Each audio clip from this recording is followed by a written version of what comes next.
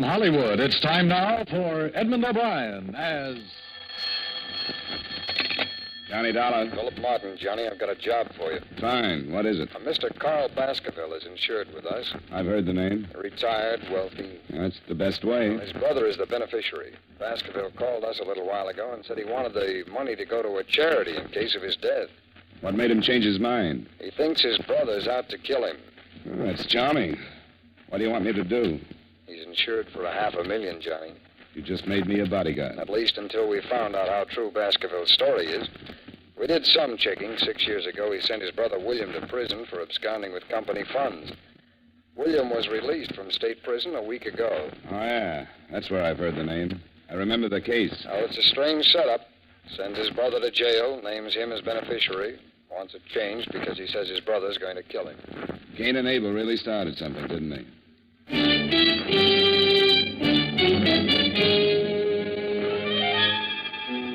Edmund O'Brien in a transcribed adventure of the man with the action-packed expense account. America's fabulous freelance insurance investigator. Yours truly, Johnny Dollar.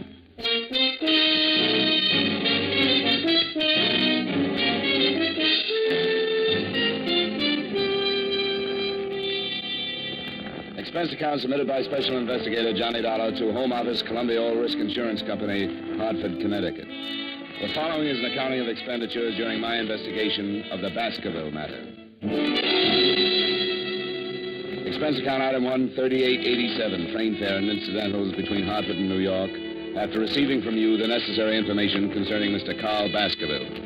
Expense account item 2, 750, cab fare between Grand Central and Baskerville's home on Long Island. The house was set back from the road, hidden by tall trees, and surrounded by several acres of well-kept lawns and gardens. I walked up the long gravel path to the front door and knocked.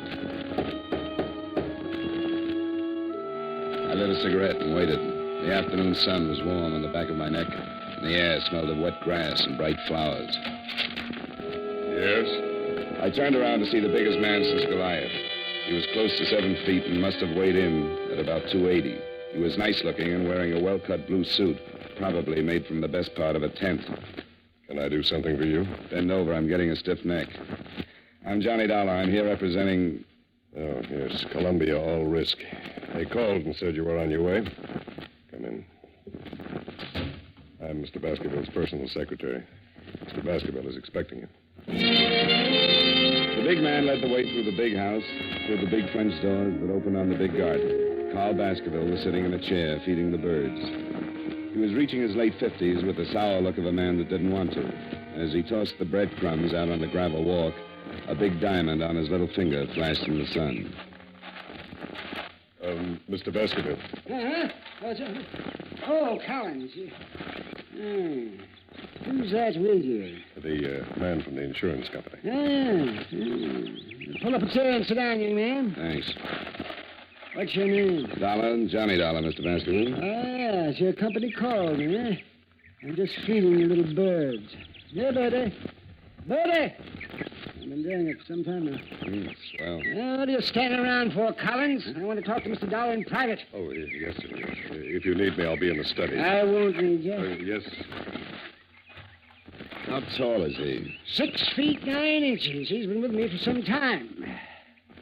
I've been retired for 5 years, Mr. Dollar. I always wanted to spend my afternoons in the garden feeding the birds. I used to get up at 6 and go to work and have breakfast and look out of that window right over there. I used to see the little birds. I always said that someday I'd spend my afternoons out here feeding the little fellow. Glad you made it. All right. Mr. Baskerville, I was sent here... I know why you were sent. Sit down. Mr. Dollar, I'm 57. I spent most of my life making money, making a success of myself. Success in terms of what you consider success. That's an interesting statement. How is it? Why'd you say that? How do you know what I consider the norm of success? Isn't money important to you? Sure, it has to be. How important? Very, but not all important. Oh, yes, sir. Well, what else is important to you, Mr. Dollar? A lot of things. Don't be evasive. Tell me something. A philosophy. Oh, philosophy. I see. What kind of a philosophy? Not taking people for granted. Oh, I see. Here, you feed the birds for a while. Go on. Makes you feel real good. Sure. Here, Birdy. Birdy. Oh, that's fine. Get a load of that one. He thinks he's a pheasant. Yes, he's a greedy one. He always does that. They're a lot like people, aren't they? I suppose you know about my brother, Mr. Dolar? William Baskerville worked for you 6 years ago. Supposedly took some company funds. Definitely took some. $100,000. Sent to state prison for 10 years. Was paroled last week after serving 6. You're insured with Columbia All Risk for $500,000, and your brother is the beneficiary. That is correct. Now you want to change. That is again correct. Want to tell me some more about your brother? Oh, your company's worried. Is that it? $500,000 worth. I suppose you consider it strange I'd send my brother to prison, then make him my beneficiary. I guess strange is a good word. I don't particularly care if you believe this or not, but I hated to prosecute my brother. But he was guilty, and it became more than just a family matter. There were stockholders to be considered, and his guilt was discovered before I could do anything. You're not feeling those birds. I'm out of crumbs. Oh, well, here. Take some right here. Now, feed that little fellow out there. He's the timid one. He doesn't get as much as the others. You know, you're right about them being like people. The timid ones never get enough and generally fall by the wayside. You made your brother your beneficiary, and now you want to change it. Yeah, well, only as a precaution. With my money out of the way, perhaps William will think twice before he attempts anything foolish. I'm having my will changed, too.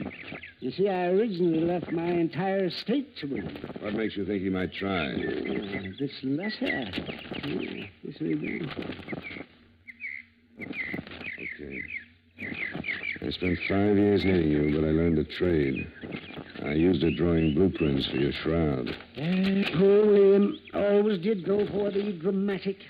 When'd you get this? I got it yesterday. It's the first I've heard from William since he went to prison. Well, we'll never get a Pulitzer Award. Yeah, William always did go in for the dramatic. Since boyhood, he's envied my get up and go. We never got along. And it was even too much for my poor mother. She died very young. Probably overworked from knitting straitjackets. What's that? Don't be flippant, young man. That was uncalled for. Yeah, I guess it was. But I have a strange habit of getting flippant when I get confused. I'm confused, Mr. Baskerville. Yeah. Well, William is the last of the Baskervilles. Hothead, childish, weak, and insecure. But he's a Baskerville. If he kills me, he'll be caught. If he doesn't gain by my untimely death, he may reconsider.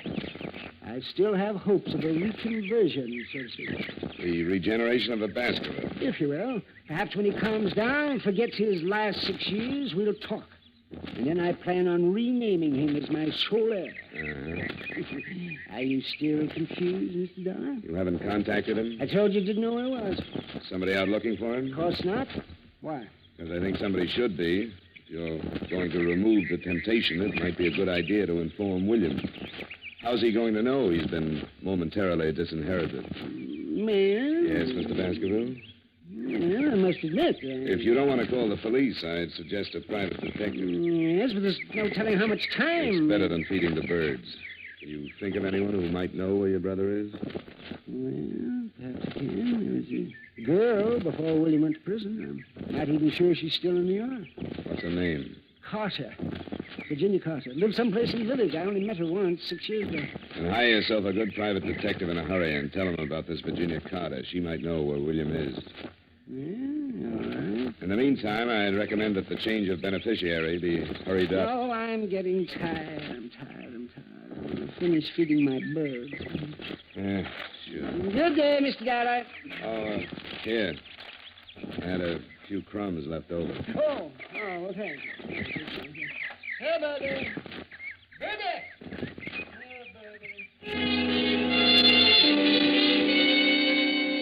I left him sitting with his friends. He'd have one good deed to take along with him. I went back through the French doors and started back through the house. I got as far as the hallway.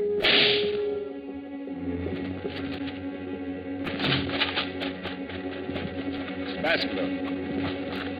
Oh, swell. He was sitting in the chair with a bullet hole just over his heart. His head was resting on his chest, and he still held the breadcrumbs in his hand. He seemed to be smiling like he knew he was going to be able to feed the birds for a long time. Mr. Baskerville! Mr. Baskerville! Good Lord. Where were you? What? Where were you? In the library. I heard the shot. I saw William. Where? Over there at the far end of the garden. He had a gun. He turned and ran. Let's call homicide.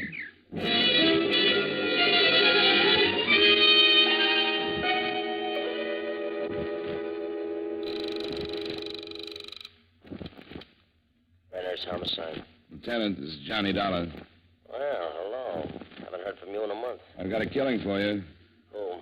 I'm out at the Baskerville estate. The Baskerville? He used to be Carl Baskerville. He was shot a few minutes ago in his garden. Oh, William did it. I saw William with a gun. What? Baskerville's secretary says he saw William Baskerville with a gun. The brother? The one who just got out of state? That's right. I'm here because Carl thought William was going to kill him. He showed me a letter. Holy... A letter?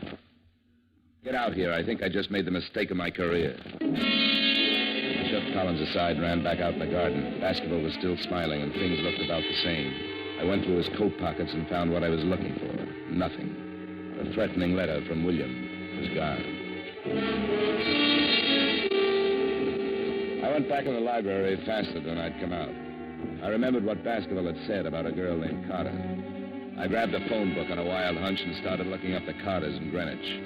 Only one Virginia in that part of town, so I said a quiet prayer to the gods that be, visioned my employer's reaction when they found out their investigator had been on hand when they lost a cool $500,000, and called a cab in the hopes that I might at least save half a face. I told Collins not to touch anything and to wait for Lieutenant Brenner's. Expense account item 3, $8.75 cab fare to Greenwich Village. It was a long shot, but it could be the same girl that had known Martin.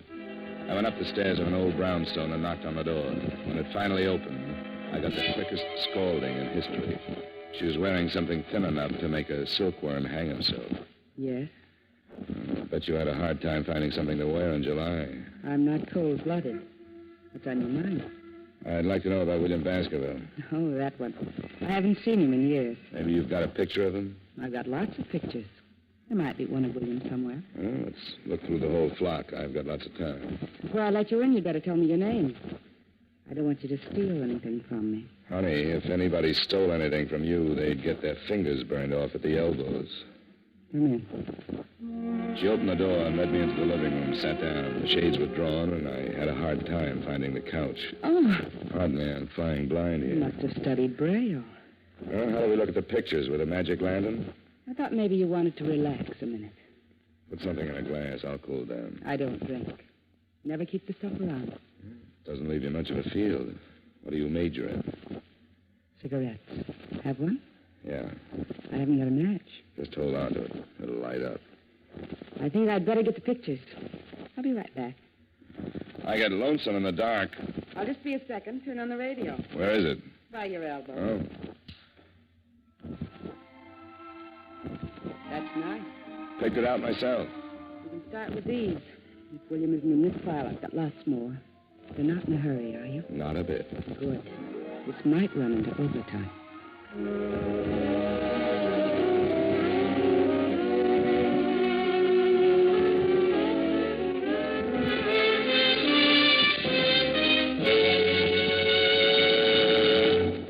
We will return you to yours truly, Johnny Dolar, in just a moment. Saddle up the sofa and ride off to adventure with CBS Radio every Saturday night. That's when most of these same stations bring you the Gene Autry Show and Bill Boyd as Hopalong Cassidy. Rustlers don't stand a chance. Crooks of the range go down under fire when those two riders for justice, Gene Autry and Hopalong Cassidy, empty their holsters. Enjoy their latest adventures tonight on CBS Radio. Now with our star, Edmund O'Brien, we bring you the second act of yours truly, Johnny Dolar.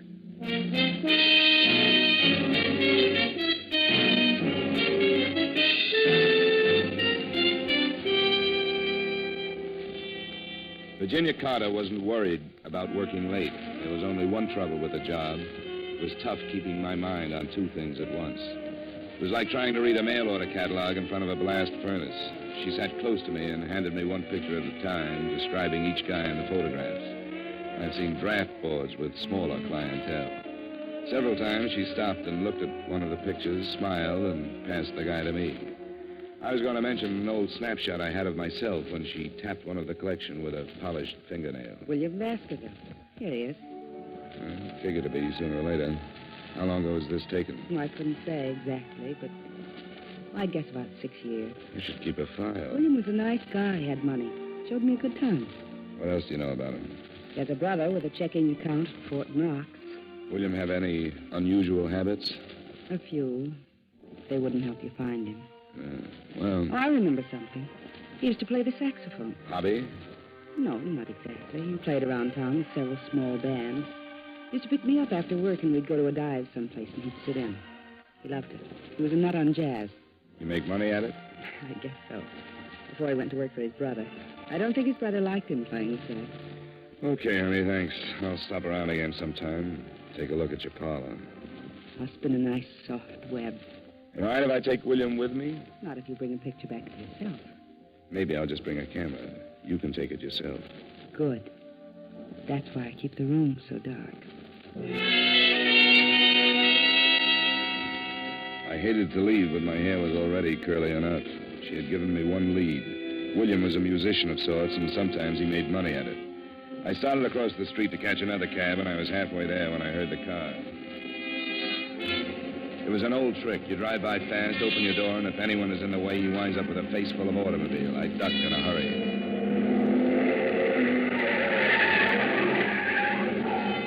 I picked myself up and thought about chasing him, but he was so far down the street I couldn't even get the license number.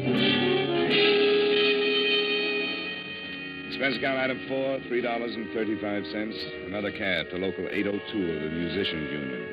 I went in, and a little short guy with a twitch looked up at me from behind a big desk. Yeah, something I can do for you, Pops? That twitch? Yeah. Too much, Pop. You know William Baskerville plays sax?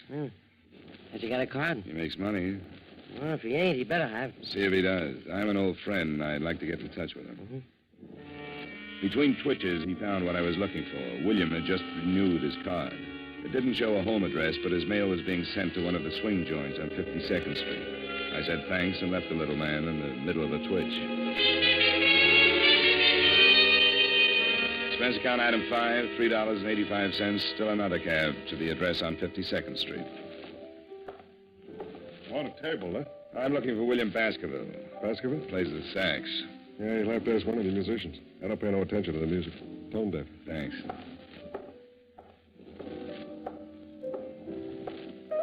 Can I bother you for a minute? No, but you can talk to me. Move and lean on the piano. Know William Baskerville? Sure. He blows here. Where is he?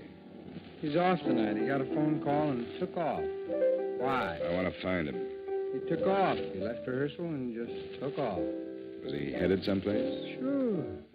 Everybody's headed someplace. You can't go nowhere without heading someplace. I never quite looked at it that way.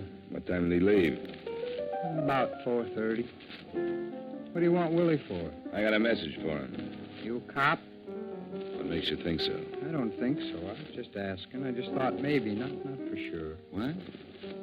What do you mean, what? How do you feel? Oh, the end. Sometime when I got the patience, I'll tell you all about it, but don't bug me now, though. Here's 5. Come down and tell me where William Baskerville lives. I'll take the 5, but I'm staying right where I am. I like you. I may cry. You're putting me on now. You've got my 5. 5? Oh, yeah. What did it buy you? An address. Crazy. I want William Baskerville. Okay, I can't make this much longer anyway.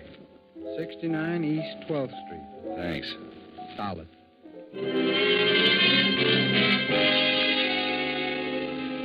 Expense account item 6, cab number 4, 75 cents to the home of Brother Baskerville. I climbed the stairs of a beat-up building and stopped at a door on the 3rd floor. According to the landlord, Brother Baskerville's room was on the other side. I tried my knuckles again and put my ear to the door. I couldn't figure it out at first. It was a strange sound, the light scraping like a rope over wood.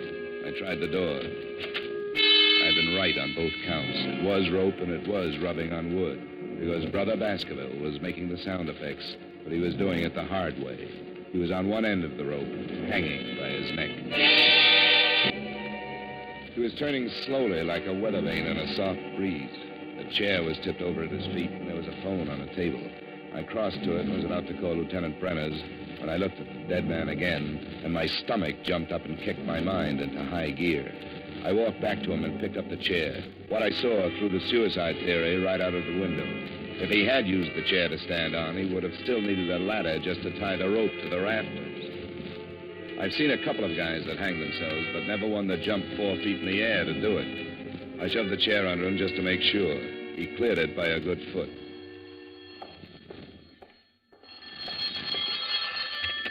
Hello? Hello, William? He's tied up right now. Who is this? Hello, who is this? Sometimes you get lucky. A guy would have to be congenitally deaf to Miss Virginia Carter's lovely voice. She'd been lying when she told me she didn't know where William lived, and I just have a natural aversion to lying women, especially when they're mixed up in a murder. You guessed it. Expense account item 7, cab fare, $1.55 back to Greenwich in Virginia Carter's darkroom.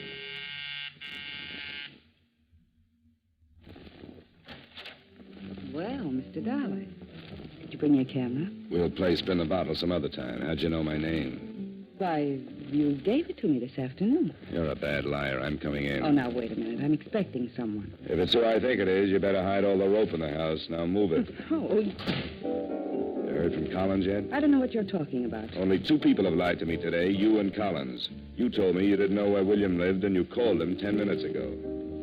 Collins said he saw William standing in the garden with a gun, and a musician told me William didn't leave rehearsal until 4:30. I didn't leave the Baskerville home until 4. Get out of here. I don't know anybody named Collins. Okay, but Collins just killed William Baskerville. Oh, no. Oh, yes. He strangled him first and then stood on a chair and hung the body to a rafter. How do you know it was Collins? Because he forgot he's a foot taller than most guys. He gave William a boost, but he left him hanging too high. Wait a minute. He just left William waiting for oxygen. You didn't say anything about killing William. I want to get out of this mess. And slow down and tell me everything you know. Well, I met him with William. William introduced me to him one night. After William went to prison, I started seeing Collins, and he told me that he'd been in some kind of a deal with William. He'd stolen some money, and that was why William went to prison. He went up and was supposed to split with Collins when he got out. So William came back and wanted his share, and Collins killed him, huh? I didn't know he was going to kill him. He forged some kind of a letter so that it would look like it came from Martin. That's where the letter figured. He was going to kill Carl Baskerville and blame it on William. He didn't say anything about killing anybody. He killed him and stole the letter. Looked like William had killed him and taken the letter to hide the motive. Listen, Mr. Dolar. Collins must have come in through the kitchen and started shooting. She went down like a diver with a bends and died on her face. He was trying for me when I jumped to one side and knocked over the only light burning in the room. He came close, but the flash of his gun gave him away, and I threw enough lead to fill a sink. Collins stumbled back into the kitchen, but he was dragging. I heard him drop, and I moved in after him. The moonlight slanted down through one of the windows and splashed out on the hard floor. He was lying in it, on his back, like he wanted to get that far anyway. You'd better give it up, Collins. Forget it. No reason to kill you now. Before you close your eyes, tell me something. All right. It won't take too long. Why didn't you go out and get William yourself? Why wait until I found him? Didn't take the chance. I knew the old man would have somebody. Start looking sooner or later. I killed him in the garden because I knew you'd make a good witness.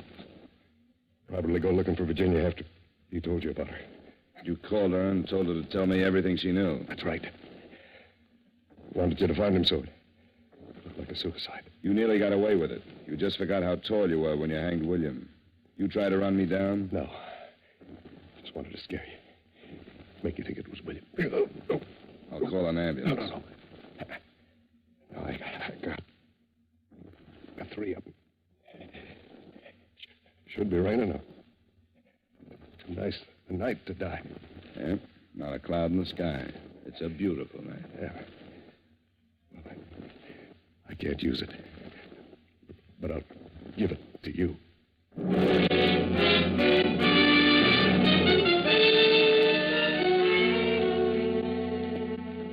I called Brenner's, and he came over with his boys and cleaned it up.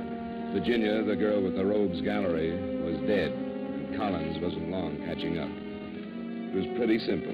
Collins and young Baskerville had taken $100,000 from the brothers' company, and William was caught. He did 6 years, knowing that when he got out, there would be $50,000 waiting. In the meantime, Collins had his girl, and enough time to think that $100,000 was better if it wasn't split in the middle. Collins framed William with a letter and then started killing.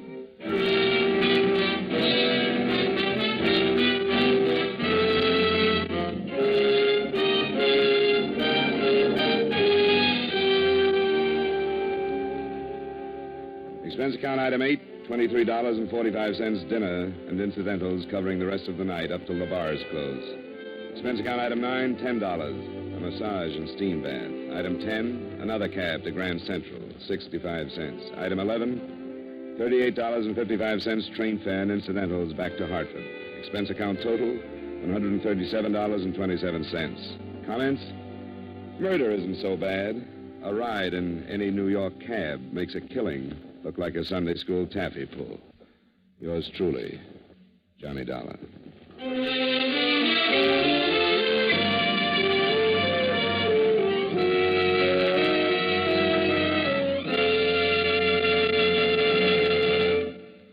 Yours truly, Johnny Dollar, stars Edmund O'Brien in the title role and was written by Blake Edwards with music by Wilbur Hatch. Edmund O'Brien can soon be seen starring in the Paramount Pictures Technicolor production, Silver City. Featured in tonight's cast were Stacey Harris, Bill Boucher, Howard McNear, Sidney Miller, and Virginia Gregg. Yours truly, Johnny Dollar, is transcribed in Hollywood by Jaime Del Valle.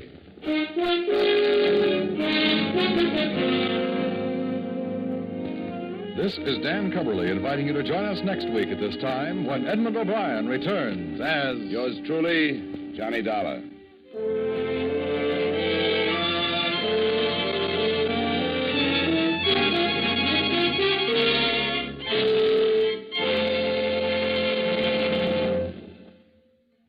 This is Edmund O'Brien again. I'd like to speak to you for a moment about one of the most important duties of American citizens. Today, every American has an opportunity to share in our common defense effort. And right now, this opportunity has become a duty for all of us. The armed forces of the United States need blood, our blood. The Korean campaign has gravely depleted the supply on hand, and this must be replenished if we are to afford our servicemen the protection they are giving us.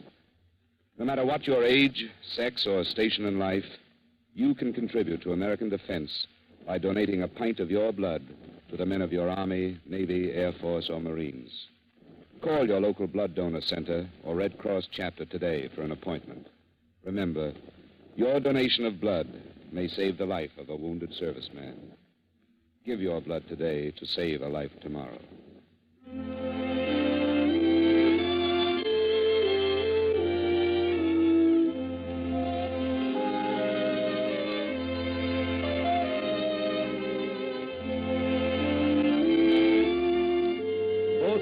Archer's grandmothers are due to arrive in force to add complications to the already busy existence of America's favorite teenager. This invasion of grandmothers is scheduled for tomorrow evening when you meet Corliss Archer on most of these same CBS radio stations. Listen for the family fun with Corliss and all her friends tomorrow night. Stay tuned now for the Vaughn Monroe Show, which follows immediately over most of these same stations.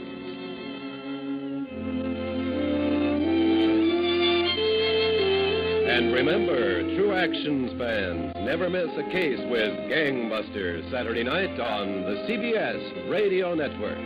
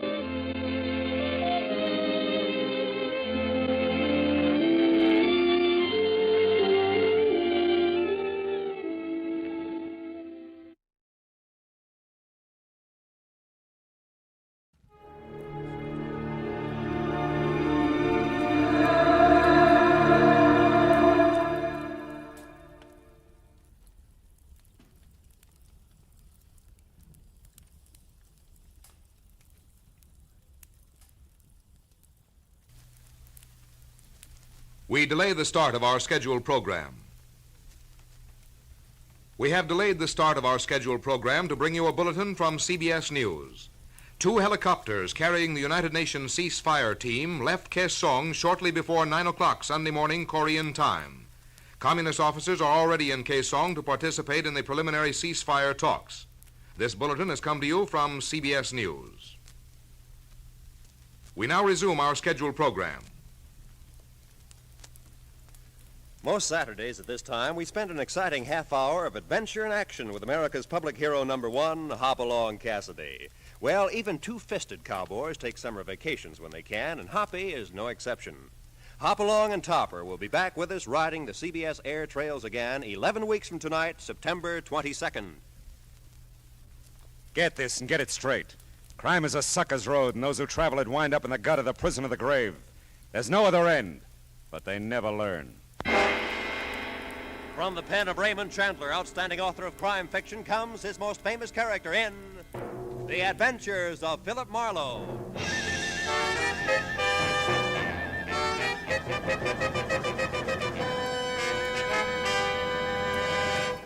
Now, with Gerald Moore starred as Philip Marlowe, we bring you tonight's exciting story, A Seaside Sabbatical.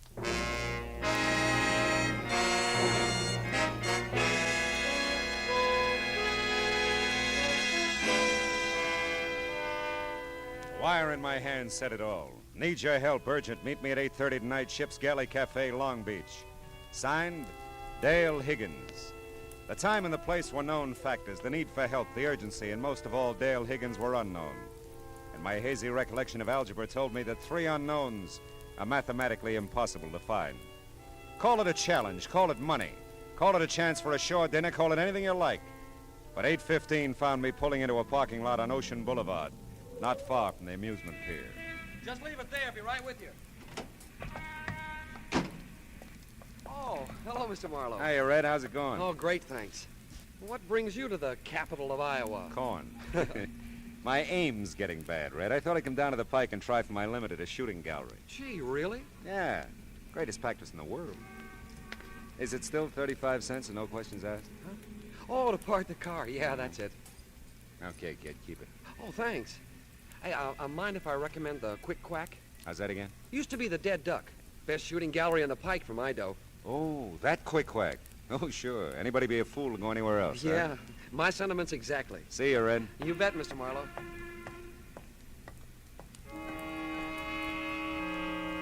Red's a nice kid. His name was a natural. He was blonde. I bobbed along Ocean Boulevard in a direction that instinct and a blaring blue neon sign indicated would lead me on course to the ship's galley. The night was muggy and close. You wore it like an extra coat, and the ocean breeze I'd anticipated had retired in favor of alternate waves of fog that rolled in, engulfed you for a moment, and as suddenly rolled out again. I was very nearly on time for my 8:30 appointment with Dale Higgins, as I turned blue beneath the ship's galley neon and stepped inside to be greeted by tight little groups of faces that opened and closed to admit food, drink, and talk, all indigo. The door behind me closed on 2 thoughts. My dreams of a shore dinner were blasted, and the ship's galley emerged as the last place in the world for anyone in need of urgent help to discuss his problems. But then, I didn't know Dale Higgins. Are you Philip Marlowe by any chance? That's right. Yeah, it looked like you were looking for someone. I'm Higgins. Oh, how are you, Higgins? Do we talk here? Probably not very well. No. Walk along the beach? Oh, fine.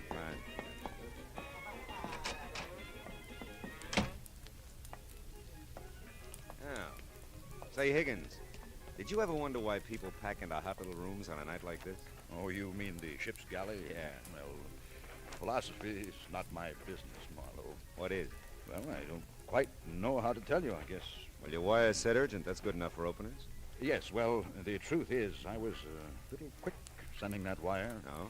I was pretty upset about a situation at the time, but things have resolved themselves now, and I won't require any help. Uh-huh. Well, you ought to know. I expect to pay you, of course, the trip down and your customary fee. That'll be $25 a day in expenses. 7 cents a mile for 23 miles, and, oh, yeah, 35 cents for parking my car. 7 times 23, $1.60, 61, $35. $1.96. $26.96 altogether. Is cash all right, I suppose? It always has been. Marlowe, I am sorry about this. I didn't set out to bring you on a wild goose chase.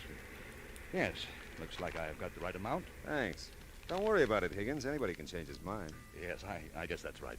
Well, thanks for your trouble. Not at all. Yeah, well.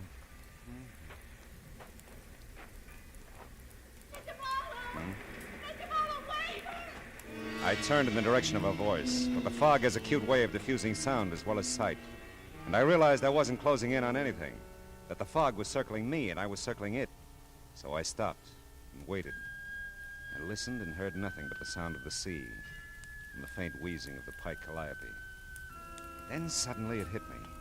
Somewhere along the fog-swept beach, a girl had called my name. And nobody knew I was in Long Beach except Red at the parking lot and Dale Higgins. Yeah, the choice was obvious. Did she find you okay, Mr. Marlowe? Yeah, Red, she did. You tell her where I was? Oh, I sure. I told her you and me always did our shooting at the Quick Quack. Good boy. Now tell me who she is. Who she is? Yeah. You mean you don't know her, Mr. Marlowe? That's the general idea, Red. Well, I guess she's my age. This I know. Who is she? She's... Yeah. She's... You want your car, Mr. Marlowe? No, Red, not now. I think I left something back at the Quick Quack.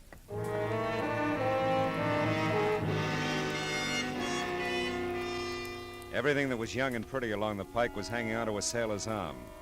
Around Gene Arno's Quick Quack, the nearest thing to youth and beauty were the neatly lined 22s poised across the counter. Try your luck, mister? No, thanks. Just looking, not buying. Yeah. See, I just lost my girl. Well, don't blow your brains out here. These guns is for shooting ducks. I see what you mean.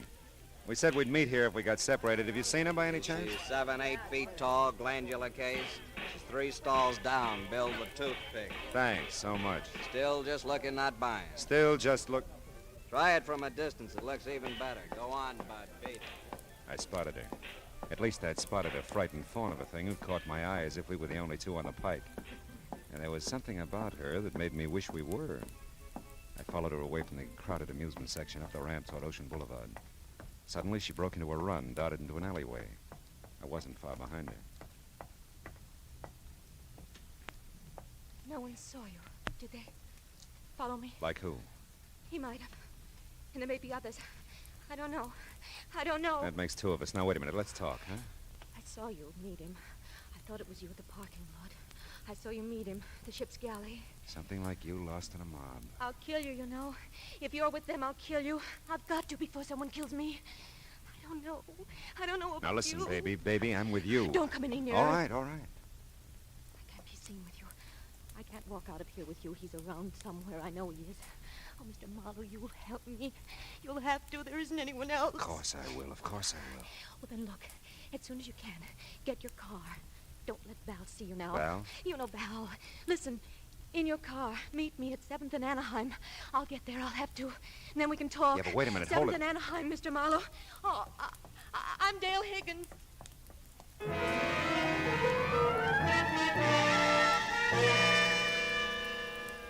It was a study in contrast all the way. The din and kaleidoscope of Rainbow Pier against the lonely sound of a foghorn. The gray feel of fog and the dank gray black of the warehouse district at 7th and Anaheim. An urgent wire signed Dale Higgins. Dale Higgins. And a guy who called himself Higgins. Husband? Lover? What? Well, here we go again, Marlowe. I parked the car and waited. The fog hugged the streetlight, but the sign was intermittently visible. I had the right place. I don't know how long it was before I heard the footsteps, but it was long enough for me to stretch my legs out along the car seat, lean my head back against the door, and feel the damp touch of fog sweep against my face from an open window. I remember starting to turn my head toward the direction of the steps and thinking that Dale had made it in good time. Oh!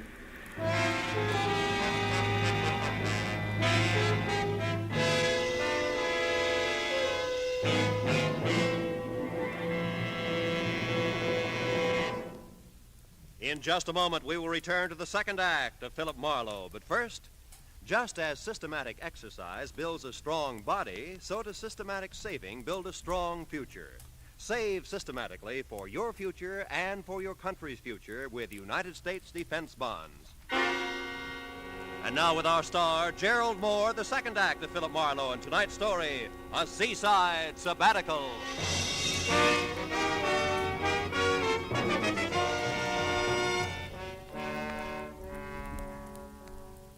I could almost hear the chain pulleys clanking the first time I opened my eyes. And it took another game try before the fuzz faded away and the room slowed down to a Lambeth walk. Off somewhere, the faint sound of breakers. And I did the ceiling, the walls, and one corner of an expensively furnished room before I centered on the fuzzy, indeterminate face at my bedside. A kind face, motherly and pleasant.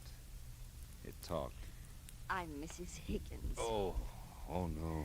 Yes, I am. Is everybody in Long Beach named Higgins? You don't really feel a bit well, do you? No, not really.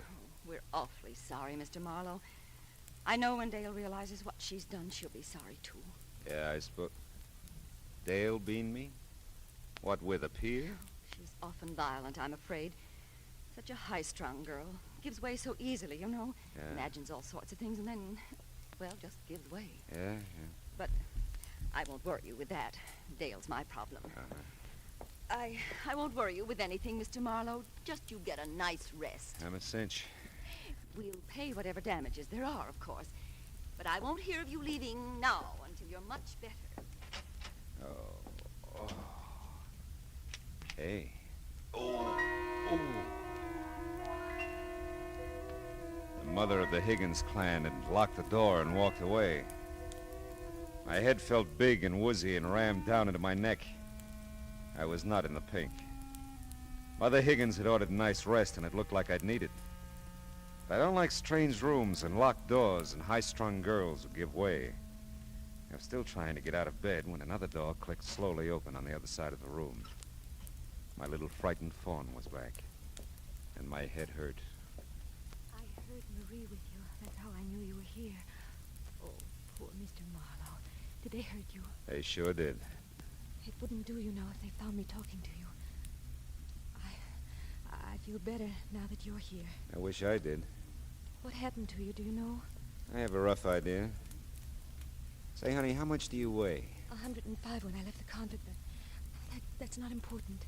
Listen, I can't stay long. You know, a romance with you would be rough. Please, Mr. Marlowe. They're going to kill me. Val and Marie, All right. Now settle down. They are, and I don't know why. Maybe if I knew why, I'd understand. Yeah, but listen, I didn't even know Val then. Val? Val Nichols, a friend of Marie's.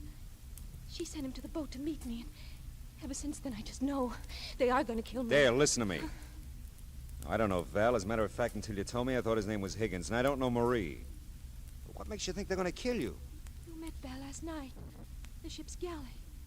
You talked to him. And Marie was just here.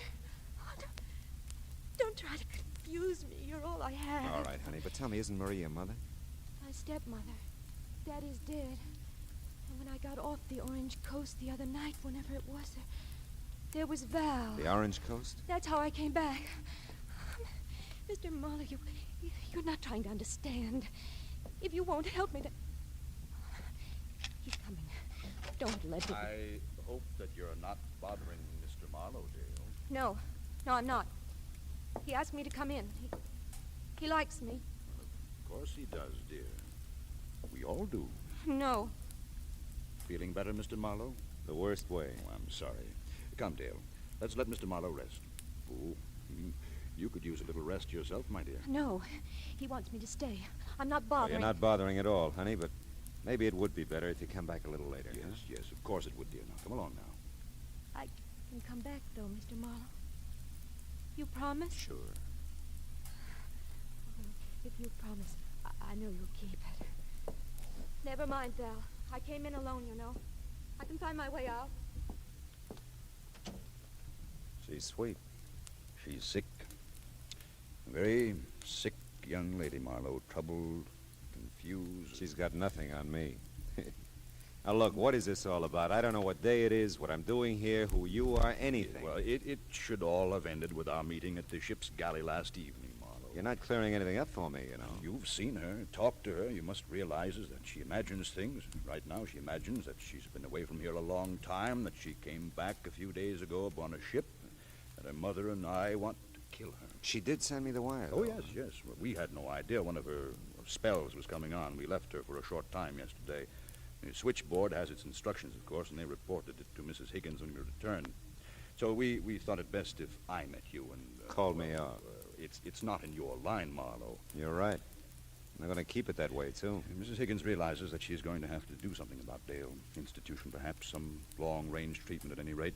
Dale was in no condition to be running around last night playing mysteries, taking up your time. Whoever hit me in the head last night was in pretty good condition. Well, if I had gotten there 2 minutes sooner, I could have spared you all that. You were following her? No. I was coming back from my boat. I had gone down to the harbor after I left you. Oh. Yes, on the way back, I just happened to see Dale, and knowing the state she was in, I followed her, of course. I see. She doesn't know she hit me, does she? I don't believe that she has the slightest idea what happened. Things started swimming again. Val Nichols became part of the draperies. I was trying to think, but it hurt. Everything hurt.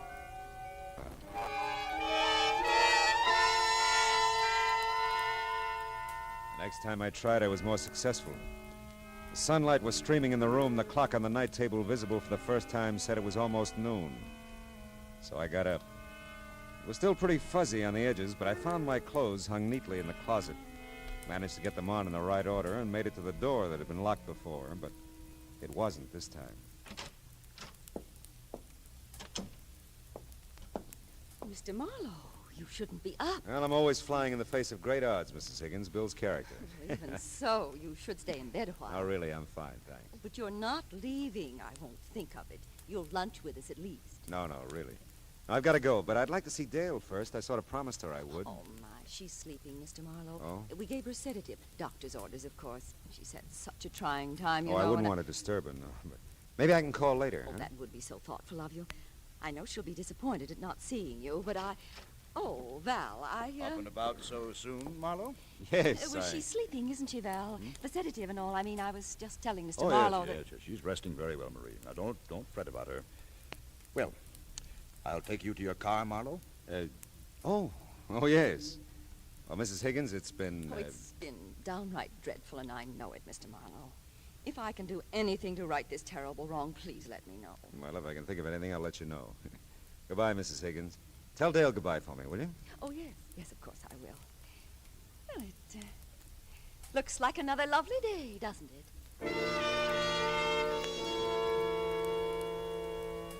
I followed Val Nichols' lead to an elevator, and for the first time discovered that I was in an apartment hotel on a different stretch of Ocean Boulevard than the one I'd grown to loathe the night before. Val filled in a few last details as he walked me to my car in the underground garage. Seems he'd driven Dale and me to the apartment from 7th and Anaheim in my car and sent a lackey back for his. It fit. We shook hands, and that hurt my head, too. I drove off. Somewhere in the harbor district, the need for coffee and a few lungful of ocean air forced my hand. I parked the car and found both in a ship-shaped spot with a clear view of the docks. The first cup cleared my head, and the second one down near cleared the counter. Hey, watch it. I am. Oh, I'm sorry. That's okay. It'll wipe up. How about you? Getting the onion? No, I don't think so. You know anything about ship schedules? Like what? Like that first one out there at anchor. The Orange Coast? Yeah. Well, it seems to me she landed 3 or 4 nights ago. Don't know how long she'll be tied up.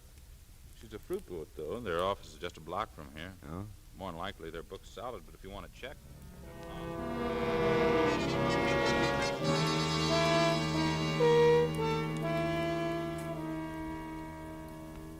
Yes, Mr. Marlowe, there was a passenger Higgins on the Orange Coast when it docked Tuesday. Miss Higgins it was, Miss Dale Higgins, according to our records. Any record of where she boarded the boat? Let's see now. Oh, yes, at Macapa. Macapa? Brazil. Macapa, Brazil. Macapa, Brazil. Was she traveling alone by any chance? I really don't know. There's nothing here to Any indicate... other Higginses aboard? No. How about a passenger named Nichols? Any chance of that? No Nichols either. Okay. Thanks. Thanks very much. It was my turn to send a wire, only it was a cable this time. And it was going to be a while between answers, so I checked into a nice, clean, inconspicuous hotel. Had some food and a half bottle of aspirin and placed 2 phone calls. Dale Higgins was still resting comfortably, according to her stepmother. But Muff Benjamin was still willing to do anything for a buck. He was there in no time. I heard you were here, Ma. Something big? Could be. You tell me. You're the guy who hears things. About you being here? Mm-hmm. Well, you know how it goes. People see people tell people. It's nothing. Yeah, I know. It happens all the time. Now, look, Muff, I gotta know things quick. Well, For money. Who and what? All right. I get this. The name is Higgins. Man old enough to have an 18-year-old daughter. I don't know his first name. He's dead, I think. But the daughter's name is Dale. You got that? And the wife that's surviving is called Marie. They have an apartment on Ocean Boulevard, the Shore, I think it is. I got it. Okay. Now, a guy named Val Nichols, check on him, too. And if Higgins is dead, find out about a will. I'm ahead of you. Good. Get back as soon as you can, huh? You double the dough, I'll double the speed. You're double.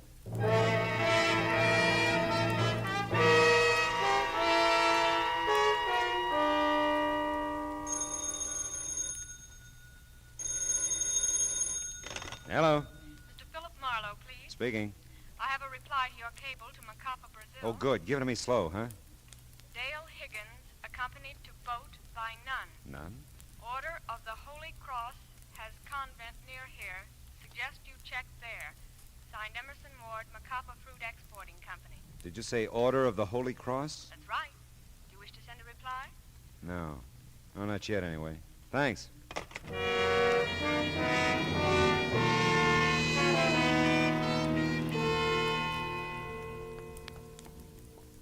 So you see, Father, if you could help me contact the convent in Brazil, I could find out how long Dale was a student there. That might shed some light on the situation, huh? I see. I'm not schooled in your ways, Mr. Marlowe. Still, we're both seekers after truth, aren't we? In this case, a very specific truth. That's right, Father. I want to help, of course. Your cable said this was a Sisters of the Holy Cross convent? Yes. If there were any way we could call down there. You see, Father, time's pretty important. If it's possible, we shall call, my son. Meanwhile, our prayers are with Miss Higgins. Come, Mr. Marlowe.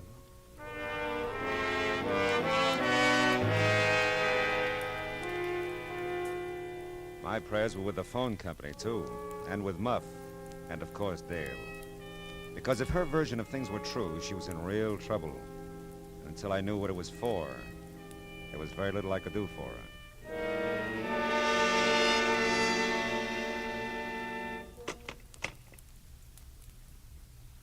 Was the information from the sisters helpful, Mr. Marlowe?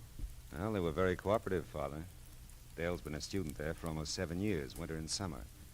Her stepmother visited her every day, but Dale never left the convent until 2 weeks ago. Maybe it all fits, huh? I'll bless her, my son. Thank you, Father. And thank the Sisters of the Holy Cross.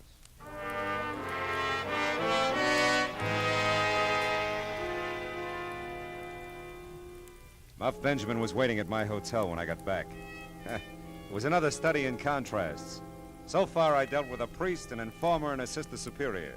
And together, we were all coming close to an answer. His name was Dale Higgins, too, the doll's father. Died 7 years ago, loaded. Yeah? Left his second wife, Maria, good income. But the big load went to the kid. All right, what'd you get on Val Nichols? Oh, he's a bad one. Yeah? Specialty is knocking down rich widows. Currently fraternizing with this Marie Higgins thing. Bless you, Muff. Huh? I mean, here's your dough.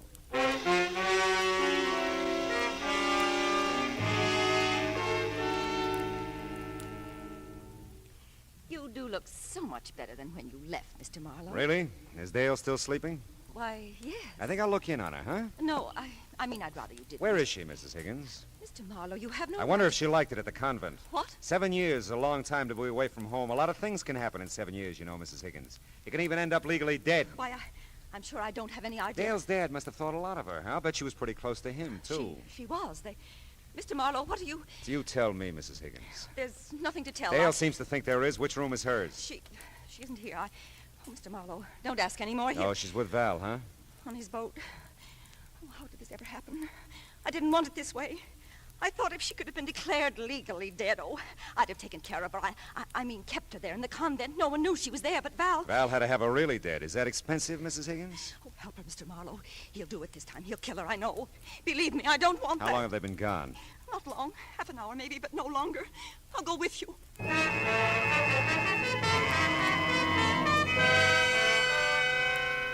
Marie really cracked on the way to the harbor. It was going to be a fishing accident in the channel. And Val would get away with it, too, unless we found something that could outpower his 30-footer. It was called the Queen Marie, one guess who had given it to him.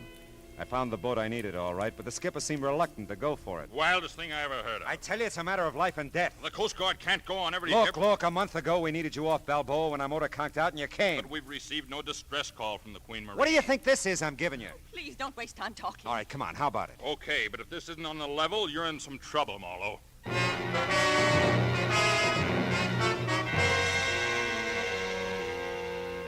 By the time we'd cleared the harbor, I knew Val didn't have a chance. Every boat in the area had been alerted. I didn't know about Dale, though. I just hoped the sedative Val had given her was merciful.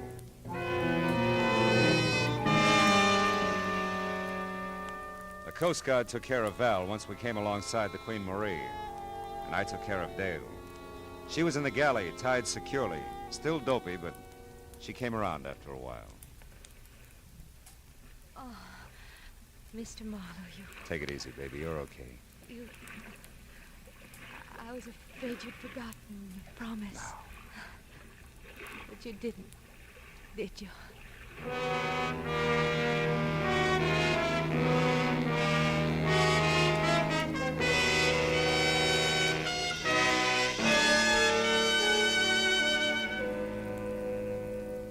It was night now, and the lights that stretched out along the shore looked friendly and warm. Friendly and warm. I wonder when people are going to realize that the only happiness there is in the world is what they can give each other. Happiness, that is. Not a stab in the back. But you know, there's one thing about me. Yeah, I have to admit it. I'm an optimistic fella.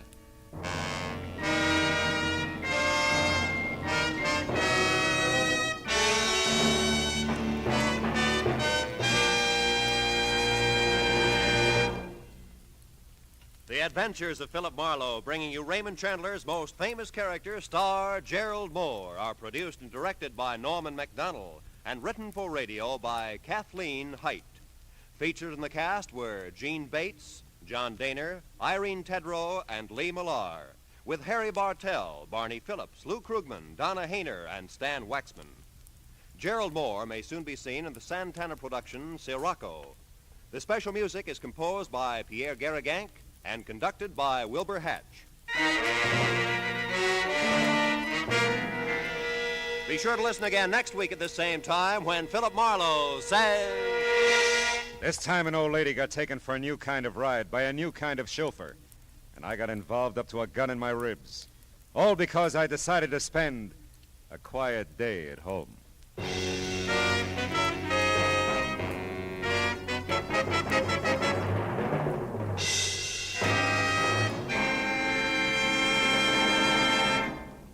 Don't miss Broadway's My Beat, featuring Detective Danny Clovers, the cop who knows every character, every star, every crook frequenting the Great White Way. It's tomorrow night at the Star's address. Now, stay tuned for Gangbusters, which follows immediately over most of these same CBS stations. This is Roy Rowan speaking.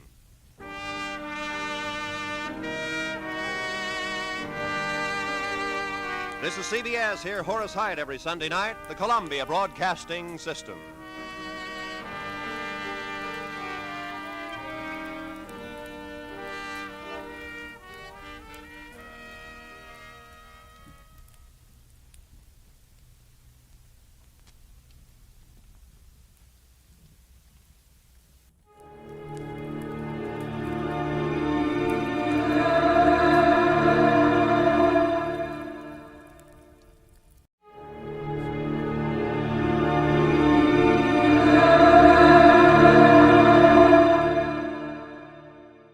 And now, another tale well calculated to keep you in suspense. time, Christmas 1958. The place, Korea.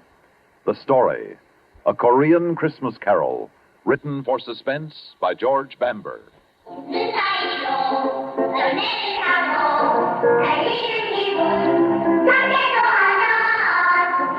Sounds good, doesn't it? They hear kids singing, I mean. I can't understand the language, but I know what they mean. They sound so fresh and full of promise, almost as if they knew. But then I'm getting ahead of myself. The name's Connolly, PFC Larry Connolly. I'm a soldier in Korea. I was sent here just about a year ago this time. That's where this strange story begins. Christmas, 1958.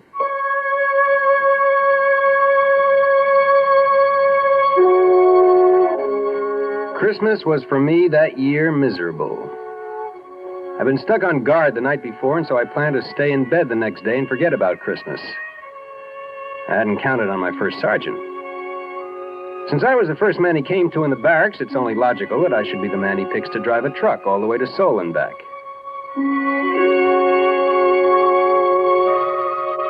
It was night by the time I got on the road headed back from Seoul. It started to snow. Big flakes coming down soft at first, then so thick and fast I could hardly see.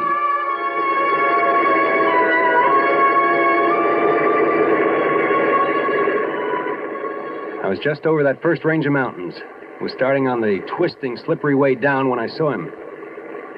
The sight of him scared me wide awake. He was standing bareheaded, the wind whipping the snow and his hair around his face. When he raised his thumb, I had the strangest feeling he'd been expecting me. Almost as if it were unnecessary. As if he knew I'd stop. You want a lift? I'm going as far as Camp Santa Barbara. Well, where's that? What do you mean, where's that? Everybody knows where Camp Santa Barbara is. Don't stand there with the door open. Hop in. All right. Well, you picked a lousy place to hitchhike. Almost didn't stop. Oh, thanks. Happened to your gloves? Your hands look half frozen. Gloves? Well, I must have lost them. Must have, don't you know? Yes. Yeah, sure. I must have left them laying on the counter of the PX back there. Were your hat back there, too? No. I lost my hat in the dark. I fell. I suppose that's why your uniform's muddy and your jacket's torn. Oh, yes, that's right. Of course. I was walking along the edge of the road and I slipped in the dark. And I slid halfway down the embankment before I could stop. I see you managed to hang on to your bag. Oh, yeah, I can't afford to lose that. It's important. I'm late as it is. What outfit you from? 3rd Recon, 7th Division Infantry. Infantry? Throw artillery up this way. The infantry stationed about 7 miles back. You're headed in the wrong direction. Yeah, well, 3rd Recon is a special detachment. We're off in the hills, all by ourselves. It's just off this road. Never heard of it before. My name's Connolly. Larry Connolly. What's yours? Oh, thanks. Mine's Richard Dombrowski. Good to know you, Dombrowski. Say, look, if you can let go of that bag long enough, I'll let you wear my gloves till your hands warm up. Oh, no, thanks. That's all right. I'll put them in my pockets. Say, is it okay if I set my bag on the floor? Oh, sure, no sweat. Say, you don't have a cigarette, do you? I'm fresh out. Well, I don't know. Wait a minute. Yeah, here's some. Let me light it for you, though. You watch the road. I saw a whole truckload of troops disappear over that curve up ahead. Killed all but 2. Yeah? When that happened? 1951. 1951? Yep. You were here when the war was on. I guess you could say that. Tell me, Dombrowski, what were you doing Christmas Day? Bet they didn't send you all the way to Seoul with an empty truck on a wild goose chase. That's what I did today. What'd you do 7 years ago? Well, you see those lights up ahead? That's the village of Cheongju-ri. We marched through there the day before Christmas. Were you scared? Oh, I think everybody's scared. Hey, look out. You'll burn yourself. What's the matter? Cigarette burned all the way down to your fingers. Oh. Isn't it burning you? Well, that? No. I guess it burned itself out before it got to my skin. Anyway, you see that hill over there? Well, Christmas Day, 1951, my platoon was all dug in around that hill. No kidding. Mm-hmm. We went out on a patrol from that hill. And that was one time I was plenty scared. As a matter of fact, it happened just 7 years ago tonight. It hadn't snowed that day, but there was snow on the ground. I can remember because the guys were joking that at least we had a white Christmas. And what a Christmas it was.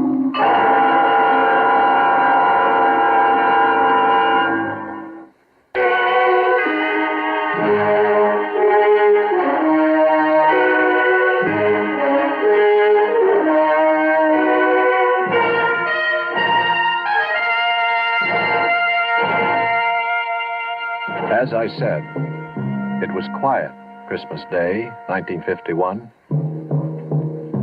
We were sitting around in our holes waiting for the fun which we knew would begin the next day. They'd managed to get hot turkey up to us, so we were relatively comfortable and happy until Brownie, our squad leader, came back from a talk with the old man. All right, I'll take the first 5. The old man wants us to go out and have a look around. Come on, knock it off. Get ready your dog tags and canteens, anything that might rattle or make a noise. We won't be gone long, but we're moving light. Hey, Whitey, might as well leave your helmet here. We want to move quiet. But, Sarge, it's too cold to go out without a hat. Cut the comedy, Walker. We moved out on schedule just as night was falling. And with the night came the cold. We moved rapidly along the valley for about an hour or so when Brownie stopped and raised his hand. All right, you men, hold it up. Once we get on the other side of that ridge up ahead, we'll observe maximum security. No talking, no lights. Keep down. And watch where you put your big, clumsy feet. Yeah. These people just love tripwires with flares attached. Walker, you still got the walkie-talkie? If I didn't, I wouldn't be here to tell you about it. Still working? It's warm, if that's what you mean. That's more than I can say for myself. All right, keep it that way. We may need it if we run into trouble. Hey, while we're here, let's take one last check on your gear. Make sure your rifle bolts aren't frozen, weapons on safety, and all grenades are secure in the pins. Okay? Everybody set? Let's move out.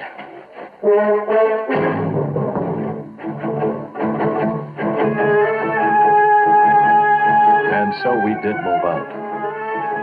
The M1 felt light in my hands, like I'd never realized how light and easy it was to carry a rifle before. The going was easy. The rice paddies were frozen over and covered with snow, and we stepped carefully between the clumps of rice stubble left over from the last harvest, so the dry straw made no noise. We walked steadily, quietly, maybe 200 yards without a sound, regularly stepping up and over each low rice paddy wall as we came to it, each one bringing us just that much closer to the top. And then it happened. Hit! Down! Hit the target! Get down! Somebody must have tripped a wire because suddenly the inky black was transformed into the merciless white of the operating table. Everything seemed stopped and slowed down, just like an old movie before the projector blows up. I could see the other guys, the hills, and the deadly, winking fires of the guns. And then we fell down to the protection of the earth. And some of us fell with metal in our bodies. Crawl, you apes! Crawl to the mud tight and stay low. They can't hit us there. And we crawled, digging our knees and fingers into the frozen mud until they were bruised and torn. We crawled closer to the ground and faster than we ever had before. We crawled to the sanctuary of a foot-high mud hill. Keep your heads down. They got us pinned. One's about 150 yards to our front. Where's the other? Yeah, there's 200 yards to the left. They got us pinned in a crossfire. We'll never get out of here. All right. Now, don't panic. Keep your head down. We'll make it out. Walker, see if you can raise Lady Wolf on the walkie-talkie. Walker? Walker's laying out there in the middle of the paddy, Brownie. He's never going to have to worry about being warm again. Smith's out there, too. I saw him get it. I saw it when the flare went up. I saw him catch it in the face. Okay, Harry, easy. He's still got the walkie-talkie. Can you see if it's all right? He's laying on it. It's hard to tell. Whitey, that flare is going to go out mighty quick. If a man was fast, he could probably streak out there and back before they put up another one. We can use that walkie-talkie to call up some artillery to get these monkeys off our back. I can't, Brownie. I must have been hit. I can't move my legs anymore. I can't even feel them. Easy. Are you bleeding bad? No. Harry, you all right? As far as I know. Stevens? Sure. I'd like to take a whirl at that walkie-talkie. Wait till that flare burns out. It's dying now. Just a few more seconds. Go. By the time the flare lit the sky, Stevens was halfway back, the walkie-talkie dangling from his right hand. He dove for us, but in midair, some huge, invisible hand slapped him to the ground. I'm hit. Oh, God, I'm hit. Easy, boy, quiet. Where'd they get you? I'm hit. Look him over, Harry. They busted his arm. See any other places? No, just his arm. Wrap a dressing around it and button it inside his jacket. Hand me that walkie-talkie. It's no good, Brownie. The walkie-talkie's smashed. What? It's useless. We're going to have to move out of here fast. Well, how are we going to pull out? We can't crawl back down the paddy. They'll slaughter us. All right, look. We'll move along the dike to the edge of the rice paddy. From there, we can duck into the underbrush and move back down the mountain. We'll never make it. They'll spot us when we try to make across the clearing to the underbrush. They'll swing their guns around. We gotta try it. We can't stay here. Stevens, can you crawl? Yeah, I can make it. Okay, now you lead off, and I'll follow you. I'll crawl backwards and pull Whitey along behind me. Whitey? You heard me. Well, we'll never make it with... Quiet! All you have to do, Harry, is follow along behind and pick up the pieces. Take his weapon. It'll make him lighter. Keep your hands off me, Harry. Come on, Whitey. We haven't any time to fool around. I'm not fooling.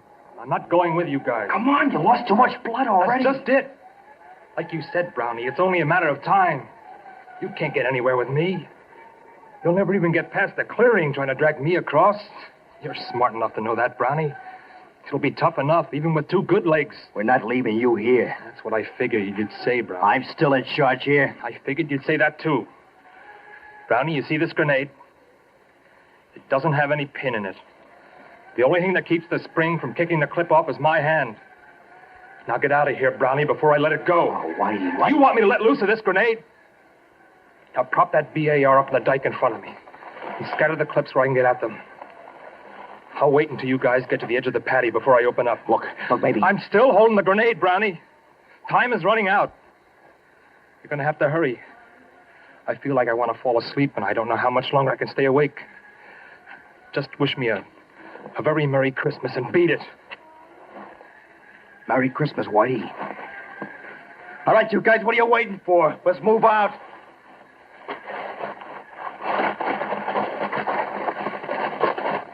See, that's right. This is Christmas.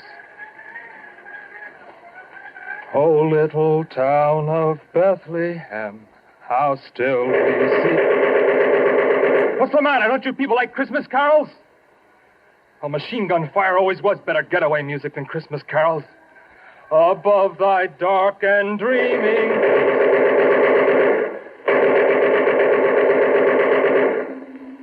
Whitey lay there until the others had crawled to the end of a low rice paddy wall. And then he threw his grenade.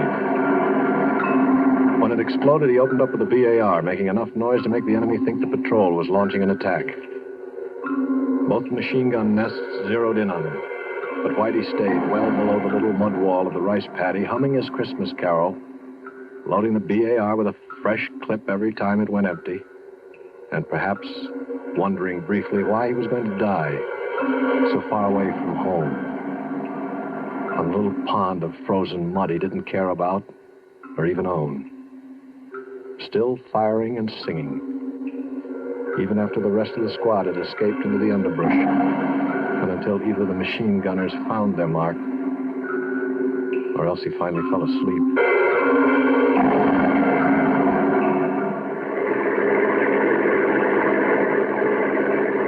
Gosh, he was quite a guy. No, I guess it was just a detail that had to be done, and he had to do it. Well, there's my stop right there where that little road turns off up ahead. Your detachment's up that road? That's right at the end of it. Well, sure, I've seen that road before, but I didn't think there was anything up there. Well, just let me out here. Yeah, sure thing. Thanks a lot. No sweat. Say, if you ever want to look me up, remember my outfit's all the way up at the end of this road. I'll be right up there. Okay, I'll drop in sometime. Right. So long. And thanks again. I drove off figuring it'd be a very cold day in Korea before I ever looked him up. Such a weird guy gave me the creeps. I got about 5 miles down the road when I discovered he left his bag sitting on the floor of the Deuce and a Half. Took a lot of arguing with myself, but I decided that the only decent thing I could do was to swing around and take it back to him. Besides, maybe I could stop in the orderly room and check him out. Find out what his story really was.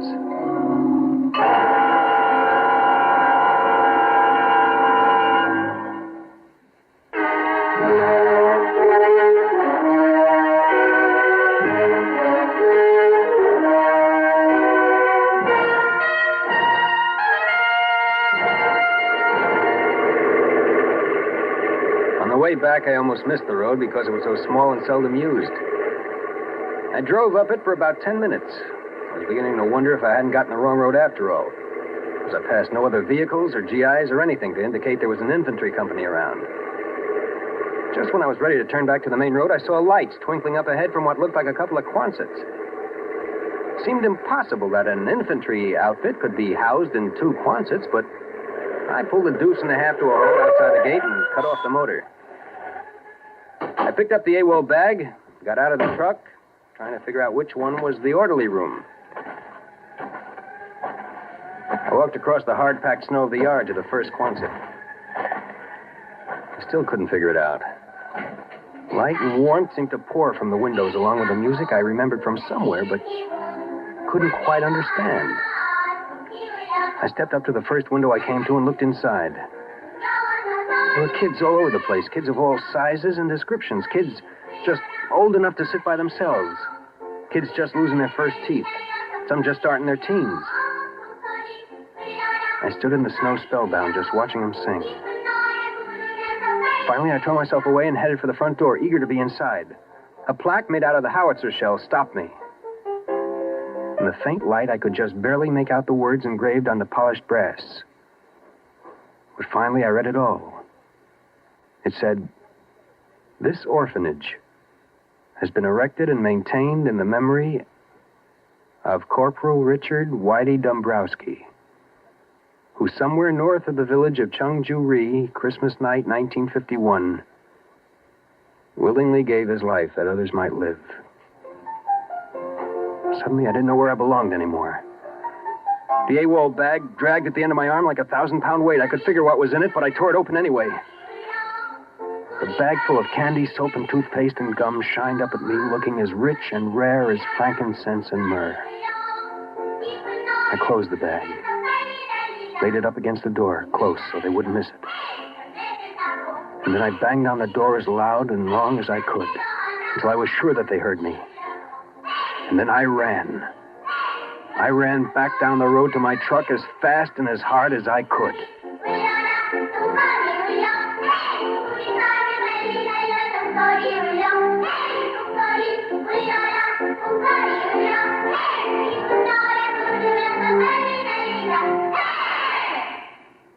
Suspense.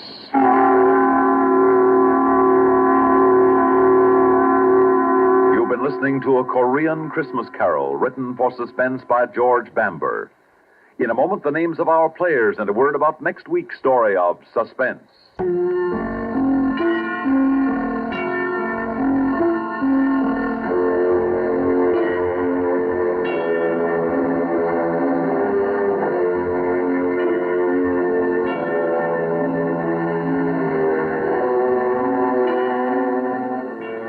In tonight's story were Bill Lipton as Larry Connolly and Lyle Sudrow as Richard. Also heard were Larry Robinson, Lawson Zerby, Phil Meader, Alan Manson, and Guy Rep. Listen again next week when we return with Moonlight Sail, written especially for Suspense by William N. Robeson. Another tale well calculated to keep you in suspense.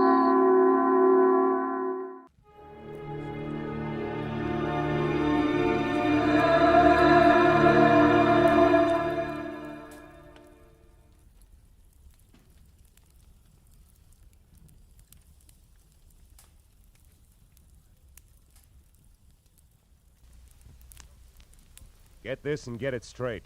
Crime is a sucker's road, and those who travel it wind up in the gutter, the prison, or the grave. This time it started with a kid hawking papers on Hollywood Boulevard, and moved from there to a house full of hate on a quiet street, a blonde liar on ice skates, and a corpse in a burned-out shack. And it all wound up right where it really began, in the heart of the kid on the corner. From the pen of Raymond Chandler, outstanding author of crime fiction, comes his most famous character in The Adventures of Philip Marlowe.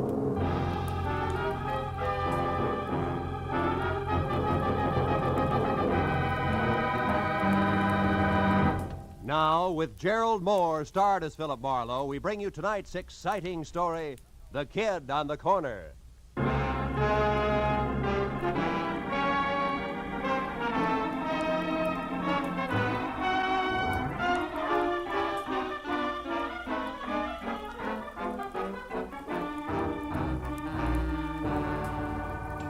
After a day jam full of heat waves in December, actresses who passed mascara and long A's off as talent, and producers with glossy convertibles and holes in their shoes, the world looked as phony as a $7 bill. And when I finally closed my office, stepped out onto Hollywood Boulevard into the glare from miles of sheet iron Christmas trees on lamppost trunks, and watched a loudspeaker Santa Claus with neon reindeer trundle by in a cloud of artificial snow, I'd have gladly traded all of Hollywood, California for one quiet Vermont hillside and thrown my license in to boot. All of which convinced me that what Marlowe needed most was a martini in his own apartment, a good book, and a night's sleep in that order. So I started home after them, but only got as far as the middle of the street. It was the kid who sold papers on the corner. Mr. Marlowe, can you spare a minute? I gotta talk to you. Okay, Tommy, let's get out of the street first, huh? I'm not so good at dodging fenders. Oh, yeah, sure. What's on your mind, kid? That's about my Uncle Bert. Bert Larson. He's gone, Mr. Marlowe. What about your family, Tommy? Don't they know where he is? Oh, I don't have no family. I've been living with Uncle Bert in a flat down in Van Ness. Hey, if you haven't had your dinner yet, maybe you'd eat with me in the cafeteria, huh? It's real important to me, Mr. Marlowe. Anything that's important to you, kid, is important to me. Let's go in. Oh, swell. I should have known something was wrong when I heard him walking around. Late last night, you know? He said he was after a drink of water, but he's got those metal plates, kind of like taps on his shoes, so I knew he was all dressed, only I was too sleepy to think anything about it then. Maybe he just got an early start and he's been busy today, huh? No, it's not like that, Mr. Marlowe. Something's wrong. Well, what'll you have, gentlemen? The pork's nice tonight. Stew's the best deal for the money, Mr. Marlowe. Oh? I'll have the stew, please. Yeah, you better make it two, miss. Okay, a couple of stews coming up. See, when I got up this morning, I found this envelope on the dresser. There was $200 inside, and this was written on the front. Huh? Let's see it. Dear Tommy, must leave town on business. I'll send more money soon.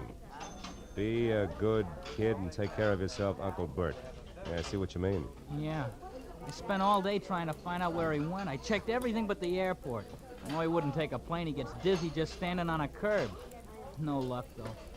Milk, Mr. Marlowe? No, I'll have coffee, Tommy. I feel rugged. Hey, there's a table over in the corner. Come on, huh? Okay. What really makes it fishy is that Uncle Bert's got no out-of-town business. Besides, he's never been out in front more than $20 in his life. I can't figure it. Well, now, look, Tommy, if you're really worried, you don't want me, you ought to go to the police right away. Cops? Yeah. No, I can't. Why not? Well, Uncle Bert's been awful good to me, but, well, I guess he's really kind of a bum. You see, he's a gambler, Mr. Marlowe, a bookie. Uh-huh. Just a harmless small-timer, sure, but I'd get him in an awful jam if I called the cops. Will you try to find him for me? I got dough. I'll pay you whatever you charge. Don't worry about the money, Tommy. I got one lead for you. This name here in the back of the envelope, see? Yeah. Lester Carney. And the number 3004.5. Does that mean anything to you, kid? No. Oh. I'd have looked that guy up myself, only you know how far a kid could get. Sure. Gee, Mr. Marlowe, I'm sure my uncle didn't leave town. It's something else. It's gotta be. He's in some kind of trouble. Now, Tommy, you know that he might be on the wrong end of it, don't you? Yeah. Well, if that's right, I want to find it out fast, Mr. Marlowe. Here's a picture of him. Mm-hmm. Scared, son? Me scared? Nah. Not for myself, anyway. Yeah, I guess I am, kinda. Well, okay, Tommy, eat your dinner, and then get back to work.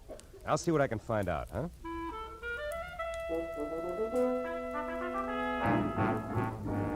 I patted my new client on the shoulder and left the cafeteria. But I was sure of one thing. The dry rot that gets to most people in Hollywood wouldn't touch a hard-working kid named Tommy Larson, who was already smarter at 15 than a lot of citizens get at 50. I stopped in a phone booth and found the name Lester Carney listed in the book at 8110 Cherokee Street. That turned out to be an oversized California Spanish model that had taken lots of old-fashioned wealth to build. Halfway up the curving walk to the already open front door, I heard the All voices. right, Susan, if that's the way you feel, I don't want you in this house another night. Well, I'm sorry, Mom, but I don't think that spying and telling lies are a part of a maid's duties, so I'm leaving. But I would like to know about my back salary first, You'll Mrs. Carney. get your back salary, my girl. Don't worry about that. Now get out. Very well, Mom. Excuse me, sir. Oh, yeah, sure. Well, what do you want? I'm looking for Mr. Lester Carney. Is he in? He is not. Oh, would you mind telling me where I can locate him? I don't know.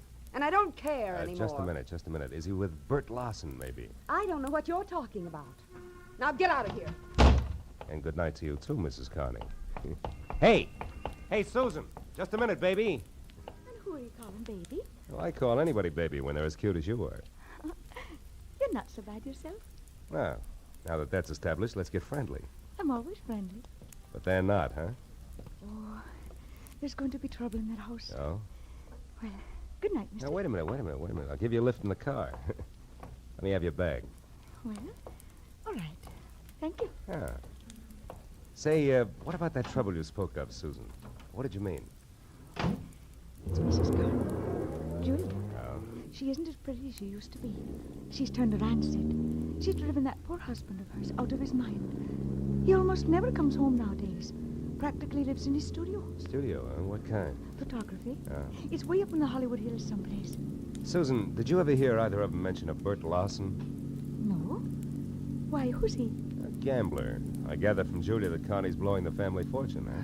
Sure he is. And that's not all she's driven him to. No. What else? What do you think? Another woman, of course. Oh. An ice skater named Carol King at the Igloo. That's that nightclub with the skating show. Yeah, I've been there. Does Mrs. Carney know? Oh, she suspects. That's why she wanted me to spy on him. But I wouldn't because I don't blame him one bit. Not with Julia being like she is. Yeah, maybe you're right, Susan. But then again, maybe you've got your cause and effect backward, huh? Yes? Well, I don't know anything about that. But that poor man's been driven so crazy, he's threatened to kill her. Well, here's where I get out. And stay out.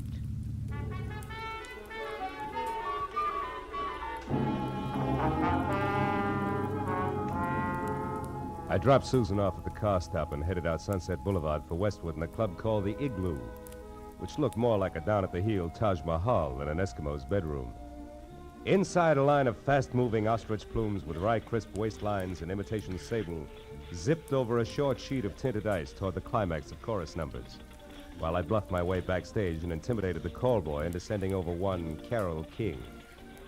She turned out to be left end in the lineup out front, so I sat down on a cold trunk and waited until the curtain fell.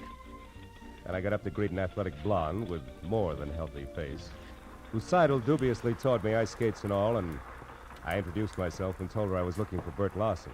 Why are you looking for Bert Larson, Marlowe? Well, because people say he's disappeared. Now, I know he's a bookie. You don't have to protect him on that score, and I'm no cop. Just want to know where he's gone. Okay. I hear he made a real killing yesterday, the first one in his life. Oh? I understand he's leaving town to retire. Who's going to make book for you from now on? Nobody. I never play the horses. My friends do. Oh, friends like Lester Carney? Lester? Well, now we get down to business. You smell like you're working for a wife, Shamus. Guess again, sugar. I'm after Bert Larson, nothing else. That's why I want to talk to your friend. Where is he? Lester Carney is no friend of mine. You know, you should be smart enough to know you're just wasting your time with that pitch. Look, Bud, he was my friend, sure, but that's all off as of an hour ago. We're all through, washed up. I gave him the boot. Why, did he run out of blank checks? I ought to bust your shin wide open keep those for skates that. on the floor, honey. Then skip the cracks. I threw him out because I got sick and tired of waiting. He's kept me on the string for months with nothing but promises. Said he hated his wife, but when it comes down to cases, he refused to leave her. Why? I don't know. He's got some hold over him he hasn't nerve enough to break. So I wrapped him up in a neat little bundle and sent him home. It was a mess. I'll bet. Between you and Julia, he must be in a great frame of mind tonight. That's his problem now, brother, not mine. What is yours? How to keep your life on ice? No, wise guy. For your information, I'm quitting this show. I'm gonna make a clean break all around. Happy landings. But look, what's the connection, if any, between Larson and Carney? Why, Mr. Marlowe, I have No idea. Isn't that wonderful? Okay, sugar, that's where we'll leave it for now. But in making that clean break, be sure it's not your neck. I'll see you around.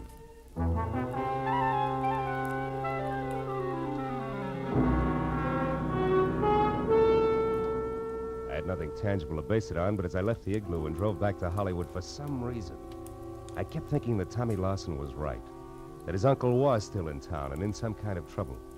And I was sure that at least half of Carole King's story had been lies, but why I couldn't figure. And another idea hit me, and hit me hard. I turned onto Cherokee again and drove up to Carney's house at 8110, parked, and went in. There the vague hunch began to shape up like grim fact, because the front door was wide open and spilling a pale glow from the one light in the house, the hall lamp. I saw the note propped under the lamp even before I went in. I left it where it was. It said, "To whom it may concern. I have paid all my just debts, my affairs are in order, and since life has been made intolerable for me, I have destroyed that which made it so, my wife, Julia. Now there's nothing left. I shall dispose of myself, nor am I sorry. Lester Carney." And I looked up beyond the note and saw her lying at the edge of the circle of light from the lamp. Julia had been strangled by a silk cord that was still embedded in her swollen throat. I turned and started for the phone. There we are. Oh. So I got here a little too late, huh? Or is it too soon? My wife's dead, so what's the difference? Better stand still because I'll shoot fast. Who are you and what are you doing here? Name's Marlowe, and I assume you're Carney.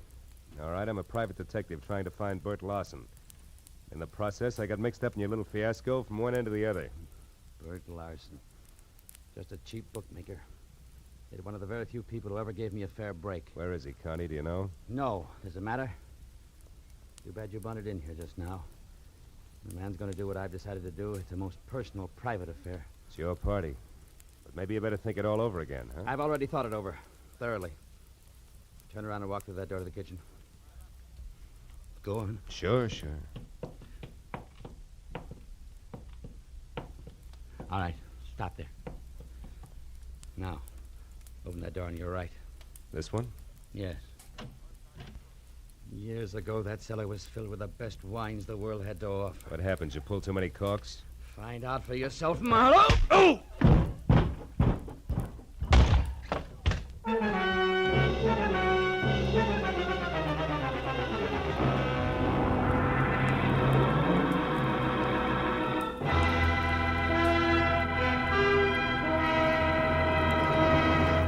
In just a moment, the second act of Philip Marlowe. But first, will Tyrone Power listen to Jack Benny's Siren Song?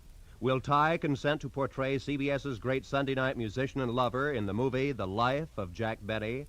Tune in tomorrow and find out. No, there's never a question about the quality and quantity of comedy and sheer entertainment on CBS on Sunday night. And remember, the Jack Benny Show is heard on all of these CBS stations. Now, with our star, Gerald Moore, we return to the second act of Philip Marlowe and tonight's story, The Kid on the Corner.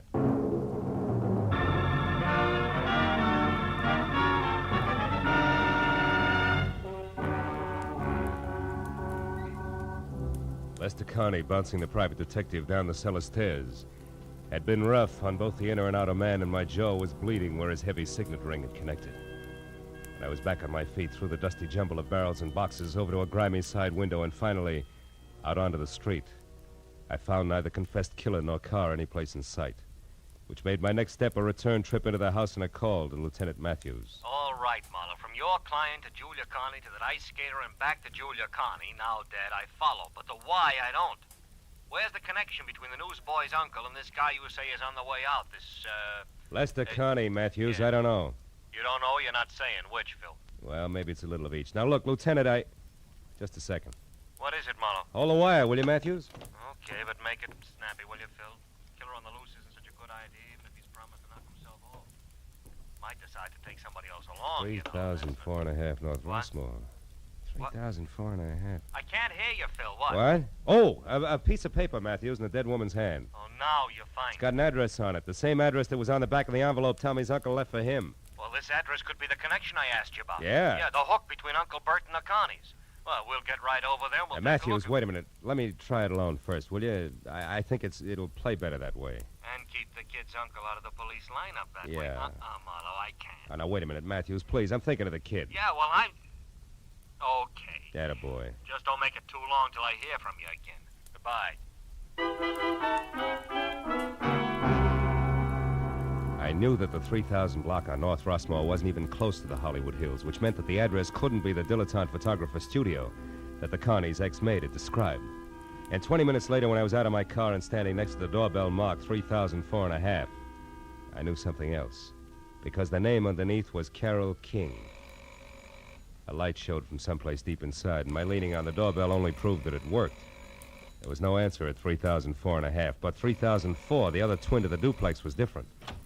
It featured a sweet old lady who shattered the illusion the second she opened her mouth. I suppose you're just another one of that King girl's friends, eh? Why, do I look the type, Granny? There is no type, young man. Miss Carol King entertains all sorts. Oh, which might include a recent someone who's gray at the temples, short, and maybe talks a lot about the ponies? Huh?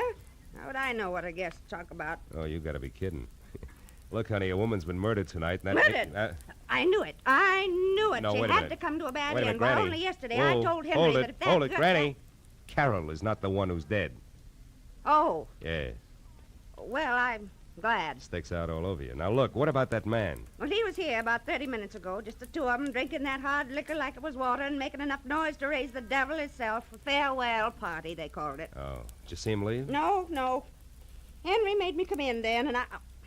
Well, I mean... Yeah, I know what you mean. You missed it. Okay, Granny, now look, how do we get in here without kicking the door down? Come on, sweetheart, it's important. There may be a body inside. Body? Oh, well, how awful. Here. Over here, behind this ledge. That's better. She always kept a spare key. Yes, here it is. But, you do it. I'm too shaky. You shouldn't be. Just think of tomorrow, Granny, and the news you'll have for one and all. The light switch is on your right there. Uh-huh. See anything? No. How many rooms here? Bedroom, kitchen, and bath aside from this. Anything in there? No. You suspect foul play, all right, don't you? The foulest. Don't let it worry you, because...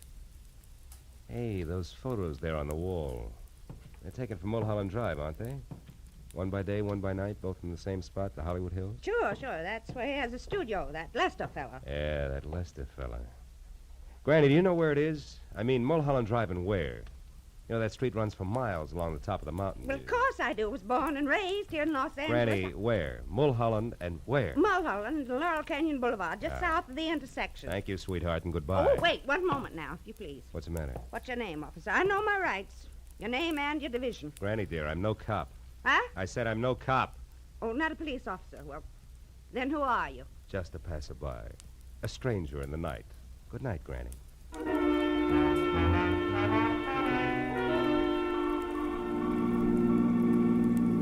All the way from Rossmore to Sunset, then west to Laurel Canyon Boulevard, I kept worrying about Tommy Larson and the uncle, who, from where I stood, needed at least worrying about no matter which way things played. But when I was on the strip of macadam that twists its way upward toward Mulholland Drive like a snake writhing from a long, long bellyache, I forgot about both client and relatives alike. Because at the top and a little to the south, where Granny had said it would be, was Lester Carney's studio, all right, but burned to the ground. Well, these shellac flyweight joints sure go fast, huh, Chief? Yeah, it wasn't 20 minutes on this one. Hey, mister, where you going? Some of that metal stuff's still pretty hot. Who are you, with the law? No, Chief, I'm a private detective named Marlowe. I was wondering if Lester Carney was caught in there. He owned this shack. Yeah, I know. Is he a friend of yours? No, it's strictly business. He's wanted for murder. Yeah, he was wanted for murder, Phil. He was burnt to a crisp in there. Hello, Casey. Hello, Matthews.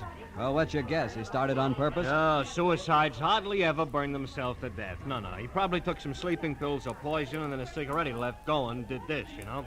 Hey, by the way, Phil, you saw Connie tonight. You think you might recognize him? Might. Yeah, he's over there. There isn't much. See you, Casey. Right, Matthews. Hey, Garson. Hey, you tied Connie and this fire together kind of fast, didn't you, Lieutenant? I just found out about this place. Yeah, but you work alone, Marlowe. I got help. Oh. Oh, there it is. Got help. Oh. There it is. All that's left. See anything? Yeah, that ring. I noticed it earlier tonight. And the watch? No, I'm not sure. I don't remember what kind of...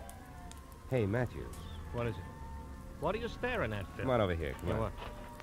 See this little piece of metal? Yeah. I think it's... Watch! Oh. Phil. You know, fire makes things hot. Yeah. Hot things burn and... Yeah. Marlowe, what is it? It's an idea. Yeah, like what? Like this isn't suicide after all, like it's murder, Matthews. Come on, we gotta get to our phone quick.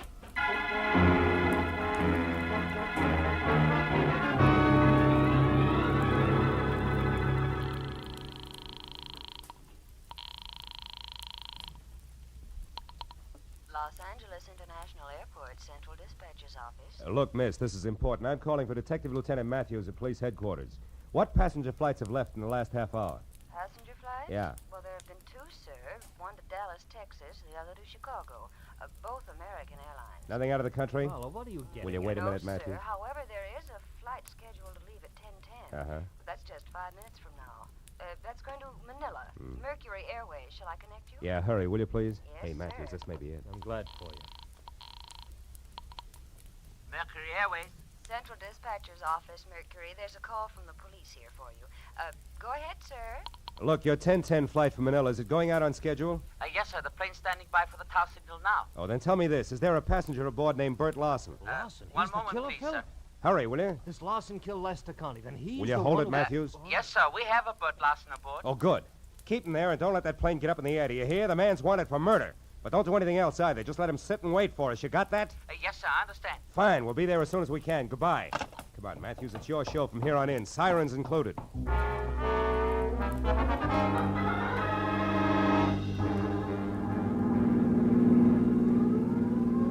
Okay, Marlowe, okay, enough. So we're on our way to the airport. We're going to catch her killer. Everything is great. But first, how do things add up? Mooney, take it easy. 5 seconds, more or less, never yet turn the trick. Okay, Lieutenant. Were you sorry. saying something, Matthews? Yeah, I'm saying I don't know which end is up, Phil. Look, Lester Connie killed his wife, right? Right. Why?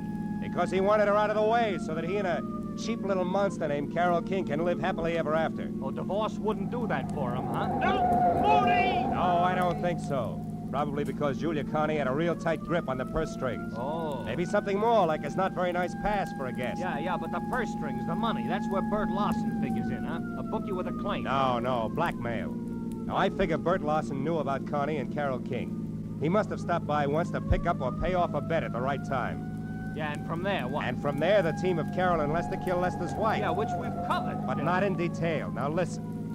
You see, after the murder, Lester planned to kill himself. Yeah. Or at least make it look like that. Yeah. A suicide note, the Mulholland studio burned down, the works. Yeah, and the body we found, Phil. That's an added attraction. Bert Larson included in the last minute. What? The wife and then the blackmailer? Ah, you're getting it. Drugged while drinking at Carol's, where he thought that he was going to get paid off in money, then up to Mulholland Drive, ring watch, and flames added. Oh, and then out here at the airport, headed for Manila. Lester Connie. Uh-huh. Hey, Mooney, we're getting close. You better kill the siren. Okay, Marlowe. Now, Phil, how do you know all this? I mean, the switch, what makes it so? That piece of metal I burned my fingers on, Matthews, it was a tap from a shoe. And Bert Larson wore taps. The rest of it adds from there. Yeah, including Connie at the airport now as Larson. Sure. Who'd be looking for a beat-up second-rate bookie who decided to leave town? Aside from a nephew, that is. Yeah, aside from a nephew, tried every place but the airport. Uncle Bert couldn't stand planes. The brakes, Matthews. Oh, here we are. Yeah, just you and me and Mooney and the killer. Aren't you coming, Phil? No, I think I'll wait here, Matthews. I got some thinking to do. About the scum you sometimes meet in the night? No. Not the kind of a kid I almost never meet in the night. See you. Yeah. All right, come on, Mooney. Maybe our boy will make a break for it, I hope.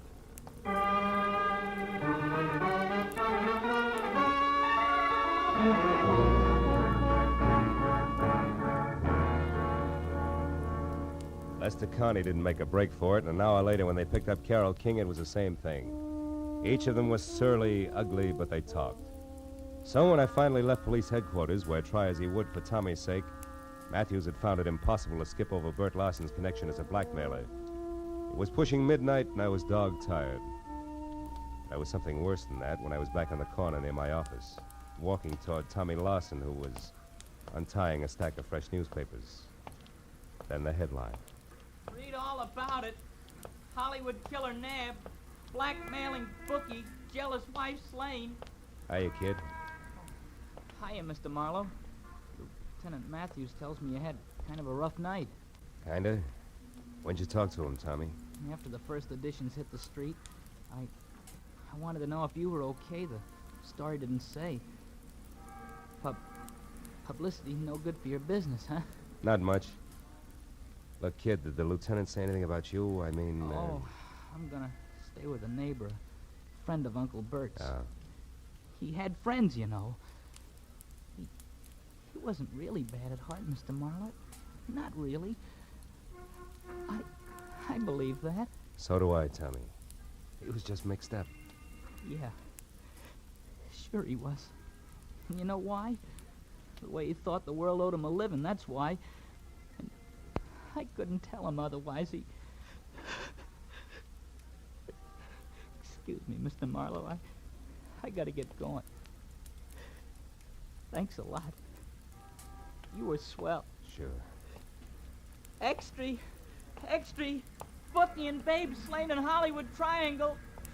2 dead in Hollywood slaying. Extra.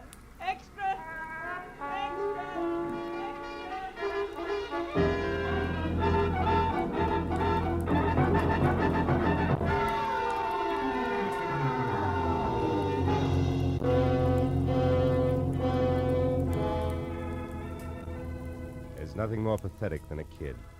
The first time he's really slapped down by life. We, the older ones, the tired ones, learn to roll with the punch.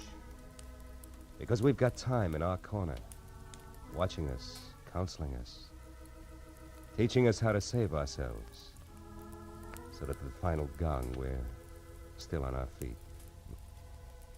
But a kid steps into life's arena expecting to find his opponents all he was taught to believe they would be. But instead he finds the old 1-2 below the belt. But if here he finds a good guy, and there a great girl, the going suddenly becomes not so rough. The fight becomes worth it, if only to help the next generation of Tommies find their ring a little cleaner, and the breaks not quite so tough.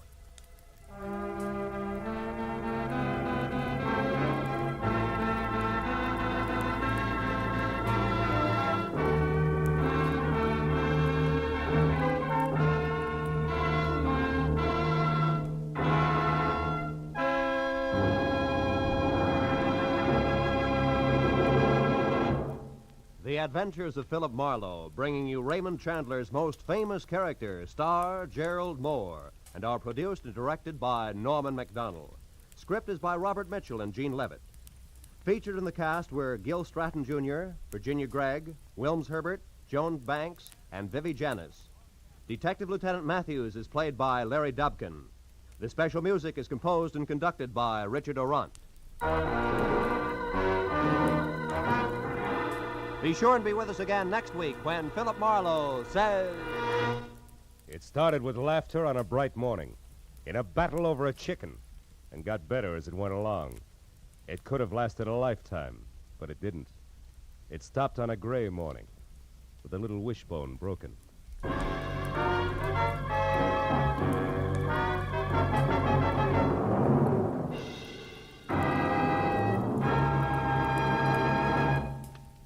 Stay tuned now for Gangbusters, which follows immediately on most of these same CBS stations. This is Roy Rowan speaking.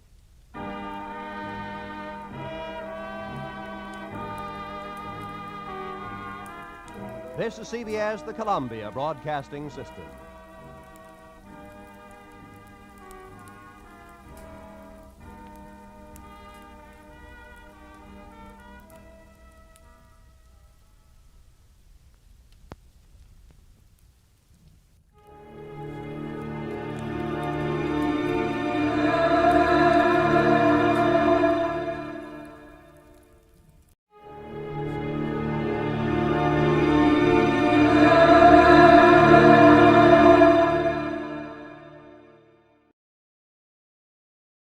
Time now for Edmund O'Brien as... Yours truly, Johnny Dollar.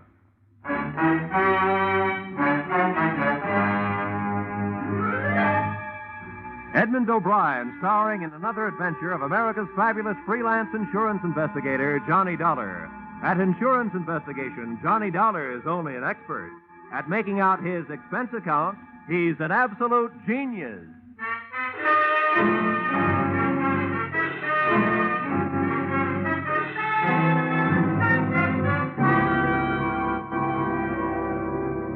Expense account, submitted by Special Investigator Johnny Dollar to the Great Columbian Life Insurance Company. The following is an accounting of my expenditures during the investigation of the circumstances surrounding the murder of your policyholder, Loyal B. Martin, or how to take a vacation in Fairfield County. Expense account item 1. $3.20 mileage from Hartford, Connecticut to the country estate of the deceased. I drove up a long cement driveway towards a mausoleum-type manor house. There were rolling green lawns liberally sprinkled with statuary. And the thought occurred to me that if he had spent much of his life here, the late Mr. Martin was most fortunate. He'd feel right at home in a cemetery.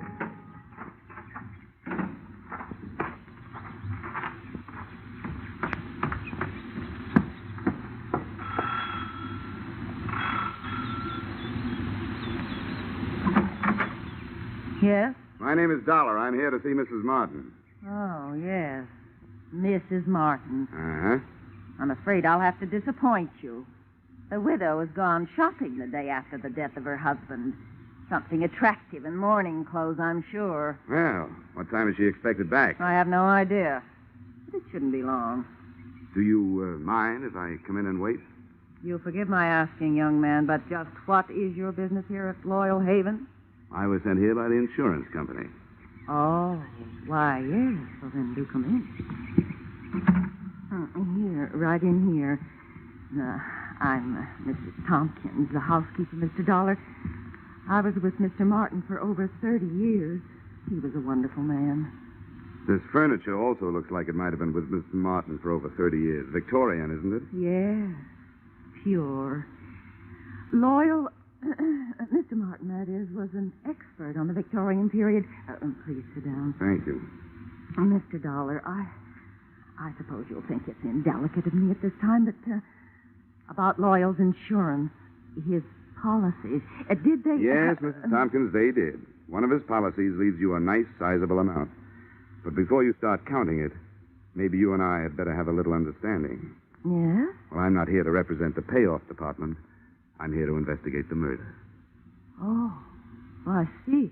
Yes, before the company pays off, they want to make sure that among the beneficiaries, they don't pay off the murderer, because they really don't have to do that. Oh, I didn't realize... No, neither do a lot of people. You know, that's the way quite a few good murders are wasted. Yes, I suppose you're right. Well, if that's what you're here for, I suppose you'll want to talk to the police. Lieutenant Markwood is in the library. That's where it happened. Oh, library, huh? Well, that might help. If I can't find any other answers, I can always try looking some up in a book. Which way do I go? The door, just across the hall. Thank you. And what a hall. The only thing missing was old Queen Victoria herself. Even the musty odor clinging to the green velvet seemed to have been passed down through the centuries. There was a brace of moth-eaten pheasants on the wall and a bouquet of moth-eaten flowers under glass on a marble-top side table. The library was the same, but there were three things that looked out of place. A, an old suit of armor. B, a glass case filled with new, well-polished sporting rifles and shotguns. And C, a very gruff-looking lieutenant of the police who eyed me as I came in. And who are you? Oh, here's my little breath saver. Oh, yeah, Johnny Dollar. They told me you'd be here. Well, I've told everybody else I better tell you don't touch anything. They want to re-fingerprint the whole room. Okay. What'd you find, Lieutenant? Nothing but the cadaver with 2 bullet holes in his back. Haven't got a caliber report from ballistics yet. Have you an estimated time of departure? Yeah, the coroner says Martin died after dinner last night. Uh-huh. Anything to go on? Just the usual. Faith, hope, and suspicion.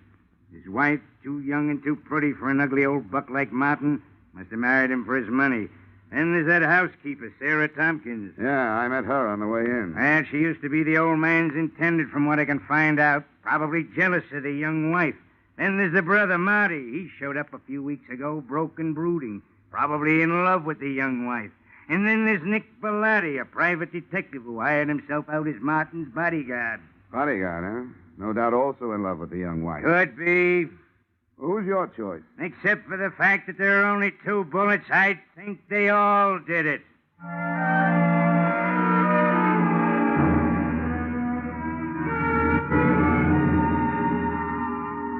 The nose through which Lieutenant Markwood talked was a long one, and in more ways than one, a horn of plenty, for out of it had poured enough motives and suspects to furnish a dozen murders. I started through this cast of characters and found that all of them had very little to say and didn't want to say it. The first I dug up was the bodyguard, my brother investigator, Nick Bellotti, as he returned from a horseback ride. Glad to have you on the case, Dolar. The police have tied my hands. They told me to stay out of it, but to stick around. Have you got any ideas? Everybody seems to think it was an inside job, that somebody in the household did it. I'm not so sure.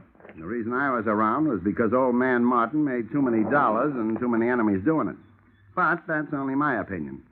Why don't you talk to the old boy's younger brother, Marty?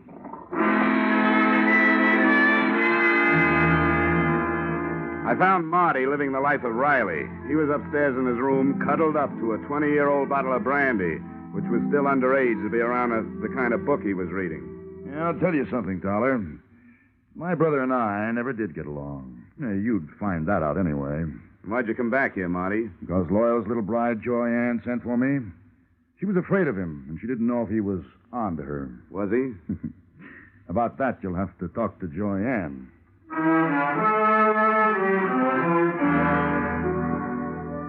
Joy Ann didn't get home until 3 o'clock in the afternoon.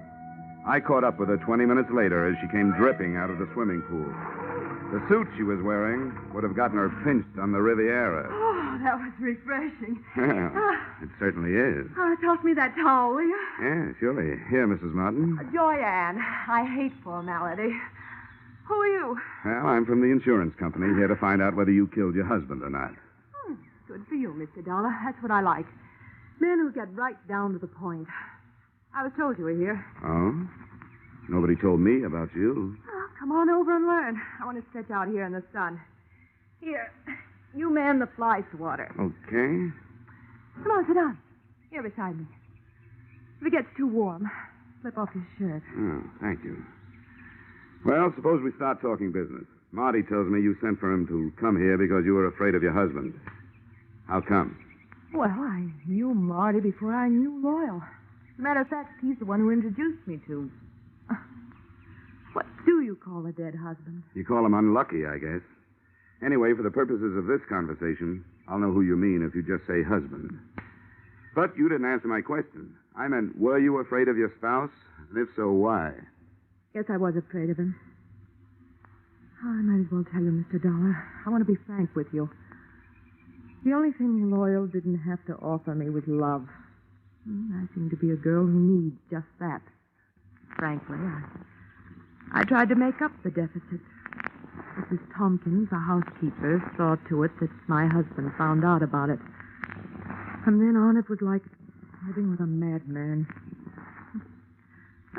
So endeth my confession. So beginneth my suspicions. What about this housekeeper? Well, until I came along, she always thought that Loyal would wind up marrying her. No, don't get me wrong. I realize that I'm still the best jury bait around. If you killed him, you might make some headway with a self-defense plea. Thanks. I'll remember that. In the meantime, just in case this thing gets messy for me, and it shows signs, I'm going to spend what's left of my free time enjoying myself. Well, that won't sound good to a jury, but it sounds good to me. If I spend too much time around here, I might wind up having to plead self-defense myself. Oh? From me? No. From that bathing suit.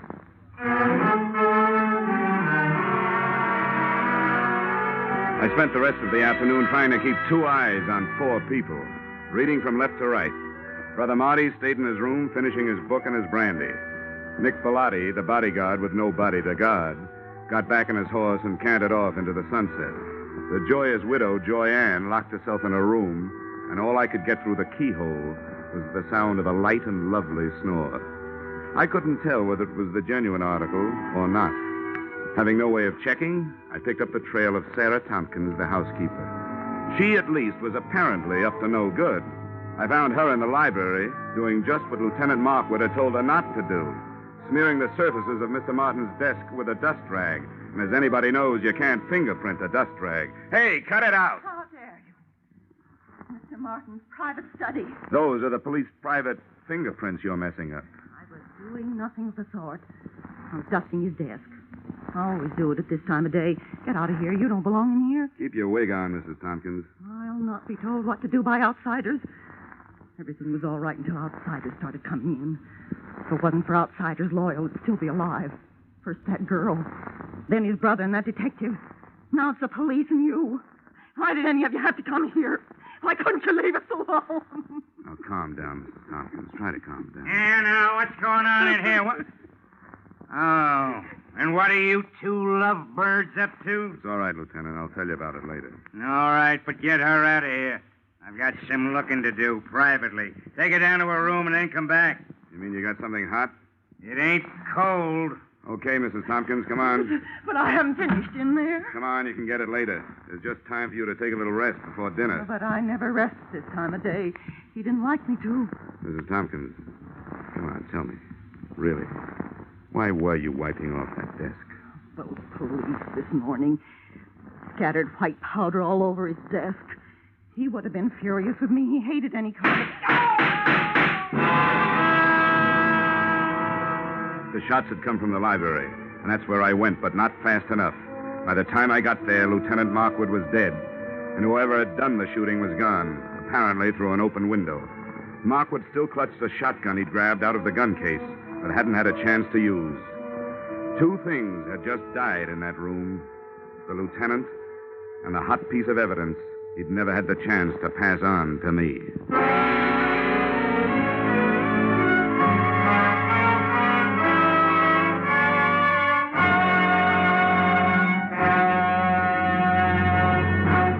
In just a moment, we return to the second act of Johnny Dollar. But first, the cream of the wit and the best of the music, which Arthur Godfrey brings you in the daytime on CBS, can now be heard on Godfrey's Digest, a new Saturday evening show heard on most of these same CBS stations.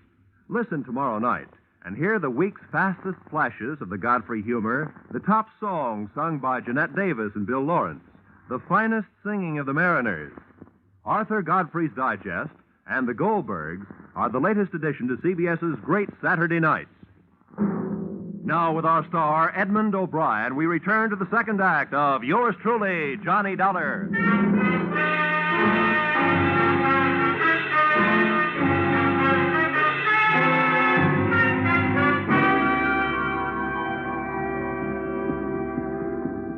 Hey, what happened? Oh, Markwood. Yeah, he's dead. Well, what are you doing, fella? I'm looking for what there seems to be a shortage of around here, Bellotti. Clues. You don't mind where you look, do you? Rule number 1, don't get caught frisking dead cops. Forget about it, Bellotti, will you? Maybe I can suffer from lapse of memory for you sometime. That's a deal. Got any idea what you're looking for? No. But whatever it was important enough to get him killed. I'd hoped maybe there'd be something in his notebook, for instance. Any luck? Well, very little. It's a brand new book, only one notation in it. Here it is. Check tattooing diameter. Recheck penetration. What do you make of that?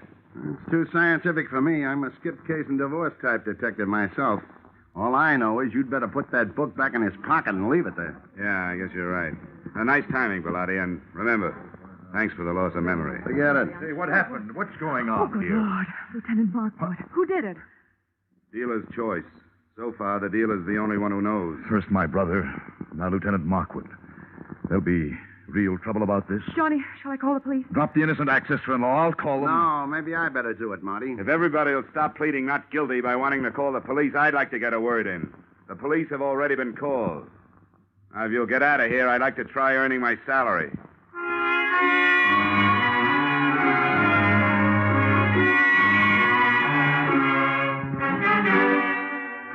If I had had longer ears and more soulful eyes, I would have been all bloodhound, because I could sniff out the first of the trail.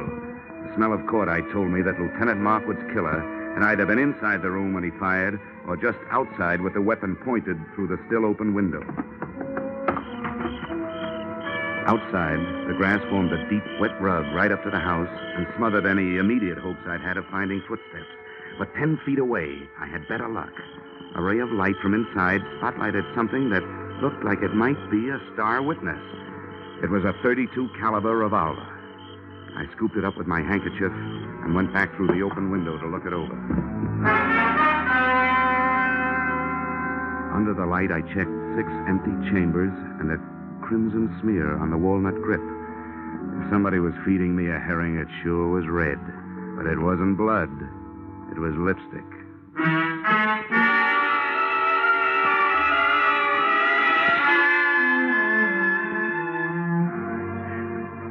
I'd like to introduce myself, Dollar. I'm Sergeant Noir McDougal. How are you, Sergeant? Poor Markwood. Thank the Lord he didn't have any wife and kids. I'm glad to hear that. Cops usually do. Well, there's one good thing about it. When a police officer goes, there's plenty of them that lives on to fight back. All the police in the world. You can throw in the private ones, too, Sergeant. Thanks, Dollar. And now maybe I'd better take your statement. Well, it won't take long. I heard the shots from the hallway, and I came back. He was killed either from inside the room or just outside the window. I didn't get a look at the killer, but I found what might be the murder gun. Here it is. What's that handkerchief? 32 caliber. Yeah, how does that match up with the gun that killed old man Martin? Do you know? Same caliber. Uh-huh. Huh. I wonder what he was doing with this shotgun. It ain't loaded, and Markwood knew better than to wave an unloaded gun in the face of a full one. Did you get anything else out of ballistics, Sergeant? Headache. Dollar, what we got from ballistics don't add up with what we got from autopsy. Well, how's that? Those 2 slugs entered Martin's body 1.5 inches apart. But, according to the shallow penetration, they were fired from a distance of 300 yards. Now, do you know anybody who could do that kind of shooting with a 32? Well, that's pretty fancy shooting. Could it have been done with a stationary mount? No, not a chance. The body would have started falling after the first shot, and you can't re-aim a stationary mount that fast. Yeah, you're right. You know, I didn't have a chance to spend much time with Markwood before he got it, so I don't have much to work on. You got anything to spare? Just a lot of routine confusion so far. You know yourself, Dollar. You take 4 witnesses, you're bound to get at least 2 different stories. Now, 2 of the people that heard the shooting when Martin got killed last night said they heard 2 shots. The other 2 ear-witnesses said they heard 1. The only thing the whole 4 agree on is that they didn't see anything. Well, that sounds familiar. Thanks anyway, Sergeant. Sure, anytime. Hey, Sam. Yeah? Take this gun into town. Tell ballistics to run it through for fingerprints and check it against those slugs in the Martin case. I want to report right away. I hitched the ride with that gun into the ballistics department.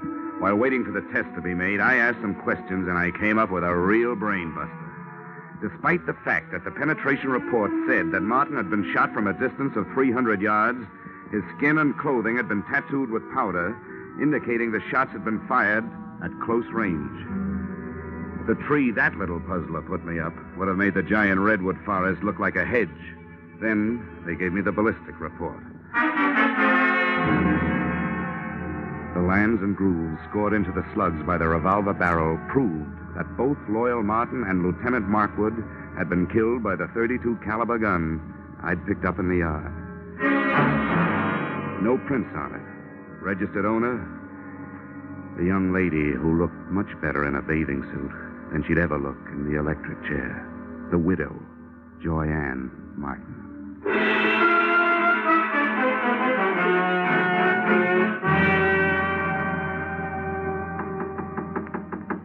Yeah? Who is it? The Hartford Hawkshaw. Dollar, I want to talk to you. Oh, I'll be with you in a second.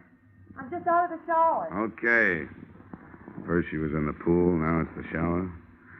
She's also in plenty of hot water. Hi. Don't pay any attention to my hair. Don't worry, I won't. I suppose you think it's a silly time of night. for me to be taking a shower. But I thought it might help me to get to sleep. Well, I'm afraid I won't. Why, Johnny. You were pretty careless with that gun, weren't you? What gun? Oh, that handy little .32 caliber gun with the handy little registration number engraved on it that told the nasty old police that you bought it 6 weeks ago. Well, my gun's right here in the drawer. I bought it to protect myself from my husband. Here, it's right. Oh, Johnny. Johnny, it's gone. It's real gone. It's done gone and killed 2 men so far.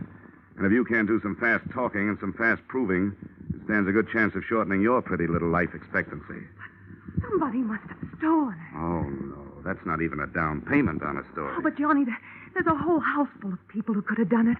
Not only that, they'd be glad to get me out of the way if they could. Why? Well, Mrs. Thompson, because she hates me. Loyal's brother Marty, because I stand to inherit everything. What about Nick Bellotti? Doesn't he have an axe to grind? I don't know what it could be. Okay, skip it. Tell me, do you remember hearing 2 shots being fired around here any time before your husband was killed? Probably away from the house? Why do you ask that? Because I want to know, did you? You amaze me. Yes, I did hear 2 shots. The day before Loyal was killed. I was horseback riding down by the walnut grove. I remember because my horse shied. Well, this is coming a bit too readily to be readily believed. But how big is that walnut grove? Not very big. Yeah? Can you spot those shots a little closer? They sounded as if they came from about the middle. I didn't stay to find out. I guess I frighten easily. Yeah. Yeah, you frighten me easily. Why, Johnny? Why? I'll tell you why. Because whether you shot anybody or not, you're murder, baby. Oh, Johnny, I didn't kill them. Got to believe me, Johnny. I don't have to. But just for a minute, I will. What is there about police drivers? Even out in the country, they gotta lay on those sirens. Johnny, please. Come on, you better get dressed, sweetheart. I told them I'd keep you occupied till they got here. Why, you... The police took Joyanne and her hurt feelings off to the pokey. I took myself and my hurt cheek off to bed. The next thing I had to do had to be done by daylight. So I took over Joyanne's painfully empty and prettily perfumed sack, set the alarm for dawn, and snort up a storm.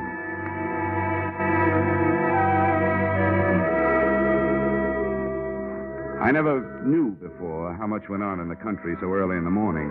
On the way to the walnut grove, the damp air washed the cobwebs out of my head, and I started thinking. Now, first, Loyal Martin had been found dead with 2 bullet holes in him. Yet 2 of the witnesses, Joyanne and the housekeeper, Mrs. Tompkins, had heard only 1 shot. Second, that powder burn tattooing on the body, denoting a close-range killing, was in violent argument with a bullet penetration report which screamed long-range killing. Those facts, added to what was in Lieutenant Markwood's notebook, plus that shotgun clutched in his dead hand, came close to tallying up the total that had cost him his life.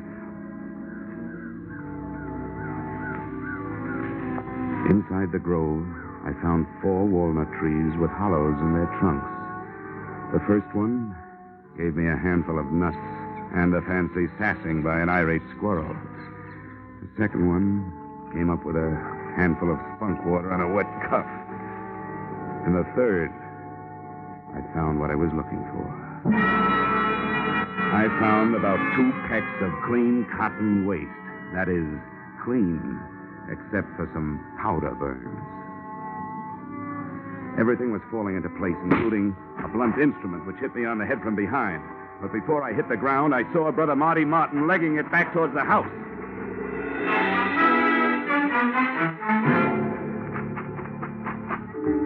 I made it up the house and up the hill and onto the trail, and was just starting up the stairs when I heard another out-of-season 4th of July.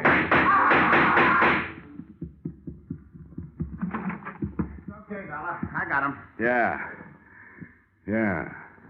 So I see. It was self-defense. I had to do it. I hated to butt in on your case, but all of a sudden everything stacked up, and I knew he was your man. When I threw it in his teeth, he made a try for his gun, so I dropped him. You sure did, Bellotti. Well, I owe you a lot of thanks. But if you don't mind, I'll take over from here. Sure, help yourself. Good. And, I think the first thing you'd better do is hightail it into town, get your story filed with the police. Yeah, I guess you're right. You're all straight now, so you can back me up. 100%, Nick, all the way. Now get going. Come on. Okay, Dolar. See you later.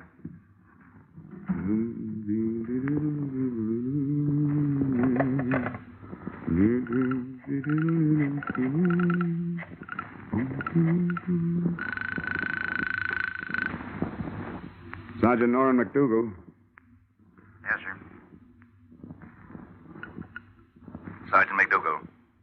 $20, Sergeant. Oh, yeah, Dollar. What's new? Well, just another corpse.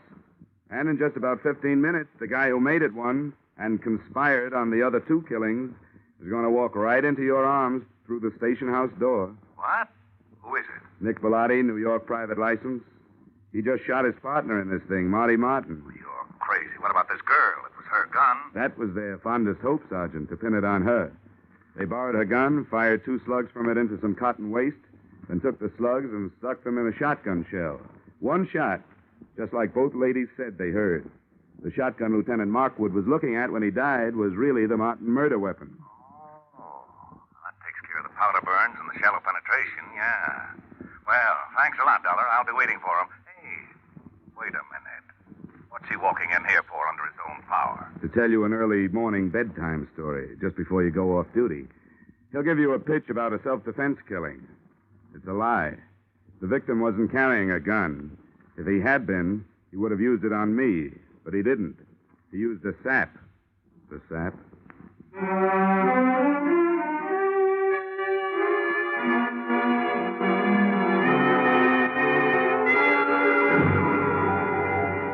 Expense account, items 2, 3, 4, 5, 6, 7, 8, and 9. $624 entertainment. Appeasing a rich widow with rich taste. Expense account, items 1 through 13 inclusive, $160 entertainment of poor insurance investigator with extravagant taste. Expense account, item 14, $7.80 mileage New York to Hartford. You may disagree with that item, claiming that I finished the case in Fairfield County, but I didn't finish the case until I left her. And New York City is where I left her. Expense account total, $823. Signed, yours, truly, Johnny Dollar.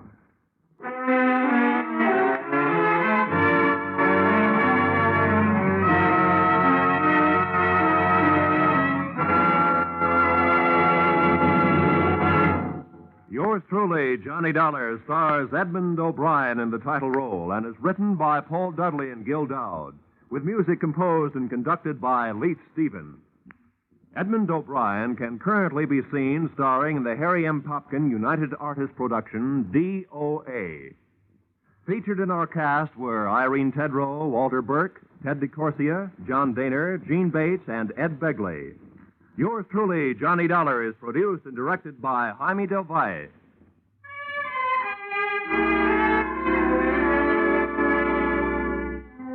Join us again next week when Edmund O'Brien returns in another adventure of...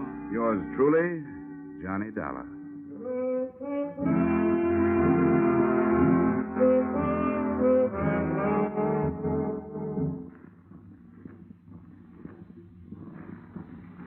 Ladies and gentlemen, CBS invites you to hear Senator Brian McMahon on the Capitol cloakroom over most of these same Columbia stations tomorrow night. Senator McMahon is chairman of the Joint Congressional Committee on Atomic Energy. And when he's interviewed by CBS newsmen Eric Severide, Bill Shadell, and Griffin Bancroft, this will be the first detailed discussion of the hydrogen bomb and its implications. Remember, the first discussion by a high government official since President Truman's historic announcement earlier this week. Remember, that's CBS's Capitol Cloakroom, tomorrow night at 10:30 p.m. over most of these same CBS stations. Be sure and be listening. This is CBS, where, incidentally, Arthur Godfrey's Digest of Wit and Humor is also heard every Saturday night. The Columbia Broadcasting System.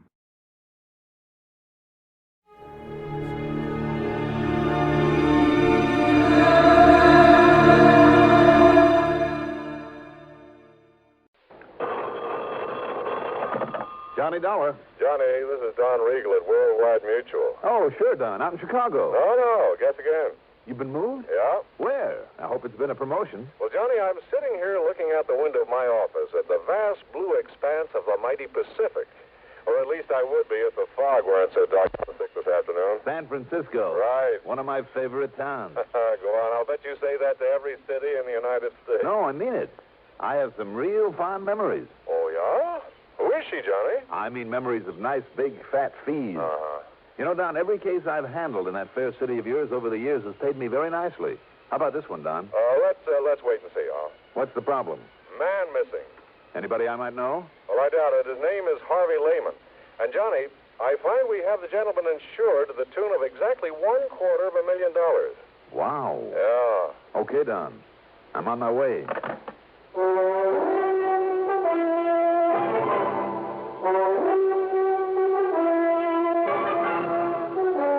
The CBS Radio Network brings you Mandel Kramer and the exciting adventures of the man with the action-packed expense account. America's fabulous freelance insurance investigator, yours truly, Johnny Dollar.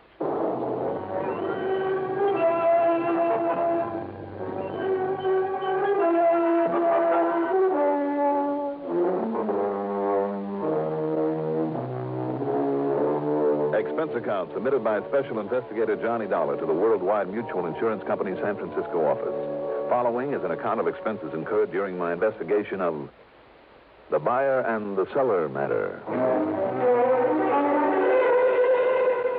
Item 1, after a quick early dinner, is $6 for a cab out to Bradley Field, and item 2, $175.70 plane fare. It was quite late by the time we sat down at San Francisco International Airport, so item 3 is another $6 for a taxi into the Huntington Hotel, high on famous Nob Hill, where from my window I could look out over Telegraph Hill and Chinatown, Fisherman's Wharf, the Embarcadero, and other familiar spots of this wonderful, colorful city. First thing in the morning, I dropped in on Don Regal at his office right near station KCBS that carries these reports of mine on CBS Radio every week. You know, come to think of it, the last time I was in San Francisco, a couple of them in at KCBS helped me solve an important arson case. Yeah, I remember that one, Johnny. Where are you staying this trip? Over at the Huntington, as usual. Well, I hope you didn't bother to unpack your bag. No, why? Well, you may have a little more traveling to do. What do you think I did to get out here? Had my way, I'd stick around and enjoy this town of yours for a little while. Well, no reason why you shouldn't. You can come back after you've cleared up this case for us. And believe me, I hope you can, Johnny. What's it all about, Don? Well, as I told you on the phone, the man's name is Harvey Lehman. As I also told you, he's disappeared. And if somebody's knocked him off, you'll have to pay a nice hunk of insurance. Yeah, exactly $250,000. But if that man ever had an enemy, I'm crazy as a bedbug. Well, I've always suspected that. Who's the beneficiary? His wife, Doris Lehman. They've been getting along all right? No, to be honest with you. Uh-oh, here we go again. Oh, now, wait a minute, Johnny. Don't start jumping to any fancy conclusions. Why not? That's a lot of money. Yeah, sure it is. But Harvey Lehman is only 48, 49. All right, so why wait around for him to grow old and die before collecting on him? No, Johnny. What I mean is that he has a good business going and will be worth a lot more over the years than any hunk of insurance is now. Even 250 G's? Even that. Even if it means putting up with him over the years? Well, any putting up with it, Johnny, I'd say is on his part. How do you mean? Well, Lehman's a real solid, hard-working citizen who's so completely straight and decent that, well, he's the sort that other folks often take advantage of, especially his wife. Yeah? Domineering. She's overpowering. And while he's working, she's spending, and not on him or his house, anything like that, mind you, but on her own selfish self. Well, then you've just opened up possibility number 2. That he's disappeared deliberately to get away from her? Sure. No. Why not? Well, he's simply not the type. And there's a stubborn streak in him, Johnny, and I'm sure he'd keep trying to make a go of it in the hope that she'd get over this extravagance and nagging one day, and... Well, I just don't think he'd give up. I know he wouldn't run away. Maybe. Maybe not. I'm sure of it. How long ago did he disappear? By the way, what sort of business is he in? Well, he's a buyer, Johnny. I guess you'd call him a commission buyer.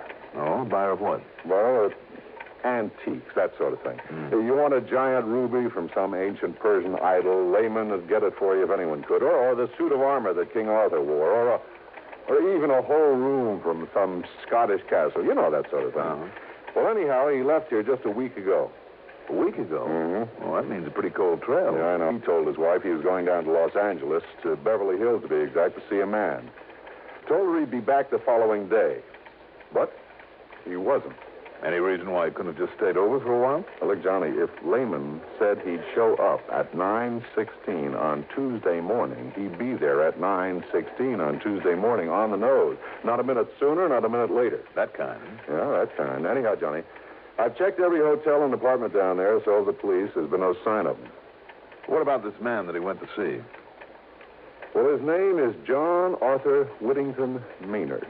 I've been on the phone with him. The police have been on the phone with him half a dozen times. Lehman never showed up. Maynard. John Arthur Whittington. Yeah, you remember him, Johnny. Big producer of a lot of big movies some 30 years ago. Well, at least they made a lot of money. Yeah. All of them horror films, Edgar Allan Poe and vampire and werewolf sort of stuff, before all this science fiction type of stuff came along. The old screwball made himself millions. Well, why did Lehman say he was going down? Well, like I said, Lehman was a buyer of some pretty unusual stuff on commission. And I understand Maynard has a house full of it. Wait a minute now. Don, isn't he the one who had an old movie set, an old castle moved onto some property to use for a home? Yeah, that's the one. You've probably seen it in one of the picture magazines. But now, to get back to Lehman. You better give me his description. Let's see. Here's the scope on him, Johnny, all scribbled out for you. Thanks. And if you want a picture without having to go to the police, his wife has promised to have one for you. Good. Because she's the one person that I want to talk to about this. Now, have you got a car I can use? No, sure, you can have mine. But listen, Johnny, so far as Mrs. Lehman is concerned, I thought I made it clear a couple of minutes ago Okay, Don, okay. Let's just wait and see. The Lehman house was up in Marin County over the Golden Gate Bridge, and it was quite a mansion. From the minute I stepped inside, it was plain who dominated this household. The rugs, every piece of furniture, every bit of decoration, everything was in the unmistakable taste of a woman. Even Lehman's so-called study would have done much better as a sewing room. There was certainly no place where a man could open his collar, take off his shoes, put up his feet, and relax. And the more I talked with Doris Lehman, the more I became convinced that one of two things had happened. Either he, in spite of what Don had told me, either he'd skipped out simply to get away from her, or she had done him in for that insurance.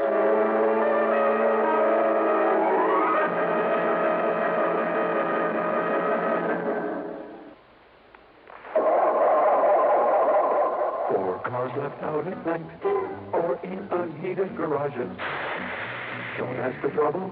Ask for DuPont, Xerox, antifreeze. Wintertime is trouble time for many of us who leave our cars out at night or in unheated garages. So don't ask for trouble. Ask for DuPont Xerox Antifreeze. Xerox outlasts winter. It protects your car against sudden drops in temperature all winter long. It won't boil away, even during a warm spell. And Xerox has an exclusive rust inhibitor, MR8, that protects all engine metals, including aluminum, against rust and corrosion. So, for safe, dependable protection, do as millions of motorists have done for over 20 years. Ask for Xerox Antifreeze. It's made by DuPont. Remember, for cars left out at night or in unheated garages. Don't ask for trouble. Ask for DuPont, Xerox, antifreeze.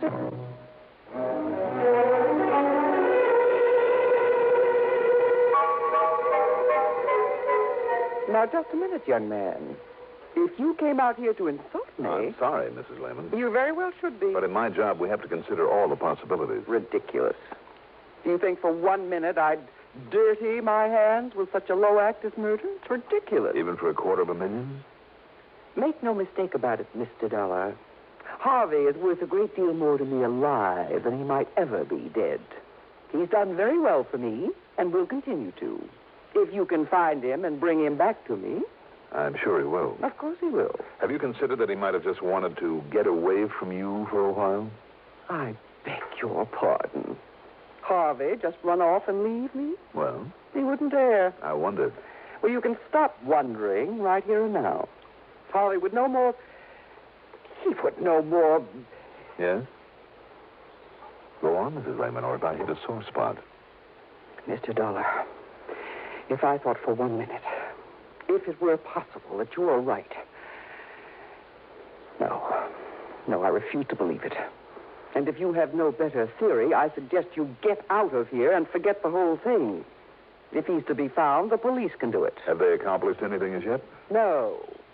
Big, talking, do-nothing men. They haven't accomplished a thing.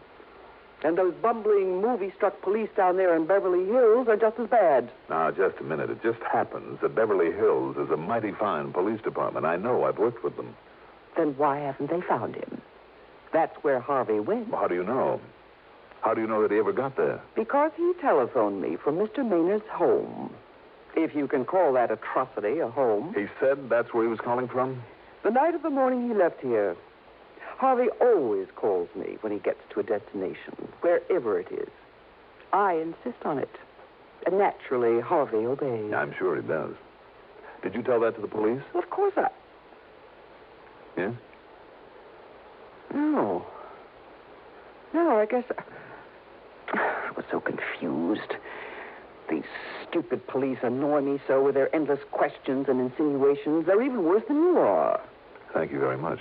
What? Don't you realize they're only trying to do a job for you? Well, then why don't they? Why don't they know that Harvey got there? Because you didn't tell them. Why did he go to see Mr. Maynard? To collect some money due for a lot of junk he bought for him. $10,000. Junk? Oh, chunks from some ancient Roman ruin. Artifacts out of the temple of some old pagan god. And a lot of other nonsense that castle is stuffed with. Maynard simply refused to pay. He told Harvey he should feel honored for having been able to contribute to the decoration of that silly place. And that if he didn't stop dunning him, he'd what, Mrs. Lehman? Oh, I don't know.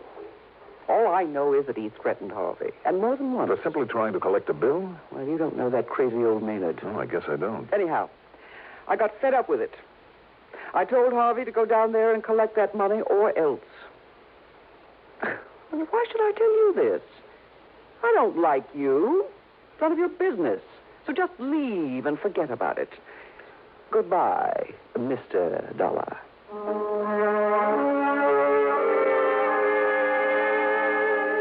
I was afraid if I lingered any longer, she'd literally throw me out. So I got the next bit of information, her telephone number, from the phone book in my room at the Huntington. Then I put through a call, not to her, but to an old pal of mine. Under the circumstances, it wouldn't be diplomatic to give his right name, so we'll just call him Brady. Sergeant Brady of the Beverly Hills Police Department. And 15 minutes later, he called me back. Johnny Dolar. Brady, Johnny. Yeah.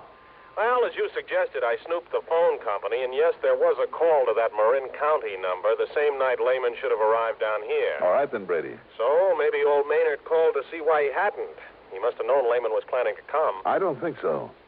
I don't think Maynard would have called because I don't believe he did know Lehman was heading your way. Oh, you don't, huh? What's more, it was Lehman himself who made that call. No, wait a minute. You're sure of that? Yes. At least that's what I was told by...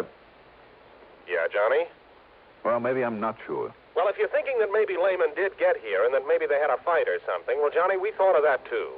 You see, we know that wacky old Maynard pretty well. He's a real nut. And if you don't believe me, just dig up some of those old horror pictures he used to make. Wow. I know what you mean. Made a lot of the props for him, too, with his own little hands. Anyhow, just in case, some of the boys and I went through that joint of his from stem to stern. And? Nothing. Zero. No sign of Lehman or anybody else. We even tapped on walls and took measurements, looking for hidden rooms or secret panels, that sort of thing. Nothing. But you did suspect him. Did? Yeah. But only because that crazy old man, just to be dramatic, might try most anything just for kicks. Even murder? Murder. So what's a murder to him? I mean, after all those he put on film? But you know something? No? If that ham ever did kill somebody, why, Johnny, he'd be the first one to ask us over. He'd probably lead us right to where he'd hidden the stiff after fixing it so we wouldn't see it. Just to show off? Yeah, sure. That's why we went over the place so carefully. Even poked around in all the old suits of armor that he kept pointing out to us. Brady, how long are you going to be on duty? Well, I'm off in half an hour, but now listen, Johnny, if you think you have some Well, idea... I'm not sure, but maybe I'll run on down there. If so, I'll holler. Yeah, you do that.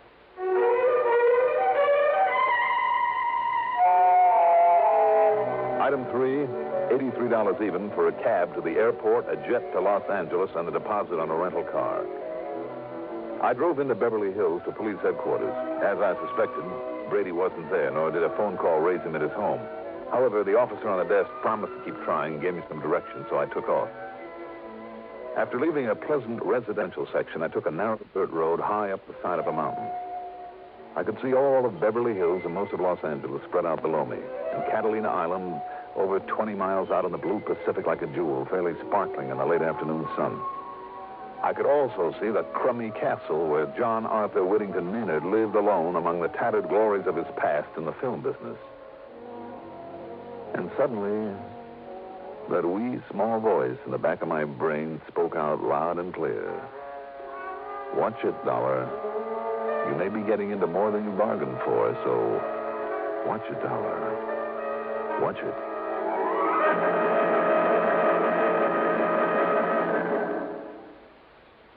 In thousands of communities throughout the nation, this is the time of year when we strive to help our less fortunate neighbors. Not that we don't try to help all year round. It's just that now many health, recreation, and welfare agencies band together in a common fundraising campaign. When you give just once to your United Fund or community chest, you help many people in your city, the sick, the needy, the aged, the serviceman, and veteran. So give the United Way, and please give generously.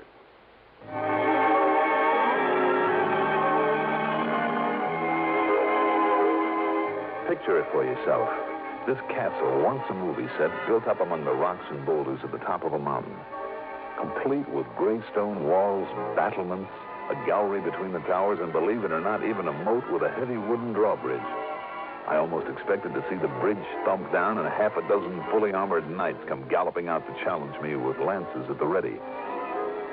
Instead, as I drew up in front of it, the bridge was lowered slowly. There was something almost ominous about the creaking and clanking of its iron chains. And then standing there, the man. Or rather, the caricature of a man. He was short, heavy-set, and in a way almost grotesque. The ugly face, the eyes of a pig, the long, black, straggly hair and 3 or 4 day growth of beard, the heavy, beefy shoulders hunched forward. I thought of Quasimodo, the horrible hunchback of Notre Dame. Welcome, sir. Welcome to my castle. Oh, how do you do, Mr. Maynard, is it? That's right. Surely you heard of me. As a matter of fact... Come in. It's not often I have visitors. Someone to show my place to. So few people even know of my beautiful castle. My name is Dolar, Mr. Maynard. I'm an insurance investigator. Insurance? Not a salesman. I'll have none of it. Get out. Leave my place. No, I said I was an investigator, Mr. Maynard. I'm trying to find out what happened to a Mr. Harvey Lehman. Harvey? Oh, yes, of course. A very old and very dear friend of mine. Come. Let me show you some of the wonderful things he has brought me over the years. Well, I would like to ask... Magnificent suits of armor, regal pennants and banners, beautiful tapestries.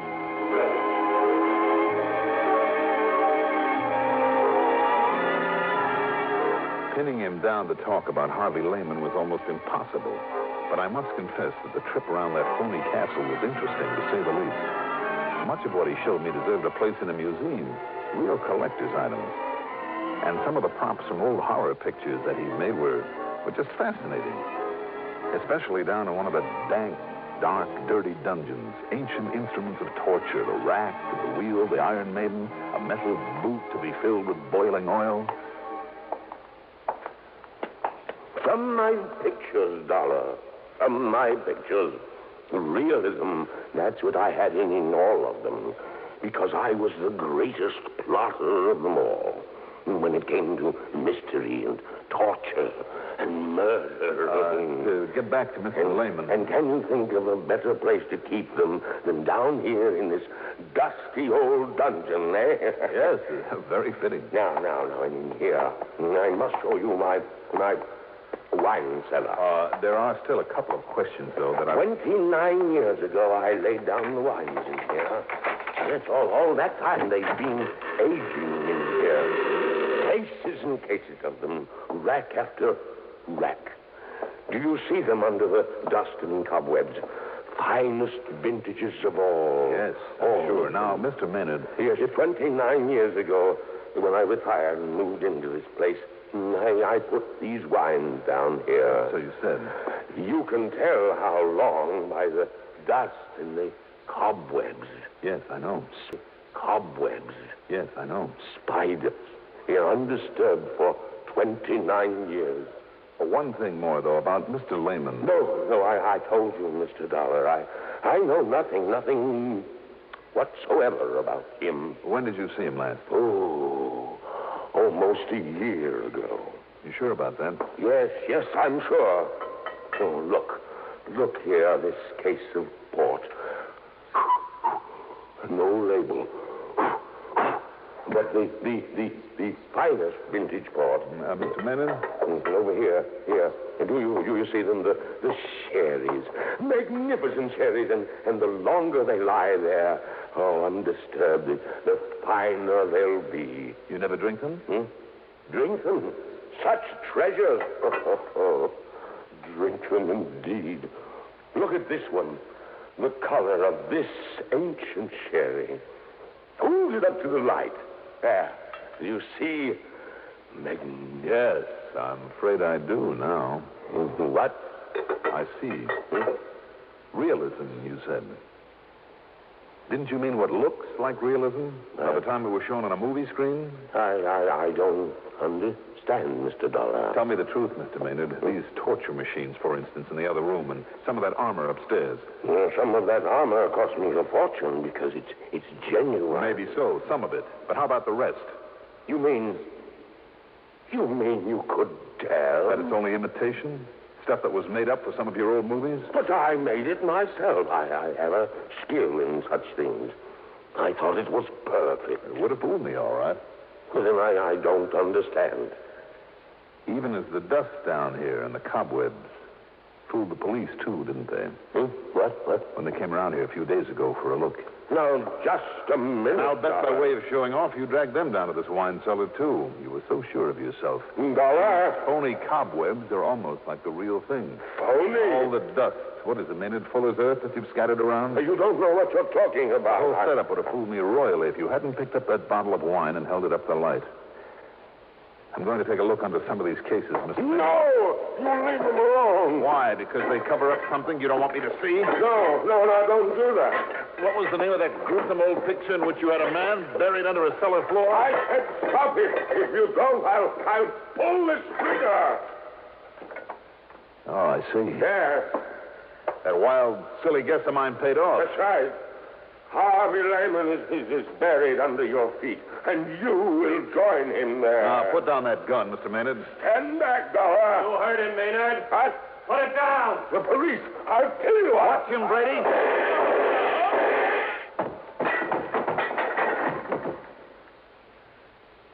Thanks, Brady. Well, it was a pleasure, Johnny. I'm sure glad you left word for me at headquarters. Oh, believe me, so am I. And he certainly fooled us when the boys and I went through here a couple of days ago. But how did you ever guess? A bottle of wine when he held it up to the light. Well? He said it was fine old sherry, lying around down here for 29 years. So? Sherry? There should have been a sediment in that bottle this thick. Uh-huh. So the age and dust and cobwebs were a fake, huh? And he must have moved the bottles over this spot only recently. That's right. I just took a wild guess. You know the rest. Pretty smart, Johnny. Pretty smart. Needless to say, wild as the whole thing may seem, they found Lehman's body buried there in the cellar. Expense account total, including the trip back to Hartford by way of San Francisco to pick up my clothes, $477.30.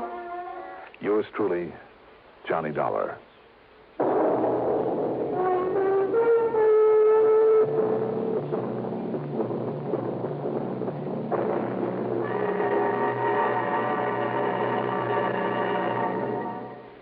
Now, here is our star to tell you about next week's story. Next week, Savannah, Georgia, after one of the cleverest crooks I've ever had to tangle with. Join us, won't you? Yours truly, Johnny Dolar.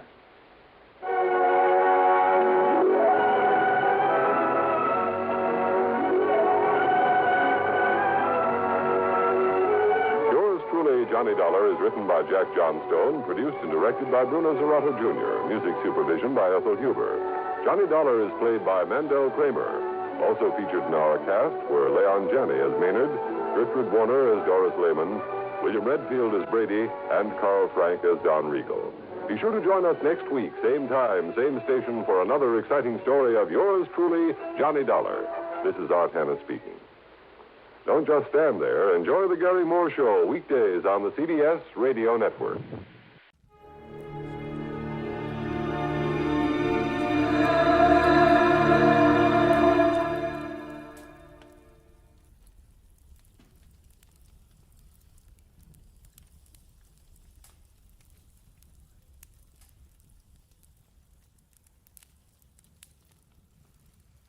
Get this and get it straight.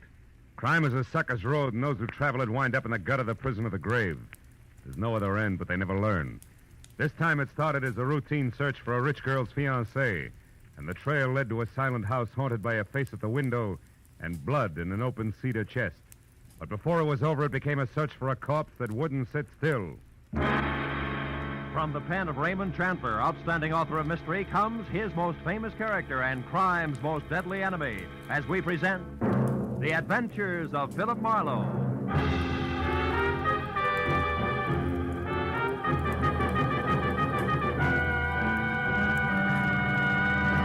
Now, with Gerald Moore, starred as Philip Marlowe, we bring you tonight's exciting story, The Busy Body.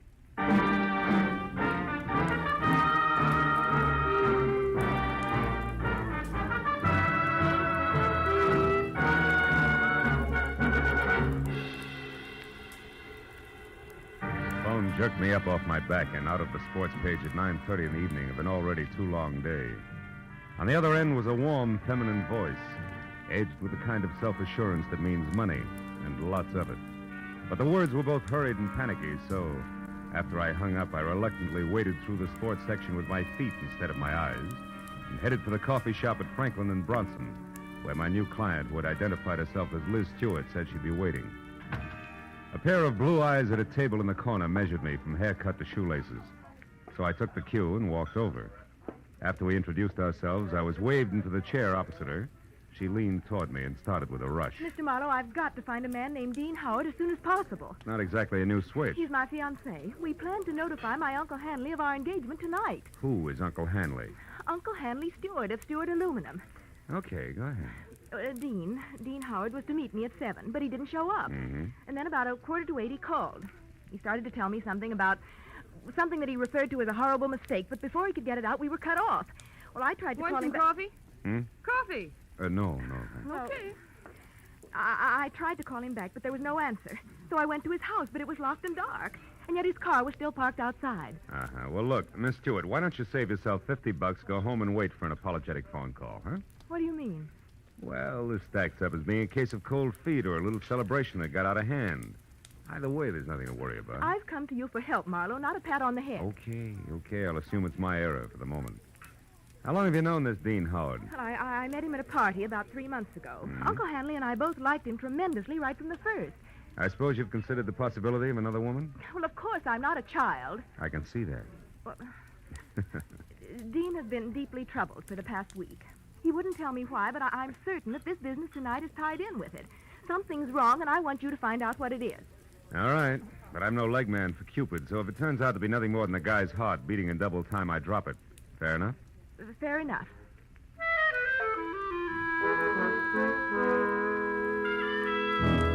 She gave me a short list of posh joints she and Dean Howard sometimes visited, and his address, which was 312 Normandy. She said I could reach her at home, which was 28 Roxbury Drive in Beverly Hills. Well, $50 is $50, so after she left, I spent a handful of nickels checking the list by phone and drew a complete blank. So I drove out Los Feliz to Normandy and found the number, 312. As I walked up to the door and leaned on the bell, I got the feeling that I was being watched. There was no answer, so I tried the door. It was locked. I threw a look over my shoulder as I walked around the side of the house and caught a glimpse of a face in a window next door, just before the curtain was dropped back into place. The back door of 312 was locked, too, I found out, as did the face next door, which was watching me again from one of the rear windows. There was one answer to that, so I went out in the street and up the steps of the house next door and knocked, good and loud. What do you want? My name's Marlowe, lady. I'm a detective. You may be able to help me. A detective? Mm-hmm. Well, come right in, Mr. Marlowe. It's about time's all I have to say. I'm Agatha Lambrigger. What's he been up to? Who? Well, you're investigating that bachelor next door, aren't you? Yes. Oh, how'd you know? Stands to reason. I've known all along he's a suspicious character. Yes? Lived there a year now. Comes and goes at all hours. Drives that fancy car out there. Wears fine clothes, but nobody seems to know what he does or where he gets all his money. Well, look, Mrs. And girls. Oh. Well, believe you me, they don't come to clean his house. Never gets cleaned. But they come just the same. Why, only tonight there was one. Some blonde in a white dress. I tell you, I've never Mrs. seen Lambrigger, did the girl go inside? Well, no, but she tried to. The door was locked. And it's Miss Lambriger. Oh, how stupid of me. Well, tell me, did you notice Mr. Howard come home tonight? Well, I didn't exactly see him come home, but he was over there all right. And not alone either. Is that so? Another girl? No, it was only some man. Oh. But it still bears out what I've been saying, because I just happened to glance out of my window at this one here across from that one of his, you see. Yes, sir. Well, a light was on over there, and I could look straight down the hallway. And do you know what? What? Those two grown men were roughhousing like a pair of hoodlums in that hall. Wrestling they were, like ordinary ruffians. I tell you, I never saw the like. I got a good look at him, and I'd certainly know him if I saw him again. Well, how'd the fight come out? Fight? Yeah. What the... Oh, the fight. Well, I can't say about that. My phone rang. It was Lenore Crowley. She simply talks her ear off you when she gets does. started. So when I finally got back to the window, when I happened to look out again, it was dark over there. So I never did find out what actually happened. But Yes, I well, think thanks that very much for your help. I really must run. Oh, and another thing. The noise and the drinking that's gone on in that house. Why, you wouldn't believe it. Oh, you're leaving? As soon as possible, yeah. But you still haven't told me what he's up to. Well, I'm not at liberty to do that. Oh, well, that's a shame. Yeah. Well, I'll be here all the time, you know, and I'll certainly keep an eye on that house. Oh, I can't tell you how much I appreciate your going to all this trouble just for me. Bonsoir, Miss Lambriger.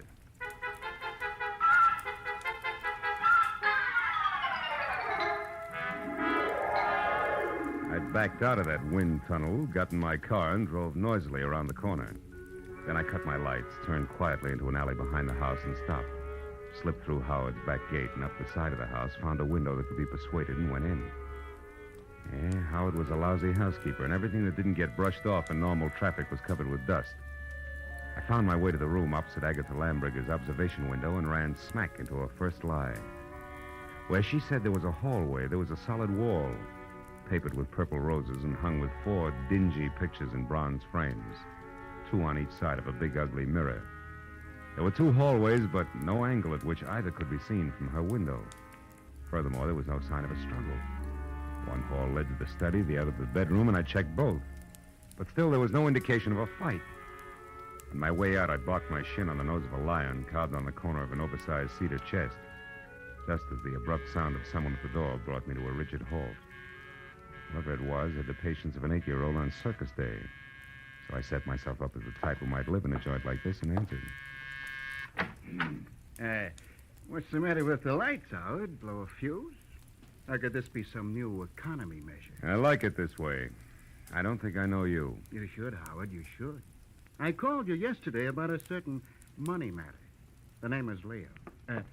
Don't go for your gun, Howard. Well, since yours is pointed at my 3rd rib, why should I? Well, like I told you on the phone, my boss is anxious.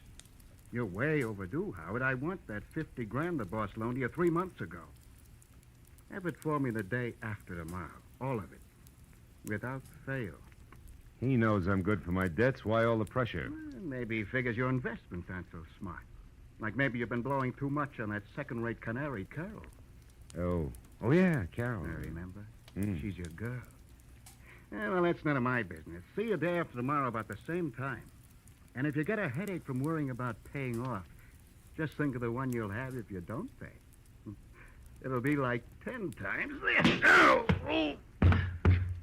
Good night.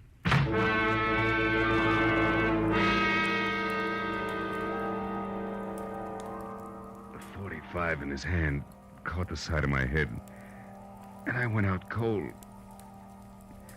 When I opened my eyes, the room had shrunk until there wasn't enough space left to stretch out in.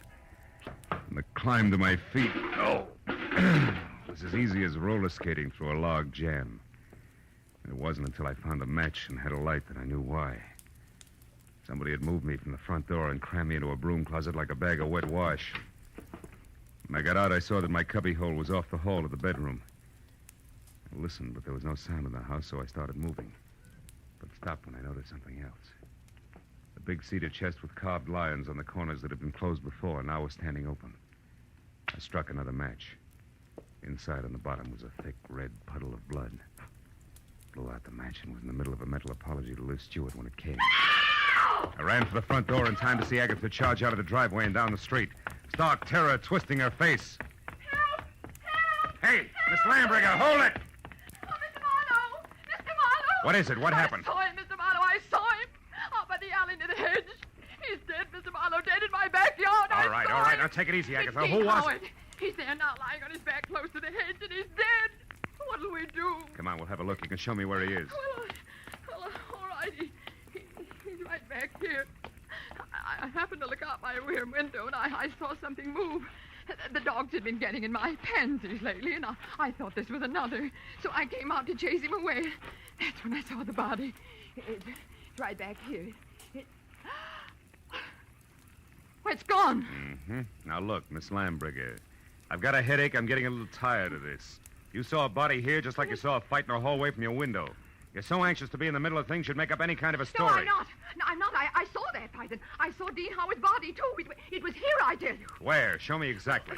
Well, right about there, I'd Oh, say. sure. And I suppose it... Hey, wait a minute. Yeah. My apologies, baby. There is something here. Could be blood. Here's 2 dimes and a bar receipt from the tulip room on the strip. Oh, good heavens. What'll you do now? Raid the place? You can use my phone. Thanks, but until we know where the body is, we better play it cagey.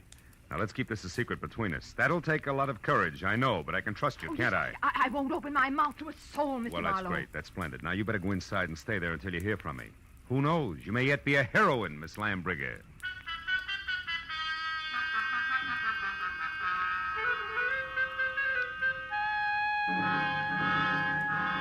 The bar receipt was a long shot. When I was still 2 blocks away from the tulip room, I knew it had paid off because a fluorescent banner, 4x12, draped over the front of the squat square building, extolled the vocal virtues of one Carol Cody. I parked across the street, went in, and found a dressing room door and knocked. She distinctly said, "Come in," but when I did, I thought the room was empty, until a small handful of spangled satin costume hopped up from behind a screen in the corner. I made a sight-unseen introduction. It was only a moment later that a tall brunette, filling a white silk blouse and snug, dark slacks, stepped out, tossed a few pounds of glossy black hair away from her face, and gestured me into a chair. Which paper did you say you were from, Marlowe? I didn't, honey. I'm a private detective. I can't use it. Don't give odds on it, baby. Not yet, anyway, huh?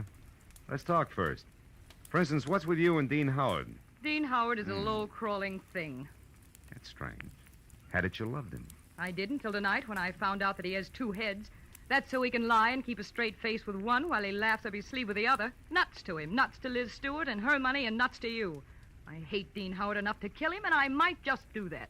I don't think you will, no, because somebody beat you to it. You mean Howard's dead? Looks that way, yeah. I'm not sure because he won't stay in one place long enough. Well, if you're trying to shock me, you're wasting your time. I'm not sorry. I think we've got company. Keep talking. I'll get him. As you say, my friend, the music business is just as lousy as any other dodge, and I can prove it. Come here. You're a good listener, Bud, so join the party. Who are you? Why are you listening out there? Come on. No. Just a minute. I wasn't listening. I was looking for you, Marlowe. I'm Ward Odom, Mr. Hanley Stewart's assistant. You're doing fine. Don't stop now. Well, ever since I learned that Miss Stewart hired you, Marlowe, I've been trying to talk to you. I followed you here from that place on Normandy because I must know what you found out so far. Why? What business is it of yours? Because, Mr. Marlowe, I doubt very much that you even know of the robbery. Robbery? What robbery? More than $40,000 worth of negotiable securities was stolen from Mr. Stewart's safe this evening. You get all your information at keyholes? And I have reason to believe that the man you're looking for took them.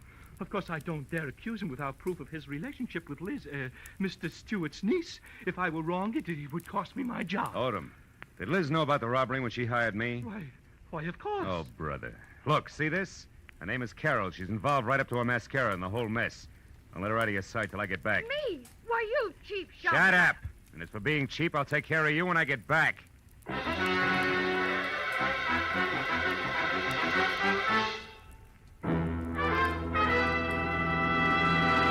In just a moment, the second act of Philip Marlowe. But first, 3 gentlemen with highly varying but equally effective approaches to dealing with crime entertain you with their deeds of daring on CBS every Sunday. Jethro Dumont, alias the Green Llama, Police Commissioner Bill Grant of Call the Police, and Dashiell Hammett's Sam Spade. These 3 sterling gentlemen all make their appearances tomorrow on most of these same CBS network stations. And now with our star, Gerald Moore, we return to the second act of Philip Marlowe and tonight's story, The Busy Body.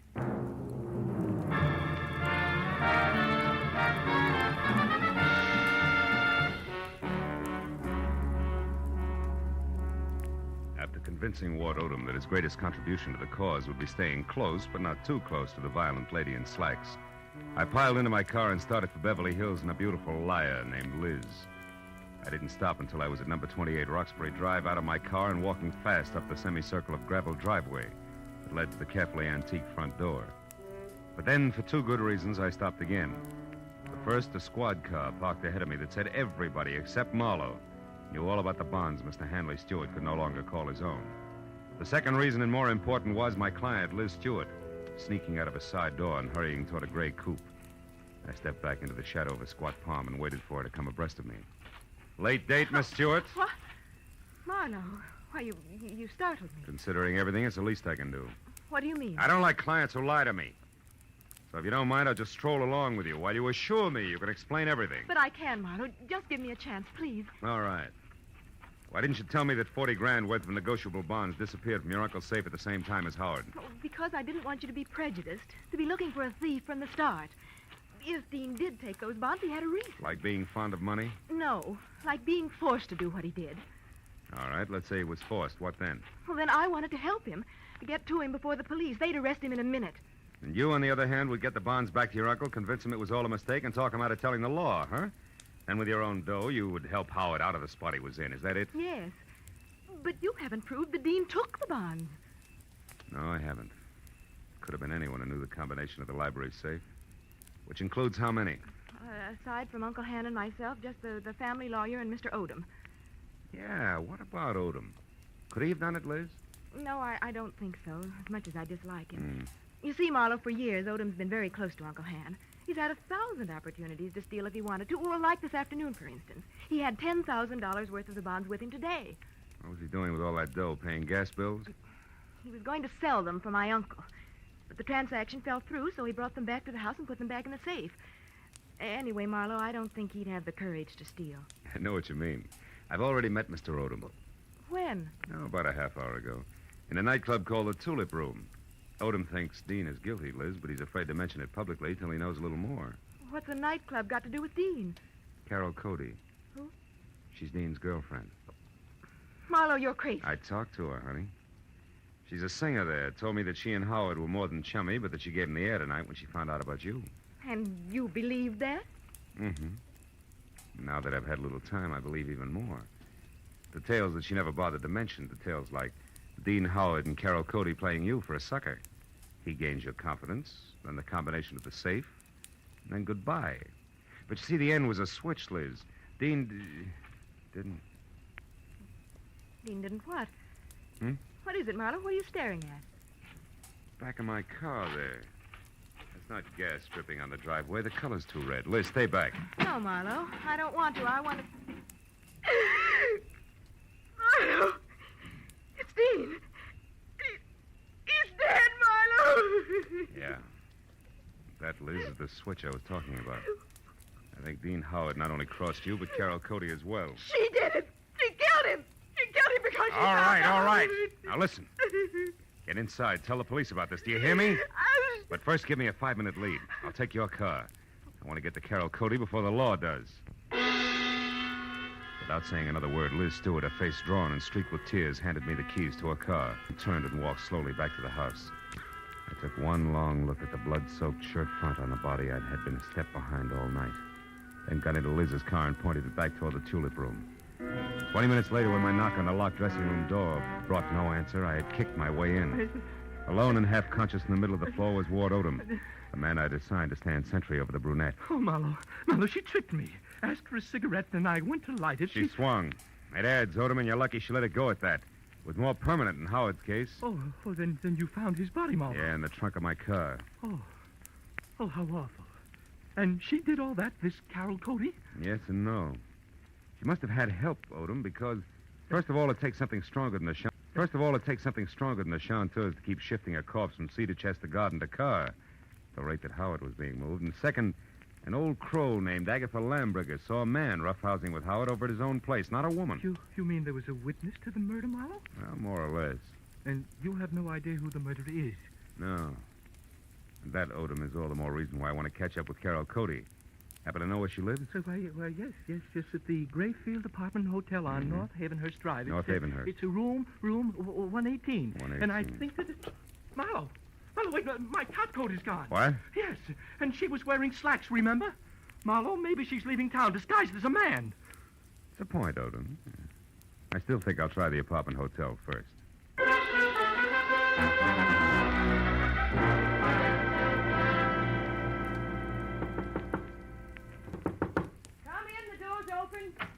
The bag's over there, boy. Did you get the Marlowe, what are you doing here? Not doubling for a bellhop, so get over there, sit down, and keep your hands in your lap, because if I have to, I'll shoot. What? I don't understand. I'll make it real plain. I think you murdered Dean Howard because he double-crossed you after he emptied Hanley Stewart's safe. And I think you're out of your mind. Which brings us to a position called stalemate, and that in turn makes this a good time to call the cops. I didn't kill Dean. I swear I didn't. Oh, listen to me. What you said about Dean double-crossing me after he stole the bonds is true, but not the way you think it is. Second verse. He didn't want to just cut me out of my share, Marlowe. He wanted to return all the bonds intact. He really fell in love with Liz Stewart and decided to play all-American boy. You mean he decided to call it all off after he'd stolen the bonds? Yes, Marlowe. That was the reason we argued tonight. Well, it's a stronger reason than one I already had for your committing murder. Baby, you wanted that money bad. No, you're wrong. Come back here. Why did you belt Odom and run? And don't bother denying that you did, because I just left him. And he's minus good health and that top coat over there. So if you think that you... I can explain that.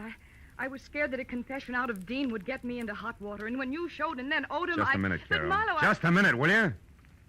I think I've got the answer. What answer? It's dust, Carol. Dust and what an old gossip swears she saw from her window. Right now, I've got to get over to her place before she ends up looking like the late Mr. Howard. Well, then you believe me, Marlowe, about not killing Dean. I don't know. But since you've been in this cheap swindle from the start, we'll just tuck you into an old-fashioned wardrobe. Just for safekeeping, baby.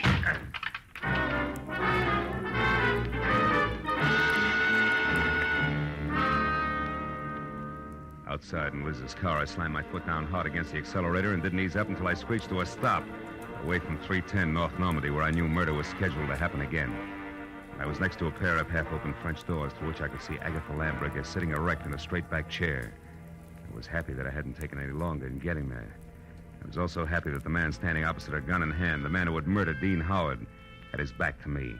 I got a firm grip on the .38 in my hand. You've been so nosy, Miss Lambricker. And it's too bad that Marlowe had to let me know you've been a witness when I killed Dean Howard. A roughhouse, I think you called it. A roughhouse is what I thought at the time. But when I saw Dean Howard's body out in the alleyway, I knew... You knew I killed him. Everything would have been simple if you hadn't had your nose out a mile. I was going to run over him, and it would have looked like an accident. But I had to move the body after you saw it. Marlowe's car looked good until I could dispose of it. But there's no point telling you all this. You won't be able to gossip about it, Miss Lambricker. I'm sorry. Sorry, but that's the way it has to be. You or me. I vote for you, Odom. Drop your gun before I close the polls for good, real noisy like. Come on, drop it. No, don't shoot. I dropped it. Okay. I'll move to the middle of the room, hands high. Well, I didn't want to do it, but I had to kill him. Dean Howard was going to return the bonds he took. Marlowe, and that would have please left you in listen a to me. spot, wouldn't it? Because Howard only stole 30 grand out of that safe. You were taking 10 grand to legitimately sell for your boss. I know what And when you went to I know what return them, you happened. saw there'd been a theft. And you decided to make the most of it and let somebody else take the rap for the whole 40 grand. Keep your eye on Mr. Marlowe. He's Don't worry, a man who shoots another man in the back has no guts. He won't try anything while I'm looking at him. No, Marlowe. I don't have any more guts than it takes to jump behind a woman's skirt. A lady I'd choke to death. If you take one more step. Now lower your gun and listen. All right, let her go, Odom. Sure, let it go. Just as long as you cooperate, Marlowe. Marlowe, don't be a Shut fool. up! Shut up! Don't shoot! You kill me anyway. Shoot! No! Shoot! No, don't shoot! Marlowe! No, don't shoot! Don't shoot!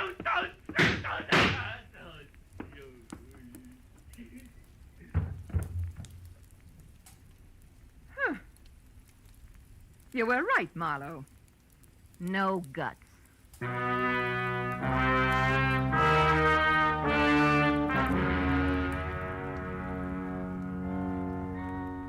It was an ambulance, a half a dozen squad cars, and a police captain included, and 3 long hours of questions and answers in triplicate later, before 310 North Normandy and environ settled back to being just another quiet house on just another quiet street. With, of course, the exception of Miss Agatha Lambricker, who now would never return to normalcy.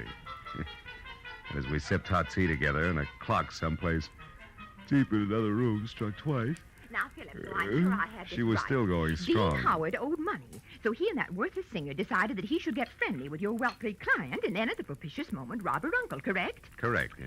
But what I don't understand is how you knew it was that awful man Odom. Well, there were two things, honey. His anxiety to get me to Carol, together with a streak of dust the length of Odom's topcoat sleeve, all added up to a hunch.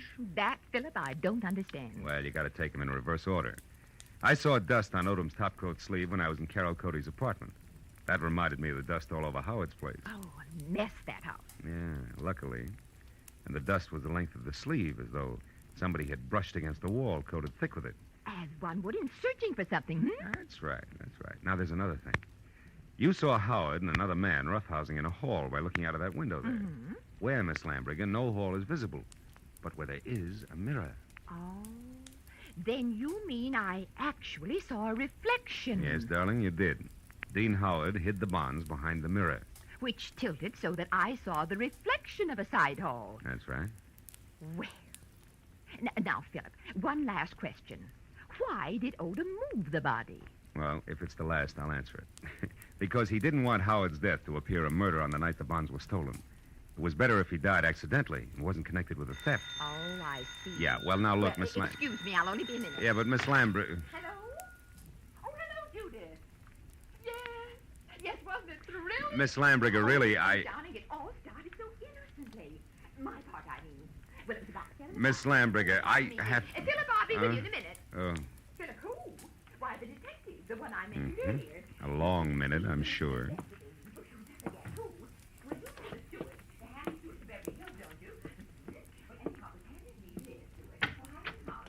Goodbye, girl.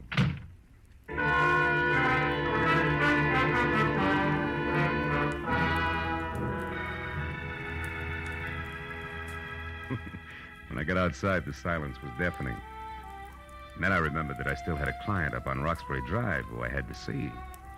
And that there were automobiles to be exchanged, and maybe, if I could find them, some right words to say to a girl who had a very rough night. So I started driving that way, slowly. But 10 minutes later, when I was halfway there, I stopped, turned around, and headed back for 310 North Normandy, and my .38 that I'd forgotten after a handful of policemen had finished examining it. It wasn't until I was at Agatha Lambriger's front door again that I realized something more important. Well, then this Odom, this killer, grabbed me as a shield, Judith, and told Marlowe he had guts enough. Guts was his word, my dear. Yes, well, I could get my gun another day.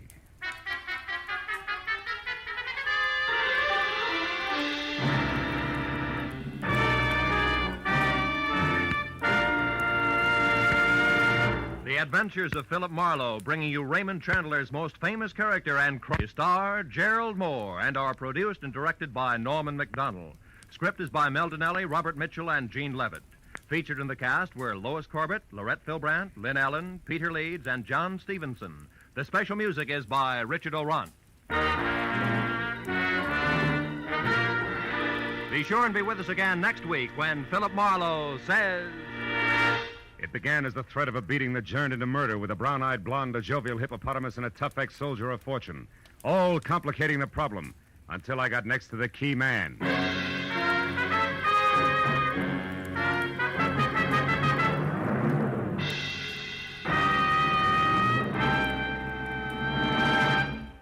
Will you be listening when $51,000 go on the block during Sing It Again tonight?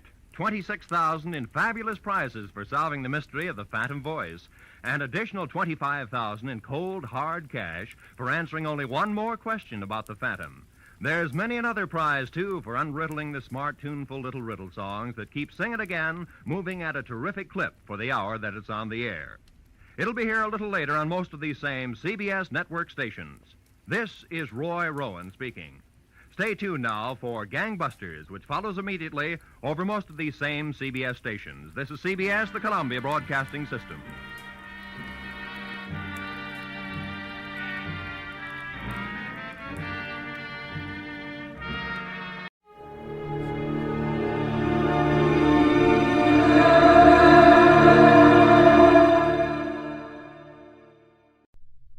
Wrigley's Spearmint Chewing Gum, the refreshing, delicious treat that gives you chewing enjoyment, presents for your listening enjoyment John Lund as Johnny Dollar. Hanley Conrad, Johnny. Oh, how are you, Mr. Conrad? Fine. Are you employed? Not at the moment. How about catching the next plane for Los Angeles? All right. What is it? We insure a Mr. William McEdwards. His home burned down last night and he was killed in the fire. Who do I see? C.H. Anderson, Beverly Hills Chief of Police. All right, I'll call the airport and make a reservation.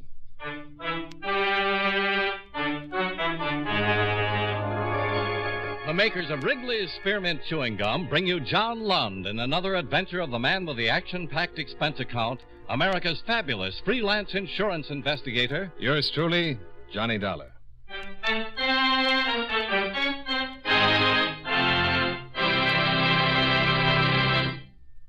Friends, the makers of Wrigley's Spearmint Chewing Gum present these weekly adventures of Johnny Dollar because they know that millions of you enjoy Johnny Dollar. That's true of Wrigley's Spearmint Chewing Gum, too. It's enjoyed by millions, day in and day out. People find that chewing on a smooth, delicious piece of Wrigley's Spearmint Gum somehow makes time pass more pleasantly.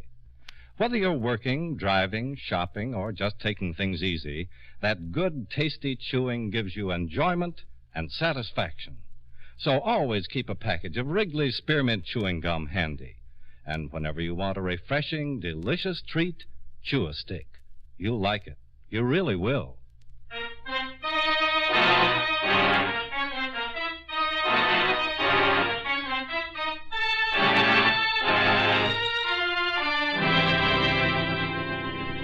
Expense account submitted by Special Investigator Johnny Dollar to Home Office, World Insurance and Indemnity Company, Hartford, Connecticut. The following is an accounting of expenditures during my investigation of the Amita Buddha matter. Expense account item 1, $193.55, plane fare and incidentals between Hartford and Los Angeles. I arrived at the Los Angeles airport the next morning, rented a car, and drove it to the hotel, where I registered and put in a call to Chief Anderson at the Beverly Hills Police Department. An hour later, we were sitting in his City Hall office. Lieutenant Hankins got the call at 7 minutes after 6 in the evening, placed by a neighbor. House was almost completely gutted by the time the fire department got it under control. Hankins found McEdwards' body in the bedroom. He'd been alone in the house? Yeah. His wife returned about an hour later, found her husband dead. Swell homecoming. How'd the fire start? We're not sure. Started in the bedroom. One thing's pretty certain. It wasn't an accident. What do you mean? The first cursory examination by the coroner's deputy indicated the victim had burned to death. This morning, we got another report. Further examination at the morgue showed McEdwards had been stabbed. What? Mm-hmm. Also hit over the head, severe skull fracture. So you think McEdwards was killed first and the fire started to cover the crime? Yeah. That's how I came into it. Ordinarily, Lieutenant Hankins would handle the whole thing. This murder angle is confidential, Dollar, until the coroner files an official report. Sure. Any suspects? No, not yet. Well, thank you, Chief Anderson. I think I'll go out and talk to the widow. If it's all right with you. Sure. But don't mention the murder angle. I won't. Where's she staying? With her mother in Encino.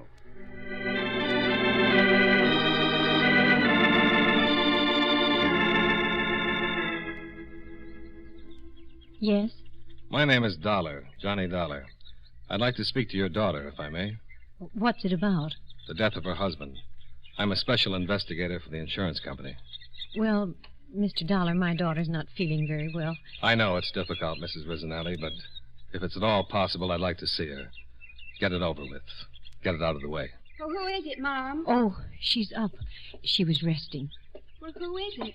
This is Mr. Dollar, honey. He's, Is it about Bill? Yes, it is. He's a special investigator, an insurance investigator. Well, come in. Thanks. I was lying down, Mr. Dollar. Oh, I'll be in the kitchen. Nice meeting you, Mr. Dollar. Nice meeting you, Mrs. Rizzanelli. Well, won't you sit down? Thank you. You're with the insurance company?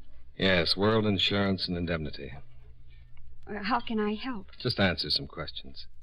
I'm sure you've had your fill of answering questions by now. It's all right. You returned about an hour after the fire. Is that correct? That's right. Where had you been? I'd driven to Pasadena. Bill, he had to work, so he couldn't go with me. A few days ago, Mr. McEdwards, that's Bill's father, returned from a location trip to Korea and gave us an antique, an old Chinese Buddha. We wanted to find out about it, so I took it to a friend of ours in Pasadena who collects Oriental art. A Buddha? Yes. Bill's dad found it in Korea and gave it to us as a sort of belated wedding gift. We'd only been married for 6 months. When did you leave for Pasadena? Oh, around 4 in the afternoon. I would have left sooner, but I had to clean house and fix Bill's lunch. I'm sorry, Mr. Dollar, but it's still a little hard to talk about it. Just a few more questions. I'm all right. Did anything unusual happen? Unusual? Well, anything your husband might have said before you left. Anything out of the ordinary that happened? I don't understand. Why do you think something unusual might have happened? Is there something I don't know about this, Mr. Dollar? No, it's nothing like that. I'm just checking everything. There was a fire. My husband lost his life. Are you considering that it might not have been an accident? I'm not considering anything. I'm just checking. This Buddha, where is it now? Charlie Wilkins, our friend in Pasadena, has it. He wasn't sure, but he thought that it might be very rare, and he asked me to leave it for a few days. Charles Wilkins. Yes. And your husband's father brought the Buddha back from Korea? Yes. Is Mr. McEdwards Sr. in the service? No, he's a production man for International Pictures. He was making a documentary film in Korea. I'd like to talk to him. I think he's at the studio now. He lives on Beverly Glen. Well, I'll try to reach him at the studio. Thank you very much for your time and patience. Certainly. Goodbye, Mr. Dollar.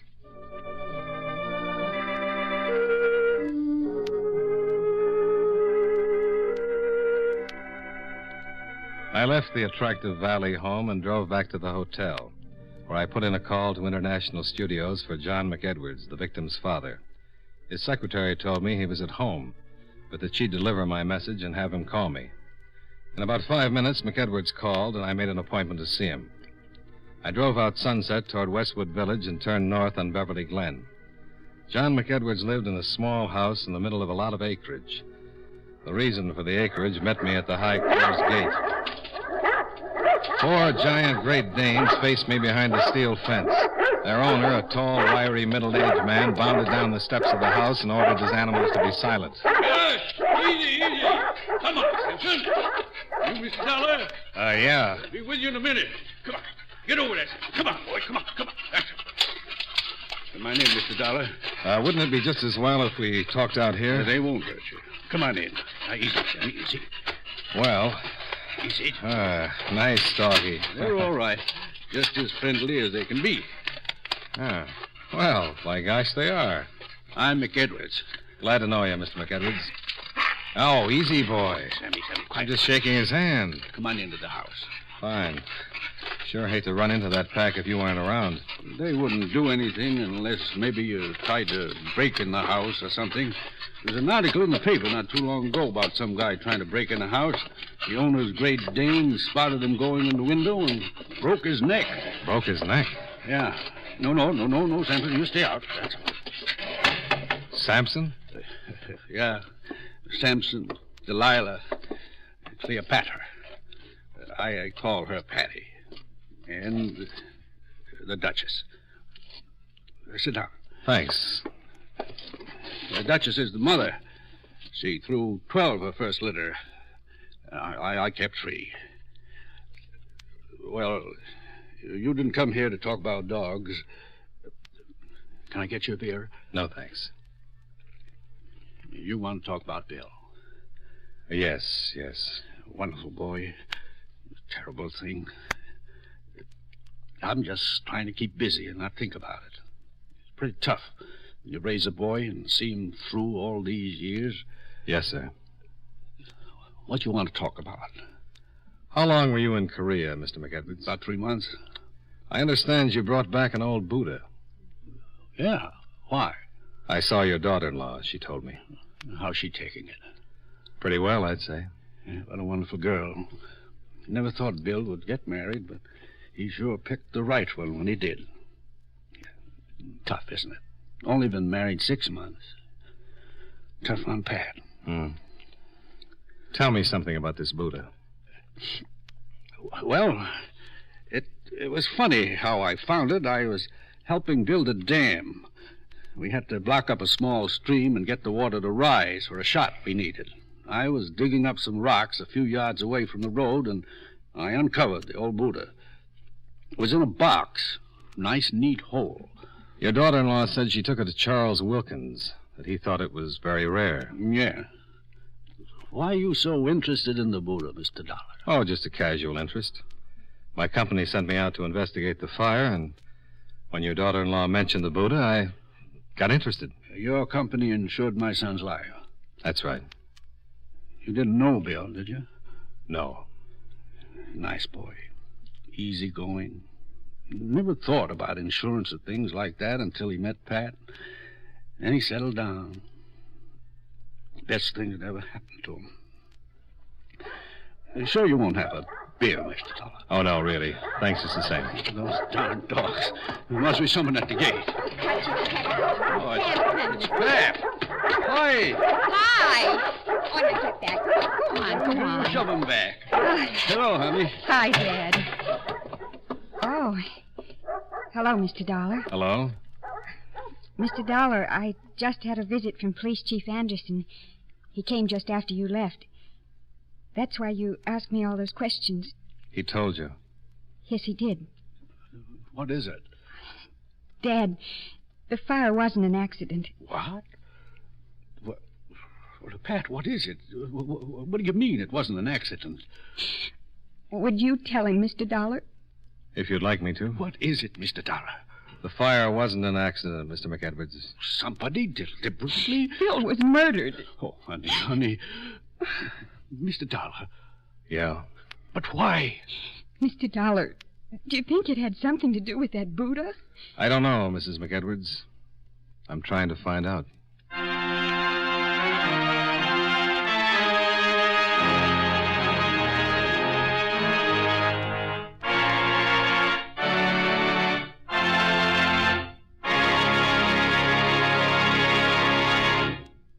Friends, Wrigley's Spearmint Chewing Gum is a refreshing, delicious treat you can enjoy just about any time.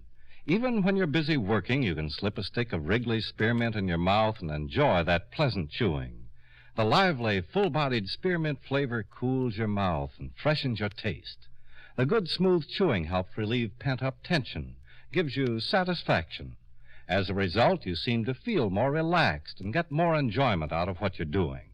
So enjoy chewing Wrigley's Spearmint Gum while you work and at other times, too. Get a few packages next time you're at the store. That's Wrigley's Spearmint Chewing Gum. Healthful, refreshing, delicious. And now, with our star, John Lund, we bring you the second act of Yours Truly, Johnny Dollar.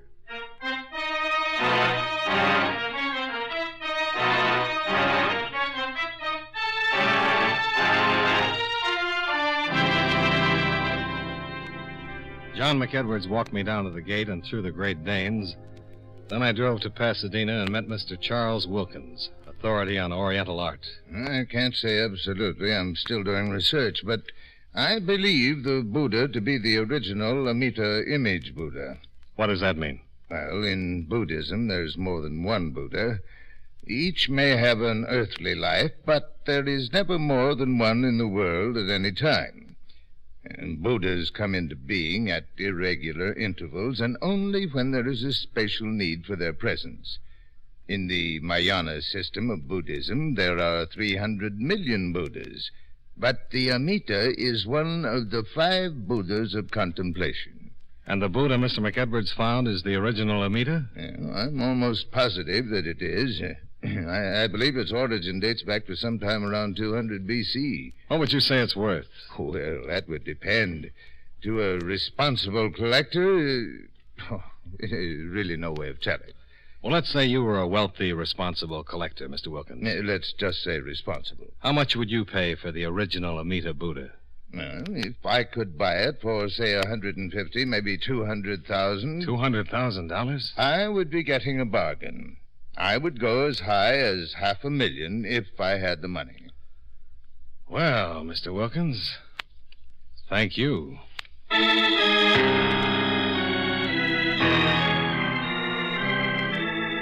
This thing is worth $500,000? That's what the man said. Well, now, that's what I call a motive. Yeah.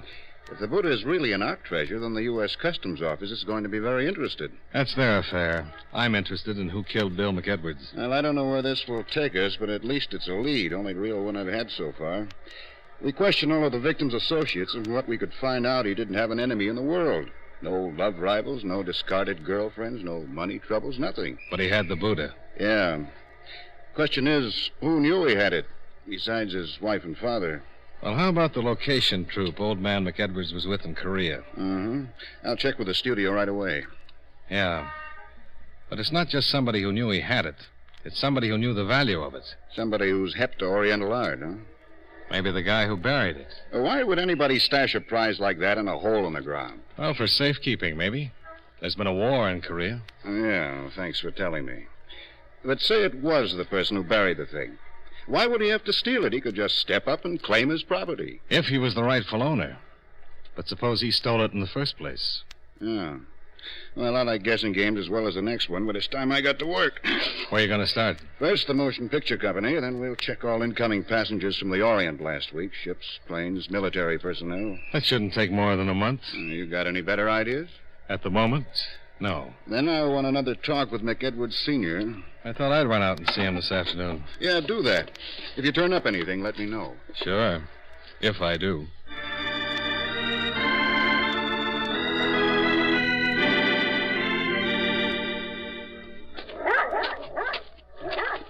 Come in, Miss Dollar.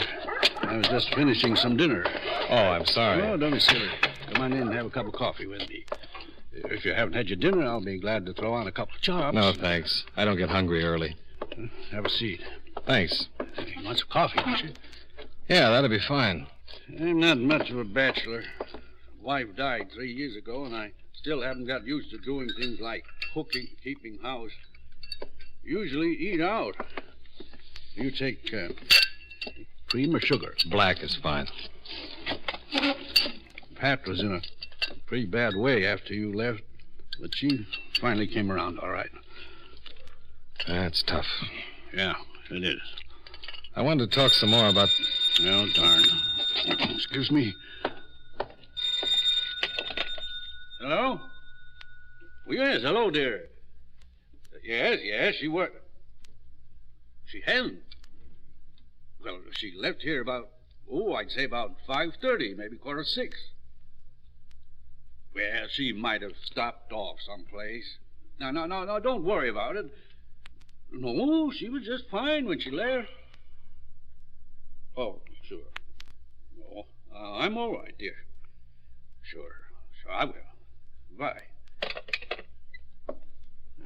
Funny. That was Pat's mother. She isn't home yet. When did she leave here? About 2 hours ago. Well, we're all on edge. Oh, I don't think there's anything to worry about. No. She's taking it pretty well. When she left, she was fine.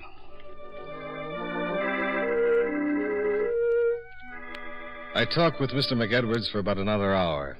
He told me everything he could about the Buddha and his trip to Korea. He looked dead tired. His eyes were beginning to show the strain. I decided to say good night and forget the rest of the interrogation until the next morning when the phone rang again. Hello? What? I'm sorry, I didn't... Yes, that's right. Yes. But wait. Hello.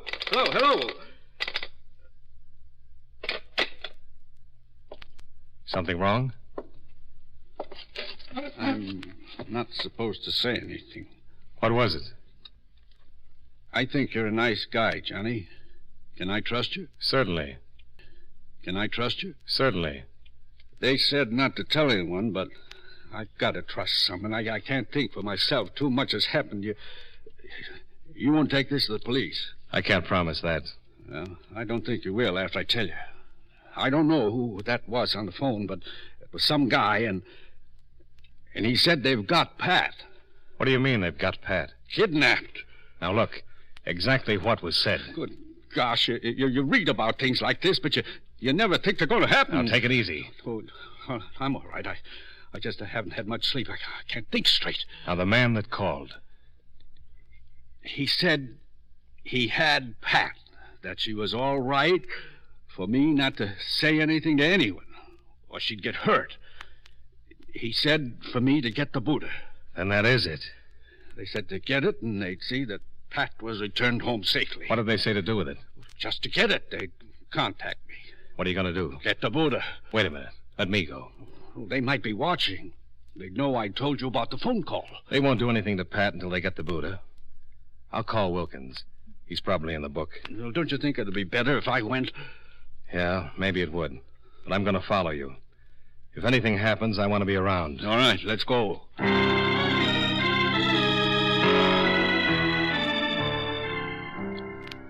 Wilkins turned over the Buddha while I waited outside his house, watching for anyone who might have followed.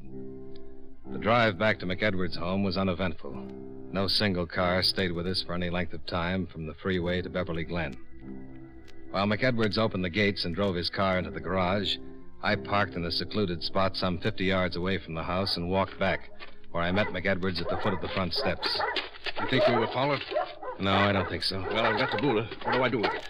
Wait till you hear from them. They said they'd contact you. Yeah? Think I should call Pat's mother and tell her what's happened? No, not yet. No sense in worrying her until we find out what's going to happen. But, Dad... Pat! Good evening, Mr. McEdwards. John McEdwards had visitors, 2 men. One rather slight, fairly young. The other an enormous man, a good 6.5 feet that must have weighed well over 300 pounds. The slight one held a .38 pointed in our direction. Pat started across to McEdwards, but the big man stopped her. Sit down. What is this? Allow me to introduce myself. Alan Sutka. And this is my friend, Don Roach. We've come for the Buddha. I let him in with my key, Dad. I had to. Sure. It's okay. Who's your friend, Mr. McEdwards? Yes, I warned you not to confide in anyone. This is Mr. Dolar. He's just an old friend. How unfortunate for Mr. Dolar. You've gone to a lot of trouble to get this Buddha. Indeed, I have. Nearly 5 years, to be exact. Now, what is your interest in this matter, Mr. Dolar? Purely professional. Are you a policeman? Not quite. I see. Mr. McEdwards isn't responsible for my getting mixed up in this. I was here when you called and forced him into telling me. As I said before, most unfortunate. Now, Mr. McEdwards, I'll take the Buddha. Not yet, you won't. Oh? Perhaps you don't understand. Yeah, that's it exactly. Which one of you bums killed my son? Killed your son? He was killed, Sutka. The fire didn't work. The police know all about it. Indeed. Come on, Mr. Sutter. Let's get this over with and get out of here. Patience, patience. You'll have to forgive my young friend. How did you know Mr. McEdwards had the Buddha? Its discovery made the Tokyo papers. I did some checking, found out when Mr. McEdwards was returning to the States, flew here to meet him. Why'd you kill my son? I don't mind telling you. Under the circumstances, I cannot afford to let any of you live. Your son discovered Roach here in the act of burglarizing his home. He protested too much. Roach had to kill him. It wasn't premeditated. We assumed the Buddha was in the house. We knew that Mr. McEdwards here had delivered it to his son the night before. Why, you... Take it easy, take it easy. Mr. Dollar's right. Should you get out of hand, Roach will shoot you on the spot. Now, if you don't mind, I'll have that Buddha. Oh, Dad. Without hysterics, if you don't mind. Just one more question. How did you know about the Buddha? Mr. Dollar, I've known about that particular Amita Buddha for many, many years. Another man knew about it also. Unfortunately, he was the first to locate it. His name was Wu Sung, an Oriental collector. He discovered the Amita Buddha in a Tibetan temple shortly after World War II and stole it, then smuggled it out of Tibet and into Korea. I followed him, made him a handsome offer, but he refused to sell. He died under rather mysterious circumstances, but I didn't have the chance to leave Korea with the Buddha. The war. Very astute, yes. The communists suddenly attacked, and there was absolutely no way I could get the Buddha out of the country without someone discovering it. So you buried it? A few hundred yards from Wu Sung's home. I imagine the house has long since vanished from the face of the earth. I bided my time in Tokyo, waiting for hostilities to cease. But as fate will have it, Mr. McEdwards uncovered my prize. Mr. Sutker, you talk too much. I enjoy it, Roach. And after all, what good will the information be to our friends? Come on, let's get the Buddha. Yes.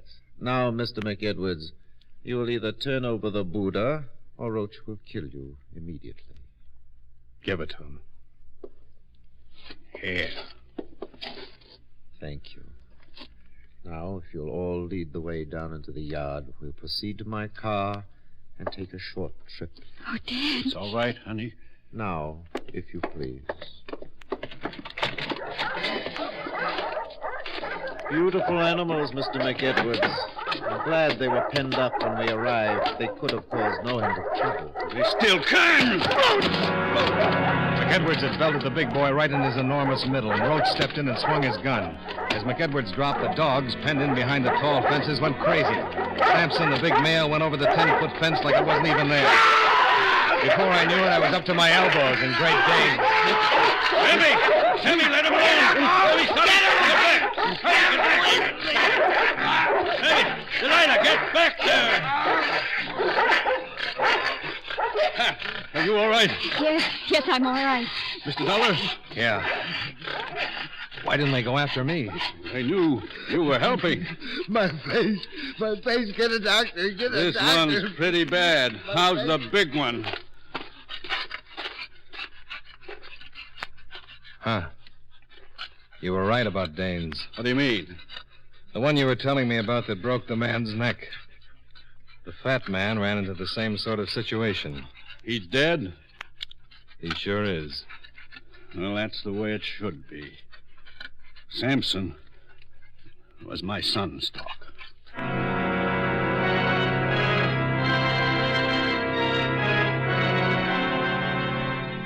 Expense account item 2, $33.85 hotel bill. Item 3 and 4, $299.75. Car rental, plane fare, and incidentals back to Hartford. Expense account total, $527.15. Yours truly, Johnny Dollar.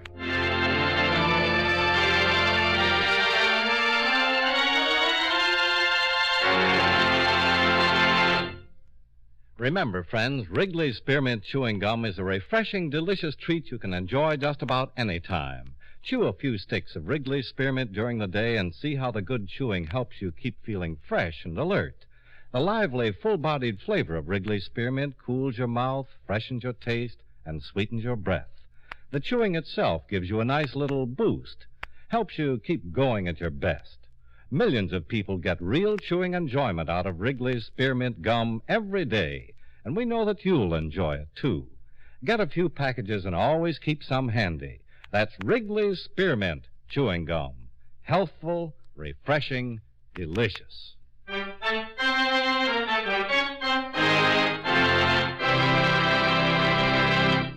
Yours truly, Johnny Dollar, brought to you by Wrigley's Spearmint Chewing Gum, stars John Lund in the title role and was written by Blake Edwards with music by Eddie Dunstetter. Featured in tonight's cast were James Nusser, John Stevenson, Jeanette Nolan, Sammy Hill, Bill James, Herb Butterfield, Robert Griffin, and Edgar Barrier. Yours truly, Johnny Dollar, is produced and directed by Jaime Del Valle. The makers of Wrigley's Spearmint Chewing Gum hope you enjoyed tonight's story of Johnny Dollar and that you're enjoying delicious Wrigley's Spearmint Gum every day. This is Charles Lyon, inviting you to join us again next week at this same time when, from Hollywood, John Lund returns as... Yours truly, Johnny Dollar.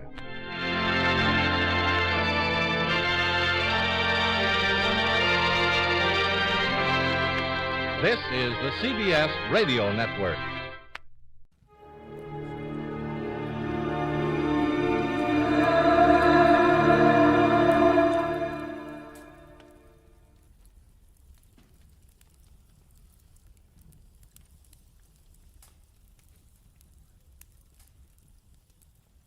When it started, it was simple, just a lawsuit for damages. But before it was over, it was far from simple, and the damages were murder. All because of a red-headed woman, a ghostwriter with ambition, and a match that burned with a bright green flame. From the pen of Raymond Chandler, outstanding author of crime fiction, comes his most famous character as CBS presents The Adventures of Philip Marlowe.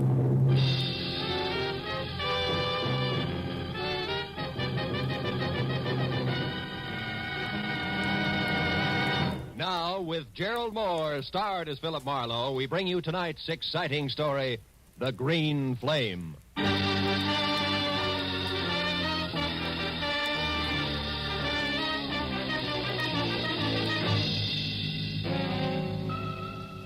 It had been the kind of early start, late finish crowded in between day that had made breakfast coffee, lunch a ham sandwich on the run, and dinner nothing. So by the time it finally ended, it was pushing 9 o'clock, and I was both a little tired and a lot hungry.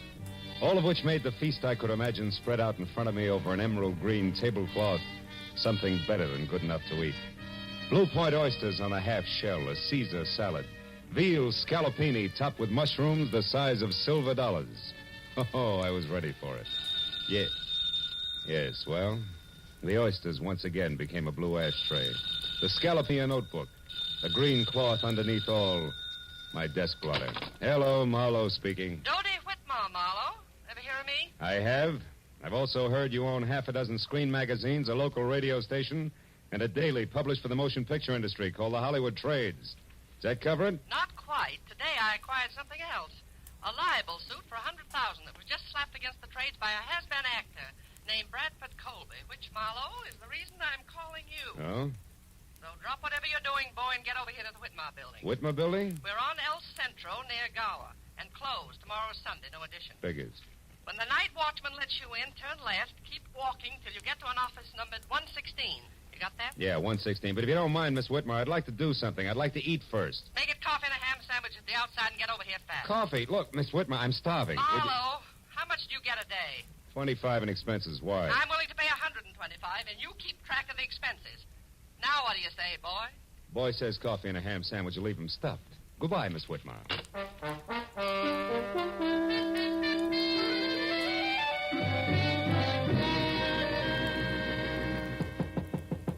Come in, Marlowe. Sit down over here, and if you smoke cigars, don't. I can't stand them. Drink? No, thanks. Marlowe, our A1 gossip columnist, Stanley McGrath, had this to say in today's edition of The Trade. Mm-hmm. The sometimes actor Bradford Colby won't call it quits.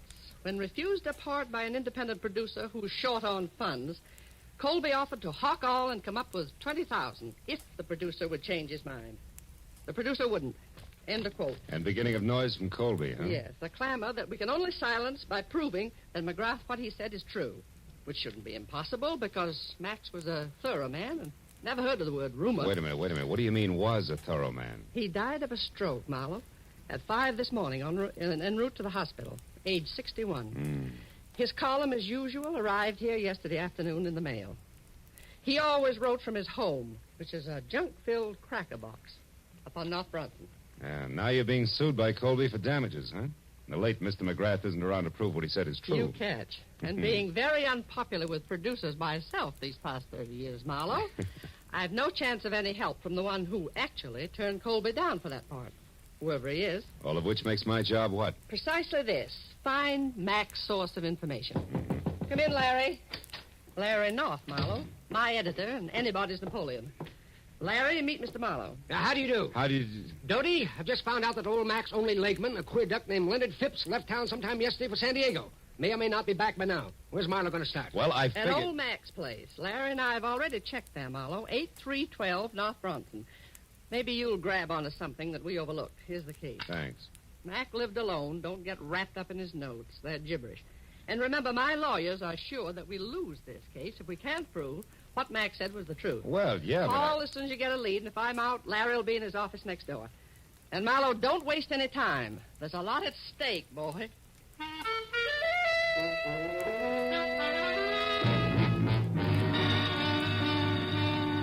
What Dodie Whitmer had labeled a cracker box turned out to be a 5-room, slightly beat-down, almost square house set back some 50 carelessly landscaped feet from a high stucco wall that said the late Mr. McGrath had lived alone and liked it.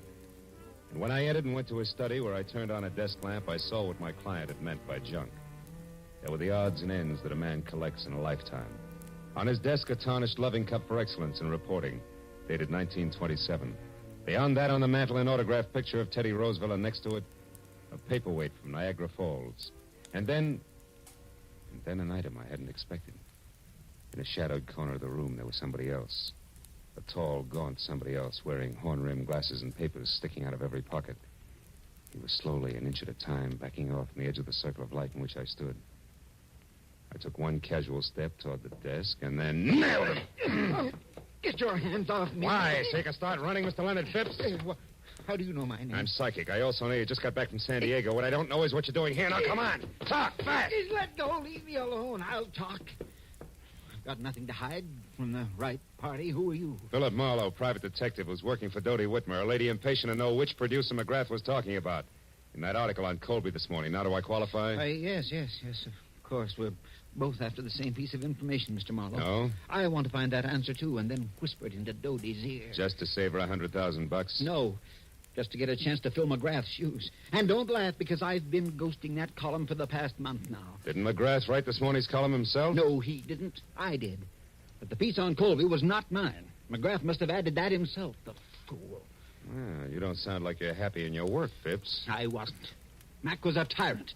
I put up with him because he promised sooner or later to let Dodie Whitmar know that I was doing his work. Don't be too bitter, Phipps. Mac couldn't have known exactly when he was going to die. Well, what if he But could? to get back to the subject, have you any idea where we can get a hold of something real to go on? Yes. Yes, I do. Out there in the living room. Yeah. Follow me, Marlowe. If you can, in the dark. Come back here. Ow! Ooh.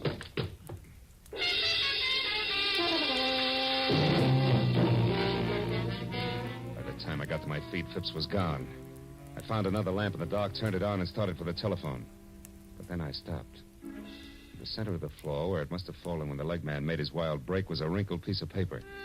When I picked it up and turned it over, I was suddenly glad that Mr. Phipps had gotten away because, in his hurry to leave, he had dropped his checkoff list for Operation Bradford Colby. There were a half a dozen producers crossed off above the notation Mac's Place, but below that, and not yet discounted, was a name I'd never heard before, Sherry Sheldon. At that, I called Dodie Whitmer, gave her a quick rundown on what had happened with Phipps, and then tossed the name Sherry Sheldon in. She talked it over with Larry North before she answered. But when she did, I knew that finally we were all getting someplace. Marlowe, this is good. Larry tells me that Sherry Sheldon is the ex-Mrs. Bradford Colby. Oh? And better than that, a redhead with temperament to match. That kind'll talk. Mm-hmm. Any idea where this item lives? Yes, a bungalow on Cherimoya, 5800. 5800, huh? Larry says it's a quiet, dead-end street, but not to let that throw you. Because from what he's heard about the lady herself, she's very much alive. So play it smart, boy. You're probably in the big time now. Good luck.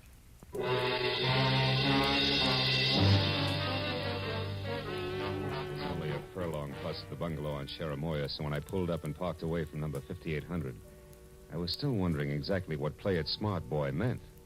When the lady in question was known far and wide as a shock of red hair capping so much dynamite. But a minute later, as I walked toward the house, I labeled that thought introspection, dismissed it, and concentrated instead on an acre of tweed jacket that was unfolding out of a long, honey-colored sedan, parked a little ahead of me. When it straightened up to something over 6.5 feet, slammed the car door shut, and stomped inch-thick soled brogans off in a king-sized huff, I knew that this was an angry man. And in the next second, I knew that it and the thespian Bradford Colby were one and the same. When Colby got to Sherry's doorbell and jabbed at it impatiently for attention, I ducked below a hedge nearby. When the door opened and then slammed shut again, I left the hedge in favor of an on-the-bias palm tree that bowed toward Milady's chamber, where I could both see and hear what had to be an exciting reunion. You said that you knew something that couldn't fail to intrigue me on this of all days. So now that I'm here, start intriguing, Sherry, darling. All right. How's this for a starter? I want, to the penny, exactly 1/2 of the money you're going to get from Dodie Whitmar. Oh, Sherry, how droll. Now, why in the name of the great American dollar do you think I'd give you so much as a sly glance at that delightful little fund? For 2 reasons. The first, I deserve it for putting up with both you and your abominable conceit for exactly 1 year. Still droll, darling. Go on, keep laughing, Mr. Colby. Keep laughing while I light my cigarette with one of these matches, these cute ones that burn with a green flame. Where did you get those? In a little known lodge out beyond Malibu called the Green Flame.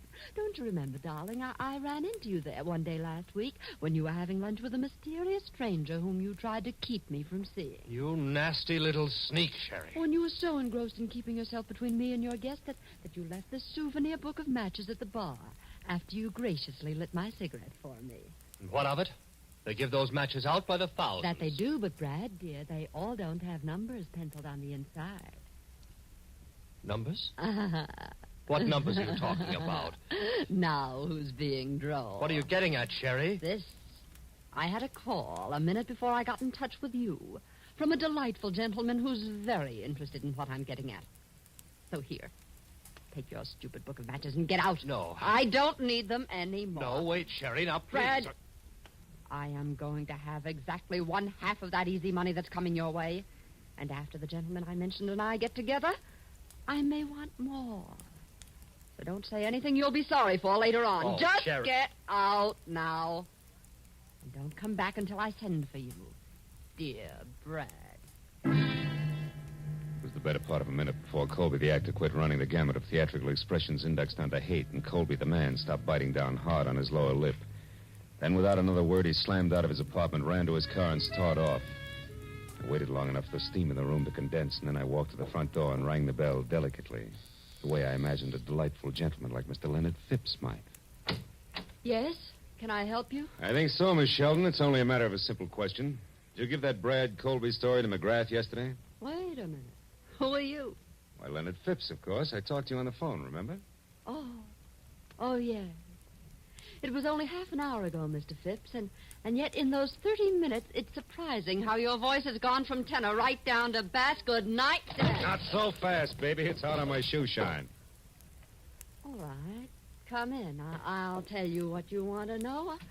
I did give that story to McGrath. I did it for revenge. I hate Colby. And when your revenge boomeranged and the ex came out 100,000 ahead of you, you decided to cut back in. Is that it? Yeah, Wait a minute. You've been listening. How else would you know all this about Brad and me? Same way I know you're a liar about giving McGrath that story. Your in, honey, is strictly something different, like a book of matches that burn with a green flame, an accidental meeting at the lodge of the same name. Let's take it from there. Huh? Yes, why don't you? Right outside, where both you and it belong. Good night, mister. Marlowe, Philip Marlowe, Sherry. But tell me, why the hurry? Anxious to powder your nose before Mr. Phipps arrives? Frankly, Philip, I'm anxious to do just about anything that doesn't involve talking to... What is this? Somebody's hit. Come on. He's over there near the curb. The car didn't stop, Marlowe. No, and that scream sounded pretty bad. Oh, he's dead, isn't he, Marlowe? Yeah. That can mean only one thing to you, baby. To me? Why, who is it? Your late date, Sherry. One Mr. Leonard Phipps.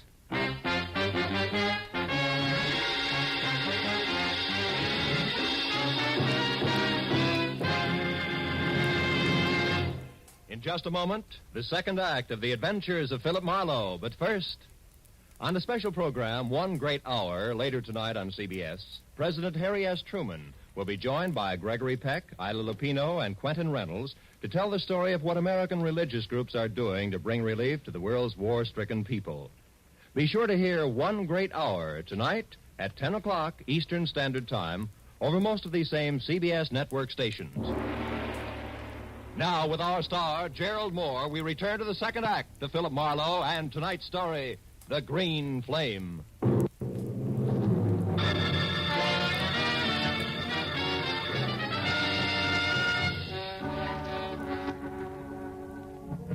As the red-haired, sophisticated eyes stared down at what seconds ago had been Leonard Phipps, the sound of the powerful car that had slammed the life out of him whirred into silence far down the street. All that was left of Stanley McGrath's overambitious leg man was a twisted, broken scarecrow, sprawled over the curb and half up on the sidewalk. It wasn't pretty. And the sight of it cracked Sherry's self-assurance like a rock through a window pane. When she stopped pressing the knuckles of one hand against her mouth and looked at me, she was scared. Clear through. Marlowe, this horrible thing, it was an accident, wasn't it? Oh, sure. About as accidental as if they'd use a sledgehammer on him. Oh, yes. You only wish it was an accident because you're next in line and you know it. Remember, he was on his way to see you when this happened to him. I don't know what you mean. I mean, it's a high-priced game, baby, and they're playing for keeps. So you better level with me and fast. What's so important about those green matches? I don't know. You're a liar. You're going to wind up looking like Phipps here before the sun comes up. No, And stop. tell me the No, truth, you no. little fool. Come on. I am, I swear. Phipps called me because he thought I might have given McGrath that story on Brad, but I didn't. And why was Phipps still interested? Why did he want to talk to you? Because I told him I'd seen Brad with someone at the Green Flame last week, and that Brad was very upset when he found me there. All right, who is he with? I don't know. That's not the impression you gave your ex-husband, beautiful. I was swinging in the dark, Marlowe. 5 people left the Green Flame at the same time. I couldn't tell which one had been with Brad, but I'd know them if I saw them again, and Phipps thought that together we could figure out who it was. Go on. What about the numbers in that book of green matches? What were they? 811. 811? Yes. What does that fit, a hotel room? Well, I don't know that either. You mean it was just another swing in the dark? Yes, but it connected, Marlowe. It scared him when I mentioned it, so it must be important. Yeah? Take another look at Phipps, baby. See how important it is. Now try again, real hard. Remember what 811 means. Marlowe, I just don't know. Please believe me. Maybe you're just thick. Maybe you got too much nerve, but I'll tell you one thing, Sherry. I wouldn't be in your spot for 10 times $100,000 because I don't think you're going to live until morning. Oh, I didn't think that Brad would go this far. What I've told you is the truth. Wait a minute. Shut up. Somebody's coming. It might be Bradford. Now you get out of here. Well, how? I don't have my car. Take mine, that coupe. Here are the keys. Go down to the office of the Hollywood Trades. He won't show his face around there. Find Larry North or Doty. Well, all right, but what about you? Go on, will you? Beat it. I stepped into the shadows of the trees that bordered the walk and waited. I heard Sherry slam the door on my car and burn $5 worth of rubber off my new fist tires getting away. A second later, the visitor I was expecting showed up, but it wasn't Brad Colby. It was Larry North. He ran 3 bustling steps out into the street and watched my coupe scoot out of sight. Then he spotted the corpse. His mouth fell open and he tiptoed slowly toward it like he was afraid he might wake it up. When I moved out into the light, he saw me and turned. Marlowe! Do you know about this? Who is it? It's Leonard Phipps. Phipps? McGrath's leg man? Yeah. Driver didn't so much as look back. What a stinking break. Phipps in a hit-and-run accident at a time like this. Look, you jump to your conclusions, North, and I'll jump to mine. Eh? What do you mean? Phipps knew something fishy about that item in McGrath's column. And Sherry Sheldon knew something fishy about Colby. So from where I stand, Colby couldn't afford to let them get together. No accident? That's a daring observation, Marlowe. For $100,000, I know plenty of guys who do a thing like this every day in the week. You can buy a lot of distance with that kind of money. Hey, you're right, of course. What exactly does the Sheldon girl know? Did you find out? Only partly. Bradford's mixed up with someone else on this deal. Sherry doesn't know who, but if we can get the other tie-in, she'll be able to identify that person on sight. Yeah. Well, did she have anything else? Number 811 in a book of matches. Mean anything? 811? No. Hey, come on, North. Quit staring at him. You're making yourself sick. Let's get out of here. Yes, all right. Well, I guess I better. Bradford Colby must be out of his mind. Maybe. I'll let you know. I'm going to drop in on him now before the cops do and check my theory over with him. Where does he live? Yeah, on Wilcox, a villa in the Midcliff Gardens. Marlowe, I'm going in and talk to Sherry. Maybe I can find out who Colby's working with. She's not here. I sent her down to the paper in my car to stay with you or Doty until things cool off. Yes, but Doty isn't there. She went out for some reason right after you called. There's no one there now but the night watchman. Oh, great. Now, look. Drop me off at Colby's place, and you get down there and find Sherry. She's worth $100,000 to Doty Whitmer, but only if she lives. Now, let's go. While the natty little Napoleon in the elevator scurried off to fetch his car, I ran inside. Put a fast call through to the police and submitted the shortest report on record of a hit-and-run death. By the time I got back, North was waiting at the curb with the door open. I piled in beside him, and 10 minutes later, we glided to a stealthy stop on Wilcox at the ivy-covered archway over the Midcliff Garden gate. Neat slices of amber light poured through a big Venetian blind on the window of a villa at the rear of the court, which North identified as Colby's. And in the same breath reminded me that the actor was a strapping 6'6" and a desperate man.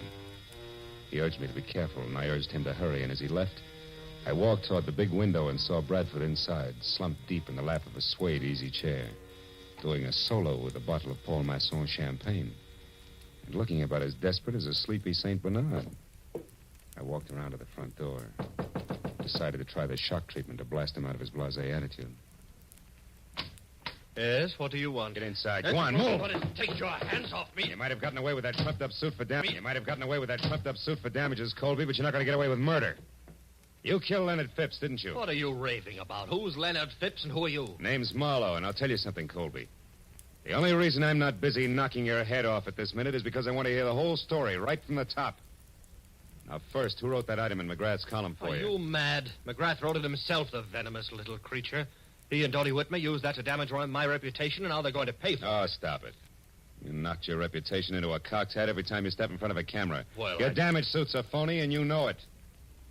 Now, where's that book of matches with the famous 811 inside? 811? Mm-hmm. Oh, yes. Those that burn with a green flame. Yeah. You've been talking with my imaginative ex-wife, I see. She's burning with quite a green flame herself, isn't she? How that woman hates to see me get ahead. Never mind. Where is it? If you'll allow me, Marlowe, I'll just answer this. Bradford Colby speaking. I see. Yes, I heard. That's right. Well, I'll do my best, darling. At least 10. Now, goodbye, Helen. Just an old friend, Marlowe. You can let your eyebrow down again. Helen, huh? You know, you always were a lousy actor. I'm getting a little sick of you, Colby. And I've got a hunch I'm due for quite a stall, so start talking, huh? Where's that book of matches? Easy, Marlowe. Take it easy. Here it is. Come on, let's see it. Of course. Here, take a good look. Oh! What a character. Up to your chin in trouble and you make waves. Lousy snoop. Oh! That does it. Tough guy. You're not leaving, Marlowe. You're staying right here. And just to make sure... Oh, you don't, Colby. Oh! You sucker. Should have loosened your corset. I waded through the chunks of glazed ceramics that Colby had smashed on my head and worked hard to hold back the wave of darkness that kept rising up under me until I made it to the kitchen, where I splashed a few quarts of cold water on my face. And then I went back. Colby was still holding down the hooked rug he landed on, and the book of matches that had started the argument was on the floor beside him. I picked it up and opened it. The number was there, inside, written in blue wax pencil. But I thought I'd made a mistake. Until I realized that maybe Sherry Sheldon had made the mistake. When that idea hit me, it brought another one along, and I remembered that Colby had received orders by phone to delay me. Oh, my... Then I knew I'd better hang onto my head and move, but fast. I rolled him over and found the keys to his car. I was halfway out the door when he came to. Stop. Come back. You can't leave here. It's my exit, not yours, ham-bone. Good night.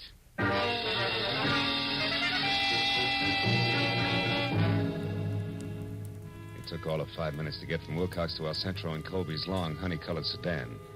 And on a hunch, I drove down the alley to the back door of the Whitmer building. The hunch paid off. Because I had stopped and turned on the parking lights when the door opened and I saw exactly what I'd expected. The watchman was on the floor out cold, and the little Napoleon in elevated shoes was staging a big exodus with his arms full of a very limp redhead named Sherry Sheldon. As soon as he saw the honey-colored car, he started talking. Brad, you idiot. I told you to stay home. Did you do it? No, she's only unconscious. There wasn't time. We'll have to finish it someplace else. Put her in the back seat. All right. Here. Now, let's get out. Marlowe. Don't move, little man. I'm too tired for any more trouble. I'll shoot first. So you're the boy on the inside with all the brains, huh? You cooked this whole thing up with Colby. He gets libeled and sues Dodie Whitmer for damages, and then you two split the settlement between you. Correct me if I'm wrong, North. You got your chance when McGrath died after turning in his copy. All you had to do was write that one libelous item, include it in McGrath's column, and nobody could ever explain where the story had come from. That stupid fool, Bradford. I could never trust him to do anything right. Is that why you killed Phipps? Yes. And if Brad Colby had held on to you for another 5 minutes, I would have had time to get out of here. Yes, and so would I. Sherry, are you all right? No, not yet. Hey! No. Oh. Where he and Brad are going, Marlowe, I'd never get another chance to even the score. Oh, baby. You handle a spiked heel like Babe Ruth handled a bat. He's out. Yeah, but Phil, you should see what he hit me with. Oh, brother. Come on, beautiful. It's time to turn out the lights, get in touch with Dodie, and call the law. Let's go.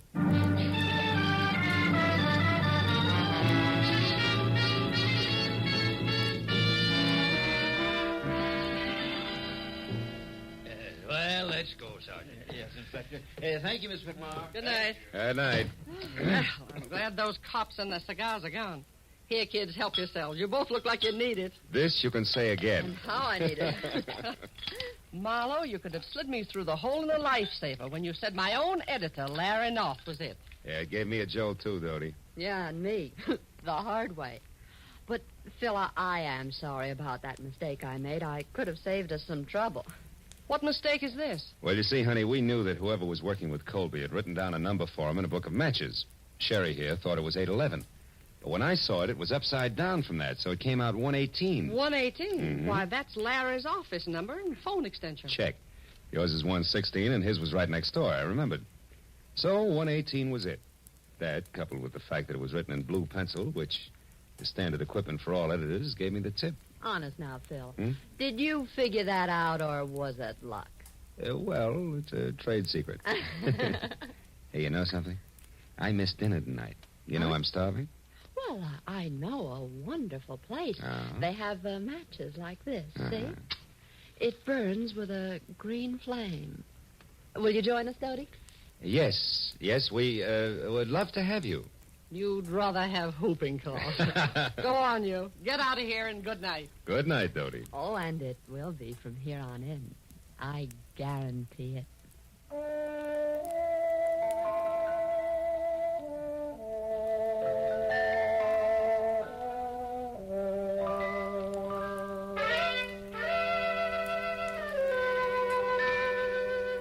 A wonderful supper was waiting for us at the Green Flame restaurant. It was all arranged by a call from Dodie. And it waited until it got cold because we didn't show up to eat it.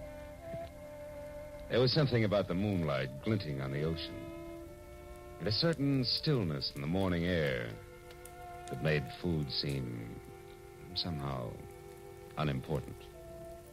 So when I finally dropped Sherry off at her place on Cherimoya, went home to my apartment on Franklin, it was either very late or very early, depending on the viewpoint. There was just one lonely sardine and a cold baked potato in the refrigerator. So I ate it. Then I sat down on my bed to light my last cigarette. But I wasn't disappointed when the match flared into an ordinary yellow flame.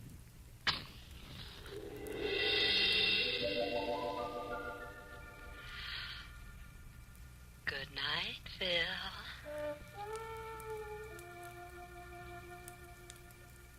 Happy Marlowe.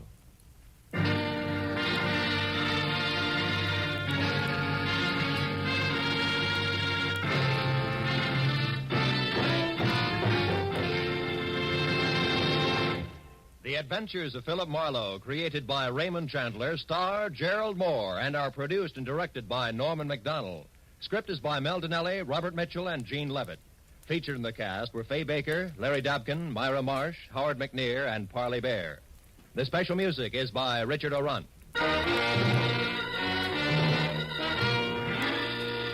Be sure and be with us again next week when Philip Marlowe says... It was a grim joke that started when 6 heirs came to an ugly house on a rain-swept island to hear a madman's will.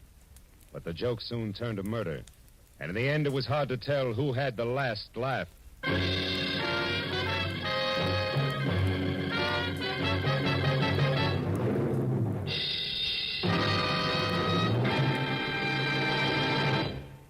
Tomorrow night, Helen Hayes stars in the famous comedy The Farmer Takes a Wife on CBS's Electric Theater. And Eve Arden stars as America's favorite schoolmistress, our Miss Brooks. You'll delight in the expert comedy of these two great feminine stars when the Electric Theater and our Miss Brooks come your way tomorrow night over most of these same CBS network stations. This is Roy Rowan speaking. Now, stay tuned for Gangbusters, which follows immediately over most of these same stations.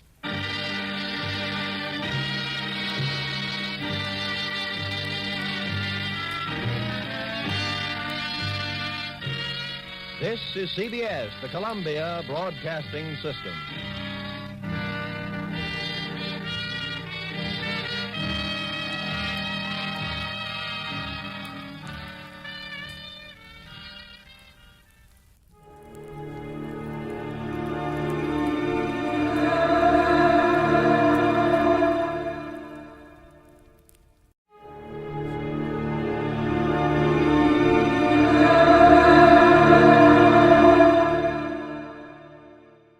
National Broadcasting Company presents The Adventures of Sam Spade, Detective.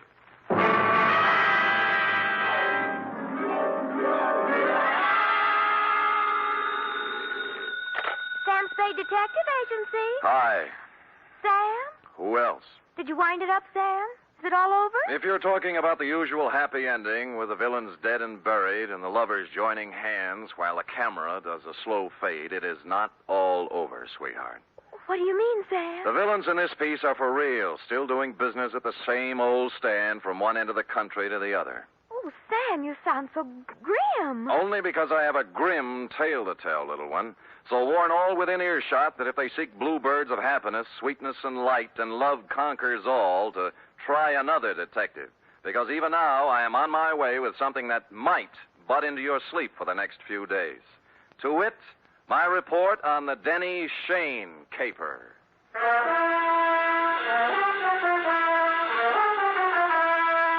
For NBC, William Spear, radio's outstanding producer-director of mystery and crime drama, brings you the greatest private detective of them all, starring Stephen Dunn in The Adventures of Sam Spade.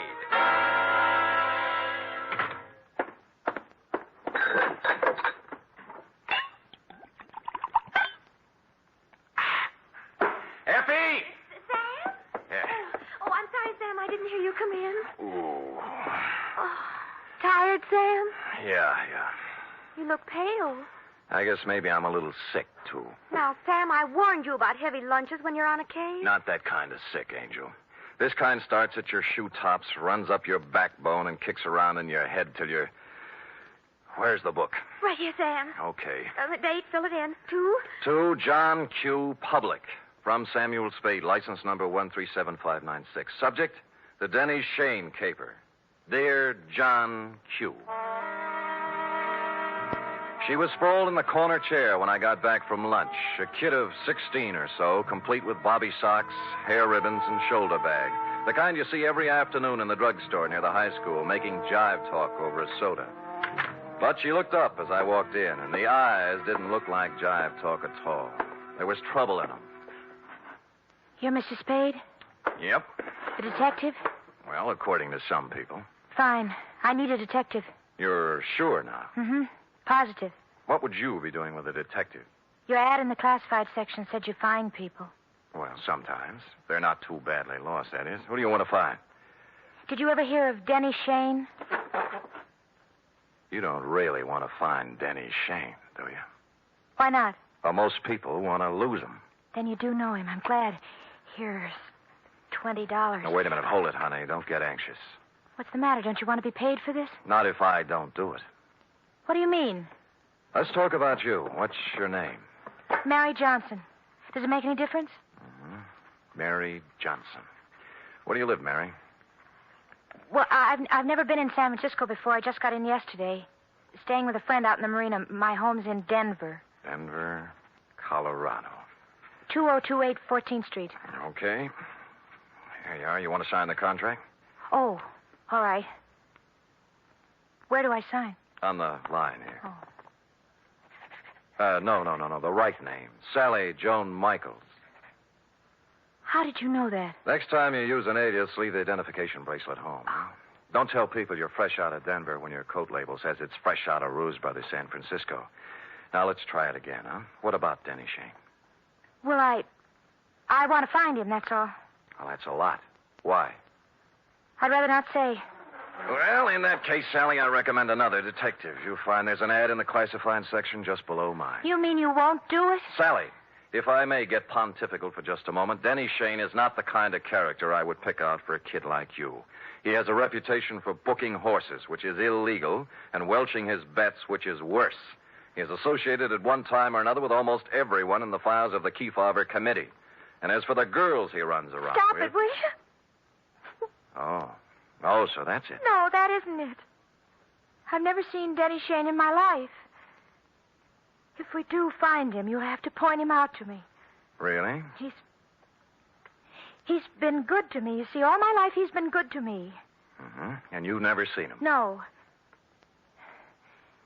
Denny Shane is my brother, Mr. Spade. My mother died when I was born. I was adopted, but Denny went to an orphanage, and I guess he sort of ran wild after he got out. Yeah. What do you mean he's been good to you?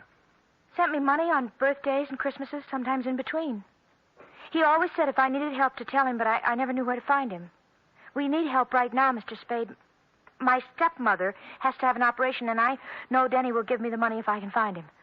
Why did you tell me all those black lies? I was afraid you'd call my folks. They'd be horrified if they found out. Oh. This is the truth now. Girl Scouts honor. Yes, Mr. Spade. Okay, you run home and study your algebra, and I'll look up Shane in court. No, I've got to talk to Denny myself. You're sure you want to come along? Oh, yes. Okay, but I'm going to have to leave you outside while I talk to his friends. Let's go.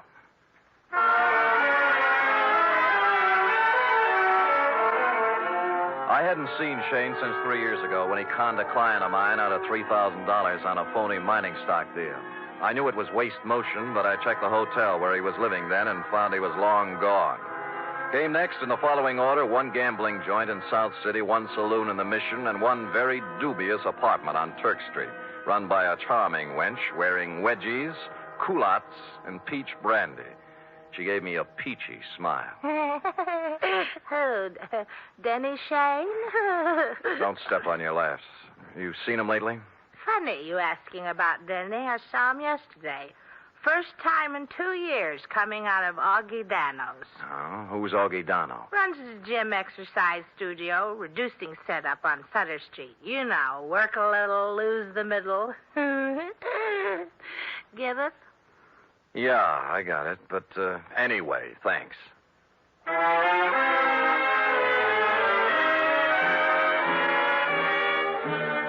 So we took off for Augie Dano's. We'd been together 2.5 hours so far and exchanged maybe 2.5 sentences. She just sit quietly in her corner of the cab with her hands folded on her lap, looking straight ahead. Sally. Hey. Oh, What's the matter, honey? nothing. Oh, now, come on. You can tell your Uncle Sammy something's eating you. Now, what is it? I told you. You're sure it has nothing to do with Denny and you? We settled that. I don't know, did we? You know, I got an ache in my bad knee. Is that good? Nope. I only get it when things are going sour on me. Well, here's Augie Dano's. Come on, you can go in, too. This place looks respectable for a change. The gold lettering on the door said Augustine Dano, Masseur, Scientific Reducing. And inside was an expensive-looking reception room with birch paneling, potted palms, and antique leather chairs, into one of which I stored Sally while I made bold to enter a door at the rear marked private. Oh, now, there. Look what you made me do. I am sorry. Oh, dear me, you should be. My best perfume all over there. I'm sorry. I didn't mean to slam the door, lady. The draft. This is a private office, sir. There is a button outside clearly marked ring and wait. That I did not see, and once again, I am so sorry about spilling the perfume. Oh, my. Toujours, my regret. TV. Hmm? $12 an ounce. Oh, well, I regret TV, too. Now, look, how about announcing me to the professor? But now, if you mean Mr. Dano, he's quite busy with another... Miss Rudnick, if the envelopes are ready, Oh, who's this? You've got me. My name's Spade. Spade? Spade. The detective? Yeah. Detective? Oh, what... Just a minute, Miss Rudnick. Would you have your nerve barging in like that? I thought you were a client. All right, Miss Rudnick. All right, here. Well, 4 bits. Now, buy yourself another quart. well, I never. This I can believe. Well, what do you want, Spade? Well, I'm looking for Denny Shane. Someone saw him walk out of here yesterday. Shane? That's right. Well, what's the matter? Some trouble or something? No. His kid sister's trying to look him up. Oh. That's funny. What? Well, that someone saw him coming out of here. I'd never heard of the guy. Of course, we got people in here all the time, salesmen, agents, friends of clients, But no Shane. Not that I know of. What's he look like? Oh, about my height, blue eyes, pale complexion, too thin to be coming here as a customer. Well, I wish I could help you, pal, but like I say, so many people come in and out of here, Sure. Thanks anyway. Bye. Bye. Any luck? No, never heard of him. Come on. Too bad. Where to now? Oh, there are a couple of more places. After you. Cab's gone. Well, I told him not to wait. I thought we might have something to eat across the street. I'm not hungry, thanks. Look, you better call your parents. No, don't. I told them I was spending the night with a girlfriend so they wouldn't worry. That's another big black lie. Look, I'm tired of playing this way. I want it all. I told you. You're eating your heart out over something, and it's not Mama's operation. It's something bigger, and it hurts worse. And don't tell me any different because it's written all over your face. Please don't ask me any more, please. Oh, skip it. Where's the cab? Don't take me home. That's just where you're going, honey. Well, What's the matter? look, coming up the street. Is that... Yeah, Denny Shane. You're sure? Of course I'm sure. I've got to be positive. I'll prove it to you. Denny? See? Yes. Denny, come here a minute. Oh, Sam Spade, isn't it? Yeah. Well, you recognize the kid? No. She's your little sister. Sister? What are you talking about? I haven't...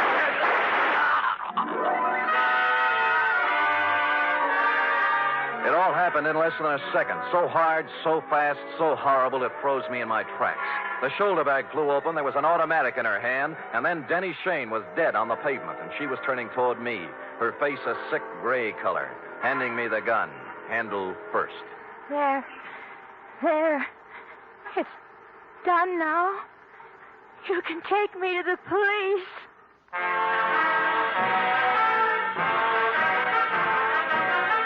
You are listening to the weekly adventure of radio's most famous detective, Sam Spade.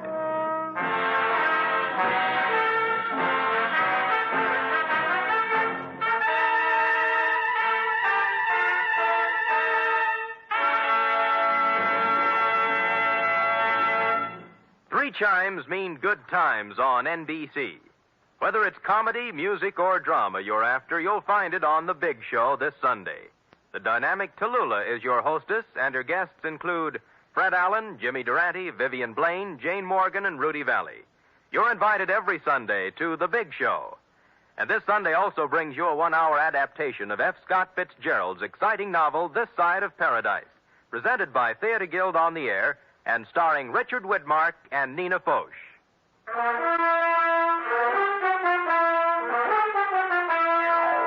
And now back to the Denny Shane caper, tonight's adventure with Sam Spade.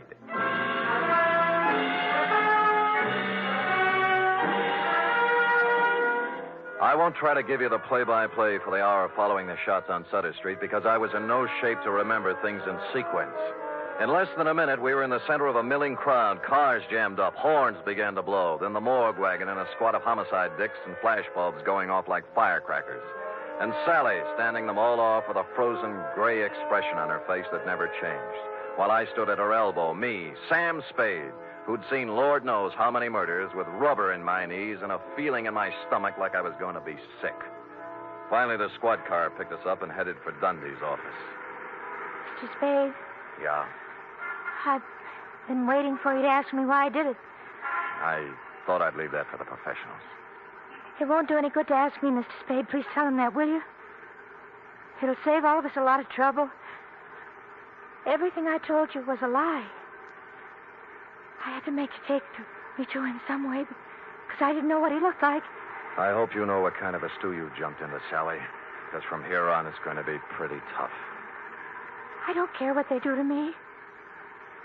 I've had nothing to live for a long time now. What do you mean? Sounds stupid, doesn't it? 16 years old and nothing to live for. Ah, Sally. Tell them not to ask me any questions. Tell them I'm guilty. Sentence me or do whatever they do. I'll never tell them why. I'll never tell them why.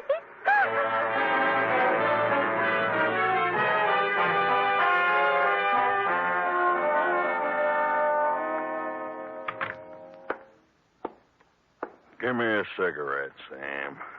Yeah. Why did I have to grow up to be a homicide, Dick? No dice, Lieutenant? No dice. It's her old man's gun. Hooked it out of his drawer this morning before she left for school. I still think she's mixed up with Shane some way. Dundee, believe me, that's one thing I can guarantee. She didn't know Shane from Hopalong Cassidy. Well, I'm only falling back on the standard answer to this kind of a clam bake, Sam. This is not a standard clam bake. You're telling me. You know, Sam, it kind of scares you. What the Sam hell's happening to our kids? A 16-year-old girl still in high school walking up to someone on the street? Shut up, Dundee. Oh, I'm sorry. It's got me, too. She's resting on the couch in there. Stick around till I get back. I gotta go down and wait for her folks.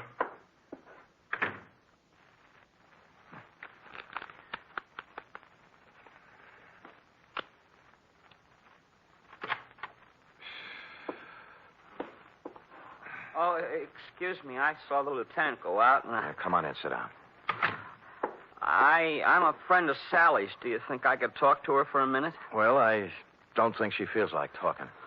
Look, I got to, mister. I got to talk to her. What's your name? Eddie Tucker. I go to school with Sally. I've been waiting for 3 hours outside for a chance to talk to her. Can't I, please? What's it about? It's kind of personal. Okay, through the door there. Oh, thanks. And leave it open. Oh, yes, sir. The minute he went in, I slid along the wall into a corner between the door jamb and a file case. And through the doorway, I could see them both in a mirror on the far wall of the inner office. Sally, What are you doing here? I had to see you, Sally. I heard about it, and I had to see you, that's all. You're wasting your time, Eddie. It's all over and you know it. You shouldn't have done it, Sally. You know what I promised you. I know what you promised me all the other times, too. This was for keeps, honest. So were the other times. All right, look. Look at this, see? Out the window. Watch. Now, do you believe me? Eddie, it's not your fault anymore. I don't blame you, honest. All those promises... I'll keep this one, Sally. Honest, I will. No. You're a zombie, Eddie. You know what a zombie is? Someone who moves and walks around, but who's dead inside. Go away. Now. Go away. He got up slowly and walked past me out the door, rosy-cheeked, 17, with a tired, old man look in his eyes. A few minutes later, the matron came by, and I left her with Sally. The window in Dundee's office opened onto a second-floor roof below, and directly beneath it, I picked up what Eddie had tossed out. A set of car keys in a leather case, plus a third one that looked like it belonged to a school locker with the number 339 on it. And written in ink on the leather inside, like a memo, was Denny Shane, 778 Turk Street, apartment 4.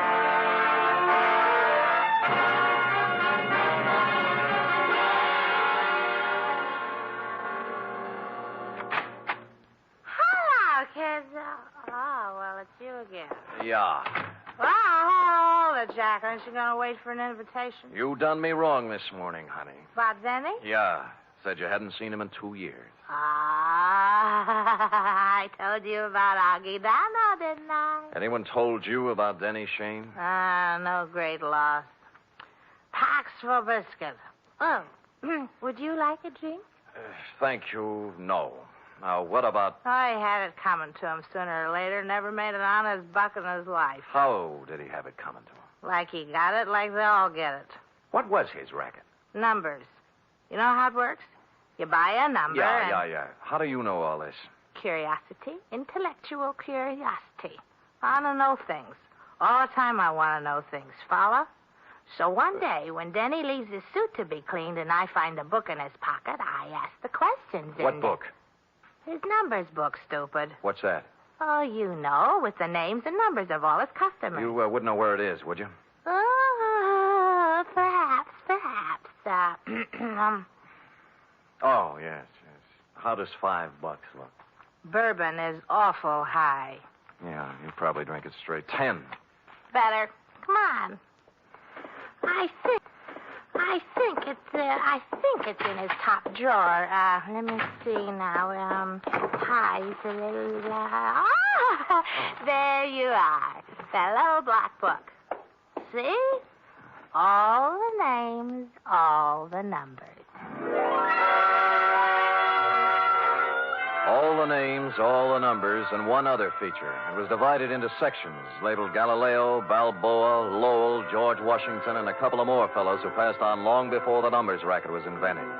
Under each was a list of names. Eddie Tucker's was on the page headed Thomas Jefferson, and after it was number 339-7th Street. At this point, several bells rang. The odd key in Eddie's case didn't belong to a locker. It went with a box in the main post office on 7th Street. Hey, now look, fella. It's 11 o'clock Yeah, at my night. name's Spade, clerk. Look. See? The license. I don't care about the license. The rules and regulations of the United States Postal Service. I know, through rain and sleet and snow and hail. But there's been a murder, you see. Murder? Yeah. Oh, well, in that case, I suppose we Great. Where's the mail for the boxes? on the table over there, but it isn't distributed. If you'll wait a shake. I'll wait a shake.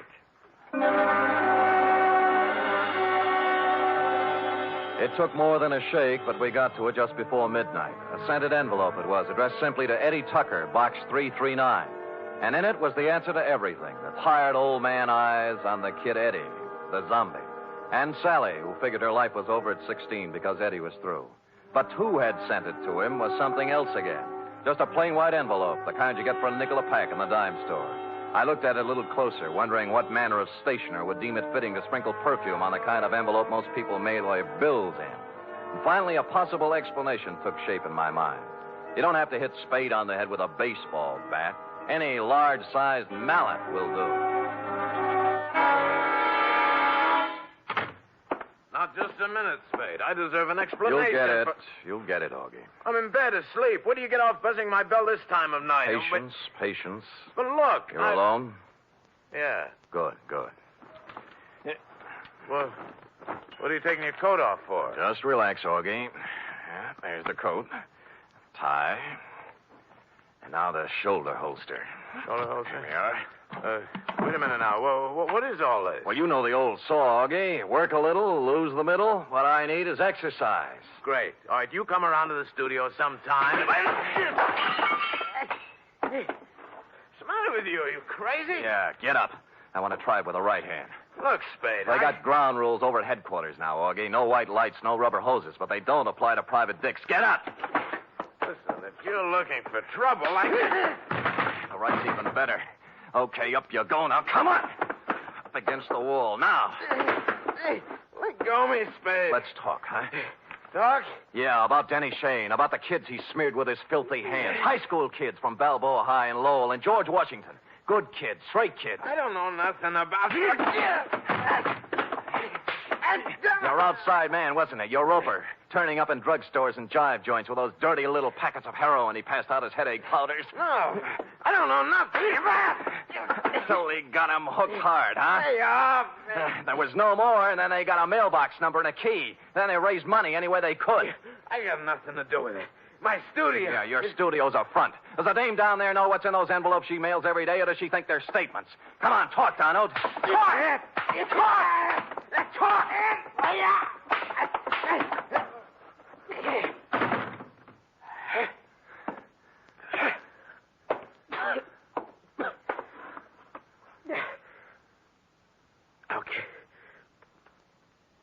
Okay. I'll talk.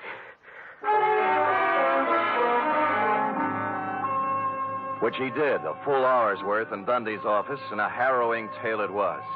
I felt like printing up 1 million copies and mailing it out to every father and mother in the country.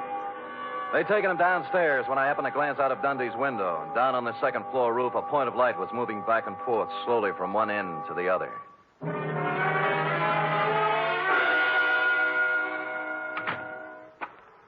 Eddie. Where are they? Where are those keys? I've got to have them. Here. Oh, thanks. My car. I couldn't get home in my car, you see. You don't need to without kid the me, keys. Eddie. I know all about it. Oh. I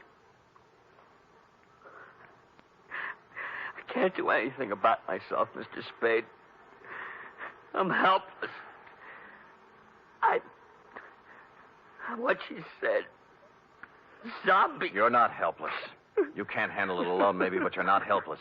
Other guys have licked it, and you can, too, if you want it bad enough. I want you. Honest. Good, that's all you need. And we'll take care of the rest. Let's go, huh?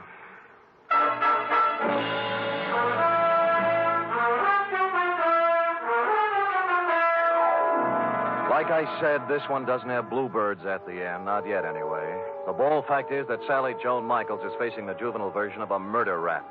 However, the best criminal lawyer in town has volunteered to defend her, and the state will be represented by the most half-hearted prosecution that ever set foot in the courtroom. Eddie Tucker's entering a sanitarium tomorrow, making him luckier than some of the other kids in that little black book. What about yours, John Q? Period. End of report. Well? Oh, I don't know what to say, Sam. I feel so awful. I guess I'd better not make any comments at all. Me too, sweetheart. Let us lose ourselves in our work. Me in this cheap novel you were reading, and you in the merry chatter of that 1906 model Oliver. Scoot.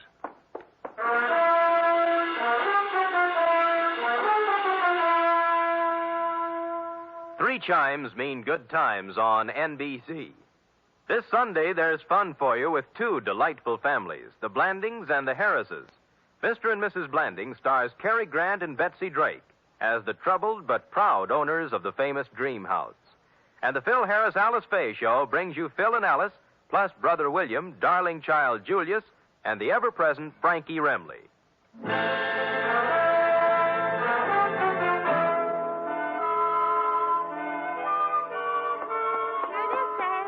Amazing. Oh, not really, Sam. There's nothing amazing. Don't sell yourself short now. I'm just a plain garden variety secretary, Sam. Look at that. Immaculate. Not a mistake. Oh, Sam. And in 26 seconds flat, in just the time it took that man to read a short announcement, you type out 5 copies of a 28-page report. In my book, that is amazing. All right, I admit it, Sam. I'm amazing. Good, good. And another thing. What's that? I'm hungry. Oh. And tonight is sauerbraten night at Schroeder's, and Max Nishi's letting girls in now. Cherub, as you may have gathered, I didn't collect a fee off this one. Oh, but Sam, I still have $10 you gave me last week to cover my back salary from 6 weeks before that, so we really... Schroeder's it is, yes. Let me go home and put on my other shirt. And I'll get my sauerbraten hat. Good night, Sam. Good night, sweetheart. She is amazing.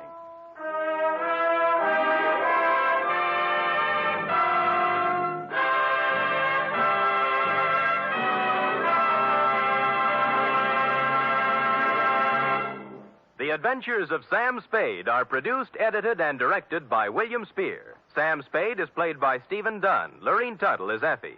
Also in the cast were Kathy Lewis, Paul Frees, Kathleen Freeman, Lou Merrill, Bill Tracy, and Jerry Hausner. Script for tonight's adventure by Harold Swanton. Musical scoring by Lud Gluskin, conducted by Robert Armbruster.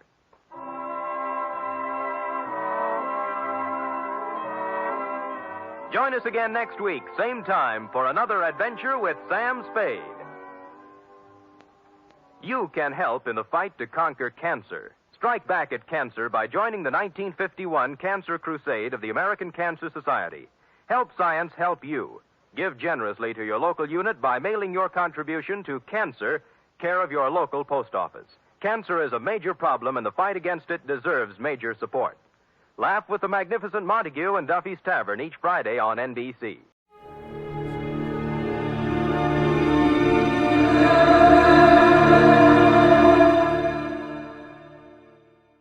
In just a moment, Suspense with Lucille Ball. Hi, Harlow. Well, look who's here. Say, it's mighty nice of you to be sitting around all week just to hear me tell more about Autolite. Oh, I haven't been waiting around all week. Why, I was way up in Oregon. Oh, that's swell. That's swell. Hey, Hap, do you know the real story about Autolite Stay Full batteries? Well, sure, I know the real story about Autolite Stay Full batteries. Needs water only 3 times a year in normal car use. What a battery. Stay full, that is. Why, by Cornelius, an Autolite Stay Full battery has more liquid reserve than a centipede has legs, than an ocean has waves, than a rabbit has, well, rabbits. Water? Whales spout it, geysers gush it, people drink it, but Autolite Stay Full batteries carry good old Aquapura so long and so well, they take a drink about as often as you have a birthday, a wedding anniversary, and a New Year's celebration. Only 3 times a year in normal car use. And let me tell you something else. You'd better get an Autolite Stay Full battery before... Before you go on some more, Harlow, let's listen to Suspense.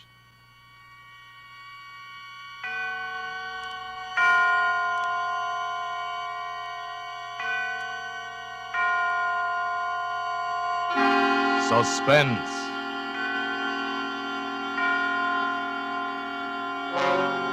Autolite and its 60,000 dealers and service stations bring you radio's outstanding theater of thrills. Starring tonight, Miss Lucille Ball in Anton Leader's production of A Little Piece of Rope.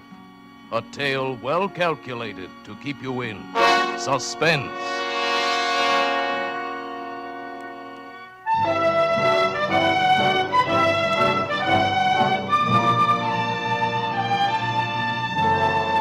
They said I'd never make good here in Hollywood. Everywhere I went, it was the same story. Sure, they'd see me, but the minute they took a look at my baby face, all I'd get was advice and excuses. No job. My last try was for a schoolgirl part. I was too baby-faced to even land that one. I was walking home, still wearing the school uniform that I'd bought to help me get the part, when I got the idea. Then I remembered another thing. It was years ago, reading an old copy of the Police Gazette in Grandpa's attic. Printed about 1880, I guess. With their falsely youthful faces, dressed as innocent schoolgirls, these vicious females haunt the vicinity of select young ladies' seminaries.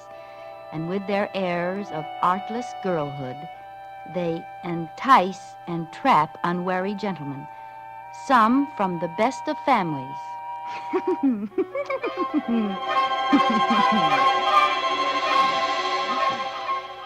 It was funny then. But now, well, those gals were suckers. I take the exclusive gents for all they've got and give absolutely nothing. That's how I made good in Hollywood, up to $1,000 a month good. I just take a little walk.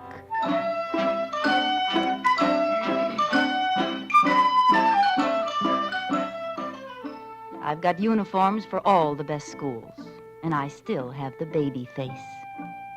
So help me, lots of those kids look older than I do. When school's out, I let some old wolf pick me up. They always want to park up in the hills or some other lonely place. I drop my compact. He bends over to pick it up. I let him have it with a special little blackjack I carry.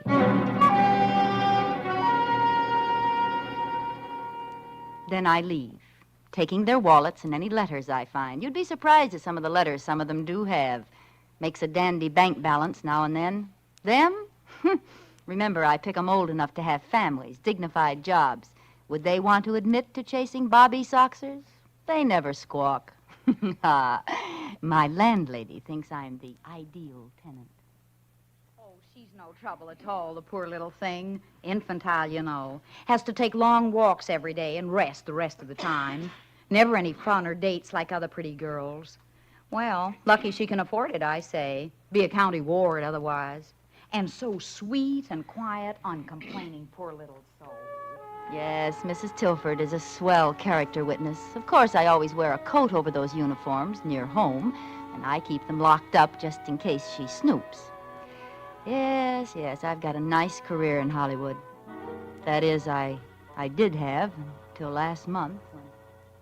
You going out in this cold, Isabel? Oh, this is a good heavy coat. Well, don't you overdo now. These walks are just what the doctor ordered. Anyway, you sure look healthy enough. Oh, thank heaven for that.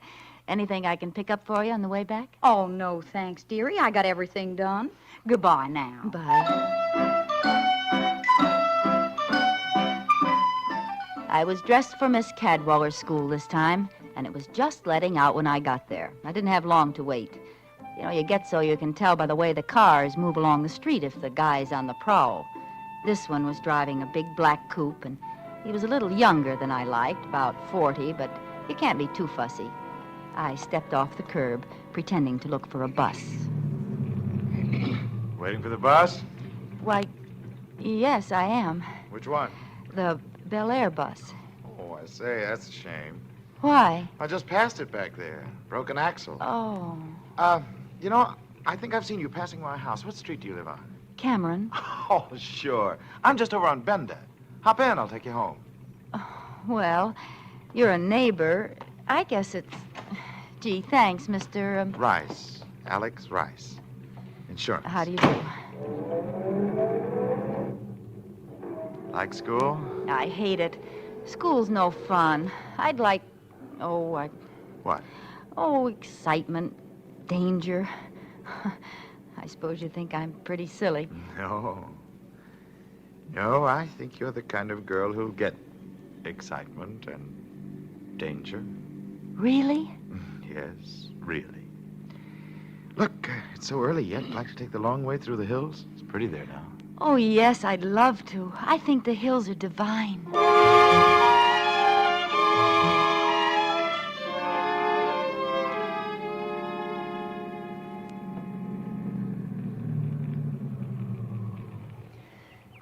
Oh, isn't it just out of this world?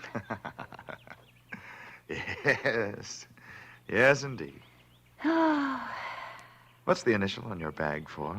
the initial? Yeah. Irma? Oh. Inez? Ingeborg? Oh, Ingeborg, you made that up. No, it's Swedish. Imogene? No, Irene.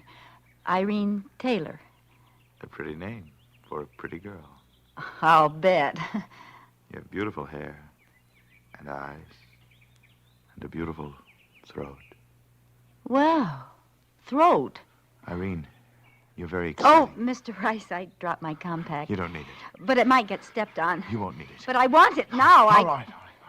Don't yell so. Here, I'll get it for you. Oh! Character, huh? Well, here, roll back a little. There. Well, what do you know? Rope. Now, why would a guy carry a piece of rope in his inside breast pocket? Nice wallet. Well, goodbye, Mr. Rice, and thanks for everything.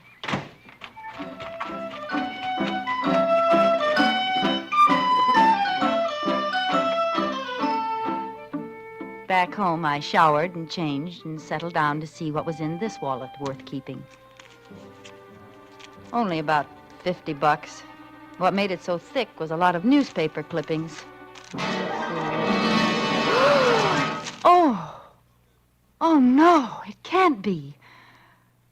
But it was. Those clippings were all about the strangler who'd murdered 5 girls in the last year, left them in the hills with a piece of rope around their necks and never a clue. And Alexander Rice carried his press notices. Alexander Rice carried a little piece of rope in his inside breast pocket, picked up girls, drove into the hills. And Alexander Rice wasn't his name. No, his driver's license said Benjamin Carney. I had picked up and slugged the strangler. My latest sucker was the most dangerous man in the country.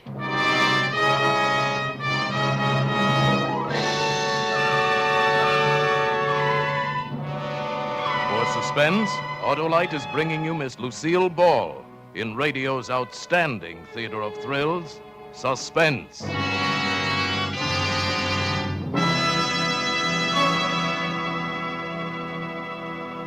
Say there, neighbor. I didn't get going very well on those Autolite stay-full batteries. Now, look here, Harlow Wilcox. Never mind. I'm right back in there pitching. Gee, if I could only tell you about every one of those 400 Autolite automotive, aviation, and marine products. Well, that takes real breath, lots of breath. And while I'm not as short on taking breath as an Autolite stay-full battery is on taking a drink, not by a jugful, even I just haven't got enough breath for that. Well, if you just stop talking so much... I can sure wind up and sound off on those Autolite stay-full batteries, though. Making camels look like topers is just the beginning with them. They've got oversized electrical capacity plus fiberglass insulation. You know what that means, my friend? Well, sure, I know what that means. It means you should find out for yourself how long these batteries are bound to live. You'd have to hibernate like Rip Van Winkle. I guess you could at that if you had an Autolite stay full battery in your car. I've got an Autolite. Why, the way those Autolite engineers designed that Autolite stay full battery is so darned ingenious by Cornelius that you could pay as little attention to your Autolite stay full battery as Rip Van Winkle did to old Father Time. Go down to your Autolite dealer and get one right away. There's no better buy in batteries, my boy, because no better batteries be behind the byline of Barlow Bilcox. Now, look, Wilcox. Oh, you got bees in my bonnet now. If you'll only pipe down, we'll hear some more of Suspense.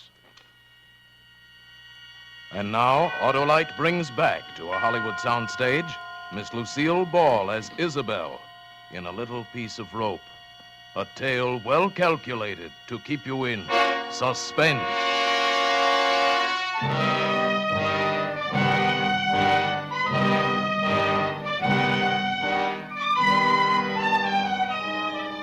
At first, I just shivered over my narrow escape. Why, if I hadn't been out to get him, he'd have gotten me. I'd be number 6 in tomorrow's headlines. Then I suddenly realized I was the only one who could identify him. I can't be silent and let him go on killing. I've got to go to the police station and tell them. I started to go out when it occurred to me I couldn't. I didn't dare go to the police and take the chance of exposing my own racket. If that ever came out, and it probably would, San Quentin, here I come. It seems they're a little stuffy about people who carry blackjacks and steal wallets and sell letters. So, instead, I went for a walk. A real one this time, and just tried to think. Pretty soon another thought hit me. He knew I could identify him by now. The Strangler was no fool. He'd have me figured out and know the kind of place and time to look for me. And he'd certainly be looking for me, to kill me, to shut my mouth forever. I had to find a way to...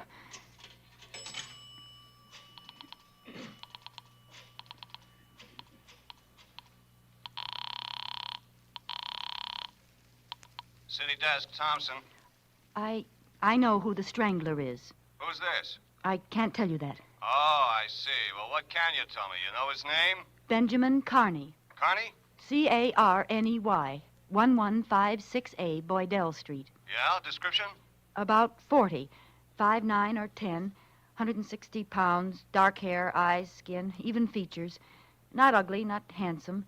Drives a big black coupe, late model. Got it. Any identifying marks? Mustache? No, nothing. And how do you know this guy's the Strangler? I just know. Goodbye. Hey, wait a minute. So you can trace the call?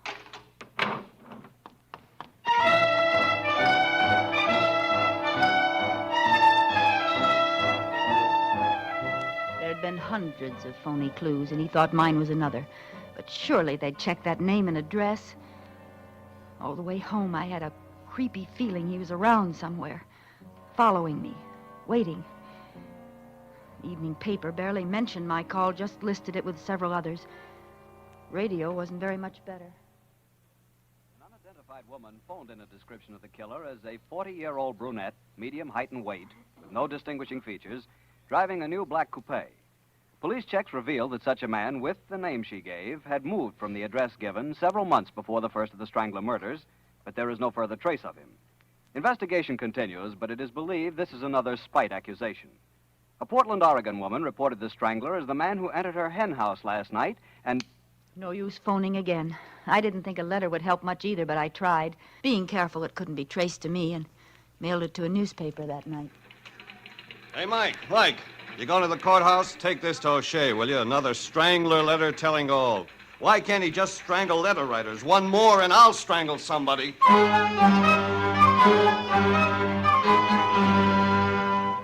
Another failure. The letter wasn't even printed. I was getting jumpy from being cooped up like a prisoner. What if he couldn't find me as long as I stayed home? I was losing money every day I didn't pull my act. I could leave town, but why should I give up this good thing, my perfect setup? I'd been doing fine. In another year, I could quit the racket, make friends, invest my money, maybe even get married. But now this had happened. I'd never be safe. Not as long as we both lived. I finally faced it. I have to find him and kill him.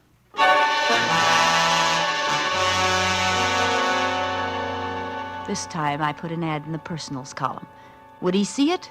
Well, I'd run it till he did. A.K. Rice can book your rope act for mutual profit. Have immediate out-of-town engagement. Signed, Slugger. Rope act. Mutual profit, huh?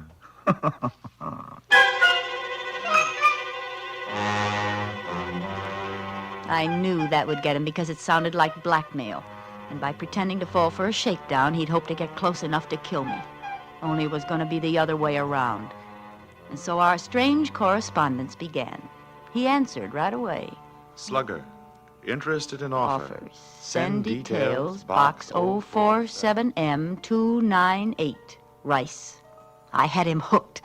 I didn't lose any time writing. Dear Mr. Rice, I have an invention which I think you'll want for your rope act. It's expensive, but remember, it's completely silent. And yours exclusively if we agree on terms. Signed, Slugger. Mm-hmm. Completely silent. It's delicious. And expensive. Yes, indeed.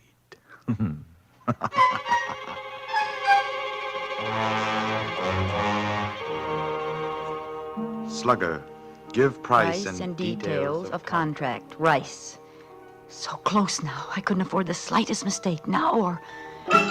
Dear Mr. Rice, 5,000 cash buys complete assortment of paper and leather goods. Time and place of meeting must be my choice, but decide fast. I must leave town immediately. Signed, Slugger. P.S. You should never have left that snapshot in your wallet. It's awfully good of you. Snapshot? I thought I... Oh, no. I didn't burn it. So, the little lady's in a jam. Needs money to hide out. And I can help her make her getaway? Oh, I can indeed.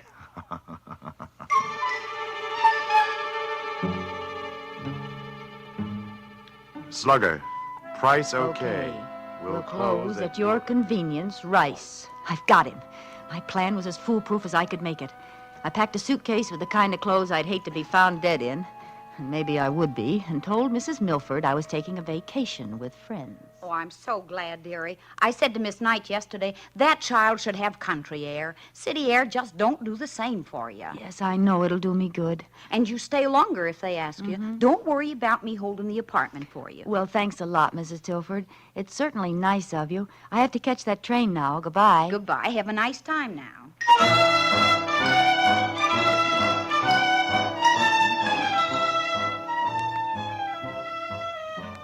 I took those awful clothes to the bus depot, changed, washed, and let the soap dry on my face till it was white and shiny and 10 years older. With my hair skinned back tight under an old beret, I saw a stranger in the mirror. Baby face was gone. Good. No one had noticed me, and looking like this, nobody would. Then I walked to another apartment I'd rented by phone last week. It was in a dingy neighborhood.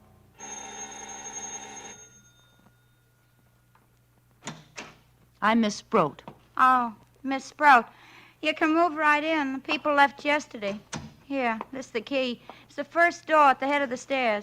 Fine, I'll go right up. It ain't clean yet. Them stairs bother me so. No, I'd really rather do it myself, thank you. Well, I'll just leave you alone then. Now I was Miss Annie Sproat, librarian, and I looked as much like Isabel Towns' baby face as an alley cat looks like a Persian. I sat down to write the last letter.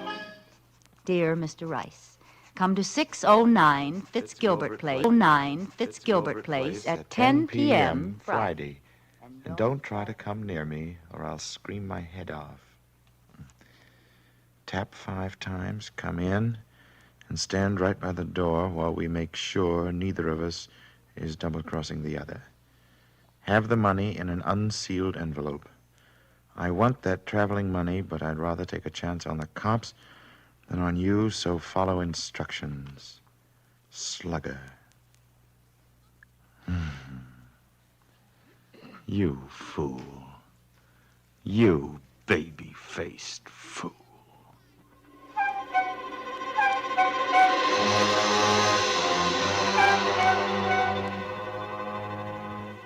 He'd have to make sure the layout was right before he'd dare attack me. And the more precautions I took, the more he'd believe I was on the level. Near the door where he'd stand, I put a chest with a lamp on it. That was my booby trap, that lamp. The room was so dimly lit, he'd have to light my lamp to look at the wallet. And when he pulled the light chain, he'd shoot himself. I had a gun fixed where the bulb should be, and the chain pulled the trigger. It was set to get him in the chest. Heart, if I was lucky. Dead or not, I'd leave him there for the cops, with his wallet and clippings. Pretty cute, huh? And I'd skip out the back way with all that beautiful money, go to the depot, become Isabel Towns again, safe and free.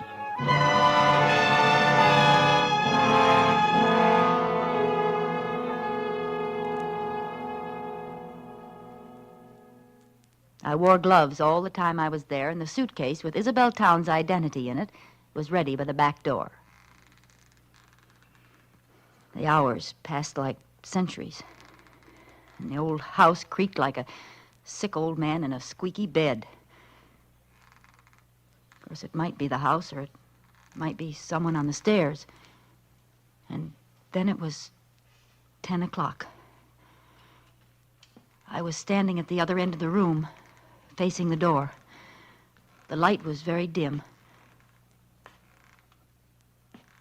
I heard the feet coming up the stairs, or was it just the creaking of the old house? No.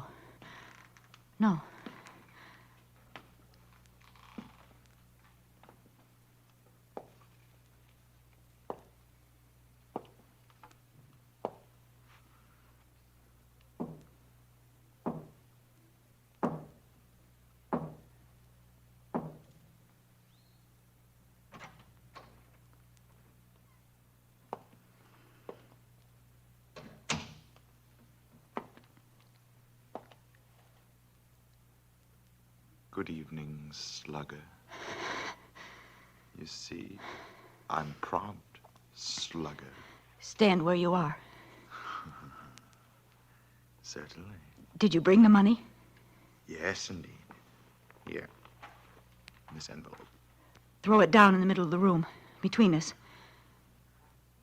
Go ahead, throw it down. It'll stay there while you examine the leather goods. Do you have the wallet here? Yes. Throw the money. I can't reach it from here, you know. It's quite safe. All right. There. The wallet. Where is it? On that chest beside you, by the lamp. Yes. Well, thanks, slugger. Aren't you going to look to see that everything's there? Why should I? I trust you. So long, babyface. See you around. He's gotten away, alive. He must have guessed I'd done something to the lamp, so he was still alive and still dangerous. But at least I had the money, the $5,000. I picked up the envelope and opened it. There was nothing in it but pieces of newspaper cut to the size of bills. Why, you dirty cheat! I ran to the door and opened it. I looked out, but he wasn't in sight. Maybe I could catch him before he got out of the house. Oh, you won't get away with this. I stepped into the hall, and before I could turn, I felt the rope around my neck. His hands were pulling it tight. Oh, baby. I told you I'd see you around, didn't I?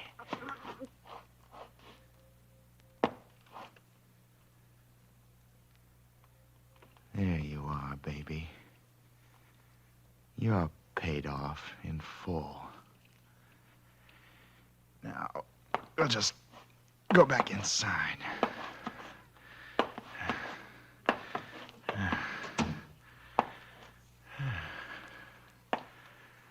Let's see.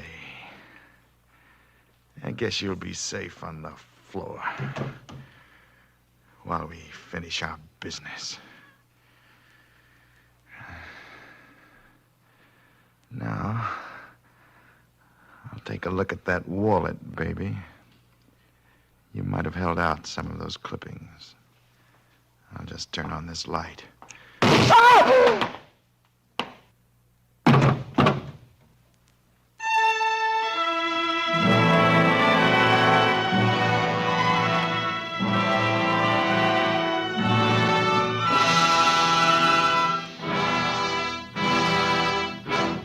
Thank you, Lucille Ball, for a splendid performance. Miss Ball will return in just a moment.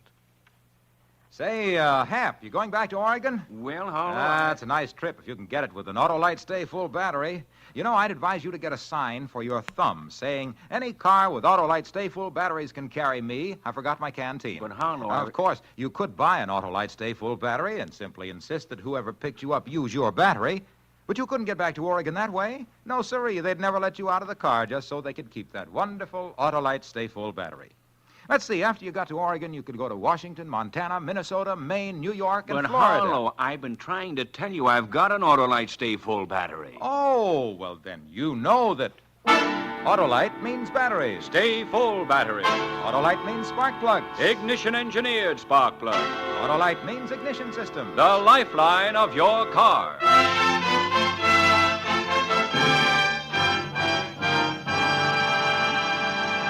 And now here again is Miss Lucille Ball.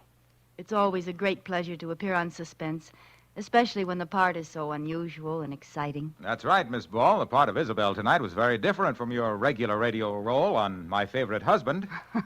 Plug? Why not? Why not? Something like, listen to Lucille Ball as Liz Cougat on My Favorite Husband every Saturday night. Over your favorite CBS station. All right? Wonderful. And I hope all of you will be listening next week when Suspense presents William Powell in a role that's also different from the parts he's been playing lately. He's playing a man who's just stolen $250,000 and then finds out that... But you'll hear about it next Thursday when Suspense brings you Give Me Liberty, another gripping study in... Suspense.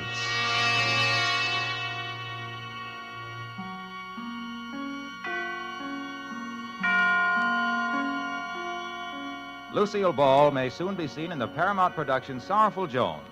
Barry Kroger was heard tonight in the part of the Strangler. Tonight's suspense play was written by Virginia Cross, with music composed by Lucian Moraweck and conducted by Lud Gluskin. The entire production was under the direction of Anton M. Leader.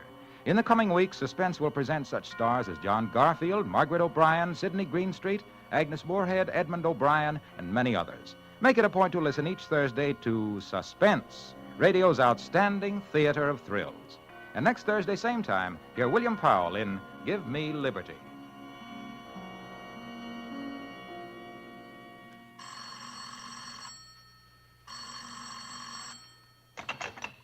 This is the Autolite Suspense Show.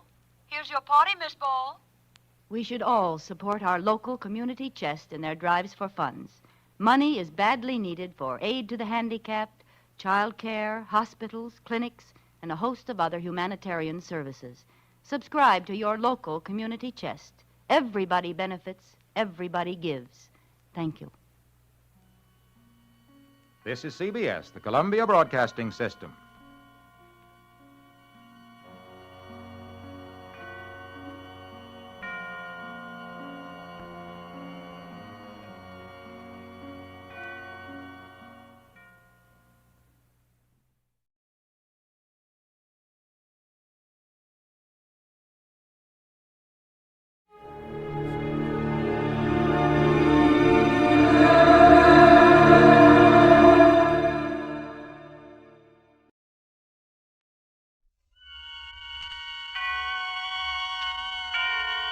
Autolite and its 96,000 dealers present Suspense.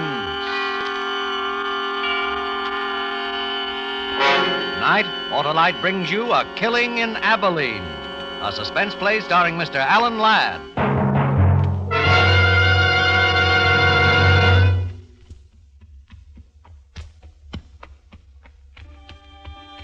I traveled hard for 300 miles to find the man who killed my brother. I'd come down out of the Snake Range that morning, followed the river trail through the canyon. And that afternoon had found Pleasant Valley. A handful of buildings, desolate and huddled in the cold shadows of the mountains around. Tall, dark. No man appeared as I rode through the town. Only a dog challenged, and he from a safe distance. Then it was quiet. About a quarter of a mile beyond an easy rise, I saw what had happened to the people of the town. There were maybe 60 or 70 standing in a circle. And as I got closer, I saw they were gathered around two men. Two men who were digging. You stay put, horse.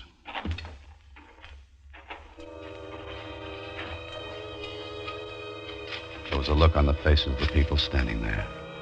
Even the kids peeking from behind skirts and trouser legs. And it was something I'd seen before. It wasn't a good look. It was the look some people had had 2 years before in Abilene, when we'd discovered my brother's body. In just a moment, Mr. Alan Ladd in the first act of A Killing in Abilene. Hi, Harlow. Oh, what do you got there? Christmas present, Hap. You got one already? Yes, sirree, and it's an Autolite Stay Full battery that needs water only 3 times a year in normal car use. Why, my car will really cut a caper over this capable Christmas cheer. You believe in giving your car some holiday spirit, too, eh, Harlow? I sure do, Hap. And because the Autolite Stay Full battery has over 3 times the liquid protection of batteries without Stay Full features, it helps eliminate one of the greatest causes of battery failure. And that's mighty important to the spirit of every car owner. And your gift will last a long, long time, too, Harlow. Right you are, because the Autolite Stay Full battery gives longer life. 70% longer life, in fact, as proved by tests conducted according to SAE minimum life cycle standards. A wise selection, Harlow. Yes, friends, for quick, dependable starting, treat your car to an Autolite Stay Full battery. The battery that needs water only 3 times a year in normal car use. See your neighborhood Autolite battery dealer. And remember, you're always right with Autolite. And now, with A Killing in Abilene and the performance of Mr. Alan Ladd, Autolite answers many requests in bringing you a story of the Old West, hoping once again to keep you in suspense.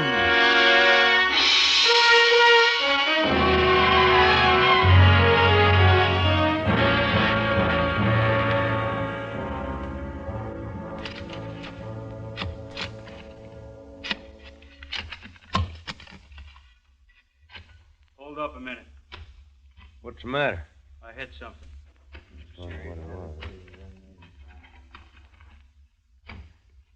Wait. Better go slow. Dig around this side.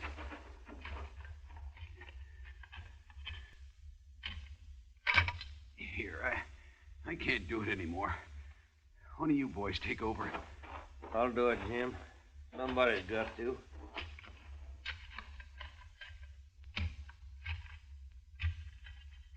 It's him, all right. I seen his shirt. You were right then, Ben.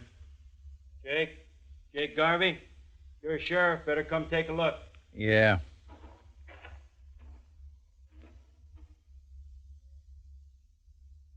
That's him. That's Fred Costin, all right. Fred! Fred! Oh,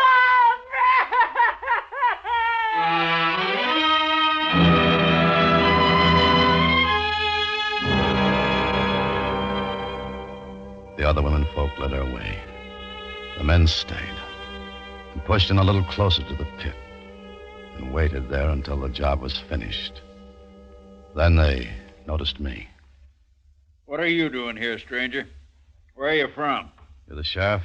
That's right. Jake Garvey. Amanda's my name, from Abilene. So? I'm looking for a man in these parts. Calls himself Lee Burridge. Who did he say, Sheriff? He said Lee Burridge, Ben. You tell him we'll take care of him. What do you want him for? What's it matter what he wants him for? We know what we want him for. Come on. Now, there ain't gonna be no trouble. I'm the law in Pleasant Valley. I'll say what we do. We elected you, Sheriff Jake. We could unelect you. Like Ben said, it was Burridge killed him, and you know it. I've got to talk to you about Burridge, Sheriff. It's important. All right. My office back of the meeting house. We don't need no talk about Burge. We need to do something about the ugly son. Come down, boys. Let's get on back to town. We'll take her as she comes.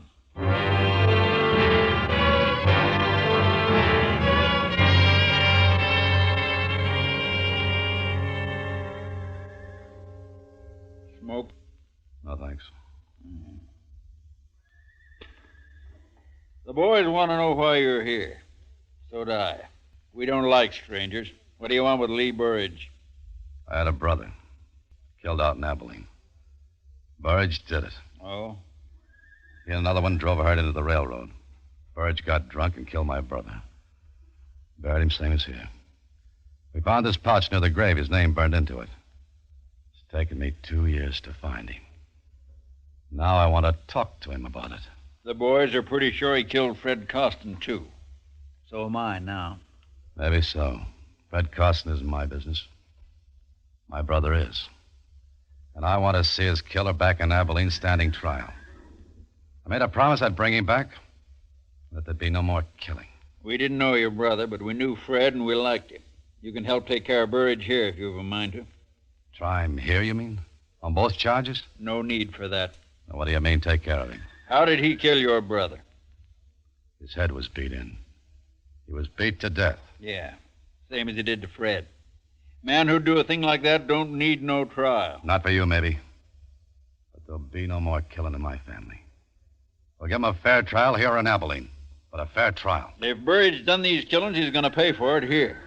I don't go for lynching. We don't call it lynching when we hang a man for murder. If you don't like it, go on back to Abilene. Maybe I'll do that. When I take Lee Burridge out for trial. I don't know what you're trying to do. I suspect it's get Burridge out of town.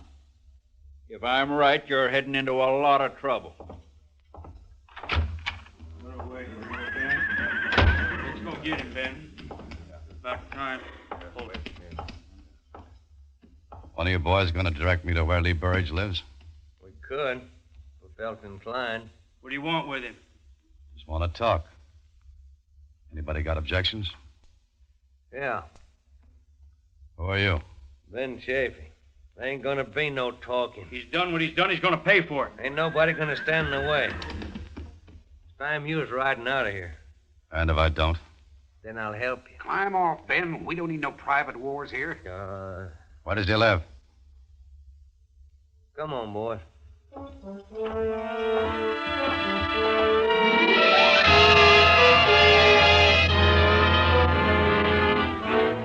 He turned away from me and moved into the sheriff's office, leaving me alone to walk down the strangely quiet street. Towards the hills, the thunderhead was beginning to gather, moving in slowly. Near the end of the street, two men were building a coffin in front of a small house.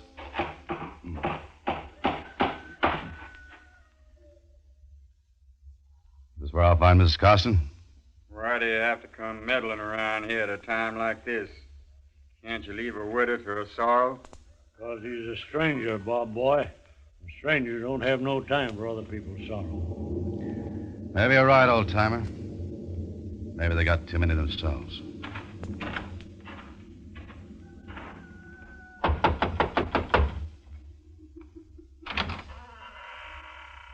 Yes? I'd like to talk to you, ma'am. Could I come in? Can't you see this house is in mourning? Ma'am, I know how you feel. How can you know what I feel? I had a brother once. Killed by this man, Burge. Oh, I'd like you to help me. It was 2 years ago my brother was killed.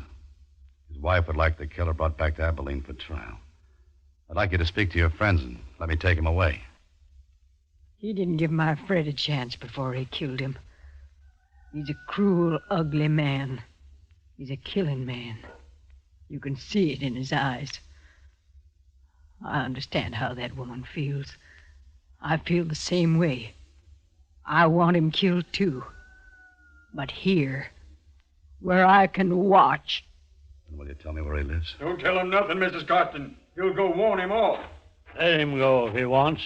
I say a man's got one life to live, and he's got a right to lose it any dang way pleases him. I'll tell you where you can find Lee Burridge.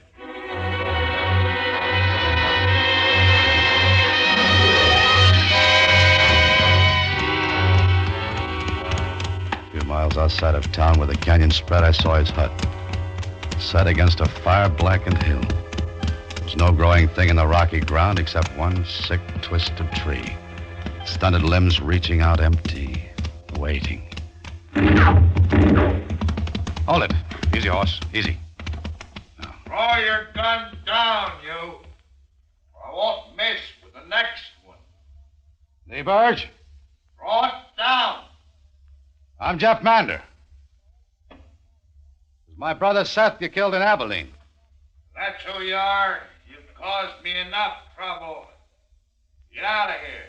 They'll give you a fair trial there. Stay here and you're going to be lynched for Fred Costin's killing. Don't come no closer. Nobody's going to lynch me while I got this. Listen to me. I don't hold no love for you. I shouldn't care what happens to you. But it took me 2 years to find you. Now I'm taking you out. Don't come no closer. Put up your gun. I'm warning you. Put up your gun! I knew he was shooting to miss. But I didn't know what would happen if I moved closer. So I got out of his canyon.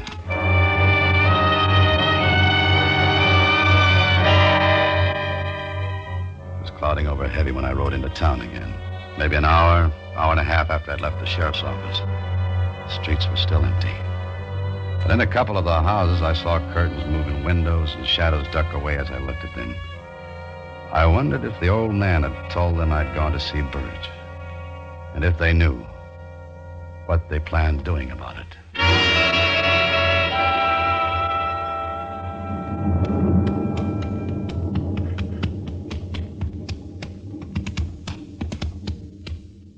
Old-timer? Yeah. I see you had to talk with Burridge. You see. You ain't wearing a gun. He get the drop on you? Yeah. Surprised he didn't kill you. So was I. Did you tell them I'd gone there? Yep. What'd they say? They said if you get Burridge first, they'd get you. They said you should go back where you came from while you still can. I will after I settle with Burge. Where's the sheriff? I went off with the boys. After Burge? Yep. They're going to wait till dark. Then they're going to stream up. Why are they going to wait till dark? I want to be with them. I thought you didn't like lynchings. I don't, but I want to be there. Well, I was told if you come back to town, you'd have to be with them. Don't make me use this, son. Just turn around and we'll join the rest of them. All right. And I'd suggest you stop your talking about Lee Burridge. From what I overheard, you close to sharing a rope with him.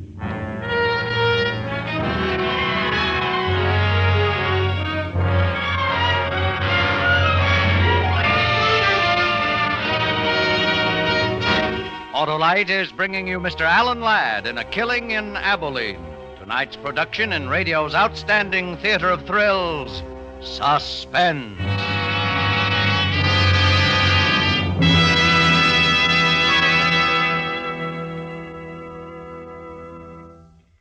Well, Harlow, only 8 shopping days till Christmas. Well, that doesn't bother me, Hap. I'm giving everybody an Autolite Stay Full battery, the battery that needs water only 3 times a year in normal car use. Even folks without cars? Well, sure. Why should they be denied the pleasure of having that fine, fit, faithful friend that gives 70% longer life? Says who, Harlow? Why, everyone knows the Autolite Stay Full battery gives 70% longer life, and this is proven by tests conducted according to SAE minimum life cycle standards. Sounds mighty powerful. It sure does, and it's because every positive plate in an Autolite Stay Full battery is protected by a fiberglass retaining mat to help reduce shedding and flaking and keep the power-producing materials in place. Go on, Harlow, go on. Well, friends, this Christmas, present your car with a famous Autolite Stay Full battery, a battery that needs water only 3 times a year in normal car use. See your neighborhood Autolite battery dealer tomorrow. And remember, you're always right with Autolite. And now Autolite brings back to our Hollywood soundstage Mr. Alan Ladd in Elliot Lewis's production of A Killing in Abilene, a tale well calculated to keep you in suspense.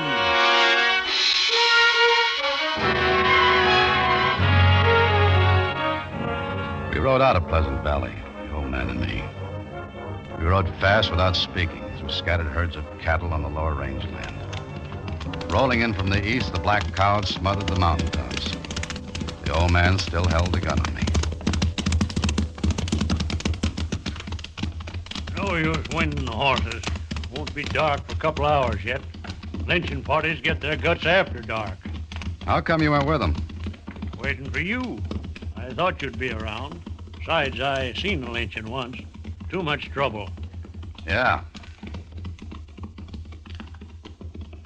You still figuring to take Burridge with you to Abilene? I can try. Ain't that going to be a mite daring without a shooting iron? Might be. I'm surprised after 2 years looking for him, you didn't shoot him when you found him. That's not what I come for. Why not? Killed your brother. I made a promise to somebody. His wife? Yeah. Mine, too. What was it between Costin and Burge? Well, I don't know. Nobody's seen much of Burridge in the past couple of years, ever since Ben told us about how he was a killer. Ugly man. Just ugly mean. You said Ben told all of you Burge was a killer? Yeah. Guess it's your brother he killed. That right? That's right. And now, because of him, you might get killed. But why? They think you made it up about your brother. They think you're trying to take Burridge away. Do you? Well, I haven't decided yet. We ford the stream here. I'll watch your footing.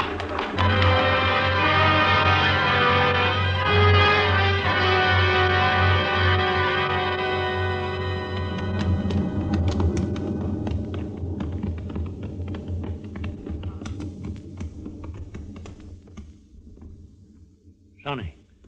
Yeah? They haven't seen you yet. You still got time to get out. You let me go? No. I've come this far, I'll finish it. Well, I always said a man's got one life, and he's got a right to lose it any dang way pleases him.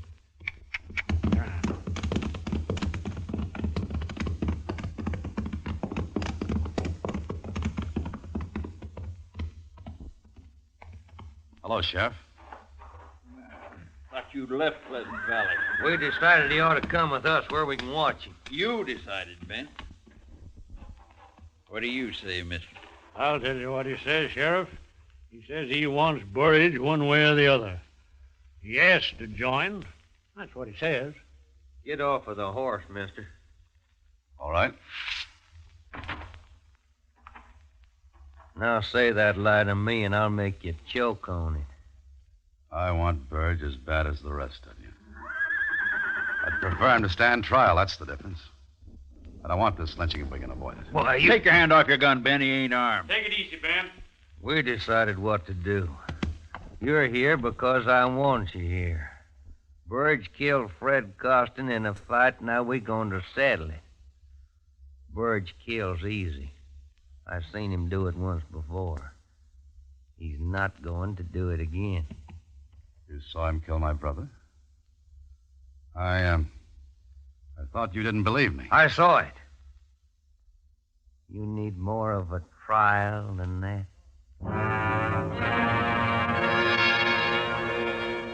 I looked at the faces, angry, filled with hate. And I thought of the ugly man up in the canyon in the broken-down shack.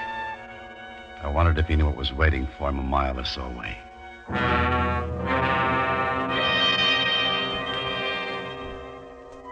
It was quiet then. Storm clouds are quickening the end of the day. The party became shadows sitting nervously or smoking.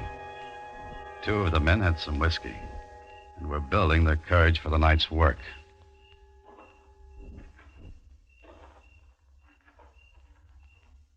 It's nearly dark.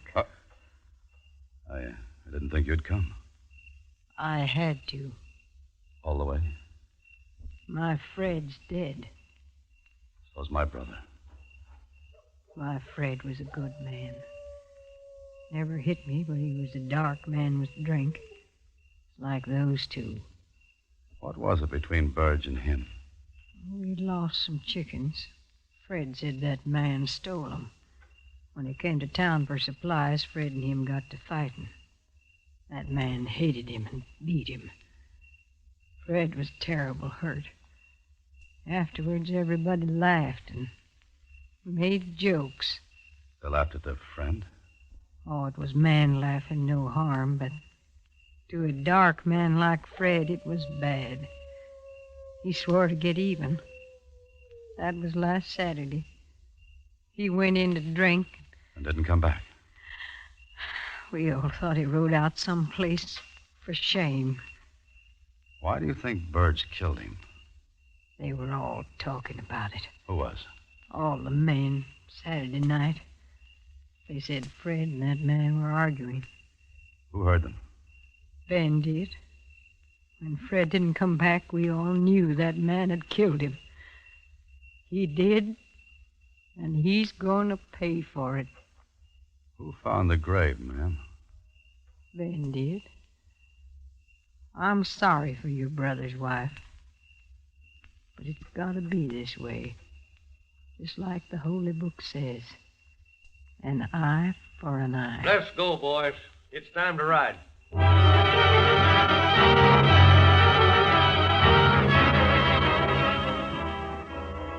We rode to the widening of the canyon, dismounted, and went the rest of the way to the hut on foot. We took one horse with us.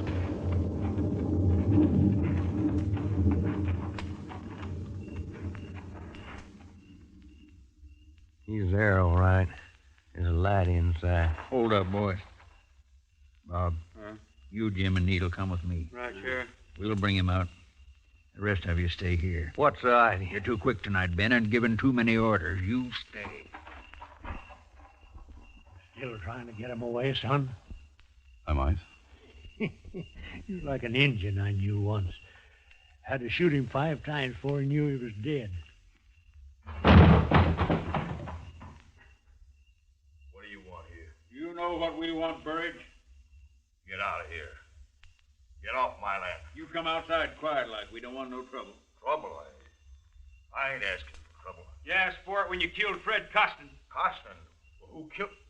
I didn't kill him. Save your breath while you still got it. Come on. Oh, let go. Let go of it. Look out, the lamp! Let her go up in smoke. He won't be using it anymore. I'll kill you all for this. You done your last killing. Get that rope over that limb. Is this your doing, Ben? Shut up. Tie his hands, Bob. I'll hold him. You're gonna blame this one on me, too, Ben? Shut up, I said. He didn't do it. He didn't do it. Let it go, son. You can't stop him now. I gotta talk to him before they do. He didn't do it. Now I know it. Wait a minute. Take my gun. Thanks.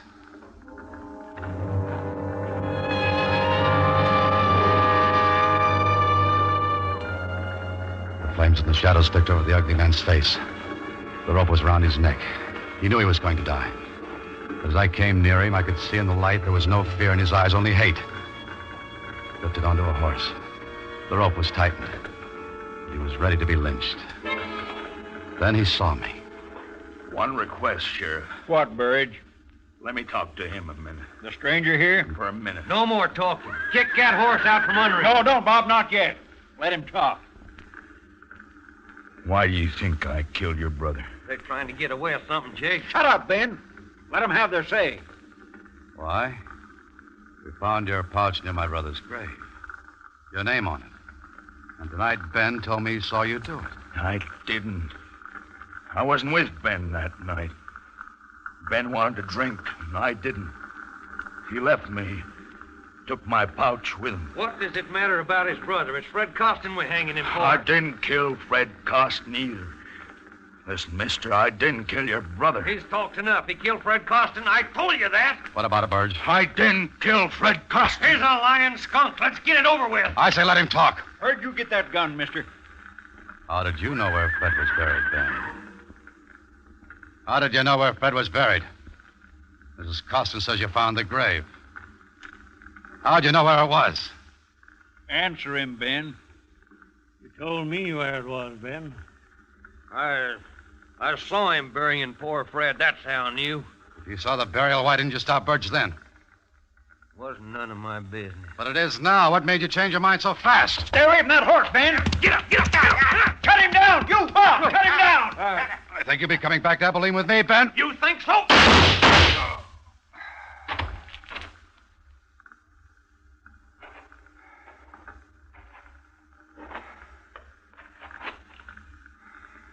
You all right, son?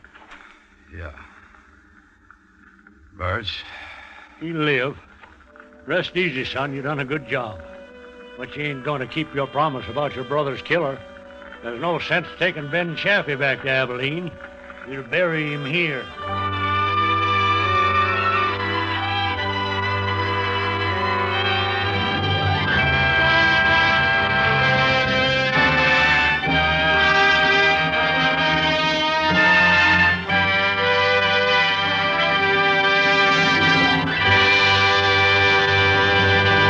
Suspense, presented by Autolite. Tonight's star, Mr. Alan Ladd. Christmas shopping can be fun. It doesn't have to kill one. Give an Autolite Stay Full battery. Only 3 times a year do you fill one. And that's because the Autolite Stay Full battery is the battery that needs water only 3 times a year in normal car use. And it's one of more than 400 products for cars, trucks, planes, and boats made by Autolite in 28 plants coast to coast. These include complete electrical systems used as original equipment on many leading makes of America's finest cars. Electric windshield wipers, starting motors, voltage regulators, coils, distributors, wire and cable, generators, all engineered to fit together perfectly, work together perfectly, because they're a perfect team. So, friends, don't accept electrical parts supposed to be as good. Ask for and insist on original factory parts at your neighborhood service station, car dealer, garage, or repair shop. And because all Autolite parts are original factory parts, you can be sure you're right, because you're always right with Autolite.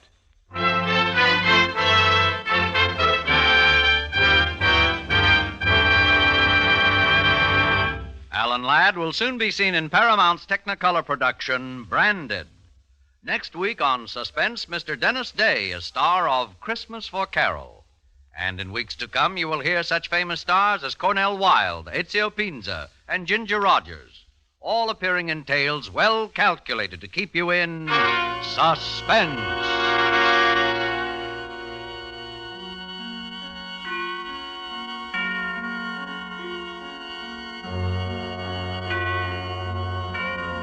Suspense is produced and directed by Elliott Lewis, with music composed by Lucien Moraweck and conducted by Lud Gluskin.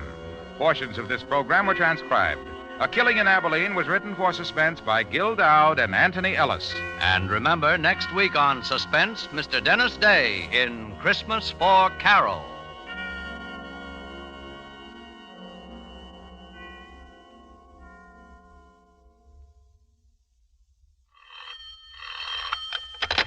You can buy Autolite Stay Full batteries, Autolite Standard Type, or Resistor Type spark plugs, Autolite electrical parts at your neighborhood Autolite dealers.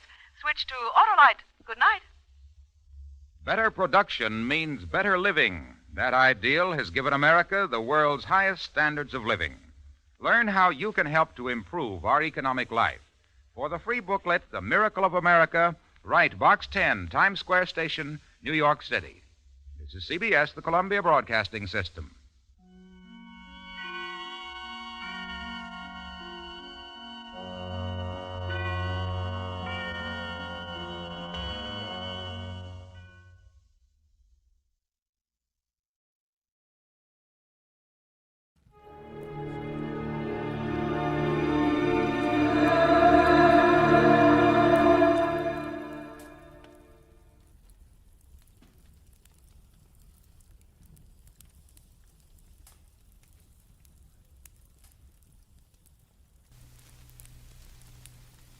Get this and get it straight.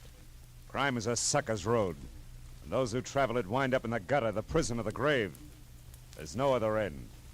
But they never learn. From the pen of Raymond Chandler, outstanding author of crime fiction, comes his most famous character in The Adventures of Philip Marlowe.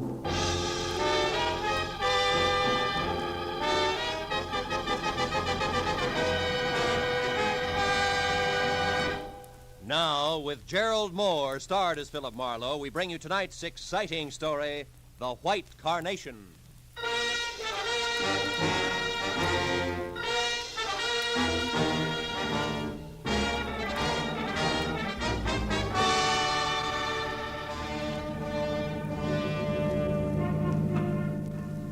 Understand it. Ben Reynolds is a wonderful guy with a really great future, intelligent, handsome. Well, you've seen his picture. Yeah. You said he's a doctor, didn't you, Casey, an MD? That's right. He's already known as one of the best young medical men in town. Turn left at the next corner, Marlowe. Okay. You also said he's to be married soon. Soon. Tomorrow. Oh. And to the swellest girl in the world, Margaret Vanderveer. Vanderveer. As in Beverly Hills, huh? Yes, you know them? Oh, just a name. Marlowe, we've got to locate Ben Reynolds fast and find out what's wrong.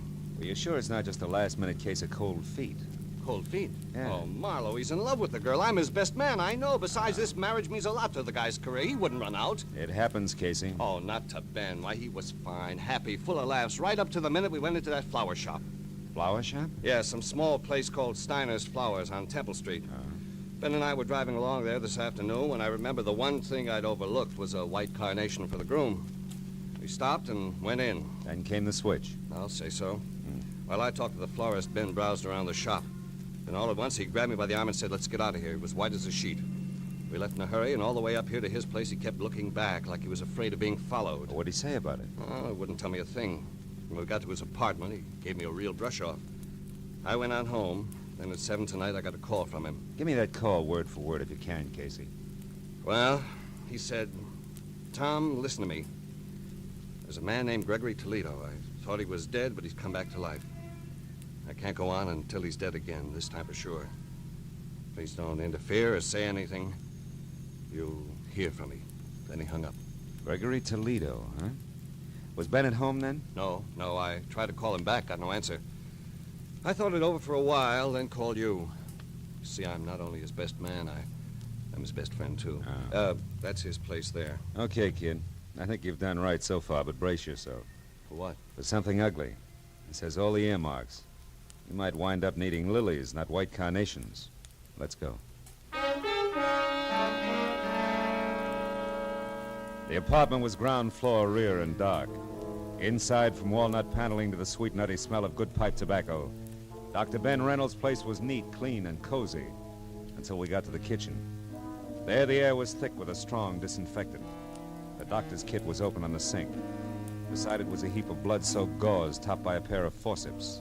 And still clamped in the chromium jaws was what looked like a .38 slug. He must have performed this just before he left. Yeah, possibly on himself.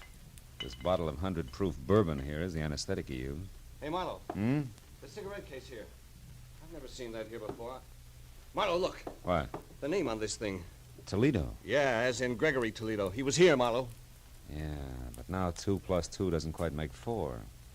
Look, you say Ben told you on the phone that he couldn't go on until Gregory Toledo was dead.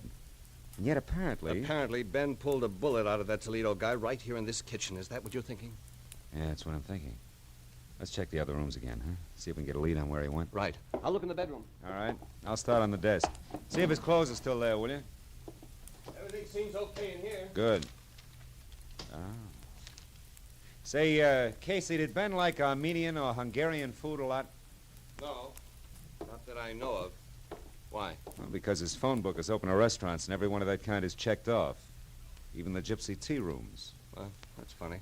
You never went to those places. What's it mean? Nothing, maybe. Let's see, got through them as far as Sarkessian's Gypsy Cellar, 3rd Street. Ring any bell? Not a one.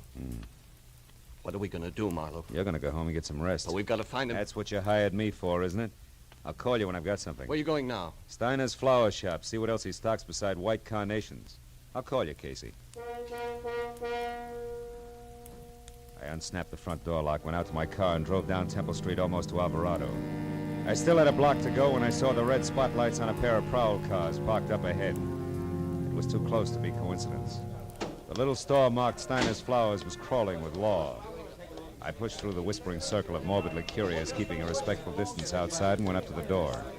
There, Detective Lieutenant Matthews spotted me and motioned me in. Hey, Marlowe. What brings you here? Business. Stop for a bachelor button. Uh-huh. Well, you're a bit late. The joint's closed. Proprietor's been murdered or so, I think. You think? Can't you tell? All right, let's put it this way. He's dead under suspicious circumstances. Ah, that's one way of putting it. You know there's not a mark on him? Nothing. Here, take a look. The back room. All right. There you are. That's him. One Harlan Steiner. There was a gun beside him on the floor, been fired once, very recently. What caliber, Matthews? Oh, 38. And no bullet holes in here, so he might have scored. Hey, why? Just curious. Uh-huh. Now, wait a minute. What's this? Motive, maybe. List of currency denominations and amounts sent over from his bank and dated today adds up to $40,000. Hey, that guy had $40,000 cash delivered here? That's right. I didn't realize a small flower business could be that good even on a big day. Oh, at your age, it can't. And there's no sign of that cash around now. Well, maybe he was robbed, huh? Mm-hmm. By a handsome, well-dressed guy was seen running out of here earlier tonight. Steiner probably died of heart failure from the excitement, so that's that. But why did he have so much dough brought in here in the first place? And how did this get here in the back room? What? This. Oh, cigarette with lipstick. Yeah. Well, Matthews, even florists are human, you know. So are cops. I've heard. Yeah. Now give me a straight answer, Phil, huh? Of all the places in town, how come you show up here, this dumpy, out-of-the-way flower shop? I was driving by on my way home, saw your car, so I stopped. Easy as that. Could have done that well all by myself. Mooney. Yeah? You can have it now. Tell him at the morgue I want a fast job. We've seen all we can here. All except that at the front door, Matthews. Get a load of it. Maybe she's your lipstick. Steiner here now? Are you a friend of Steiner's, miss? Not exactly, sir. Sometimes buy flowers from him. I see. Were you in here earlier today? No, I haven't been here for several days. What's wrong? Mm-hmm. You'll find out soon enough, miss. Better move along now. Go on. Yeah, okay. No, she's too dark. Your lipstick's awful blonde. Yes, I know. Well, I guess I'll shove off, too. Take it easy, Lieutenant. Sure, boy. Hey, Phil. What? Look, if you should happen to stumble over 40 grand on your way home, get in touch, will you? Don't I always? Good night, Matthews. I drove down Alvarado to 3rd Street and turned right. In a few minutes, I was parked in front of a gaudy doorway at the foot of a half a dozen steps dimly lit by a rusty hanging lantern under a sign. Said Sarkessian's Gypsy Cellar. Armenian dishes are specialty, Alex Sarkessian, proprietor. Inside, the place was a stone floor, imitation oak booths, all empty. The 5 feet high that Hustle taught me out of a dark corner was Sarkessian himself.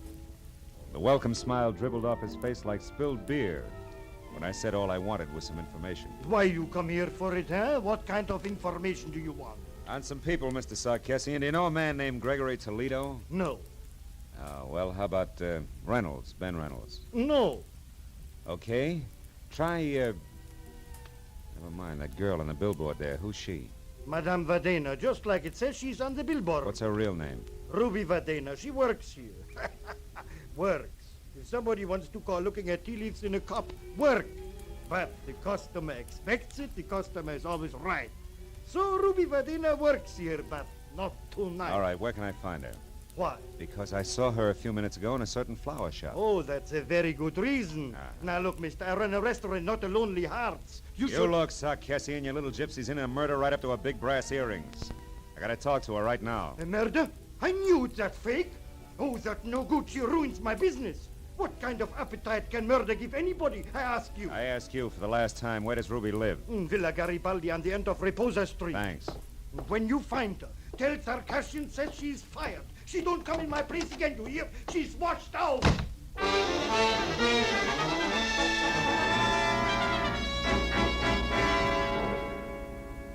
Reposa Street turned out to be a narrow, block-long tunnel under dark, matted cypress trees, at the end of which Villa Garibaldi squatted like an ancient yellow toad, 2 stories high. I'd gone far enough for my headlights to pick up the clutter on the stairs when Ruby herself stepped out from the trees and headed for the front door.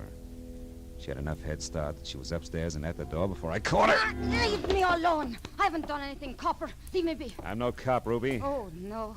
Lisa and I saw you at the flower shop. You're not kidding anybody. Is this your door here? Maybe, but you can't get in there without a warrant, Copper. So keep it out here and keep it short. What do you want? Who is Gregory Toledo? I don't know. All right, let's try an easier one. What was that florist Harlan Steiner to you? If you're not a cop, what do you care?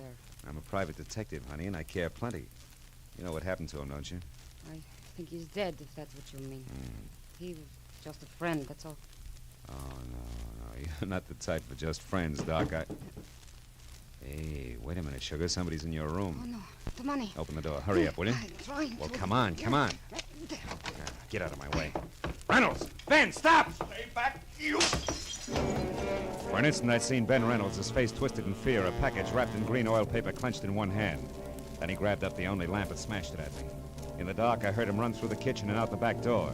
By the time I got outside, he was gone. I started for my car to follow him, but stopped again.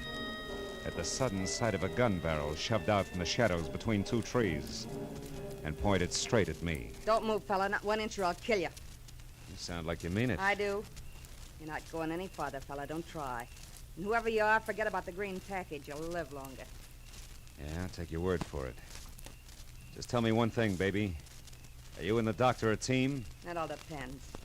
Now go on. Back the way you came. I've got an appointment with the doc, and I wouldn't want to keep him waiting. Start walking.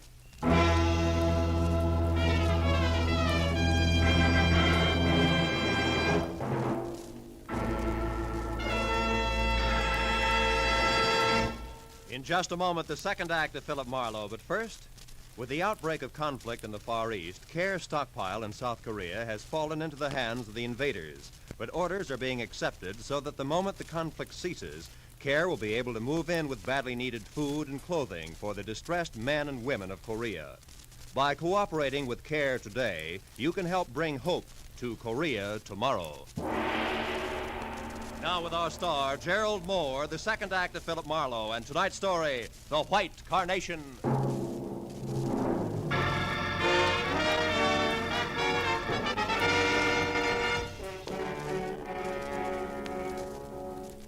When the lady in the dark left for her appointment with the doctor, I knew that my next move should be a tight huddle with the good gray heads of homicide. But I also knew that first there was the matter of Ruby Vadena. I could tell by the way she was coming for me. The kind of enthusiasm you see only at feeding time at the zoo. Where is it? The money. Where did it go? How do I know? You're the fortune teller. Now, what'll it be? Cards, teacup, crystal ball? Or should we just try some plain old-fashioned conversation, Ruby, huh? Now about what? Well, for one thing, $40,000 that won't sit still. For another, your connection with Steiner's murder. The law is just itching to hear about that one. Not the police. I don't want to tangle with them again. I mean... Oh. Could be embarrassing talking over the good old days, Ruby. Is that it? What do you want to know? You and Steiner and the 40,000. What's the story? Steiner and I were supposed to go away together to be married. He loved me. You loved the 40 grand. Go on. The money came from the sale of his flower shop. He brought it over here tonight, said he'd be back. When he didn't show up, I went to find him. That's all I know. Not enough, Ruby. That shop wouldn't bring $40,000 like you could pass for a school mom. Where'd he get the money? I haven't the slightest idea. But I do have a suggestion. Oh? If you can get your hands on the money, which is really mine now, I'll split it with you, And we could even take a long, long trip, huh? No dice, baby. I wouldn't sleep nights worrying about my traveler's checks. So long, clairvoyant.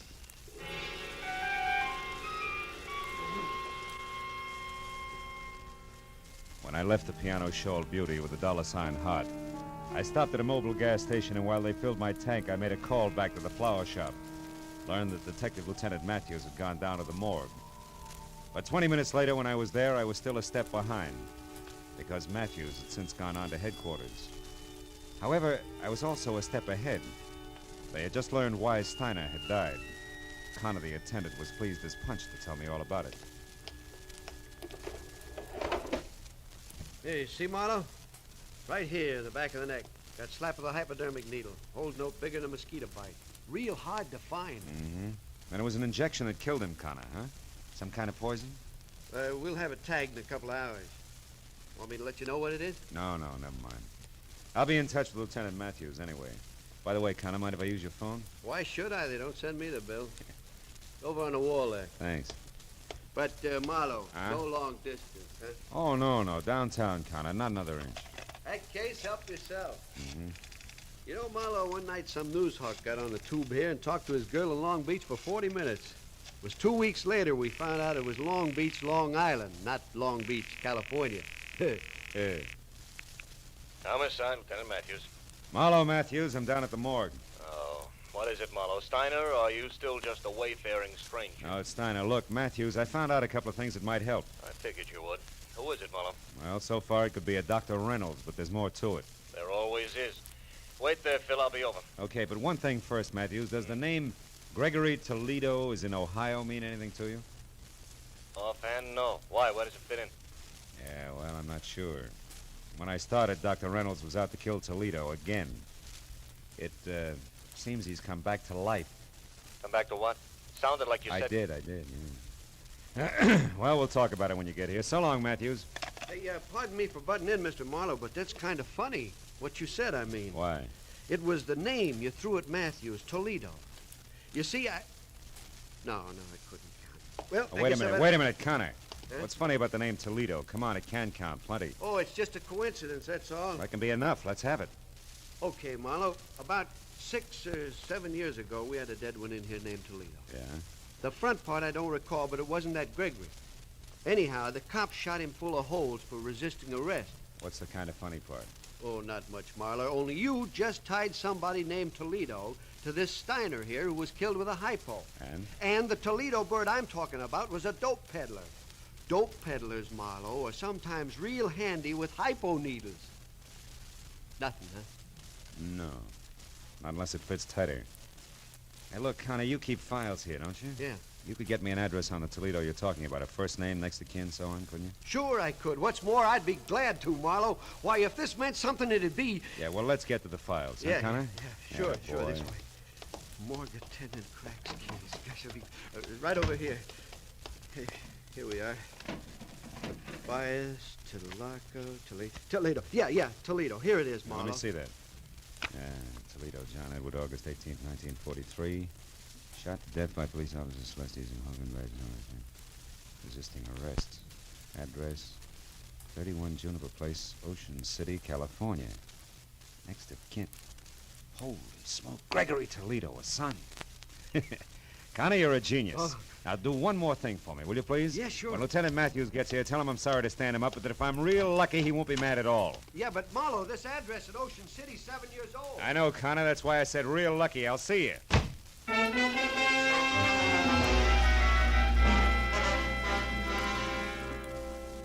gentleman who answered the door at 31 Juniper Place was about 60. Wore a spotted torn bathrobe that read like a menu and needed a shave, a haircut, and peeping through his torn slippers, I saw a Blue Jay corn plaster. However, his spirit was bright. Seems he liked having visitors. Yes, sir. You're the manager? Oh, I am indeed. Have been for 18 years. Albert A. Keyline. You looking for a room, sir? No, just some information, Mr. Keyline. My name's Marlowe. I'm a private detective, and A private detective? Well, come right in, sir. My goodness, don't often get to chat with a man in your profession. No, I welcome the opportunity. I usually keep the living room closed except on Sunday, but tonight I think we can forget that regulation. Yeah, well, look, the Morris chair there is the best one. Make yourself comfortable. Thank you. Mr. Keyline, did you know John Toledo? Toledo? I most certainly did. He stayed here for 5 years. I'm unhappy to inform you. He was killed on my front lawn there in 1943. It was good riddance to...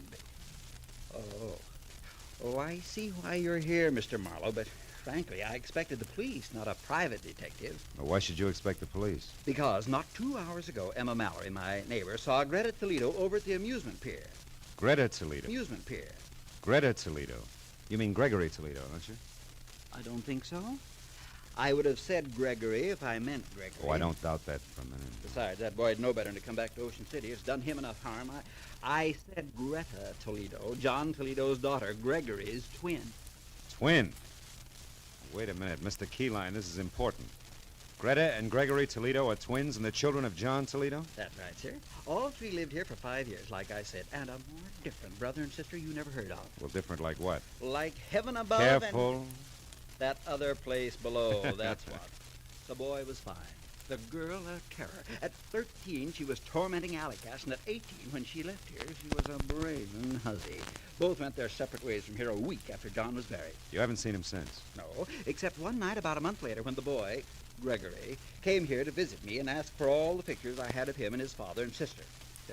I used to be an amateur photographer, you know. I got a medal one time at a... Pictures, Mr. Keyline, why did he want them?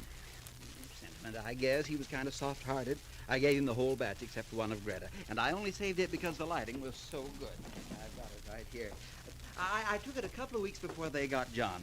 Look, see how the sunlight behind her head gives a soft feeling to the whole picture? Yeah, it's practically a halo. Yes, sir. Very professional. I'll just take that now, Mr. Marlowe. I might try and improve it someday. Yeah, the best of luck. Keyline, don't move your finger. My finger? Well, why not? Mr. Marlowe, are you sure you feel all right? Frankly, no. But I hope to get better as I go along. Listen, Keyline, that neighbor of yours, that Emma, who said she saw Greta Toledo at the amusement pier, was it the big one off the foot of Surf Street? Oh, it sure was. Emma saw her go behind one of the concessions and take a flight of stairs down to the beach. Which flight of stairs? There's a half a dozen of them, Keyline. Think, will you? I don't have to. I know, because Emma said it was the flight by the cotton candy concession. You know, that fuzzy stuff. And he's near the merry-go-round. I'm sure of that because Emma mentioned the merry-go-round. She never leaves out any details, you know. Emma's a thorough...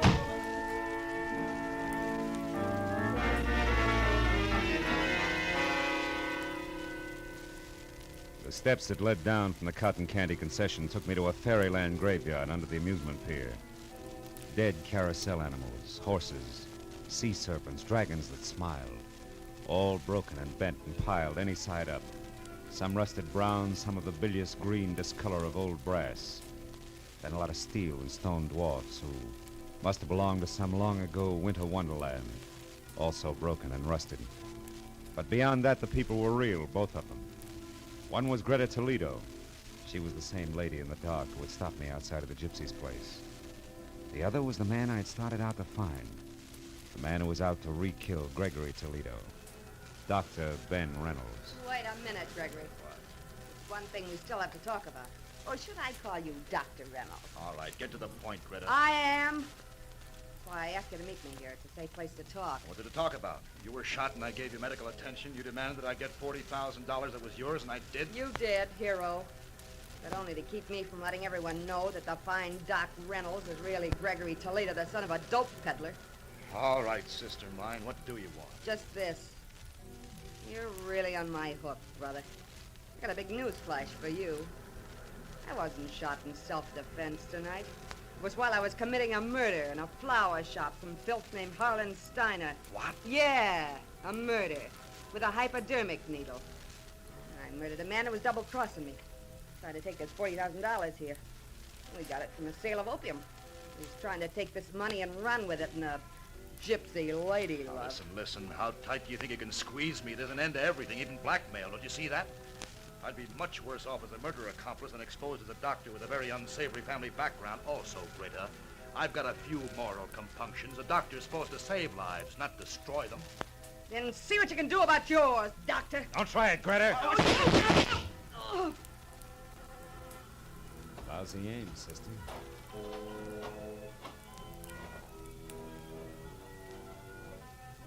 She's dead. Yeah. And so is Gregory Toledo, finally. We better get to the police, Dr. Reynolds.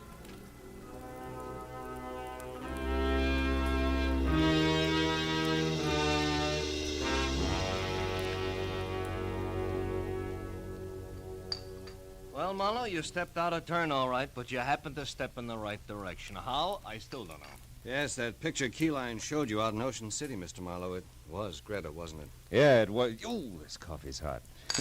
Didn't mean a thing, though, Tom. I'd only seen Greta in the dark at the Gypsies. Yeah, then how did it help? More coffee here, please. Huh? Coffee. Oh, sure. Well, it helped, actually, when Keyline added his finger. That covered the girl's hair. And when I could only see the face... It looked like a man, and you saw not Greta, but her twin brother, Gregory. Wait a minute, who you knew as Dr. Reynolds from a picture you'd seen earlier? Good work, Marlowe. No. Good luck, Matthews. There was Connor in the morgue, a gabby woman named Emma Mallory, Keyline's hobby as a photographer, and, Lots of little things. Pardon me, Lieutenant. I don't quite know how to say this, but what about the publicity, the newspapers, and what it'll do to, well, Dr. Reynolds being Gregory Toledo. Dr. Reynolds being who? Hey, miss, I'd like that coffee tonight. You know, I always did like you, Matthews. Good night, fellas.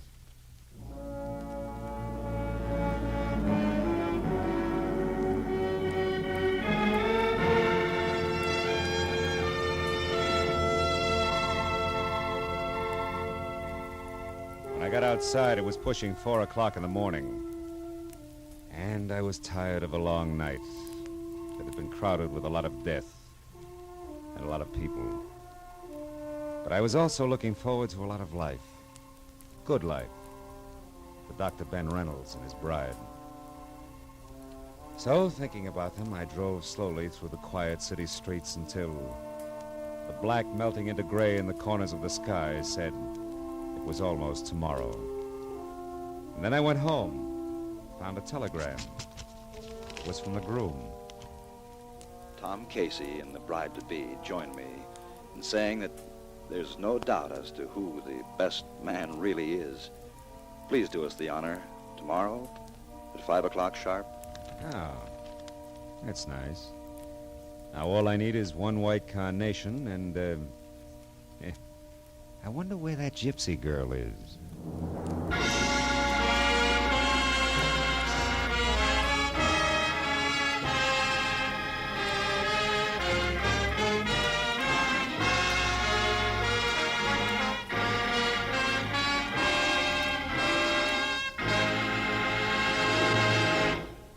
The Adventures of Philip Marlowe, bringing you Raymond Chandler's most famous character, star Gerald Moore, are produced and directed by Norman MacDonald and written for radio by Robert Mitchell and Gene Levitt.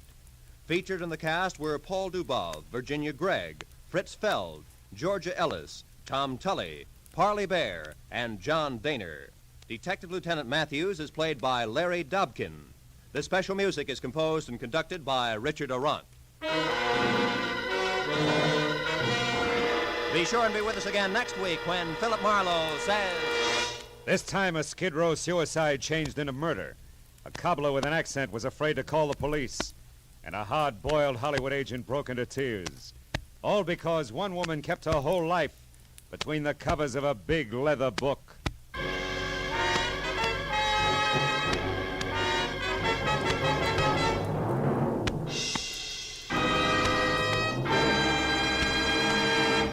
There's a very charming, very amusing young couple to be found at CBS, the Star's address every Saturday evening.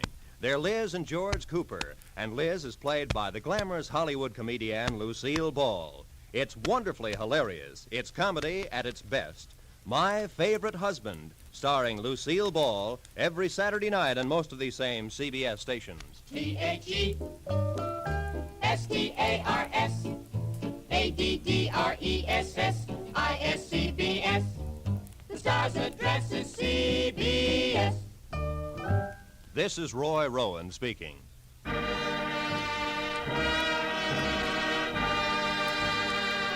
This is CBS, where you dance to the music of Vaughn Monroe, Saturday nights, the Columbia Broadcasting System.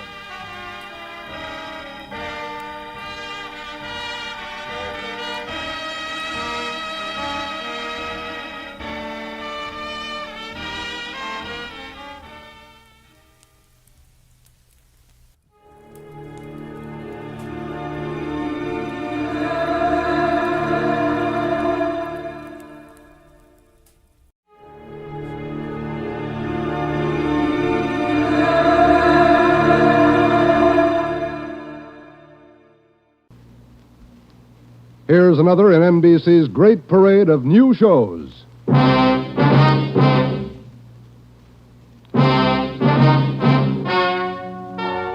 Ladies and gentlemen, the story you're about to hear is true. Only the names have been changed to protect the innocent. NBC brings you Dragnet.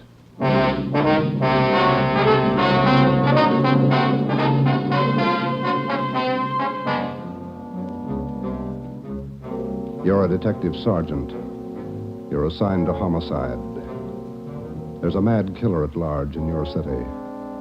A woman has been brutally slain, the body mutilated. The picture is clear. The killer has a thirst for blood.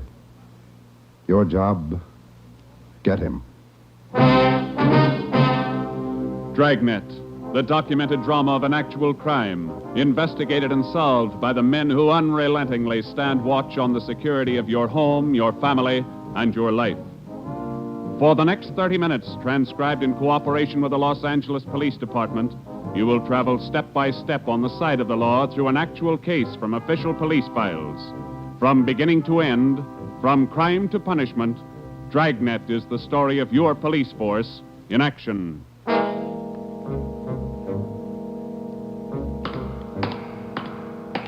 It was Wednesday, January 12th.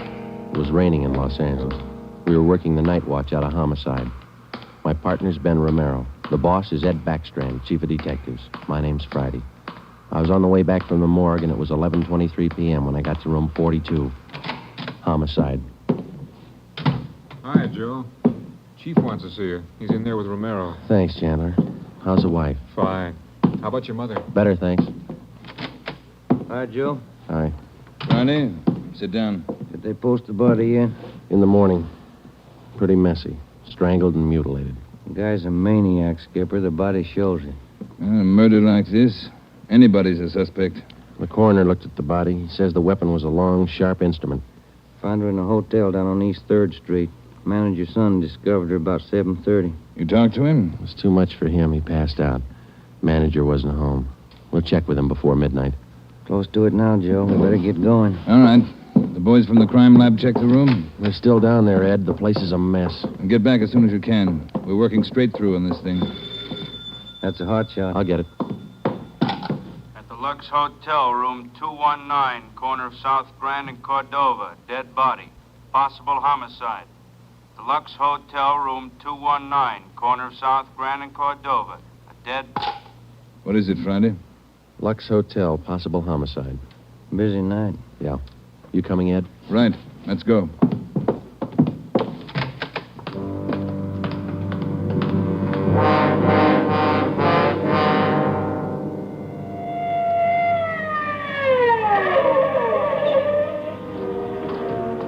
Six minutes later, Ed Backstrand, Ben, and I pulled up in front of the Lux Hotel.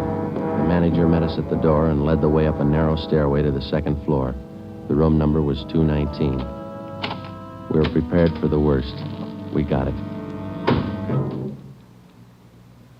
You're right, Romero. The guy must be a maniac. Two hotels, two murders. The same M.O. Three of us made a brief inspection of the room at the Lux Hotel. We took a few notes on the appearance of the girl's body and a brief description. Apparently, she'd been strangled to death first, and then her body brutally mangled. Ben and I went back down to the lobby, and the manager, Mr. Ford, showed us the house book. The girl was registered together with a man, Mr. and Mrs. Philip Grant. We took the hotel register to have it checked for fingerprints and to photostat the handwriting. Ben notified the crime lab. Then we went back to the room and questioned the manager. Mr. and Mrs. Philip Grant, that's all I know. I never saw either one of them before tonight. When did they check in, Mr. Ford? About 3 hours ago. That's right, about 9. Maybe a little before. Did they register together? Yeah, a little before 9. They came in together. Did you let them in the room? Yes, sir, like I always do. It's a small place here, maybe not first class, but I treat people right. What did the man look like? Do you remember? I think so. Kind of tall. Young, maybe 30 or so. Husky fella. Had a mustache. How tall would you say, Mr. Ford? Oh, about your height, Wade. Must have been at least 180. Seemed like a nice fella. Would you know him if you saw him again? I think so. People sure don't act like they look. You think it was him? Can you think of anybody else? Well, no. I never saw him before tonight, either one of them. I don't know anything about it. Did you notice anything in particular about them when they came in?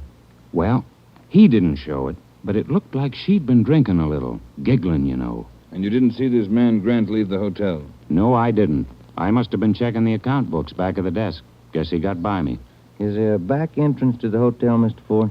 No, he had to come out this way, all right. How about the fire escape? I never thought of that. Say, I bet you cops think I'm trying to hide something. How did you happen to find the body? I don't know anything about it, honest. I've been running the hotel for 10 years now. Everybody knows me around here. You can ask at the bank. All right, Mr. Ford. Now, would you mind telling us how you happened to find the body? I don't want a lot of lousy newspaper publicity. Give the place a bad name. Can you blame me? The newspapers won't get your name from us. All we want to know is how you happened to find the body. Well, I told you. It's a small place here, but I like to treat people right. Couple hours after they checked in, I remembered I forgot to fill the ice water pitcher in the room. So I got some and took it up. The door was opened a little ways. It's got a bad catch on it, and the lights were on. I peeked in, and there she was. She was...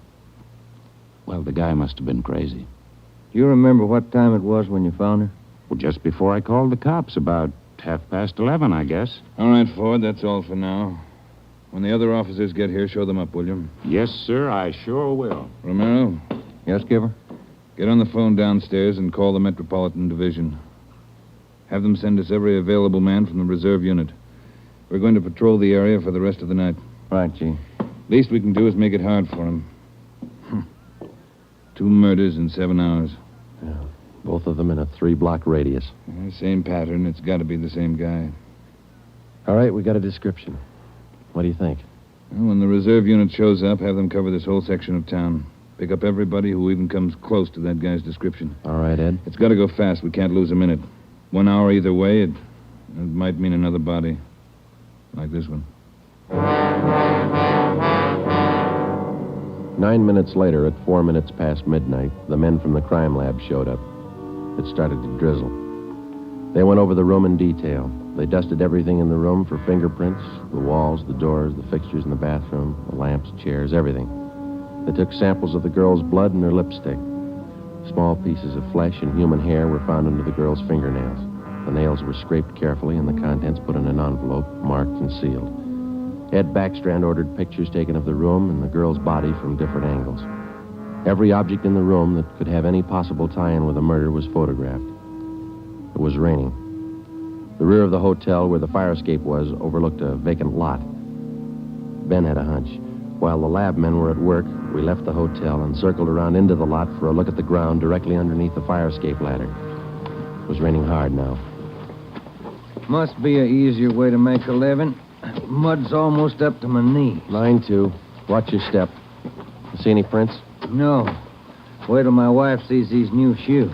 Put it on your expense account. Oh, real funny. Ben, get that light over here. Look. Yeah. Good set of prints. Lucky that rain didn't start turning to wash them out by now. Yeah. Hand me that cover from the trash can over there. I'll cover them. Wait a minute. What?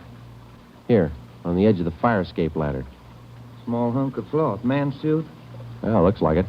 Might have caught himself in that sharp corner. I got it. All right, come on, let's get back. Yeah, out of this mud bath. Joe. Huh? Let me have a light. You catch anything? Hunk of wrapping paper in that trash can. Stains on it. Open it up. Look. Yeah, a butcher knife. We went back to the Lux Hotel, room 219. The lab men were tearing the room apart. It was 10 minutes to 1. We gave the blood-stained knife and the piece of cloth we found on the fire escape to Lieutenant Lee Jones, head of the crime lab. We told him about the footprints just below the fire escape ladder. The knife will help us, so will the cloth. I don't know about the footprints. You say you covered them? That's right, Lee. They still look in pretty good shape. Maybe we can do something if the rain hasn't broken them down too bad. Bracken. Yeah, Lieutenant? You and Sloan get downstairs and take a look at those prints. They're good enough. Get a torch, dry them out, and make a cast, right? Okay, Lieutenant. Come on, Sloan. That's about all I can do for you now, Ed. I think we got everything there is to get. All right, Jones. I'll follow you back to the lab in a couple of minutes. Okay, Ed. Good luck, fellas. Thanks, Lee. We're going to need it. All right, Friday. Romero, it's your baby for the rest of the night. Lee, get anything? A few prints, a woman's purse under the bed. Don't know if it's hers or not. No identification. You going to be at the crime lab, Ed? All night. As soon as we find anything, I'll let you know. Yeah? A gang of cops just came in the lobby. They asked for you. Must be the reserve men from Metropolitan. Tell him we'll be right down, Ford. Okay. You want us to handle it, Ed? That's right. Do just as I told you. Spread them out over the whole area. Cover the streets, the alleys, the flop houses, restaurants, bars, everything. You got a description to go on. Find the man that fits it. Right, Skip. Don't forget, the guy's a killer twice over. I don't think he'd hesitate on you. Be careful.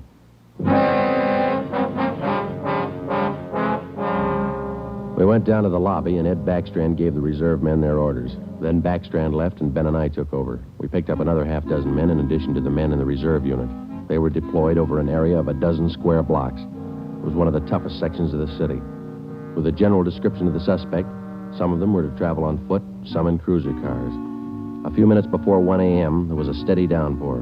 Visibility was bad. At 3 minutes past 1, the manhunt was on. For the first 30 minutes, Ben and I cruised the general area between East 3rd and College Streets and Alameda and Figueroa. No sign. The rain kept on. We sat and listened to the calls come in. 12A, call your station. 12A, KMA 367. Attention, all units. Recovered license plates in the 6th column. 4 Young, 7690. 41R, 788 Standard Avenue at 373. 41R, KMA 367. Unit 71 at 2816 West La Cienega, a 507 party. What do you think, Joe? Any hunches? I think he's still around, somewhere inside these 12 blocks. I'd bet on it. 5? All right, you're on. Want to check out a couple of these bars along here? Getting on to closing time. It's a good idea. Pull over, huh? All right, let's check him for the next couple of blocks, huh? Right. For the next 6 blocks until closing time, Ben and I checked every bar and every informant we met along the way. The questions got to be automatic. Have you seen a man answering this description? Tall, dark, about 5 feet 11, 180 pounds, well-built, mustache, about 30 years old. The answers got to be automatic, too. Sorry, officer, I haven't seen him. No, can't remember him. Try the place down the street. We kept on checking the bars until they closed for the night. Then we started on the all-night restaurants and coffee counters. We did plenty of legwork for the next hour. Not a trace. About 2:30, the rain let up a little, and then it started in heavy all over again.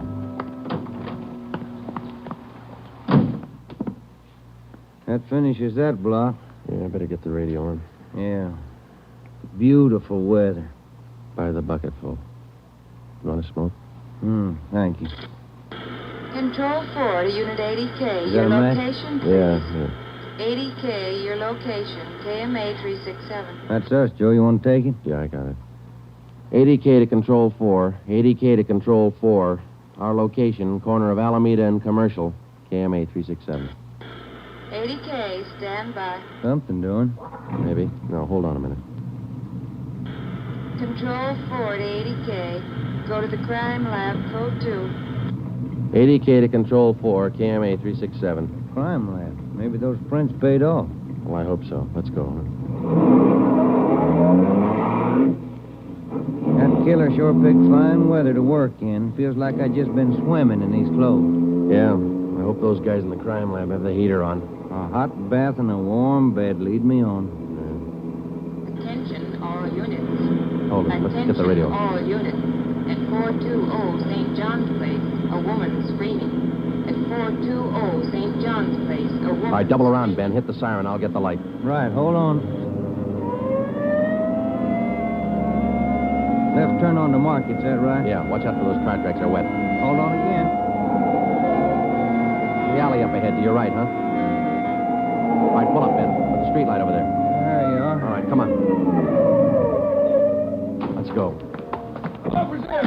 Officer, over here! All right, what happened? Let's have it. This girl, Rita, she was coming home up the street. A man, he tried to grab her. He slashed her coat. Look at her. I saw him as he ran under the streetlight. Where'd he go? Down that way, down the alley, over that fence there. A big man. Davis, you there? Yeah, Joe. All right, Ben, go with Davis. Circle behind the alley. See what you can find. I'll call in. All right, come on, Dave. Yeah. Officer, look at her face. What's wrong with her? Severe state of shock, it looks like. Get her in the house, huh? I'll call an ambulance.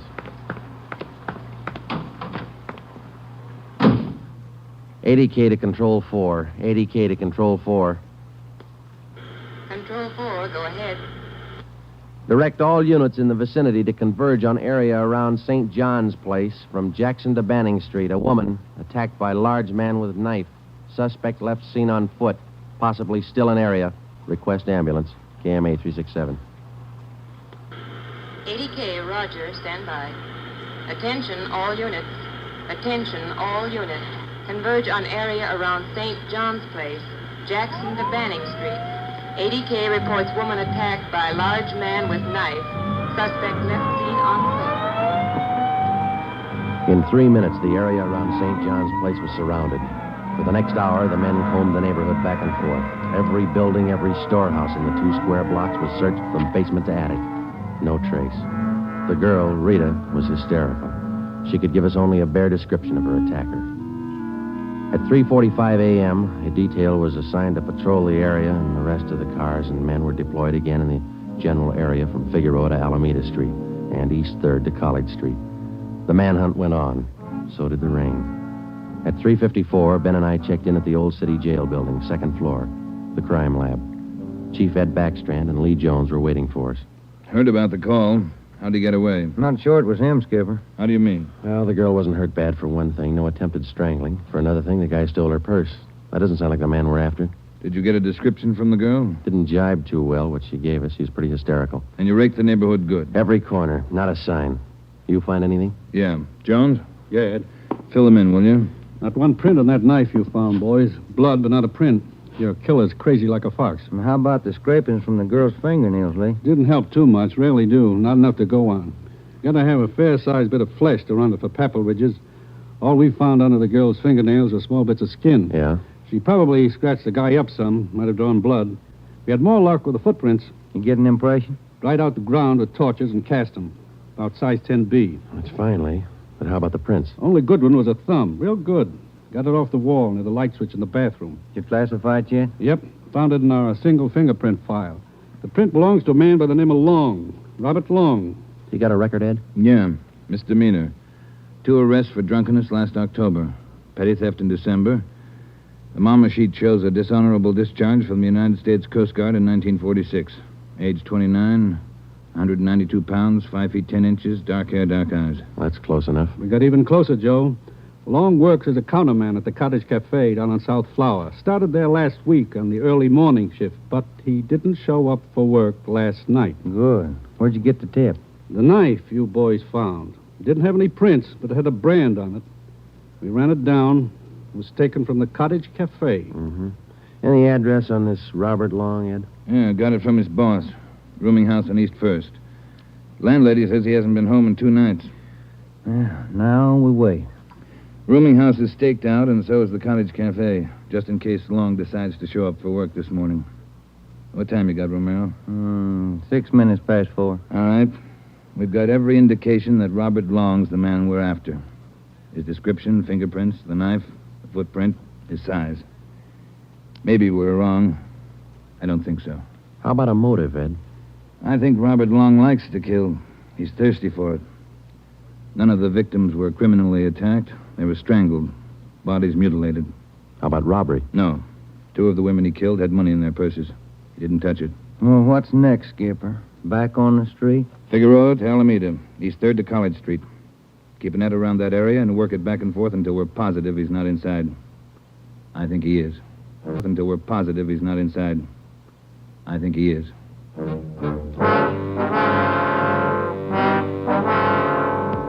At 10 minutes past 4 a.m., Ed Backstrand, Ben, and I left the crime lab and drove to the surrounded area. It was still raining. We passed several patrolmen from the reserve unit making the rounds. They didn't look any more comfortable than we felt. At Broadway and Alpine Street, Ben and I got out and started patrolling on foot again. Backstrand followed in the car to maintain a radio check. We must have covered 24 blocks and a half a dozen coffee counters before we got to the Criterion Restaurant and Donut Shop, a few blocks up the street from the Cottage Cafe. Hey, Skipper, you want to take a minute for some hot coffee? I'll keep an ear on the radio. You two go ahead. You look drenched. Yeah, we are. Can we bring you some back in a paper carton? Fine, thanks. Cream. No sugar. All right, Ed. Come on, Ben.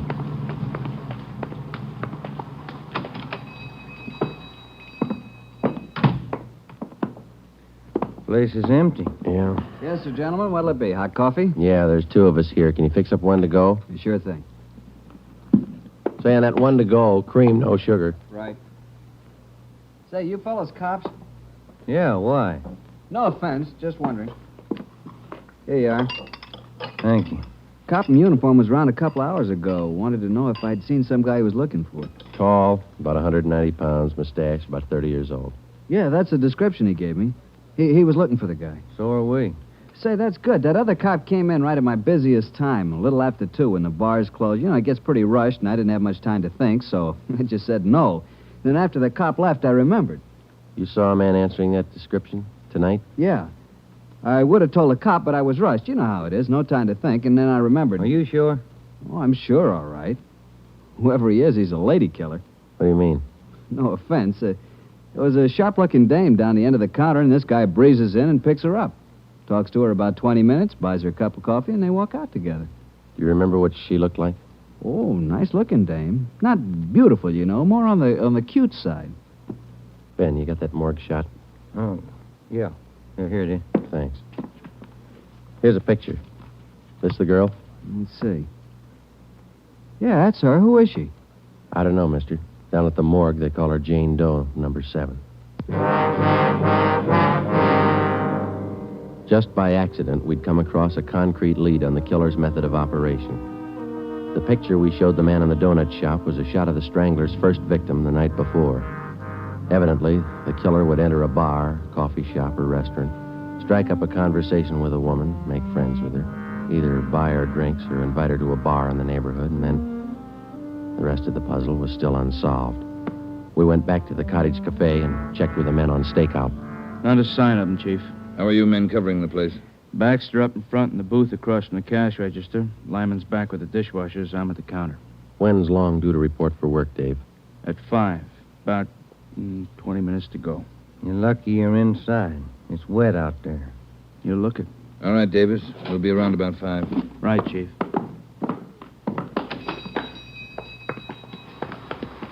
Let's get back in the car.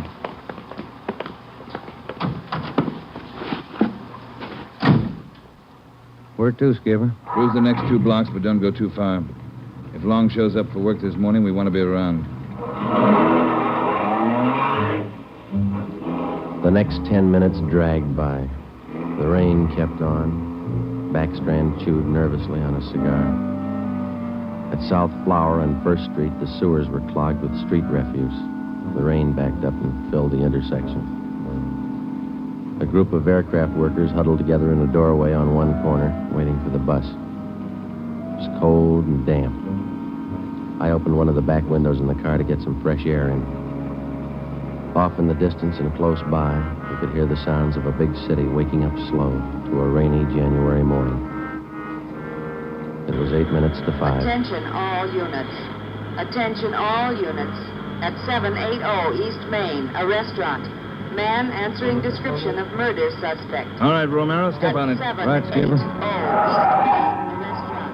About 10 blocks away, Ed. Who's going to cover the men at the Cottage Cafe? If this is a blind lead, it won't take us long to find out. They can handle it alone if they have to. Well, hang on. Look out. We're skidding.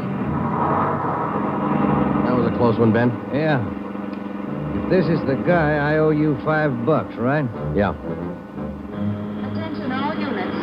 Additional information on your call to 780 East Main. Officers in pursuit of suspect. Suspect is on foot. Step on it, Romero. 2 more blocks, Skipper. Watch it, Ben. Next one to the left. Got it. That's the joint up ahead there. All right, watch your step and don't take chances. Don't play with him. Right. Here we go.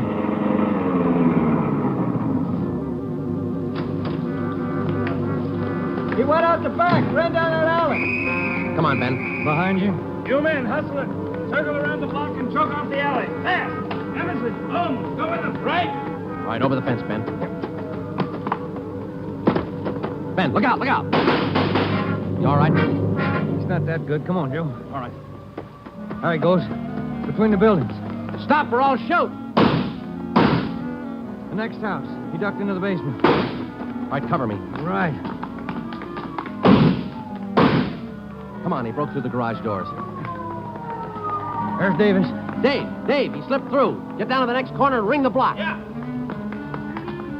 Ben, did you follow him? Yeah, right on his tail. That warehouse, a couple of lots over. He went through the back. There it is, Joe. All right, don't go in blind. Watch out. All right, you haven't got a chance. Come out with your hands up. He's not stopping, Joe. All right, let's fan out. All right, Ben, cover me. I'm going for the door.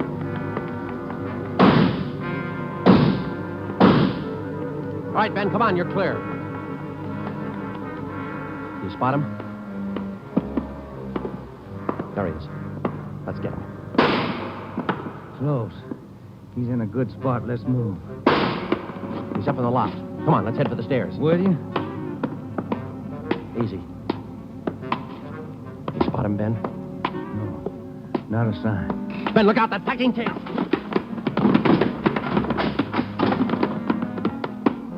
Kind of close, huh, Joe? Yeah.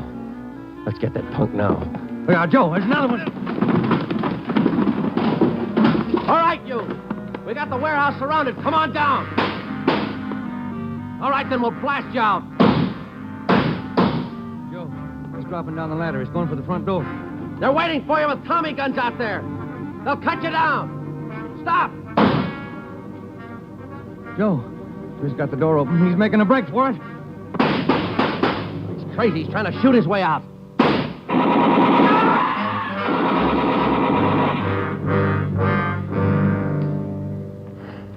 Well, he asked for it. Yeah. Let's take a look.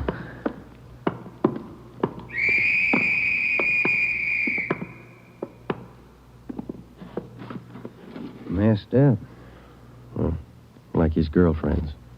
Yeah. Maybe he just didn't like women. Maybe. Hi, Ed. You all right? Tired. This is him, huh? Even the scratches that girl made on his face. Description match? 5 feet 10, 192 pounds, dark hair, dark eyes, age 29. Robert Long, killer.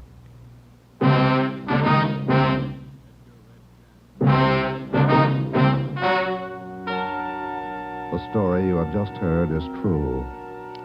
Only the names were changed to protect the innocent.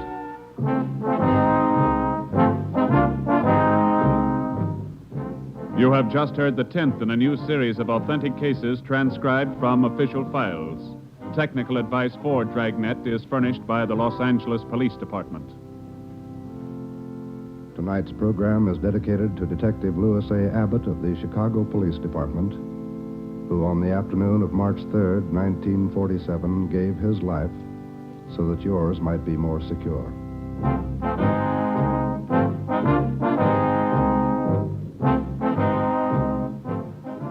Dragnet came to you from Los Angeles. If you enjoyed tonight's production of Dragnet, you'll probably want to listen this Saturday evening to a pair of adventure shows featuring two well-known Hollywood personalities. You'll enjoy Brian Donlevy, star of Dangerous Assignment. Also on Saturday's schedule is Richard Diamond, private detective, as played by the screen's romantic tough guy, Dick Powell. Listen to both of these exciting programs this Saturday over most of these NBC stations. This is NBC, the national broadcasting company.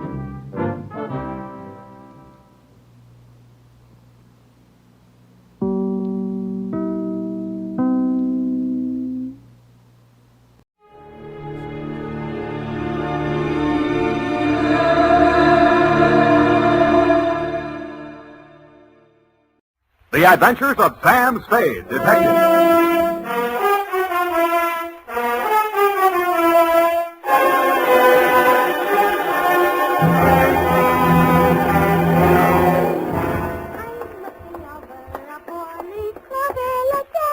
Very funny. Certainly took you long enough. Oh, thank you, Sam. Well, do you like them? My girls? Yeah, I guess so. It's your own hair, I trust. Oh, yes, Sam. When it's brushed out, you'll never know anything happened. Whenever you're ready, curly. Oh, gee, you like it that well? Yeah, very cute. Well. To business. To Detective Lieutenant Dundee, Homicide Detail, San Francisco Police, from Samuel Spade, license number 137596, subject a bouncing Betty caper. Here, Dundee. It all began on a Wednesday. My secretary, Miss Effie Perrine, tiptoed into my office and laid an engraved calling card on the desk in front of me. The name on it was Randall Carruthers. She said he looked like money, so I said show her in. Or him in. She did. Good morning, sir. Do you wish the morning paper? Thanks, I've read it. Dear me. What's the matter? This ashtray, sir. Have you a silent butler? I don't even have a noisy one. Oh. In all my years of service, it has been my constant endeavor to keep things neat and tidy, down to the smallest details. I see. Well, if it bothers you, just dump those butts into the wastebasket. Very well, sir.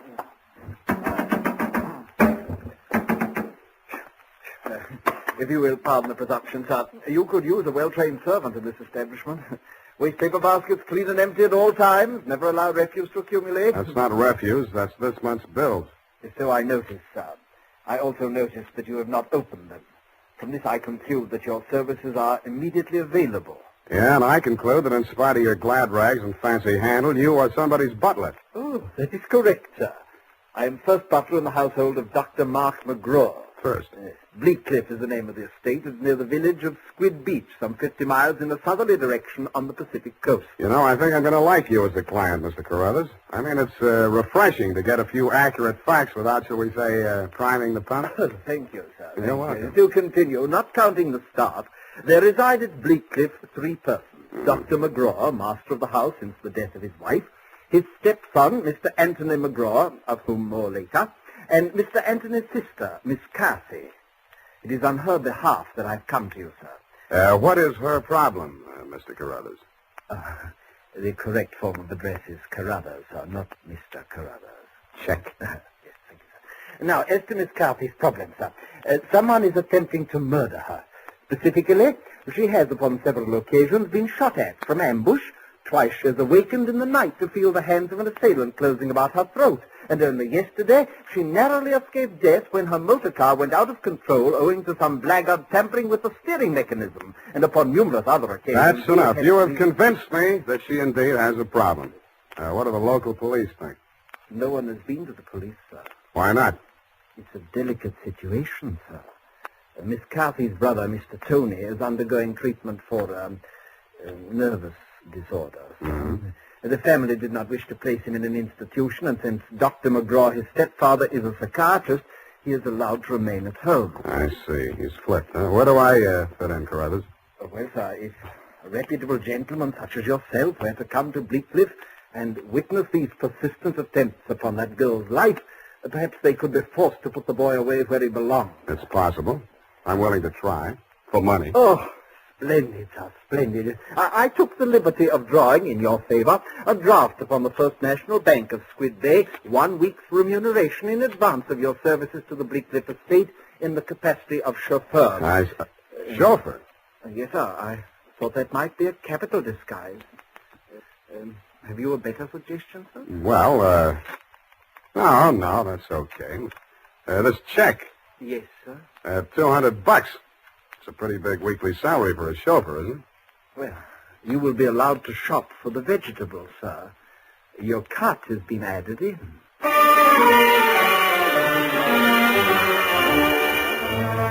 I told them I didn't know one vegetable from another, that I was a lousy driver, and in more time than it takes to tell, I was installed at Bleak Cliff, in a room above the garage, and told to wait there until summoned. I put on my pearl gray uniform with the brass buttons and leather puttees, looked in the mirror, and decided I had missed my calling, but not by much. Nothing happened for nearly an hour, and then I got my first buzz. Yeah, I mean, garage. Philip, the car, quickly. The main entrance. Keep your motor running. I have it locked in the living room, and it's breaking up. Okay. Yes, miss.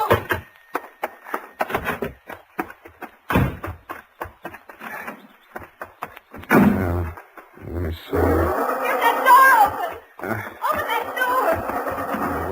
Why didn't you have the door open? I'm sorry, miss. Well, get going, please, please. Darn it, miss. Where's the spark on this? What's the matter with it? Well, it's flooded. The house, you know.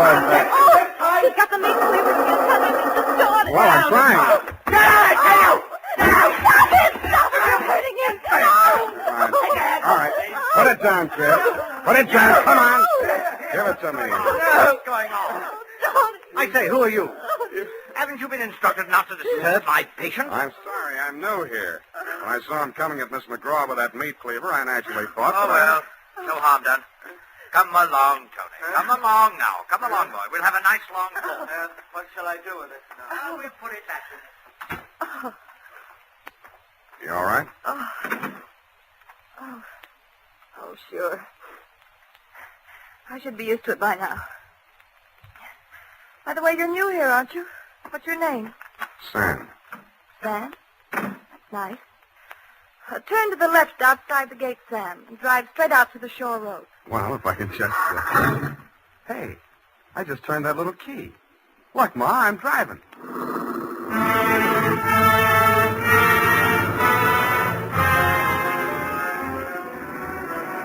I adjusted the rear view mirror so that it showed more of her and less of the rear view. A mile from the house, she ordered me to stop, moved up to the front seat with me, and asked me to drive on. By the time we got to the shore road, she was driving, and I was resting my head on her shoulder. Where are we going? I've got a little hideaway down the coast, right on the beach, at the foot of a tall cliff. There's a fireplace, a little bar, some records. Got some bop? It's wonderful there with the surf pounding outside, hidden away from the world. You feel so safe. Don't stop. You'll like it there. You feel as if there's no one else on earth. Time standing still. If I could just be sure that Mother wouldn't worry about me. You're impossible. Okay, Kathy, I'll be serious.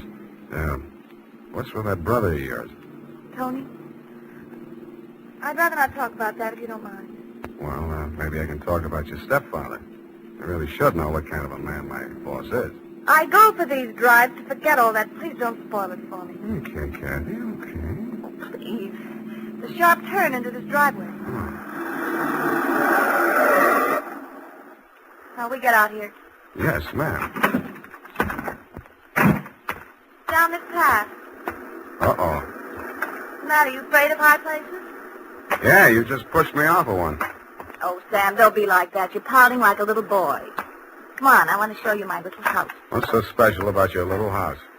Oh, Sam, if you only knew what my life is like. You only know what mine is like. I need someone so much to talk to, Sam. As long as you can steer the conversation, you mean. Come on, Sam. I'll show you the house. The path led to a flight of wooden steps that clung to the face of a sheer cliff. There was something like the stairs you find yourself falling down in nightmares. They dropped maybe 200 feet to a crescent of white sand. Watch out for that one stair that's broken. Yeah. You have to make your dream house this hard to get to? Because of Tony. He has vertigo. What? When we were kids, he used to chase me, and I'd run down here, and he was scared to follow me. Afraid of heights. He still is. Well, you light us a fire, Sam. The wood's there in the box. I'll go make us a drink. Fire? Who needs a fire? I'm hot. What'd you do before you took up driving? Oh, I was a private eye for a while. Oh, how exciting. Nah, it's a sour racket. Tell me about it. Nah. Let's talk about you. Here's your drink. Thanks. Well, what do you want to know about me? Oh, me? Come here.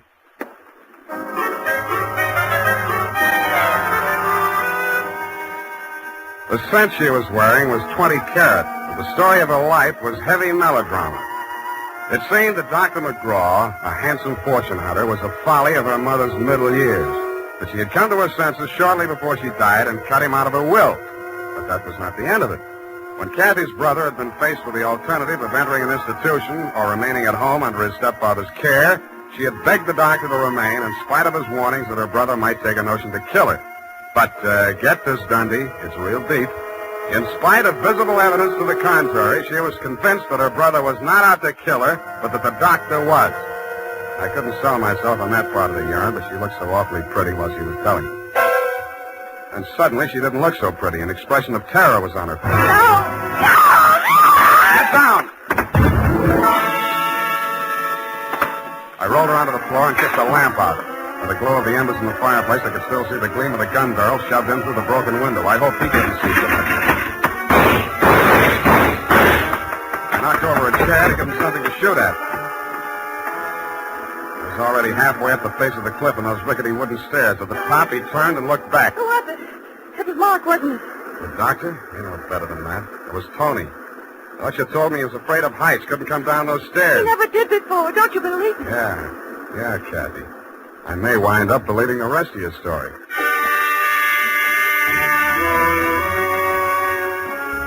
I took Kathy back to Bleak Cliff and stashed her in my quarters over the garage. Then I went into the main house via the back stairs, found her room, and shook it down.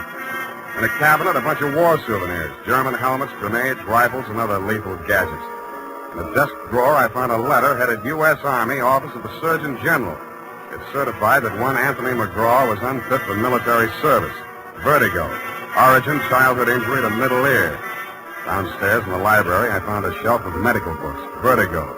Vertigo was almost incurable, and there was certainly no quick cure. But some patients had lost their symptoms temporarily under hypnotism. Then it said, see narcosynthesis. I did.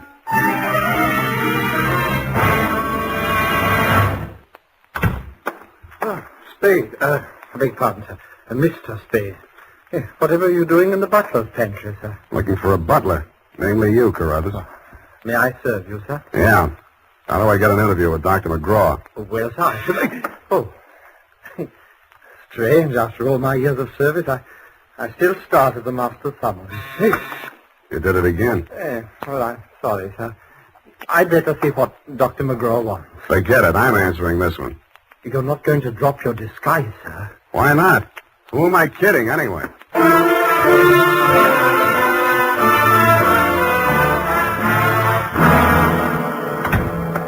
You rang, Dr. McGraw? Oh, I didn't ring for you. I rang for Carruthers. I ordered him to tidy up my office while I was at dinner. And look at it. Looks neat as a pin to me, Doctor. Oh, yes, you're new here. Chauffeur, eh? I'm only wearing his uniform. Here's my card. Oh, detective, eh? That's right, Doctor, and this one's just about ready to wrap up. Well, you interest me. Go on. I will. I think you've been trying to use that boy as a murder weapon against his sister. Oh, and you call yourself a detective? If you can call yourself a doctor, I guess I can. You've been treating him with narcosynthesis, haven't you? That's right. Hypnotic drug. While he's under it, you brief him on his activities for the day, and he follows through, including assaults with deadly weapons. That would be possible with certain very suggestible patients, but I'm afraid impossible to prove. I think I can prove it, Doctor. You shouldn't leave your textbooks lying around loose. I found out the only way Tony could have walked down that stairway to Kathy's beach house without falling would be temporary relief of his symptoms due to hypnotic suggestion. Unquote. I see. What do you intend to do about this theory of yours? What do you suggest? You see this row of buzzers here on my desk? Mm-hmm. This one is for my secretary.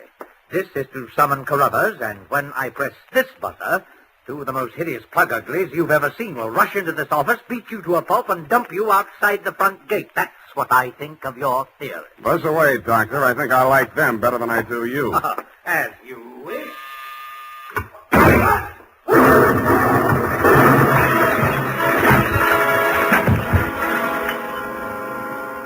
From where I was on the other side of the room, I didn't know what had happened at first. All I saw was a lot of paper gushing out of the wastebasket. The doctor sure was dead. His midsection was perforated like a shower drain. And on the walls, fanning out around the end of the room, about a yard up from the baseboard, there was a straight line of holes. I dug into one. What I took out wasn't a bullet. It was a perfectly round steel ball. Then I remembered the wastebasket, the paper flying out of it just before the explosion. In the bottom of it, I found the answer. The base of a steel mechanism with German lettering on it. It was a wartime anti-personnel mine that the GIs called the Bouncing Betty. The United States Armed Forces Radio Service is presenting the weekly adventure of Dashiell Hammett's famous private detective, Sam Spade.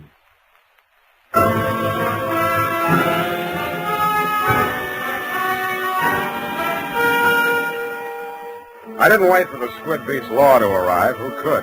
I went straight back to San Francisco. You, Lieutenant Dundee, were waiting at my office. Morning, Sam. Hello, Dundee. About that McGraw killing, Sam. The chief down at Skid Beach has asked us to cooperate with the department down there at Skid Beach. Squid Beach, Dundee. Squid, that's right. They say you caught a bus at Skid Beach. Squid. That's right. At 2:15 in the company of a young woman answering the description of the McGraw girl. They say that, do they? They say they got a statement from that butler, Carruthers. Yeah, well, it's open and shut anyway. The butler hired you, the girl is wanted, and you're hiding her out. Why? Why not? Well, it's established that the girl hated the deceased and bickered with him constantly. The doctor and the boy were pals. That girl's guilty as... You've been able to place her in the murder room? Well, no, but here's an item. She worked with an Army ordnance during the war in research. Subject? I made a note of that. Enemy landmines, anti-personnel. One of the reports she helped put out was on the Bouncing Betty. Yeah? Definitely. Hey, what are you doing, Sam?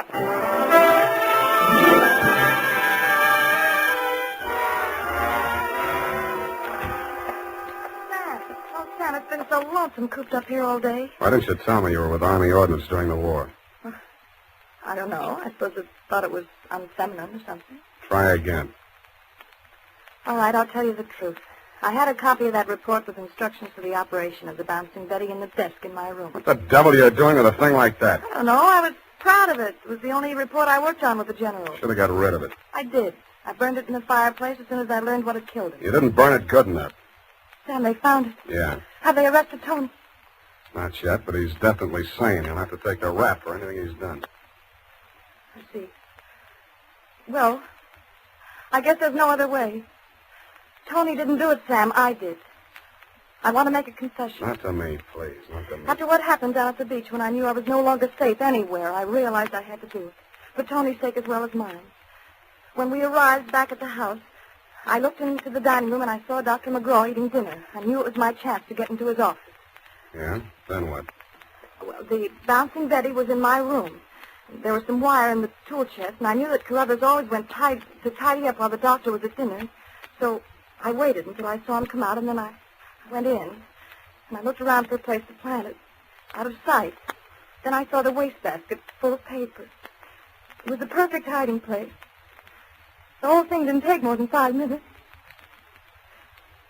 Well, say something. I guess I don't know what to say. Go on, say you hate me. Say it. I don't. Wish I did. Oh, Sam. Help me. Help me. I'm sorry, baby. I am sorry.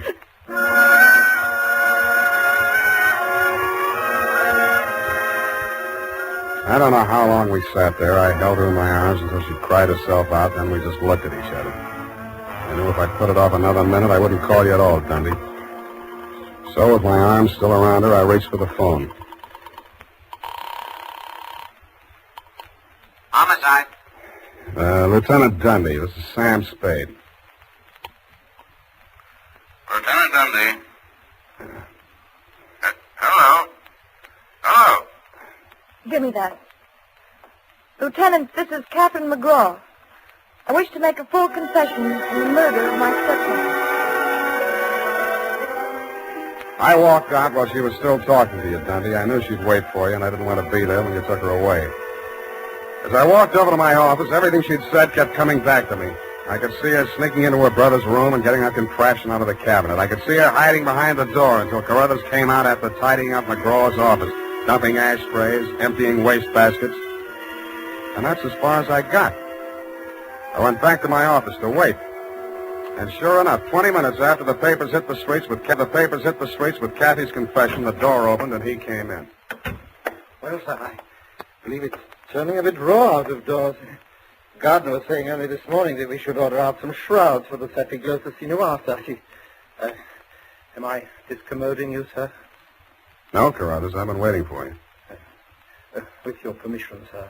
The ashtray. Just dump it in the wastebasket. I am gratified to note that your secretary is been looking after things and has emptied your waste paper basket, as is right and proper. Quite. Yes, sir. And, speaking of waste paper baskets... Allow me, Carruthers. You have come to apprise me of your part in the death of the late Dr. McGraw. Am I in error?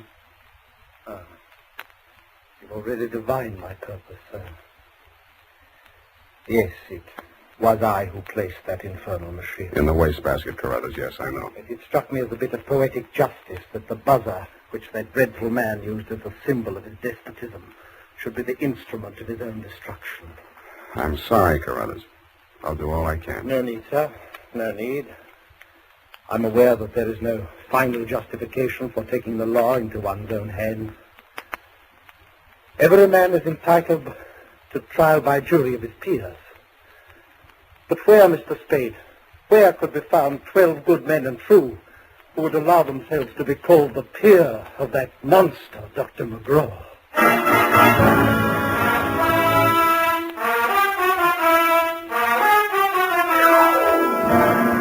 Period. End of report. Sam! There must be some mistake. Mistake, Effie? Mistake? Huh? Well, the butler can't be guilty.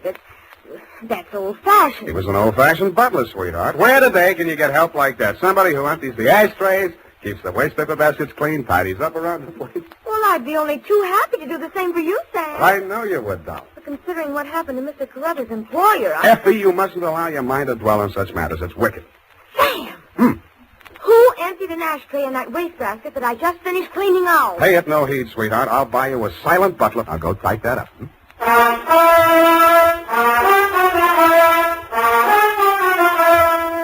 it is, Sam. I hope I haven't made any mistakes. I'm in such a hurry. Whatever did you do to your hair? Well, I brushed it out, Sam. What happened to the pin curls? I told you, Sam, when it was brushed out, it wouldn't be noticeable. Hours of torture sitting under a hot dryer for something nobody will notice. But, Sam, it puts bounce in your whole makeup. I get it, the bouncing Effie caper. Oh. Eyeshadow, new shade of lipstick. You look real gone. Oh, no. Whom is it tonight? Well, it's his friend Maud, Sam. Of course, she's not really serious about him, so it's all right. Your conscience bothering you? Oh, no, Sam, no. He's definitely not serious about her. I mean, Well, have fun, sweetheart, while Maud burns. Oh, well, she won't. I suppose you'll be seeing that girl, what was her name? Oh, yes, Kathy. Well, at least, F, I'm not playing in someone else's garden. No. Well, have fun anyway. Good night, Sam. Good night, sweetheart.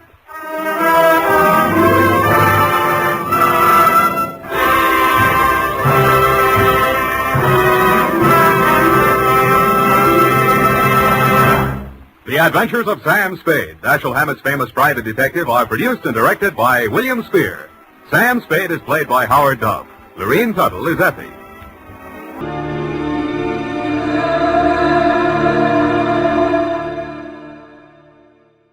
For your enjoyment, Wrigley's Spearmint Chewing Gum presents from Hollywood Edmund O'Brien as Johnny Dollar. Good evening. This is Mr. Snell, the secretary. Oh, sure. Hi. I was unable to reach Mr. Snell before he left for the West Coast, but he asked me to outline the case to you and hoped you'd follow him out there. It's quite serious. Oh? What is it? Our company has been carrying the policies on a line of pleasure boats for a West Coast sales agency, the Arrowcraft cruisers. Within the past 2 weeks, 3 of them have sunk, with no survivors. Bad risks. Yes. There's a liability clause. Next of kin in each case is bringing suit for nearly $1 million.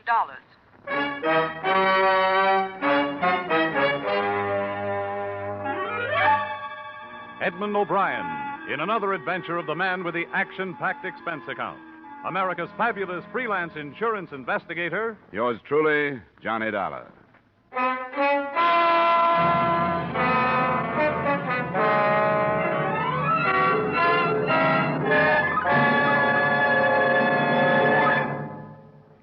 To make every day more enjoyable, treat yourself often to refreshing, delicious Wrigley Spearmint Chewing Gum.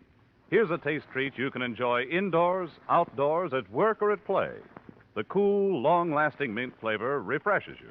The smooth, steady chewing helps keep you fresh and alert. Adds enjoyment to whatever you're doing.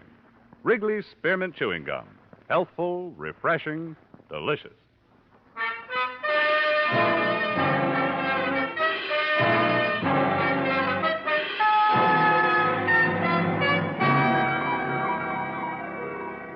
Suspense account submitted by Special Investigator Johnny Dolar to Home Office, Grand East Life and Liability Insurance Company, Hartford, Connecticut.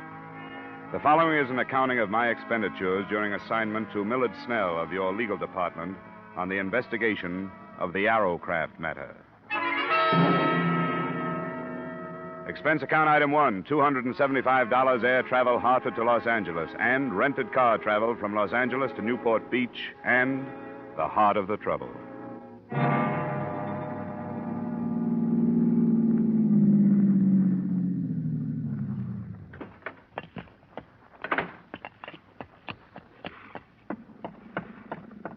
Snell? Millard Snell? Who is it? It's Dolar. Dollar? Hurry up. Get aboard. Now watch it. She's wet tonight. Hey, give me your arm. Come on. Thanks. Didn't think you were going to make it. You talked to your secretary? Yes, but that was yesterday from Chicago. Well, I didn't know where you were until I called her from the Los Angeles airport a couple of hours ago. Then when I got here, your hotel told me you just left to charter a boat. What's up?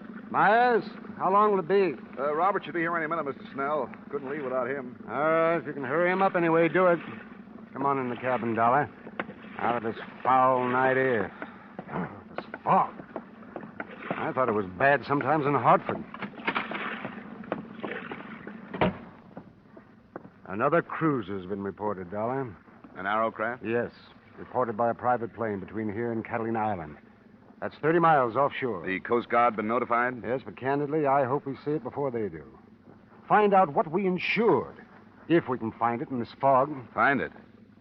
You mean this one is still afloat? Before dark, yes, barely afloat. Robert, hurry, get aboard. Ah, there he is, the navigator we've been waiting for. I hope he's sober. Tell me, what have you learned so far? What makes them sink? I don't know. The sales agent, Fred Crocker, you'll meet him, swears by Arrowcraft. Says they're one of the best hulls afloat. Ah, but the fact remains they've been sinking. Uh-huh, and a tragic fact, too. The loss of life so far has been horrible. 3 28-foot boats, 11 fatalities. No trace of the cruisers, even.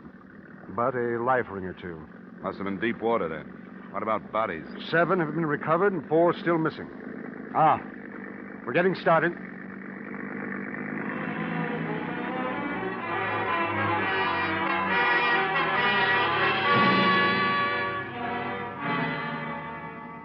It was 10 p.m. when we left the quiet resort village, and it was dawn when we saw in the fog what we had been unable to find during a whole night of searching. The Arrowcraft, without sign of life, was almost entirely awash, bowed down in the channel swell. That's close enough, Myers. Right. We don't want to nudge her. She's liable to roll over.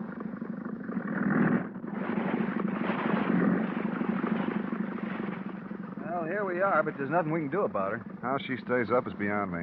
Any chance of towing it in? Not in that shape. Give her any weight, she'll just take more water and go down. Can you put me aboard? If you want to go, I can put you there, but I don't know what your weight is going to do. She's ready to roll. What do you think, Roberts?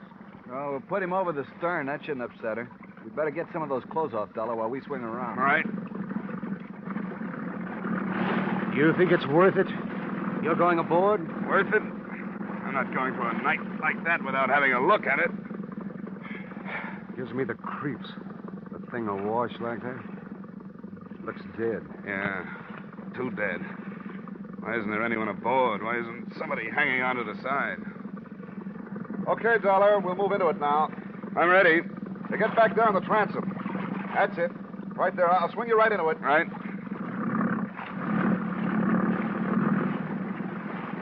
There you are. Go ahead.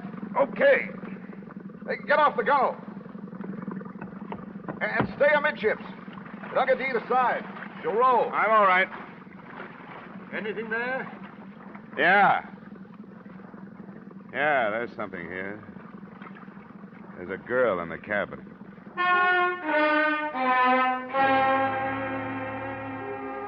Her body floated face down in the flooded cabin, held in there by the narrowness of the passageway. After an unpleasant and ticklish 15 minutes, she was lifted aboard the other boat by 3 suddenly silent men. There was little else I could do on the derelict but memorize the name and address on the certificate of ownership. So I left it and followed the girl. Yeah, I didn't bargain for this, Dollar. It doesn't bother me to read about 11 of them, but But this girl, why, she can't be over 18. Yeah, I noticed. You know, if it was a guy, it wouldn't hit so hard. But a kid like this, beautiful. Myers. Yes, sir? Have you radioed in about this? I waited to find out whether you want to stand by the boat or not. No. We'll start right back. Get word to the police. Ask them to meet us. I think it's a case for them. The boat's registered to a Chester McNeil, Newport Beach address. McNeil, Newport Beach address. McNeil, yes, all right. You want to get us started, Roberts? Right. What'd you find, Dollar? Come here, look at this. See? Behind her ear. You see the bruise? Yeah, I noticed it when I was getting her out of the cabin. She'd been slugged? She could have been. There's long black hair. You see here? The water's ruined most of it, but there's still part of a braid. It could have been a hard blow, one that might have killed a man, but her braid might have softened it. I'm looking for an answer to why she was on that boat, alone and dead.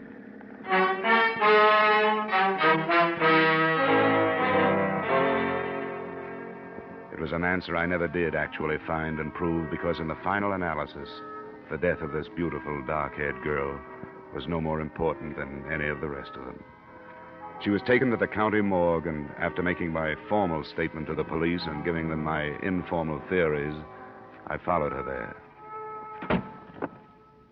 Now, I take it that the deceased is not a personal friend of yours. That's right, Dr. Sane. I'm an insurance investigator. I'm in Southern California because a number of people have died in the sinkings of some insured pleasure boats. Oh, yes, the Arrowcraft? Yes, and the death of this girl has become important to me. What's her name? Caruso, Antonia Caruso. She was identified by her mother. Antonia. Are you planning an autopsy? Why do you ask? I wonder if you noticed a bruise behind her right ear. Yes, I reported it. You're an observant fellow. Dr. Sane, you must have examined some of the other bodies from these sinkings. Were there any indications of violence on them? If there were, I was unable to discover them. The period of immersion in other cases, you must understand, was much longer than in the Caruso case. Water makes it difficult. Why do you ask? On the rest of the sinkings, the boats themselves have been blamed. But after today, it seems to me there's a possibility that something else has caused them, at least this one. The contusions? Yes. There were two other people on that boat, the owner, Chester McNeil, and his father. But the girl's body was the only one aboard. Why? I didn't know the particulars. I think the girl wore braids, Doctor. If she did, could she have survived a blow that would have killed the two men? Protection? Well, location of the wound would bear you out behind the ear. Could she have been knocked unconscious, been thrown overboard, and then recovered enough to get back on? Could this have happened to the girl? Are you suggesting homicide, Mr. Dolar? I'm not sure. Then I'm not sure why perfectly good boats start sinking without survivors, either. They have to make autopsy examination to determine the degree of concussion. Well, that's why I asked. Are you going to perform one? In the state of California, Mr. Dolar, except in cases of unquestionable criminal acts, autopsy is allowed upon only permission of the next of kin. Now, this contusion, well, it could have been sustained so many ways. Yes, I know. Matter of fact, arrangements have already been made to move the body to a private establishment. Oh. Could you give me her mother's address? Why, yes, I suppose so. But I'd be doing no more than saving you a search of the phone book.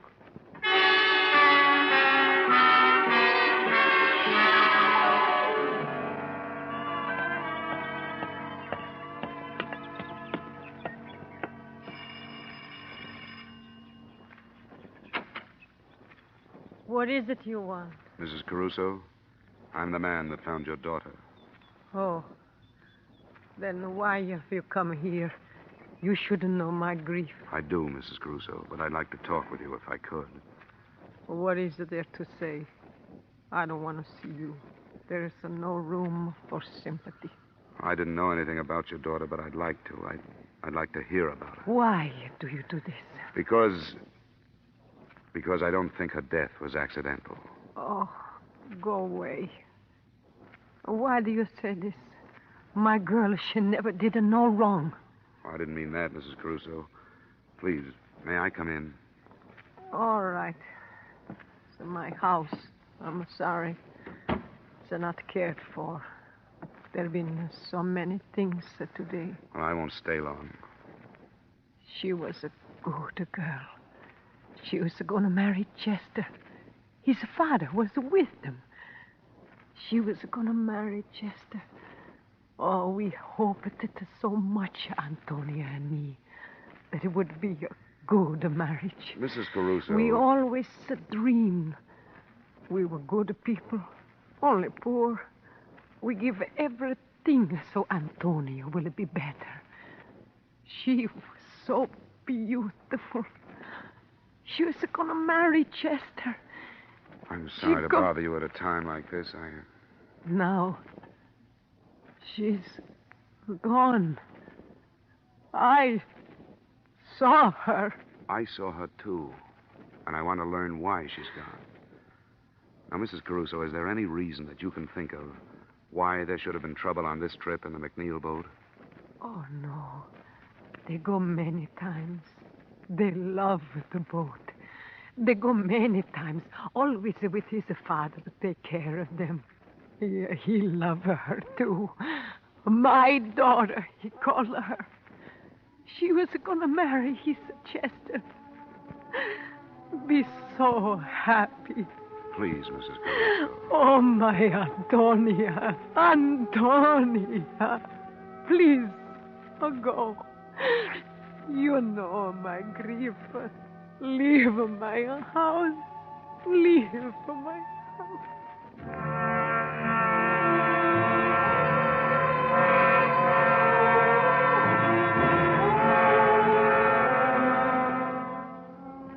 I left her house and drove back to Millard Snell's hotel. It was 7 p.m., and I hoped we could get to Crocker, the West Coast agent for Arrowcraft, before the night was out. But I found Snell white-faced when I opened the door and too anxious to show me the front page of the evening paper. I didn't know where to find you, Dollar. For what? And you haven't heard. Fred Crocker, the Arrowcraft agent. He was killed this afternoon. How? It says traffic, hit-and-run victim. But I don't believe it. Look at this. Violence in another form preceded the tragedy, the story said. Crocker's sales office was entered earlier today in a bold daylight strike. The interior was wrecked, but whether or not the entry was for purposes of theft has not been ascertained. The writer didn't make any definite statements, but reading between the lines, you knew that he was exploring the possibility that revenge was at the bottom of both the violence and the tragedy, that those who had lost family or friends in the Arrowcraft sinkings had wrecked Crocker's office and then killed him. But remembering the bruise behind the Caruso girl's ear, I didn't believe that either.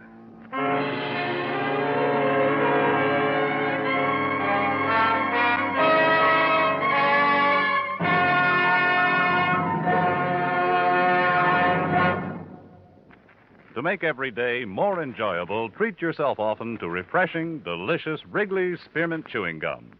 The lively, full-bodied real mint flavor cools your mouth, moistens your throat, freshens your taste. And the chewing itself gives you a little lift, helps you keep going at your best. So for real chewing enjoyment that's refreshing and long-lasting, always keep Wrigley's Spearmint Chewing Gum handy. Healthful, delicious, Wrigley's Spearmint Gum will make every day more enjoyable.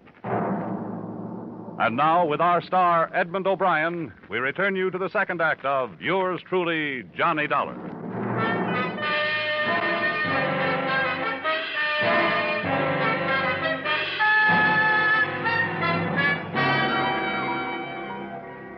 Snell and I drove out to what had been Crocker's sales office. A sheriff's deputy met us outside and took us in. Give you some light if... Oh, there's a switch. Well, not as bad as it could be. At least the drawers aren't dumped. These are from a file cabinet. We'll start here. What are you looking for? Crocker's sales records. Sales records? The names and addresses of all the people who bought Arrowcrafts from him. I don't think we'll find it. I don't get you. We've got a theory that those boats didn't just sink, that they were boarded, that the people who've been lost were slugged before they were drowned, and that the boats were scuttled. What do you think of it? Why would anybody set out to wreck Arrowcraft? Well, that I don't know. Probably because they're linked to something important. Maybe something or somebody is on an Arrowcraft and somebody else doesn't know which one. Here's the sales folder, Dollar. It's empty, all right. Sure it is. That gives them the location of every Arrowcraft between here and San Diego. Sheriff, nobody has said where Crocker was when this place was entered. They don't know yet. You got a theory? Yeah. that he was here.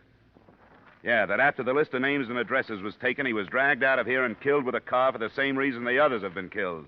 Because alive, they might have been identifying witnesses. Well, they say everybody's got a right to his own opinion, but that's too crazy for me. Well, I don't blame you. It's too crazy for anybody. Maybe so crazy it'll never be cleared up.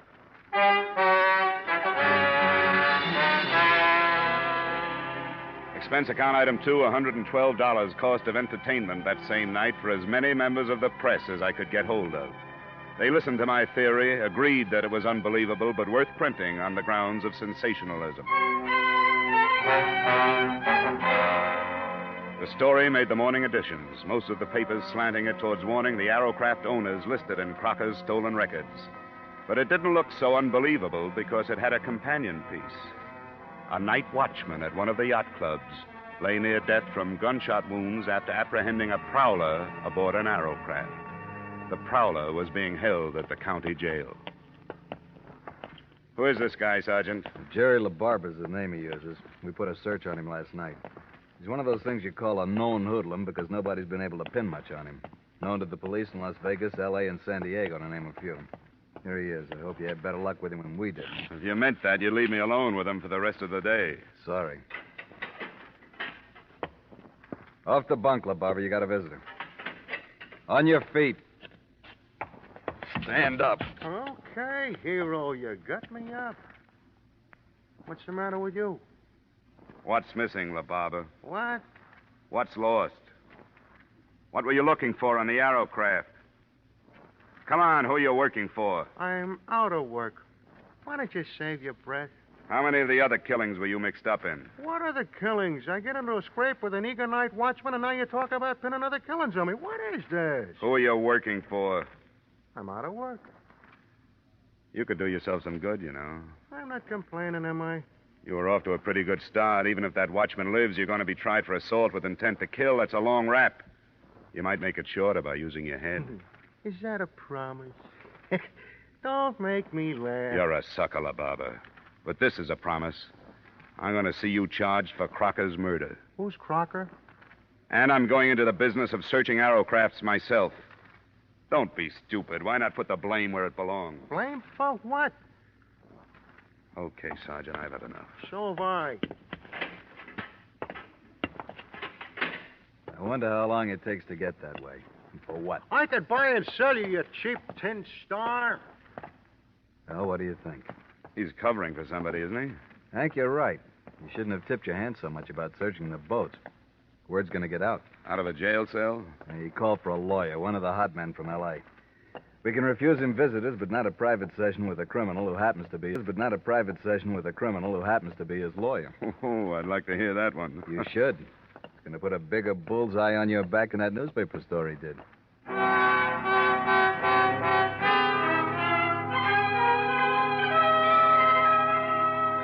There was no trouble that day, and no progress. We had time to contact 2 Arrowcraft owners that afternoon and went aboard their boats. Nothing came of it but a feeling of frustration because we didn't know what we were looking for, how large or small it was, whether to empty fire extinguishers or break open batteries. That night, the news broke that the night watchman had died of his wounds. Snell and I made an attempt at eating dinner and took a bottle of cognac to my room to see what it could do. The phone call came at 9:30. Hello? Hello? Well, this is Dolar speaking. Who's this? I'm in a phone booth, so don't bother trying to trace this call. It's about the boat trouble. All right. What about it? Not over the phone. You have to come up here. Where do I meet you? I've got to be careful. You'll know why when I talk to you. You have to come alone. What else? There's a place called Leeds Bar. It's on Long Beach Boulevard, 3 blocks up from the beach. You'll see the sign. I'll find it. You can make it in an hour. But you've got to be alone. I will be. All right. 11:15.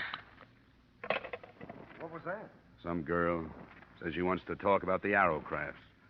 Wants me to meet her in Long Beach. Don't be ridiculous. You're not going. Somebody has to do something. Nothing as foolhardy as this. You've been expecting them to make a move. Here it is. You don't for a minute think she's telling the truth. I won't find out sitting here swilling brandy with you. I I wasted 10 minutes in Newport circling through alleys and side streets to shake any tail that might have been put on me. And then I headed up the Coast Highway. At exactly 10:45, I was ordering a drink in Leeds Bar. It arrived simultaneously with a metallic nudge in the ribs from a man who had taken the stool on my right. Drink it, Dollar. We've got to go. I was supposed to get a message from a girl. You've had it. Come on, drink up. All right. Now leave. We'll meet you outside the door. Do I get to talk with this girl? She's outside. Okay.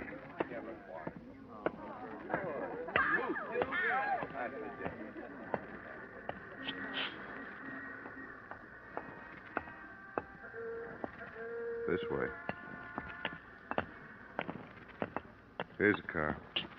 No, you get in the front with her. I'll get in back. Where to now? Just a little way. You weren't followed? I made it a point not to be. Huh? You wanted to talk. Yeah, I do. I don't know what's going to happen to me, but I don't think I care anymore. It's been like I killed all those people who've died. Take it easy, honey. You mean their deaths are your fault? Sort of, yeah. I mean, I could have stopped it, but I was afraid to because one of his men would have killed me. And I thought he'd stop me for this. He? Who do you mean? Hey, watch what you're going. You better stop, Gwen. This is as good a place as any. Yeah.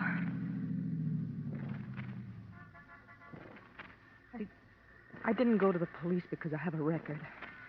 And he's so powerful, he could have made it look like blackmail and it wouldn't have gone any farther. Who is so powerful? George Masterson. George Masterson? Who's he? He seems like a businessman. He owns a line of furniture stores. I've known him for 3 years. It was one of those things where, every once in a while I'd learn something about him. Until I finally understood what he really was. And he knew I did. What kind of payment do you expect for what you're telling me? Dollar. I hadn't thought of money. I swear I hadn't. All right. Go ahead. Masterson's as far outside the law as you can get. Narcotics, jewels and furs, aliens, Mexican gold, anything. He runs the West Coast for a combination that has headquarters in Italy. Who knows this? I do. And I wrote it all down. Ways to prove it. Like the names he uses for all his bank accounts to evade income tax. All of it. That's what he's been looking for on those boats. Well, then he was afraid... Writing it down was the only way I could think of to protect myself. He was afraid of me. Because I knew so much about him. He was going to have me killed. We were in Mexico when I told him, Ensenada. When he didn't believe me, I showed him a copy. I told him I'd hidden the original on a boat I'd visited, and that if he killed me, I had a way of letting the police know which one. Which one is it? I was lying to him. I didn't put it on a boat. I was lying. Arrowcraft was only a name I remembered. When he asked me, I said Arrowcraft. You mean there's nothing on those boats and 16 people have died? I know. I know I was wrong. I should have. Oh, but when you're scared, you only think of yourself. Don't, Gwen, honey. You'll be all right. This paper you say you wrote, where is it?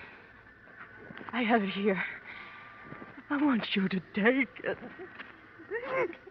Now, get out, Dollar. I want to take her home.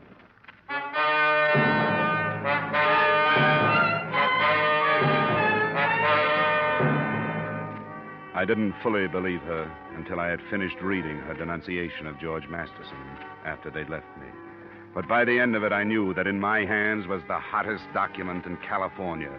I knew that hundreds of rotten lives could be crumbled and millions of dollars in criminal traffic could be stopped.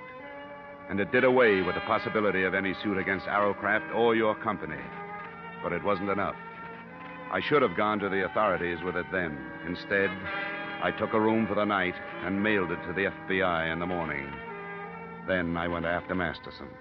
I found him in a plush office in one of his furniture stores.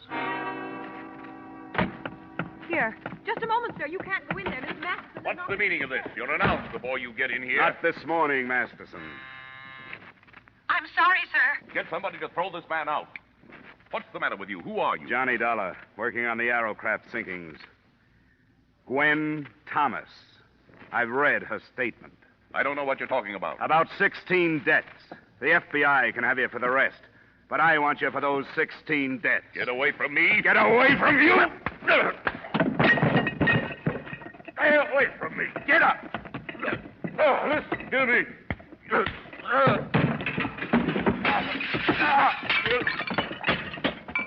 Come on, get up.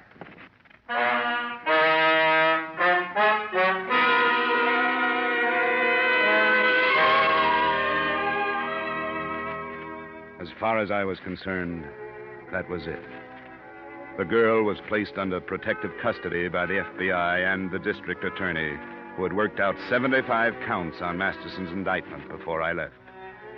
It's too bad that all of the next of kin of the 16 dead can't sit in the jury box. Expense account item 3, same as item 1. Expense account total, $940.20. Yours truly, Johnny Dollar.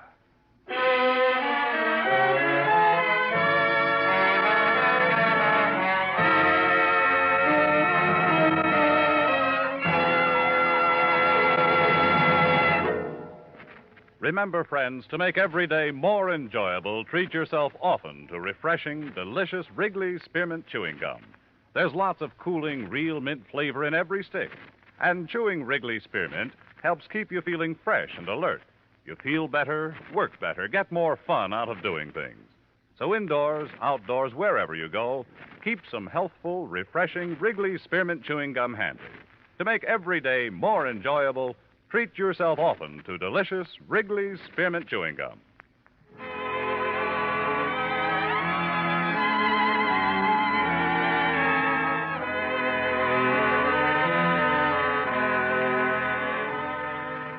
Yours truly, Johnny Dollar, stars Edmund O'Brien in the title role and is written by Gil Dowd and David Ellis, with music composed and conducted by Leith Stevens. Edmund O'Brien can soon be seen starring in the Columbia Pictures production 711 Ocean Drive. Featured in tonight's cast were Gene Bates, Howard McNear, Clayton Post, Harry Bartell, Hy Averback, John McIntyre, and Jeanette Nolan. Yours truly, Johnny Dollar, is produced and directed by Jaime Del Valle.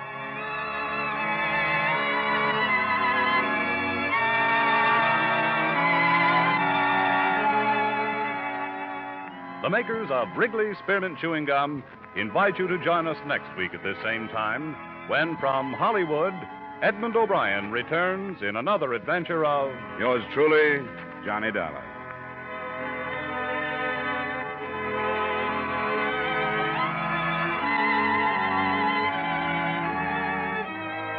Bob Stevenson speaking.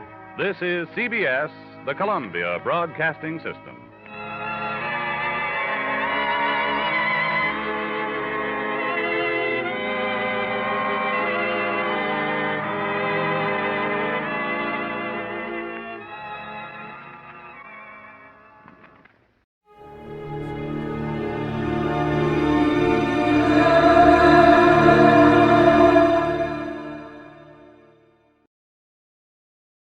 Dragnet.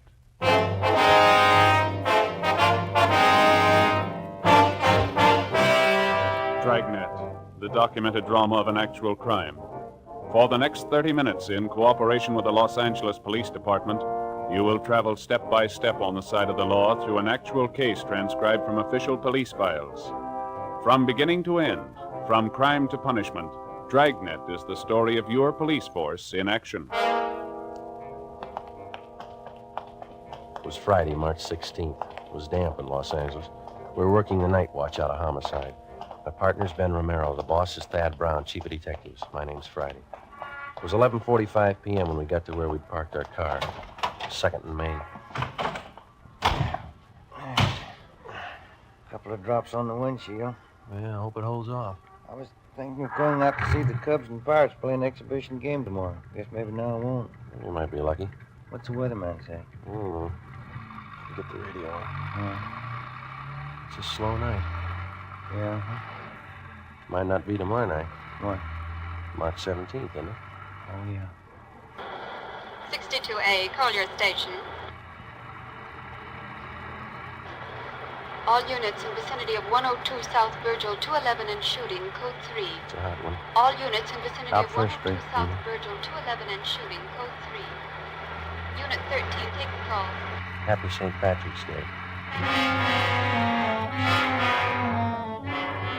11:58 p.m. We arrived at 102 South Virgil, the Bartlett Hotel, a 4-story building. Sergeant Scheimer met us in the lobby and informed us that the shooting took place at 11:40 p.m. in room 432, occupied by Mr. and Mrs. Theodore V. Benham. Mrs. Benham was the victim. We went up to the 4th floor where Officer McCready was stationed outside the room. Any witnesses? Only Benham says it was a thief. Did you talk to any of the people on this floor? None of them saw anything. They're all in their rooms. Any other way out of here? Stairway in the rear leads to the roof. I took a look. Nothing up there. Where's Benham? Across the hall, lying down. Cox is with him. Okay, let's look at the body. We went into the room, a dreary place with a single light hanging from the center of the ceiling. The carpet was faded and worn in spots. On the north side were a closet and a bathroom. Against the east wall was a dresser. Across the room was a double bed, and at the foot of the bed, a window looking out over the roofs of adjoining buildings and the marquee of a movie house down the street. A steamer trunk was in the corner, and a straight-back chair was next to the door. The mirror of the dresser was smashed, and on the dresser, a Gideon Bible. On the bed was the body of a woman sprawled face down. There were several splotches of blood on her coat. In the chair was a .32-20 revolver, which McCready said belonged to Benham, the husband of the murdered woman. We asked McCready to put in a call to the crime lab, and we went across the hall to question Benham. This is an awful shock. I'm not feeling well. I'm under doctor's care. Hemophilia. Awful shock. Sit down, please. Yes. I don't know what it'll do to me. I should be in the sanitarium right now. We'll see you're taken care of. Lincoln Sanitarium in Eagle Rock. Could you tell us what happened tonight? Why, yes. My wife and I went out to the Sycamore Cafe over in Alvarado. What time was that? Oh, about 9:30. We had a couple of drinks and something to eat, listened to a piano player, then came home. I unlocked the door, and Elizabeth went in first, went over to the dresser. I just walked over to her when a man stepped out of the closet in back of us. He had a gun. Can you describe him? I don't know. Did you see his face? No. He had a blue bandana over his face, and he had a cap on, a blue and white check. Did you notice his clothes? No, I didn't. Anything else? He seemed very nervous, and he wasn't holding the gun still. My wife was opening her purse, and I said, well, I haven't got very much, but I'll give you what we have. And he fired and hit Elizabeth. I pulled my gun from my overcoat and started shooting. Are you in the habit of carrying a gun? No, I'd noticed suspicious-looking men follow me lately, so I bought one. Is this the gun here? Yes. Then what happened? Well, I fired all the bullets. I don't know how I missed. The room was small. He kept moving around all the time. But I guess I did miss. Then he ran out of the room. About how old would you say this man was? Oh, sir, I haven't the faintest idea. See you in a minute, Sergeant. Sure. We'll be back, Mr. Benham. This has been an awful shock to me. Wonder how his wife felt. McCready told us that Sergeant Scheimer had found a woman in the Nevada Hotel next door who might know something. We went next door and questioned Mrs. Caroline Cromwell, a resident of the hotel. She occupied room 415 on the top floor. She told us that about 20 seconds after she heard the shots, she looked out the door of her room and saw a man come down the back stairs, which leads to the roof of the hotel, and enter room 402. She'd seen the man several times and was positive of her identification. Sergeant Scheimer said the man was registered as Jack Morrison. We went to room 402. Try it again. Who's that? Police officer. What do you want? I'd like to ask a couple of questions. I was going to bed. We'd like to talk to you. Won't take very long.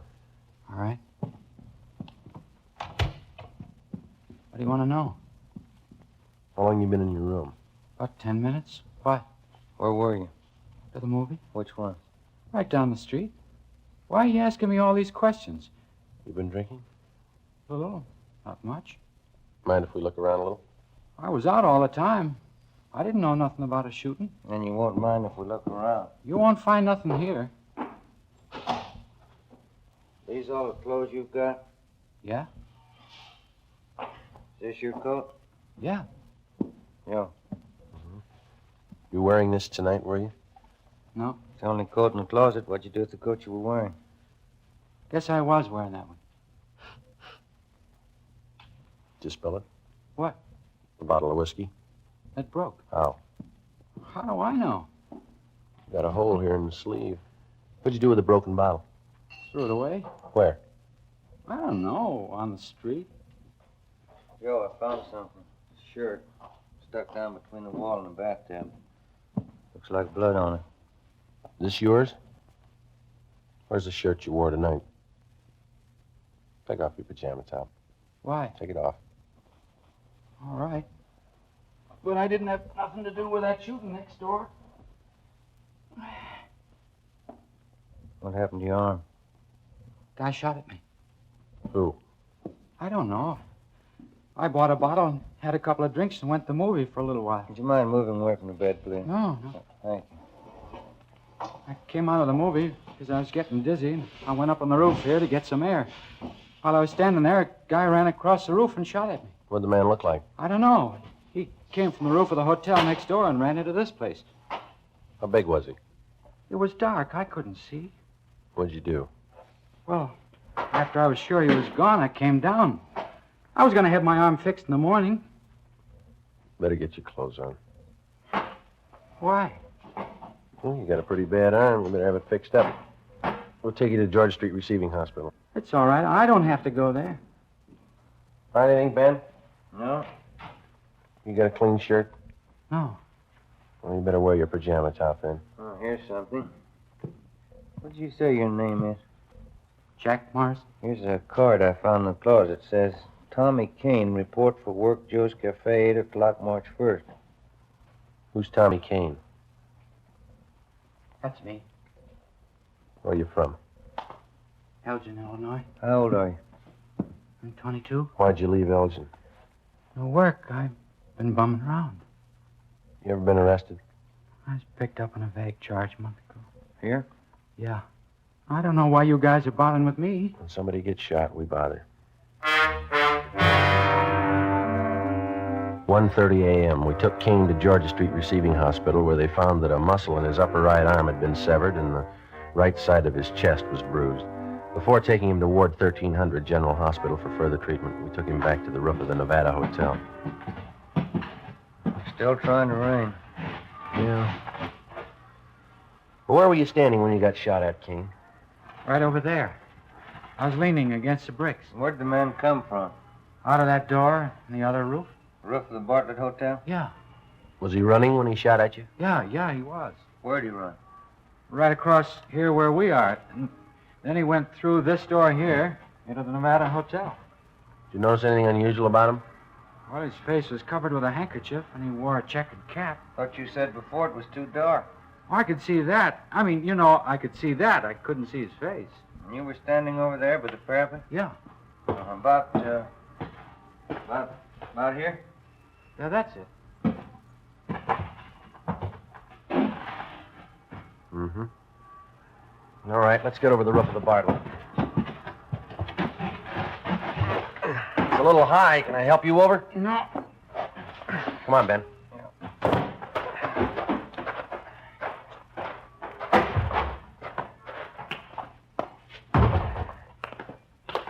You ever been in this hotel before, Kane? No. Everything all right, McCready? Yeah. Crime lab's here. Checking the murder room. Benham awake? I think so. Mr. Benham? Yes? Mind if we come in? Of course not. You ever seen this man before? Let me see. Can you stand over there in the light? My eyes aren't as good as they used to be. Okay. Move over there. How's that? That's better. This the man who shot your wife? No, that's not the man. We left instructions for another car to take Theodore Benham to the Lincoln Sanitarium in Eagle Rock. We took Kane to Ward 1300 General Hospital. 2:42 a.m. We arrived back at the Bartlett Hotel, where police chemist Ray Pinker had finished his examination. 3 slugs, 38 caliber, and 5 slugs, 32-20, were found in the mattress and the walls, all on the same side of the room. On the floor of the room were found a piece of white cloth and some brown threads. Ray Pinker returned to the crime lab while Ben and I made a search of both hotels, the incinerators, the alley, and all likely places for the missing 38. It was not found. 3:48 a.m. Ben went to the record bureau to check on any possible criminal record Kane might have had. I went to the crime lab to see what Ray Pinker had found. Nothing on this one. Must have been a clean miss. And nothing on these 4 32-20s. Mm-hmm. Where'd you find those? Dug the 38 out of the window frame. 32-20s are in the south and east walls. How about the others here? Well, on these 2 38 slugs, I found minute portions of threads. They compare with the dress and coat worn with the deceased. Mm-hmm. Hi. Hey, Ben. I checked Kane's record. He told the truth. Nothing more than a vague charge, huh? No. How's this coming? There's threads on 2 of the 38 slugs. And on one of the 32-20s. Same kind of threads? Yeah, the same kind. 32-20. That's the gun Benham used. Yeah. Did you check the cloth yet? I will right now. Benham must have been shooting an awful while. Where'd you find that 32-20 slug, Ray? On the floor near the bed. Nothing on any of the other 32-20s. No. Yeah, this piece of cloth matches the shirt. How about the coat and those threads? Got only a couple of threads that might match. Let me have the coat. There you are. We better have Benham take another look at Kane, huh? Yeah, I guess so. I could use a cup of coffee. How about you? As soon as we get finished. How about it, Ray? Haven't got to make it. Yeah, they match. Well, that's it, huh? Oh, one more thing. Yeah? Fresh stains on the carpet of that room. What kind? Whiskey. March 18th, we picked up Benham at Lincoln Sanitarium and drove him to the General Hospital. 3 times he asked us to stop someplace so he could have a drink. We told him he'd have to wait. We arrived at Ward 1300 at 1:40 p.m., and Kane was brought out. Take a good look, Mr. Benham. No, that isn't the man. I'm sure of it.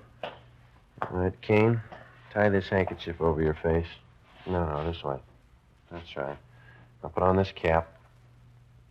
Okay, now stand over there, please. Now, a little further.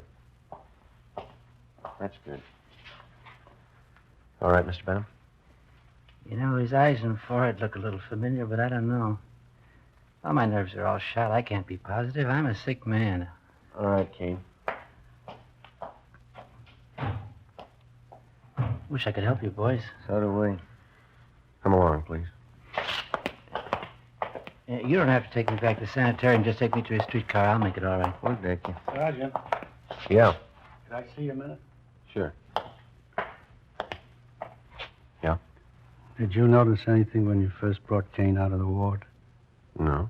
You must have been closing the door. Yeah, I was. That man, Benham, he winked at him. We took Benham back to his sanitarium. On the way, he asked if he could be excused from testifying at the inquest and preliminary hearing. We told him it couldn't be done. 7 p.m. Ben and I returned to the General Hospital and took Kane into a small room adjoining the prison ward. After 3 hours of interrogation, he stuck to his story. Cigarette, Kane? Thanks. How's the arm? All right. Hurts a little now. When you guys going home? When we get a straight story. I've been telling you all I know. Yeah, you've been telling us the same story for 2 days, but it doesn't hold water. What do you mean? How do you account for the fact that parts of your clothing were found in that room? I told you before. You must have made a mistake. No, it's no mistake. Mr. Benham's starting to think he recognizes you. What? Why'd he wink at you? He didn't wink at me. We got somebody here who saw him. And he seems to think whoever did the shooting didn't take the gun with him. When we drove him back to the sanitarium, he asked us if we found it yet. He thinks we will. How long has Benham lived in L.A.? A long time. How long? Why do you want to know how long he's lived here? Is the dead woman really his wife? Well, certainly she's his wife. Why? Where's he been since the shooting? In the sanitarium in Eagle Rock. What's the matter with him? Hemophilia. You know what that is? No. You sure that was his wife? Positive. She wasn't a stool pigeon? Stool pigeon? Where'd you get that idea? You guys never saw her before? Never. You never heard of her? Kane, what's eating you? Did you check on her? We always do. You don't make mistakes on anything like that, do you? Not off. Look, she was a pretty nice woman from all we could find out. Happily married for 30 years. Something's wrong. What, Kane? What's wrong? Oh, set up. Yeah? Yeah. What'd Benham say about me? We told you. He says you look a little bit like the man. Did you say anything else? He winked at you, Kane. Why? She wasn't a bad-looking woman. Wasn't she, Kane? All right, now how about it? You guys swear that was his wife? Yeah. Okay, I'll tell you where the 38 is. Where? The mattress on the roof of the Nevada Hotel. Benham cut a hole in it that day. He told me to hide the gun there after the shooting. All right, let's have a look. I don't want anybody to know I'm telling you this. Why? Benham's a real smart guy. He's got a gang. He's in on it as much as I am. Yeah? He double-crossed me. He tried to kill me. If I'm going to jail, he's going with me. Maybe he will. Kane told us that he had known Benham for about 2 months. During that time, Benham helped him along by giving him a couple of dollars every once in a while. On March 11th, Benham got Kane a room in the Nevada Hotel and gave him $20 to buy a gun, which Kane did. On March 15th, he gave Kane a blue bandana and a checkered cap. On March 16th, he told Kane that he'd been sent by a gang in Chicago to kill a woman who was a stool pigeon. He promised Kane $100 for his help. Early that evening, Benham told Kane how to enter their room and where to hide. When they came home, Benham stood by the door. Kane stepped out of the closet and, after a few words, shot the woman. As he moved toward the bed, Benham started shooting at him. Kane ran from the room and hid the gun in the mattress on the roof, then went to his room and flushed the cap and bandana down the drain. 11:15 p.m., Ben and I found the gun where Kane said it would be. 38 Special Detective Colt revolver, 2-inch barrel, number 381327. 11:52 p.m., we checked and found no evidence that Benham belonged to any kind of a gang. March 19th, 9 a.m. Ben and I reported into homicide and picked up Captain Steed. We went over to Dr. Wagner to learn his autopsy report. It showed that the deceased had been shot 3 times. 2 .38 slugs and 1 .32-20 were recovered from the victim's body. They were initialed for evidence. 8 p.m., Captain Steed, Ben, and I went to the sanitarium and told Benham that there were a few angles we wanted to clear up before the inquest next morning. Benham got dressed, and we drove back to the Bartlett Hotel. It was raining. I'm still trying to remember what happened. I was very shocked that night. Yeah, I suppose you were. Well, sometimes my memory comes back for a little bit. The red light? Yeah, I see. You know, the man who did the shooting knew you lived in room 432, and he knew you'd be gone that night. How do you suppose he figured that out? Well, I'd been noticing that a lot of men had been following me. Suspicious-looking men. I told that to Sergeant Friday, didn't I, Sergeant? Yeah, that's right. Must have been one of them. You ever give money to characters on the street so much they might follow you? Hey, that must be it. Many times I used to do that. I'd be nice to them, and they'd try to make friends. You remember any of them? Yeah, I do. There was old man Dorsey, Jolly Swanson, and a fellow named Kane. Lane? Kane? Yeah, that's it, Kane. There you are. The young man you took me to see in the hospital. I'm thinking, I believe that's Kane. Are you sure? Quite sure. He's the burglar. What makes you think he was a burglar? Well, what else would he be? He didn't rifle any of the drawers or steal anything, did he? Must have got there just before us. Did you have anything important there? Yes, some insurance policies. On your wife? Yeah. How much? Well, one policy for $4,000 and 2 for $2,500 each. Policy for $4,000 and 2 for $2,500 each. Who's the beneficiary? Well, I am. We took Benham up to room 432, where he got out the insurance policies on his wife and showed them to us. Then Captain Steed asked him to reenact the shooting. Benham acted as the killer, I played Benham, and Ben acted as his wife. Well, the man was over here in the closet. My wife and I came in that door, and then my wife went over to the dresser. Oh, over here? Did you turn on the light? Oh, yeah, and then I closed the door and went over behind her. Like this? Oh, she was closer to the bed. Here? Yeah. Were you standing next to her? Yeah. Did you start to take off your coat? Well, I was just going to when this man stepped out of this closet here. How far? Oh, here. Yeah, right here. And then what? Well, he held the gun in his hand and asked how much money we had. Elizabeth said we didn't have much. From here? Yeah, but she turned around. Like this? Yeah, that's it. What happened then? Well, then I said I haven't got very much, but I'll give you what we have. And he started shooting. Yeah, but you said before that your wife started looking in her purse. Yeah, that's it. She did. I forgot. And that made him think she was going after a gun. How do you know? Well, I suppose that's what he thought. He shot, and Elizabeth fell on the bed. I pulled out my gun and started shooting, and the man ran out the door, and that's all. That's exactly what happened, huh? Just as I remember it. Will it help you? Not very much. What's the matter? Well, if you were standing where I am, there'd be bullet holes on that side of the room there, wouldn't there? They're all on this side. I see.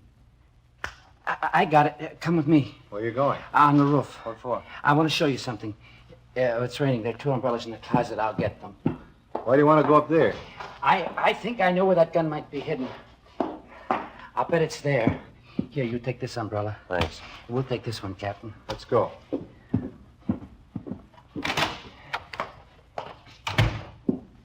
I'll bet it's up there. We'll find it.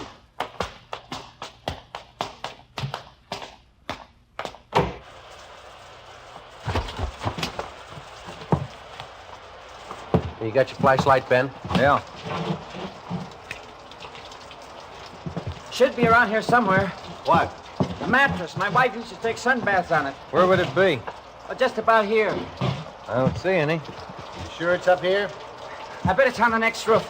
Didn't you say Kane lived in that hotel? He probably moved it. Hey, flash your light over there behind that elevator shaft. There? Yeah, there. You see it? We have to climb over this parapet to get on the other roof. Watch it, Cap. It's pretty slippery. Okay. Yeah, it is slippery.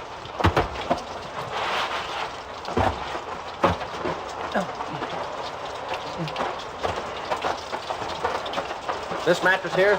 That's it. Take a look, Joe. Right. No, nothing here. Did you look all around there? Did you look in the corners? No. Well, that'd be a good place to hide a gun, don't you think? Here, let me see. There might be a hole cut in one of them. No, maybe the other corner. No. Or maybe this one. Yeah, you see, the mattress has been cut. No. No, it's got to be here. Where is it? It's here, I tell you. It's here. I know it's here. I'll find it. I'll find it.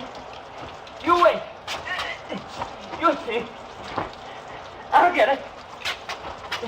I know it's here. I'll find it. You wait, I'll get it. I'll get it. It's getting wet, Joe. We got the 38. Kane told us about it. You ready to talk? Yeah. Insurance. That why you did it? Yeah. I'm a sick man. Let's go, Benham. On your feet. This is the United States Armed Forces Radio Service, the voice of information and education.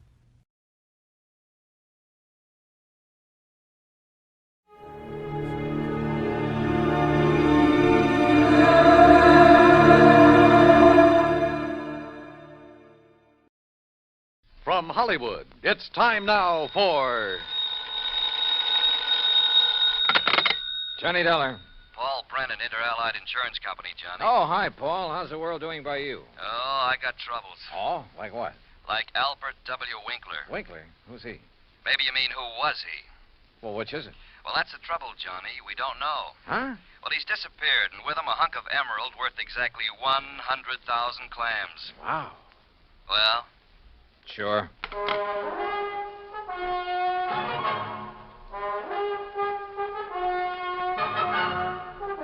Bob Bailey in the exciting adventures of the man with the action-packed expense account. America's fabulous freelance insurance investigator. Yours truly, Johnny Dolar.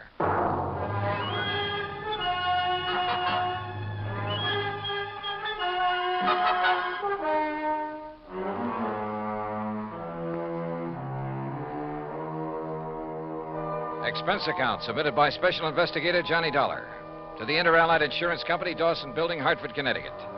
Following is an account of expenses incurred during my investigation of the Blooming Blossom matter.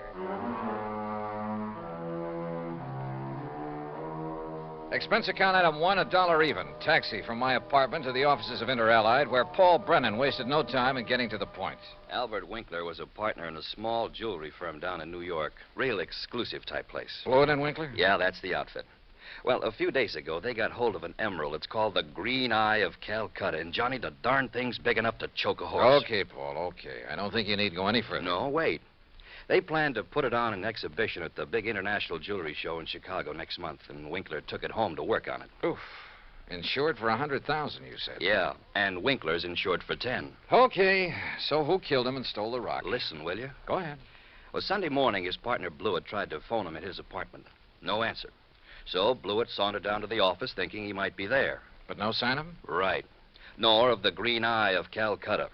Only a note Winkler had left the night before saying he was taking the stone home to work on it. Well, that makes it look as though maybe Winkler... Listen. About that time, the phone rang there in the office. It was the police department, also looking for Winkler. Oh? Yeah, they'd been called by Winkler's landlord after a chambermaid had found his apartment completely ransacked and the old boy missing. Uh-oh. Who's working on it? For the NYPD, I mean. Sergeant Randy Singer, 18th Precinct, homicide. Old friend of yours, I believe. Yeah, good man. Has he come up with anything? Nothing. Well, Johnny? Sure, Paul. Now? Now. Item 2, another $1 for a taxi back to my apartment where I slicked the stubble off my face, showered, dressed, and was about to head for New York when the phone rang.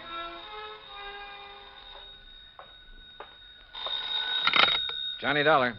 Johnny Dollar? That's right. Oh, good. Well, who's that? Oh, yes, of course, Mr. Dollar. Huh? I must talk with you, sir. It's important, very important. Well, who are you? Me? Well, this is Wilbert Kenworthy Blossom. Yes, and I must see you right away. Well, what's this all about, Mr. Blossom, did you say? Oh, why, that's right. How did you know that? Oh, is this some kind of a gag? Certainly is not. And to think that now I'll be working with you on a... Oh, it's wonderful, just wonderful. What are you talking about? Why, you, don't you see? I follow every single one of your cases, sir. Either in the newspapers or on the radio. Oh, I'm your biggest fan. Is that all you called to say, Mr. Blossom? It is not. I'm calling about the mysterious disappearance of Mr. Albert Winkler. Winkler? You know something about him, his whereabouts? I certainly do. Where are you, Mr. Blossom? Here at my house in New York, and I'll be waiting for you, sir. Goodbye. No, wait. Give me your address. Oh, yes, of course. How could you know where to come if I hadn't given you that? Yeah. That was silly of me. Well, goodbye. The address, man, the address. Oh, of course. Yeah. It's 825 East 73rd Street.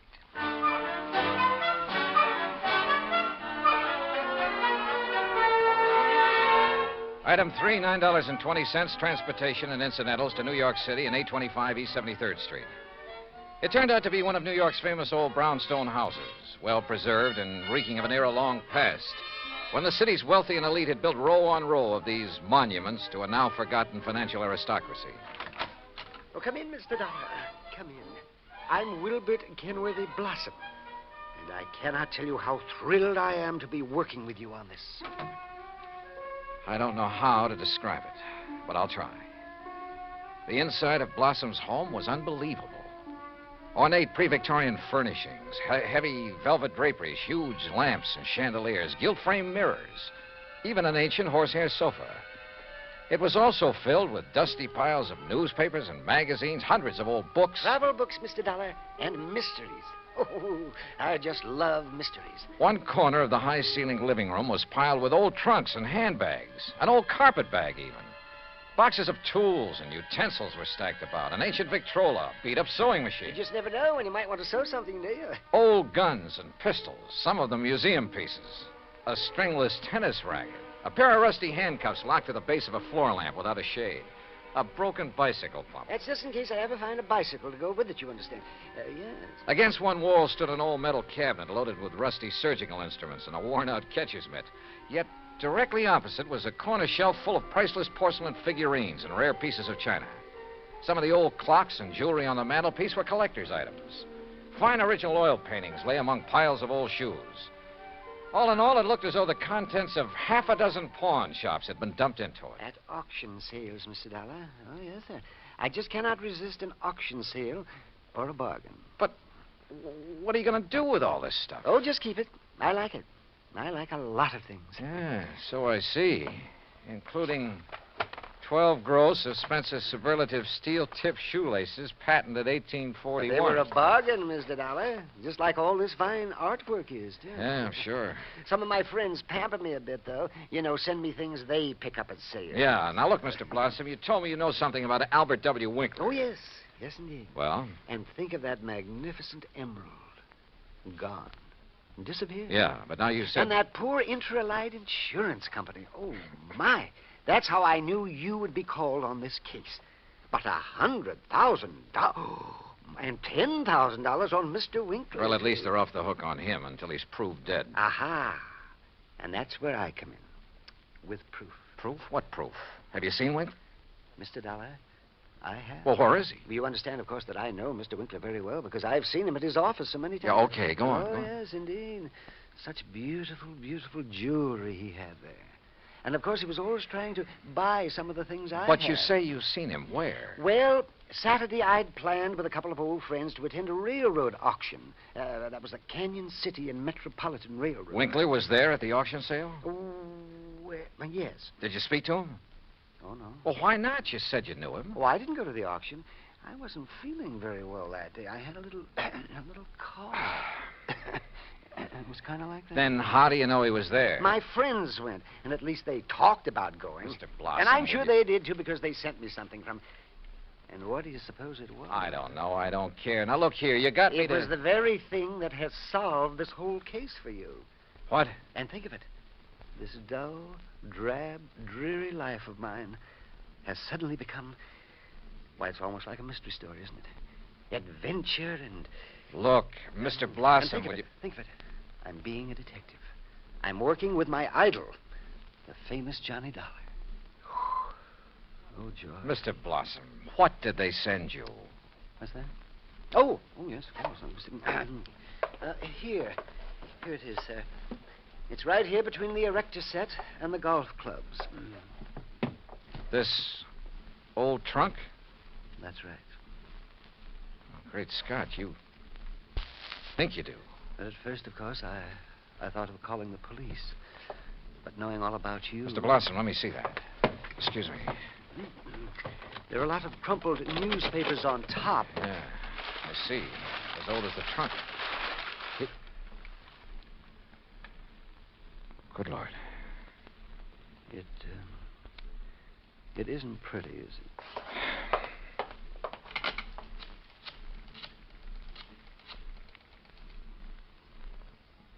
Sergeant Randy Singer, homicide. Randy, Johnny Dollar, get somebody over to 825 East 73rd Street right away, will you? Body of Albert Winkler. Randy got there in a matter of minutes. Got the same story from Blossom that I had, then called for the lab crew to come and take over.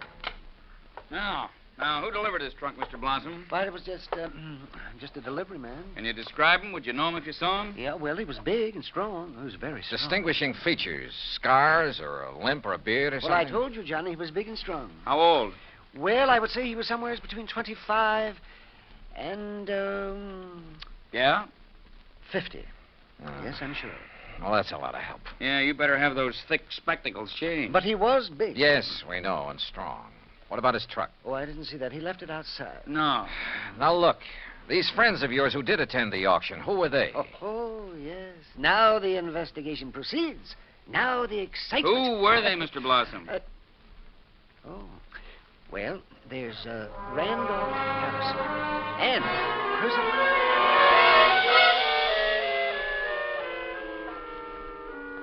Randy Singer took down the names of Blossom's 3 auction-minded friends.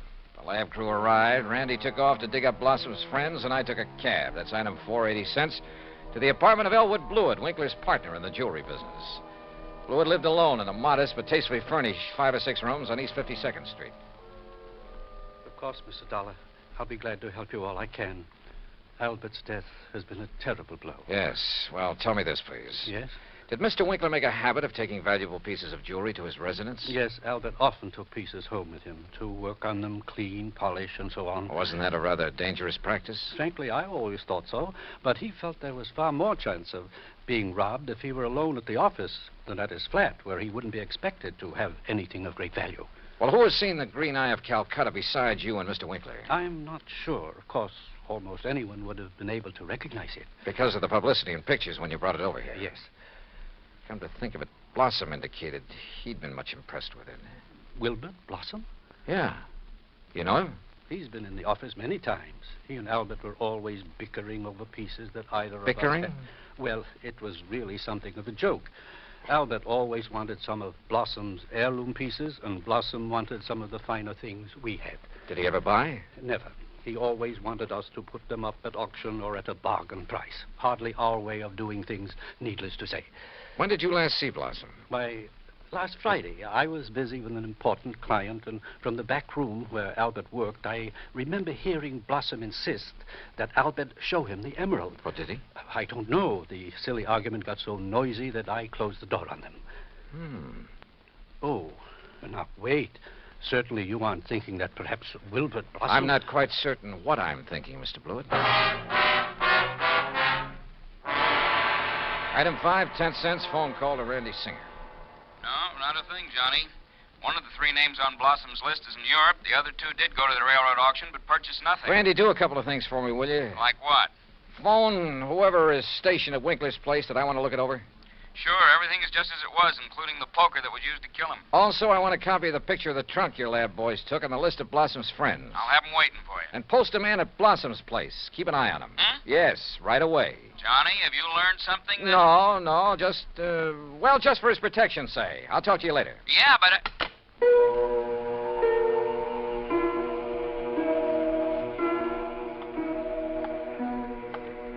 Blossom. Yeah, Blossom.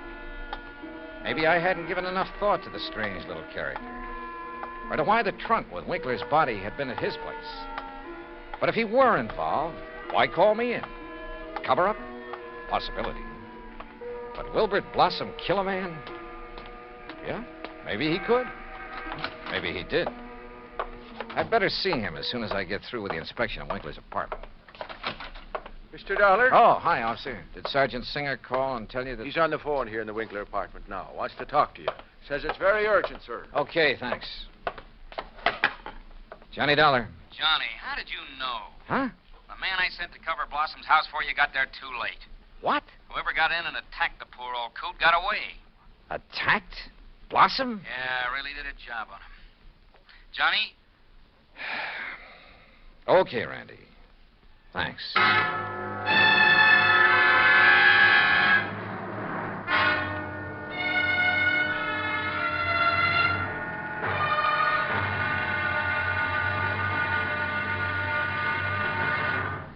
Act 2 of yours truly, Johnny Dollar, in just a moment.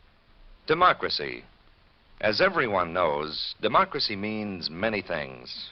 Self-rule of the people, a higher standard of living, freedom of speech, press and religion, rights and privileges, liberty.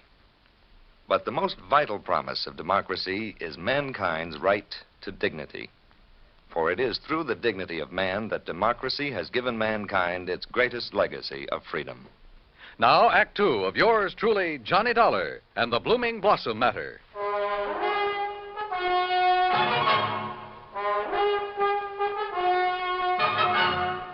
Expense account item 6, $2.25 for a fast taxi ride to 18th Precinct Police Headquarters. All right. As soon as I got your call, Johnny, I sent a uniformed man over to Blossom's house. From the way you talked, I thought maybe you suspected him. Yeah, Randy, I'm afraid I did. Boy, how wrong can you be? Anyhow, when he got there, he found the front door open and Blossom lying in the dark hallway. Where's Blossom now? The hospital, but he's okay, just bruised up a bit. They're letting him out. Fingerprints? Anything to go on? The lab's checking on the prints right now. Uh-huh. Let me know. Yeah. Anything else? Nope. So, now let's find out who tried to put Blossom out of the way, and we'll have the guy who killed Winkler. And stole the $100,000 worth of emerald, then shipped Winkler's body to Blossom. Oh, and by the way, here's the picture of the trunk you asked for and the three names Blossom gave me. Harrison, Norton, and Scatterday. What are you going to do with them? Randy, suppose the man who attacked Blossom is the one who did all the rest. You got a better suppose? Well, look, Randy, whoever wielded that poker on Winkler couldn't have been very strong. A really hefty wallop would have bent it out of shape. And the lab agrees with you. But, of course, it didn't take much of a blow to finish off old Winkler. He didn't weigh much over 100 pounds, you know. Yeah. Any strong arm could have finished him off easily and without messing up the whole apartment. And don't forget, whoever did him in also put him in the trunk and delivered it to Blossom's house. But why? Yeah. Yeah, and where's the emerald? That's what you should be worried about. $100,000 worth of worry for your insurance company. Now, what are you going to do with that picture of the trunk and the list of Blossom's friends? Oh, yeah, sure. Hmm? I'll see you later.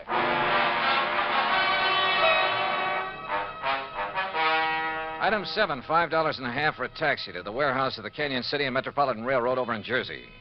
There, I finally managed to track down a man who knew something about their occasional auction sales of unclaimed baggage and stuff. Insurance investigator, eh? That's right, Mr. McKinney. One of those boys with a fancy expense account, eh? Well, that's a matter of opinion. Look, you had an auction sale here last Saturday, didn't you? That's right, handled it myself. Want to know something about something we sold off? Exactly. Then I'm your man. Always remember all about every single item I sell and who bought it and all about it. That's fine, because I want to know if any of the names on this list bought from you on Saturday. Yeah? Randolph Harrison. Man by the name of Harrison buy anything? Nope. How about Percival Wentworth Scatterday? Nope. Ellsworth Norton?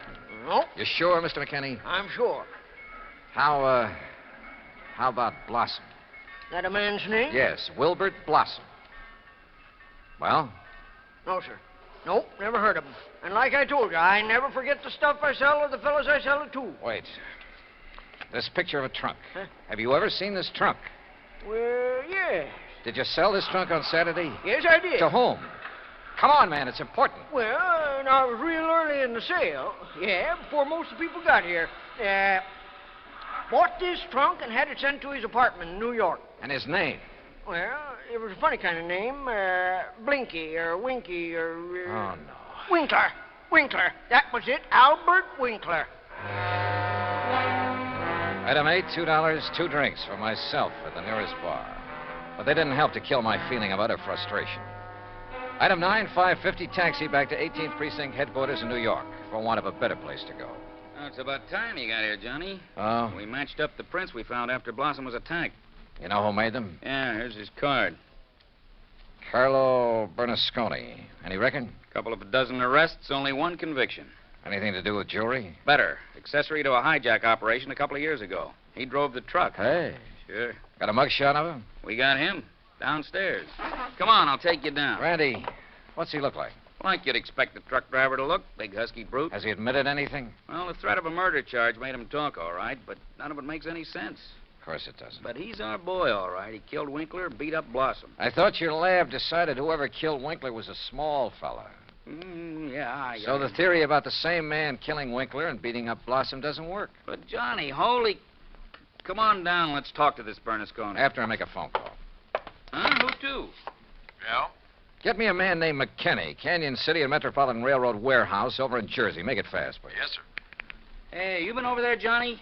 Just before I got here. Did you find out anything? No, but I'm going to now. Like what? Randy, for the first time, this whole thing is beginning to make sense. Here's your party. Mr. McKinney? That's me. This is Johnny Dolar, remember? Sure do. Good. And say, Now...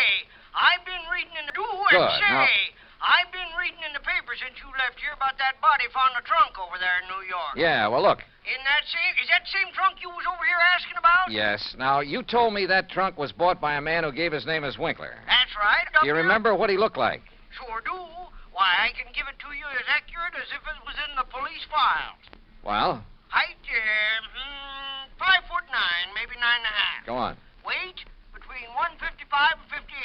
You see, when I was young, I worked with a Carnation show guessing weight and height, and if I didn't guess it right... Yeah, okay. Now, how about the color of the eyes?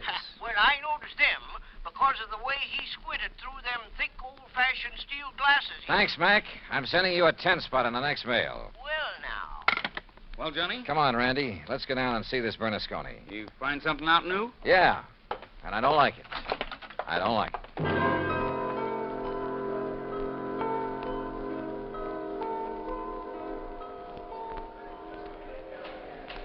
Now, look, Bernasconi, you're in plenty of trouble for the assault on Blossom. Maybe even more. But I'm the man who can save you from a murder rap, if you'll answer a couple of questions. Sure. I told the cops. All right. Did you pick up and deliver a trunk yesterday morning? Sure, I told him. For a guy named Winkler. You got the trunk from Winkler? Sure, at his apartment on East... What did he look like? How tall? Maybe 5'8" or 10. What? Johnny. Slight build or heavy or what? I'd say about medium. Maybe 150 pounds. Johnny. Now, look, mister. Now, wait a minute. You look. Did you deliver that trunk to a man named Blossom? Sure. At 825 East 73rd Street. What did he look like? Him I never seen. I knew it. He hollered from a window that the door was open and I should put the trunk in the living room. What a junk house. But you must have seen him later when you came back and assaulted him. It was night then. When he come to the door, I just slugged him and let him lay there. Then I went inside where the lights was on to look for the big rock I'd read about in the paper. But then I heard a prowl car coming, so I beat it. Trunk wasn't there anyway. Okay, Bernasconi. See you later, Randy. Now, just a minute, Johnny. Hey, and what about me? You said it...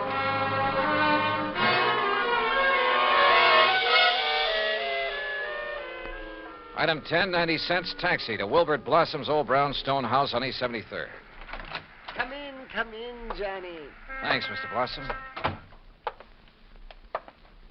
All recovered from your beating? Oh, of course I am. Here, sit down. You said you wanted to help me on this case. Oh, yes, indeed. Why, this chance to work with a man I consider the finest insurance investigator in the world. Yeah. That's why I called you when I got the trunk with Mr. Winkler's body in it. Mr. Blossom, why don't you All tell the my truth? drab, dull life, I wanted to be a detective, an investigator. And this was my chance. My chance... Tell the truth, did you say? Mr. Blossom, listen to some facts for a minute and see what conclusions you draw from them. Oh, deductions. Like a detective. To begin with, this house of yours so full of, well, junk. I told you, Johnny, I like things. But it also has a lot of fine paintings, sculpture, china, jewelry. Oh, I like all sorts of things, especially if they're fine and rare. And bargains. Like the green eye of Calcutta? Oh, the most beautiful emerald in the world. And I would conclude that you'd do just about anything to have that stone. Yes, sir, Johnny. I'd reach the same conclusion. Okay. Now, when Albert Winkler and the emerald disappeared, it was in the papers that Inter Allied had written policies on them. Conclusion? Yes, sir. I would deduce that you would be called in. Wouldn't it be smart, then, if the killer was afraid I'd eventually get around to him anyway? Wouldn't it be smart for him to call me in and offer to help me? As a cover-up for what he'd done? Oh, yes. Yes, indeed. Or at least he'd think it would. Oh, yes, I guess he thought it would. Another thing, Mr. Blossom. Oh? What is it, Johnny? The body was packed in the trunk with old newspapers. Like these you keep piled around. Oh, why, yes. And I would deduce... So obvious that both Randy Singer and I overlooked them completely. Oh, well, there's so many things piled around here. You couldn't be expected to... Johnny.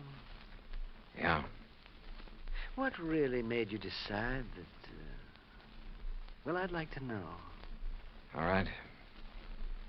Albert Winkler was a frail little old man, about 4'11", not much over 100 pounds. Yes, he was. But the man who bought the trunk and had it sent to Winkler's apartment, who gave his name as Winkler, that man was about 5'9", 155 pounds. And he wore thick, old-fashioned steel-rimmed glasses. But, Johnny, I can't see without them. Then there's the truck driver. The man who ordered the trunk delivered to this house gave his name as Winkler, too. But Winkler was dead by then. Dead from a blow inflicted not by some big bruiser, but by somebody of, say, your build. Oh, that awful truck driver who thought the emerald would be in the trunk and came here to steal it and who beat me up. I suppose you want the emerald. Yeah.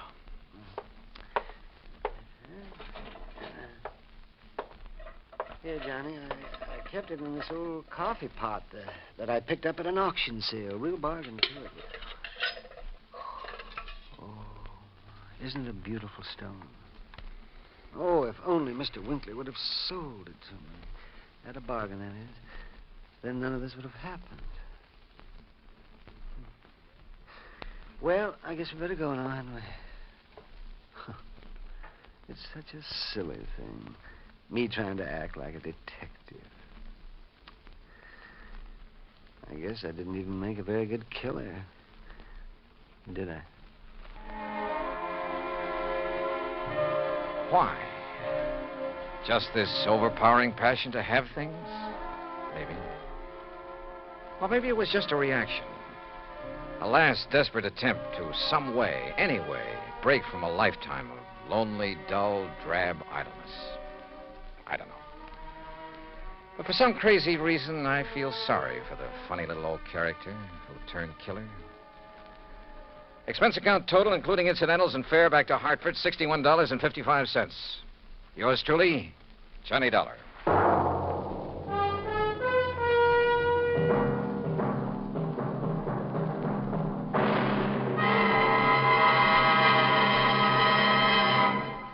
Now, here is our star to tell you about next week's story. Next week, a case so simple, so easy, so obvious, that it proves almost impossible to solve.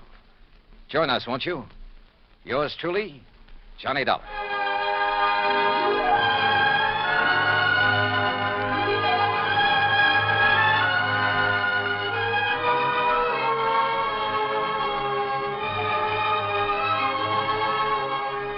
Yours truly, Johnny Dollar, starring Bob Bailey, originates in Hollywood. It is produced and directed by Jack Johnstone, who also wrote tonight's story. Heard in our cast were Howard McNear, Herb Ellis, Herb Bygren, Junius Matthews, Herb Butterfield, Frank Gersel, and Johnny Jacobs. Musical supervision is by Jerry Goldsmith. Be sure to join us next week, same time and station, for another exciting story of yours truly, Johnny Dollar. Dan Cubberly speaking. Johnny Dollar has come to you through the worldwide facilities of the United States Armed Forces Radio and Television Service.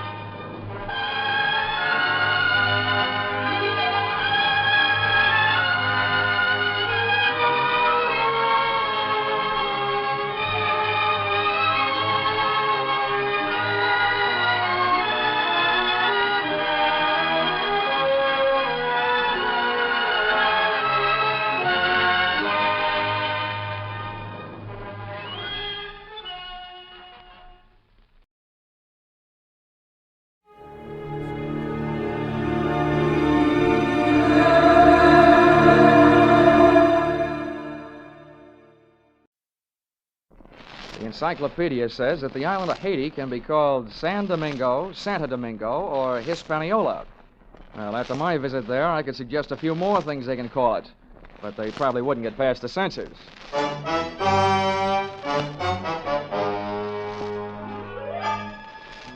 This is another in the adventures of America's fabulous freelance insurance investigator, Johnny Dollar. At insurance investigation, Johnny Dollar is only an expert. At making out his expense account, he's an absolute genius.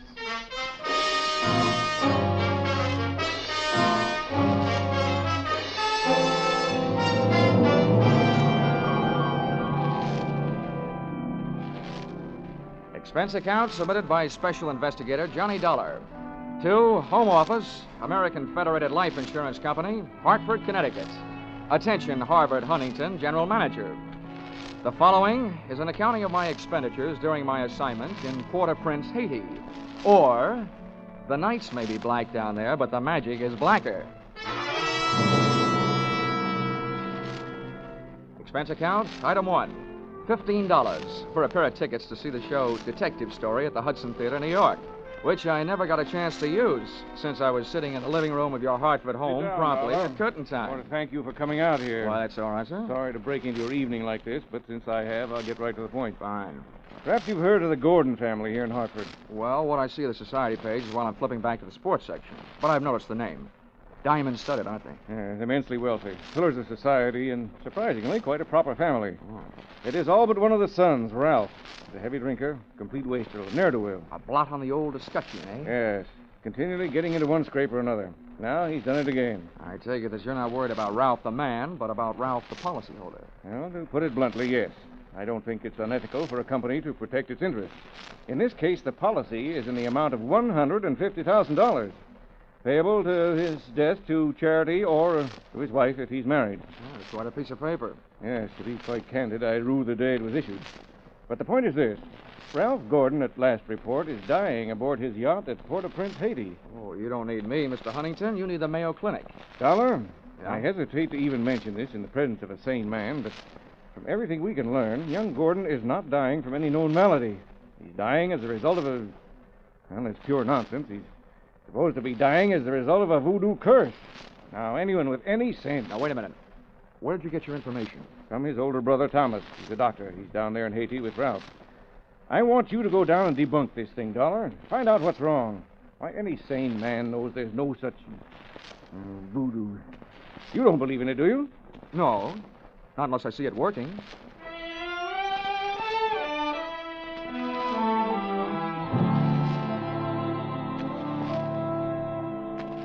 Expense account, item 2. $148.70. Hartford to Port-au-Prince via airplane. Expense account, item 3. $32.50. Tropical clothes. They didn't fit me, but they fit the weather. And item 4. $25. Spent while I browsed the waterfront bars in Port-au-Prince, looking for somebody who knew where the Gordon yacht was moored. Know about this When I found him, he not only knew that, he knew everything. Ask me first. My name's Cap Reagan, and I've been here since before repeal. Give up my citizenship, I did, with the help of a couple of prohibition agents. Oh, you don't say. Uh-huh. And I figure on sailing out my final days right here. What do you want with the Gordon craft? I want to see the owner, Ralph Gordon.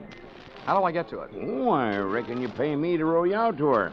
My dinghy's down at the foot of the pier, just a short hail from where we're at. Oh, well, good. Come on, let's shove off then. Just wait till it down my ration here.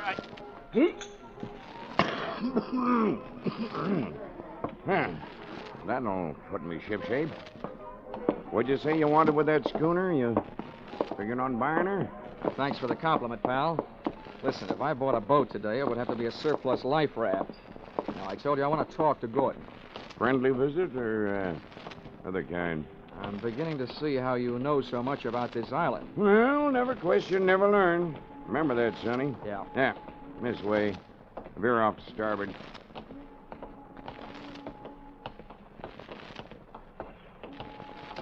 No, sir. Never question, never learn. Yep. Well, I'm an insurance investigator, and a company sent me down here to look things over, including Gordon. Something wrong? I don't know yet. What do you know about him? A jug full, Sonny, a jug full. Stood into the harbor about 2 months back. No sooner dropped his hook than his crew started taking the pierhead lead. Everybody jumped but the bosun, for reasons of his own. Why did they leave him? 'Cause he was half seas over all the time. You navigate with sextant, a compass, and parallel rulers, Sonny. Not with a double shot and a water chaser.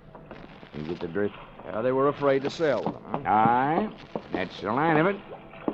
And if you had ever piled into a reef, you'd feel the same.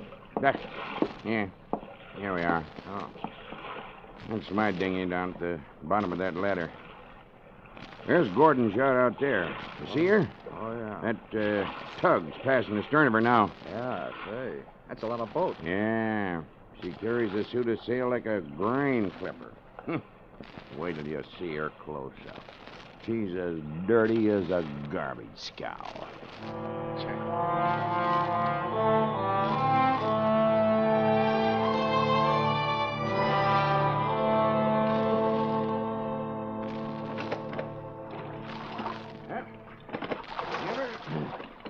Give her a hail now, Sonny. They're close enough. Hey! Anybody aboard? Hey, aboard the yacht! Anybody home? Yes? What do you want?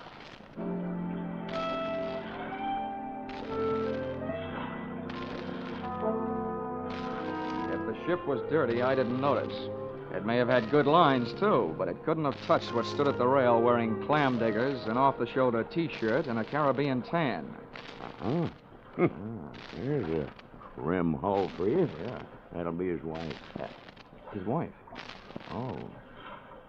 Can I come aboard? Who are you? What do you want? I'm Johnny Dollar from Hartford. I want to talk to Ralph. Oh. Why, yes, then I guess you'll have to come aboard. Here, I'll swing the stern into the ladder. Okay. There you be. Oh. Steady now, steady. Okay, Cap. You wait for me, huh? Yeah.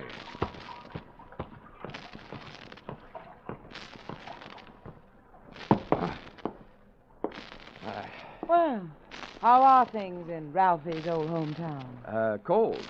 But not as cold as this reception. Don't let it throw you. What is this, a friendly drop-in? Business?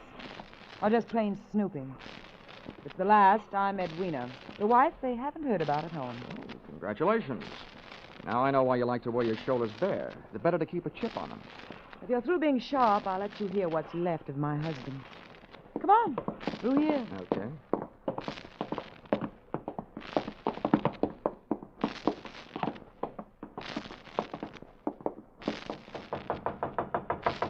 Hey, Ralph, you've got a visitor from Hartford.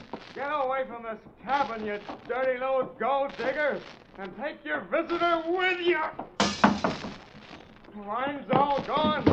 Why don't they send another case of wine? There you are, chum. He's got the door locked. He'll stay that way till he runs out of wine. You heard enough? Yeah. Enough to know how you acquired your charming attitude. Forget it. I walked into it with my eyes wide open. Let's get back out on deck. The light's better for throwing bobs at each other. Yeah, sure. Sounds like fun.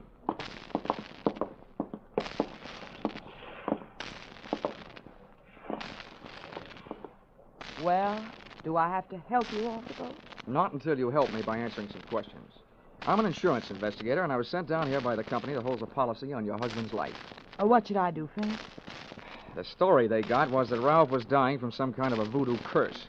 They don't believe it, and neither do I. Why not? That might be true. Huh?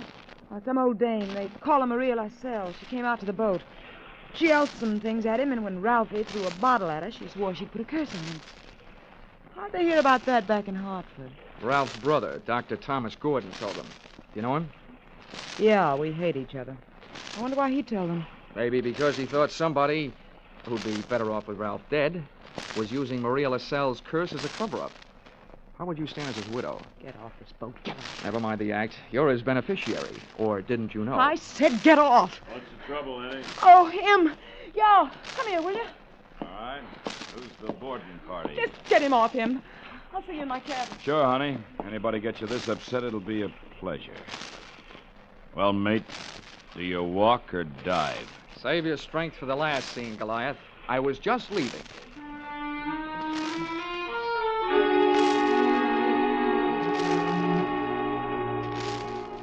Expense account, item 5, $3. Paid to Cap Reagan as water taxi fare. Item 6, 80 cents. Land taxi fare to Hotel Francois. An up-at-the-heels hangout for not only the best in tourists, but also Brother Thomas Gordon, M.D.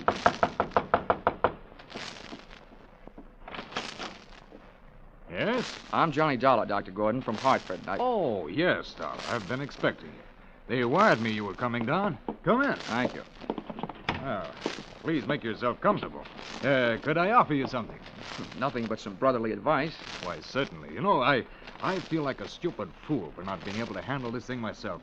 So now that you're here, you call on me for anything. Have you seen Ralph? I tried to, but he locked himself in his cabin. Tell me, as a medical man, how do you digest this voodoo curse story? Why, it's ridiculous. Good heavens, this is the 20th century. I do think that science doesn't know everything it would like to know about voodoo and black magic. There are stories supposedly true, but any victim would have to have a highly susceptible mind. Now, I know my brother, Mr. Dollar. His mind is susceptible only to his own whims and fancies. Well, then what's the matter with him? Well, that's it. I don't know. He's drawn within himself. He seems to be searching almost insanely for escape through alcohol. Hasn't anybody thought of putting him on the wagon? It's a horrible idea, but I've heard it works. I don't think this is the time for it. He's suffering mentally and needs release. Well, that leaves us with only one thing to think about. No matter how thin you cut it, it's still voodoo. Well, I'm a man of science, Mr. Dollar. I'd make hypocrisy out of all my knowledge and training if I attacked the problem from that direction. But please, you let me know what you learn.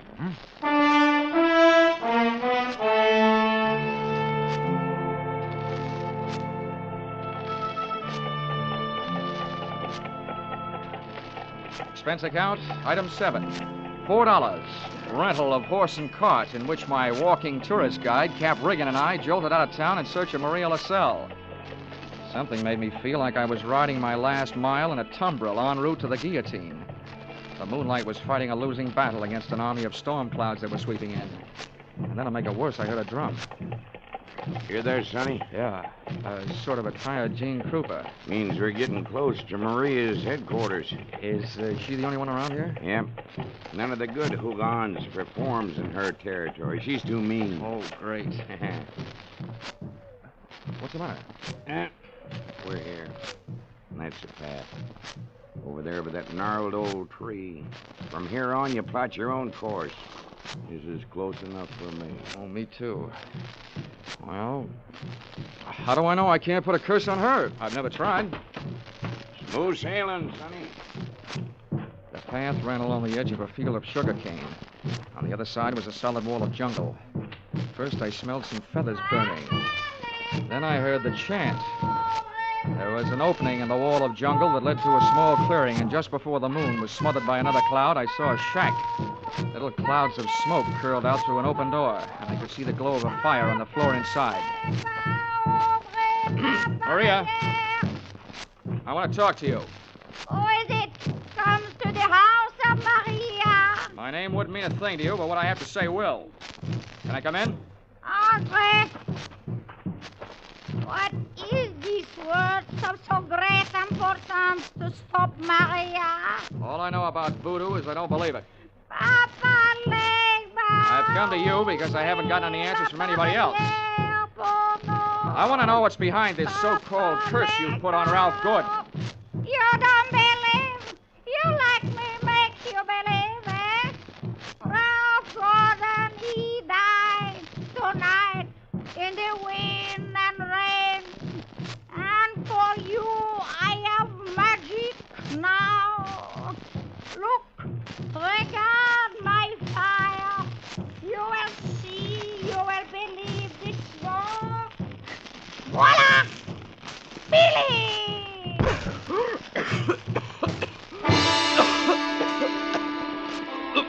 I couldn't see what she'd thrown into the fire. She'd reached behind her for it.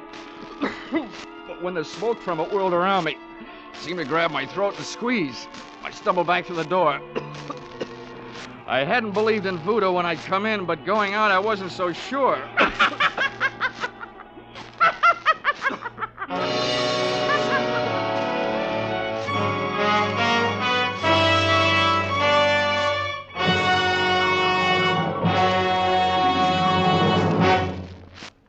In just a moment, we'll return to the second act of Johnny Dollar. But first, the two Orange Bowl teams, Santa Clara and Kentucky, will be honored by Vaughn Monroe and his CBS Caravan tonight.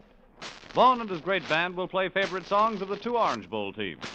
Be sure to hear Vaughn Monroe's Caravan, followed by the Gene Autry Show on most of these same CBS stations tonight and every Saturday night. Now, with our star, Charles Russell, we return to the second act of Yours Truly, Johnny Dollar.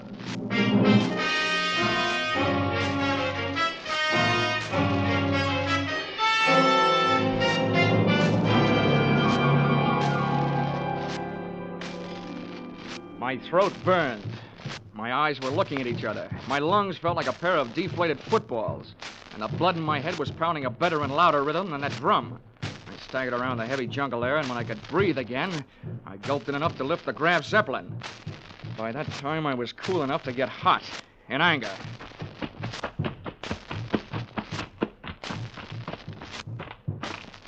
I got back to the shack. Maria had either disappeared into space or flown the coop.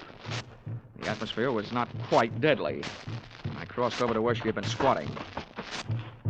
She hadn't left much of what she'd smoked me out with, but she'd left enough to swing things back from the world of black magic into the world of logic. A few shreds of photographic film on the dirt floor. And film, made of cellulose and nitrates, not only takes pictures, it puts out nitric oxide and nitrogen dioxide when it's burned. A combination that would live up to the demands of any gas chamber.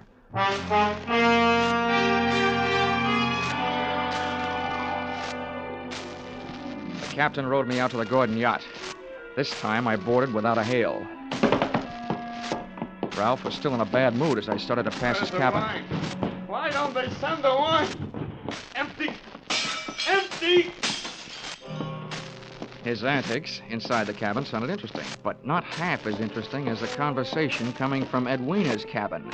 Dear Edwina, the little wife they didn't know about at home. I'm telling you, we can't go on with this. Well, this tops it. You having a change of heart. Well, that's what happened. Not so sure that makes any difference. Maybe you're in too deep to back out. How would you like it if I spilled the whole thing? Well, what difference does it make? It's better than landing in a Haitian prison with your motive showing. Think it over, Angel. I'll be in my sack when you make up your mind. How wrong can you be? See you later, hon. Since I've been on the receiving end of so many surprise sluggings, this was almost a pleasure. What are you doing on this ship? Get off. Oh, no. Not of that intriguing conversation I just heard. How much did you hear? If I added it to that gas assault Maria LaSalle threw at me, it'd be enough to nail you and Loverboy here for conspiracy to commit murder. Well, I don't know what you're talking about. Well, the point is, I know what you two were talking about. Oh, listen to me. You've got to believe me. I don't have to. Well, try me anyway. Well, I admit that him and I... Well, it was because Ralph turned into a wino after we were married. Well, this probably marks the first time in history that an icicle melted in Port-au-Prince. Please let me finish. When my marriage went to pieces, I had to do something or go crazy. See, Ralph drinking up all the champagne on the island was just more than I could take. I was going to divorce him and leave with him, but we weren't going to murder him. Chapter 1 has so many holes in it, it would have been printed by a punch press. You don't worry about landing in prison with your motive showing when all you're planning is divorce. Oh, yes, you do when people are waiting for your husband to die under mysterious circumstances. That's why I was trying to make them go away. If Ralph died, who'd look any farther than the erring wife? Can you lock this cabin from the outside? Yeah. What are you going to do? You're not going to lock me in? No, just your playmate. You're coming with me. Where? To Maria LaSalle's. I want to catch your reaction when she sees you. You don't believe me. No. With $150,000 at stake, I don't even believe myself.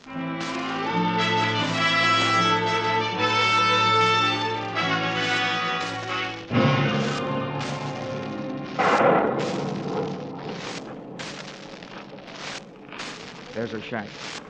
Go ahead. Go on in. Oisy, come to the door of Maria. Come to the door of Maria. Who are you, woman? Well, Mr. Dollar, are you satisfied? Not quite. And you who don't believe, why are you here? You wish again to see the power of my smoke? Let's drop the act, Maria. I know what you threw into the fire. It was my Booker smoke. Yeah, well, a good man from the police laboratory can sift enough out of those ashes to know it was film. What is this you say? I say that I've got enough on you, you old fake, to put you in the local pokey. Who dares to speak this to Maria? And that's where you're going to go if you don't cooperate. That's a promise. What is it you want? Did somebody put you up to this cursed business that Ralph Gordon is supposed to be under? Well, a man of your race. Who was it? I do not know. Now go. That is all. It's not enough. What was his name? I don't know the name. What did he look like then? My eyes are closed. Nuts. Come on. No, Taking you into town if I had to drag you by the hair. No, don't touch me. I will tell you how it is. It is true. I do not know the name or the face. He come to me. He asked me when comes the next rain and wind. I tell him last night. But it is tonight. The storm comes with the heat.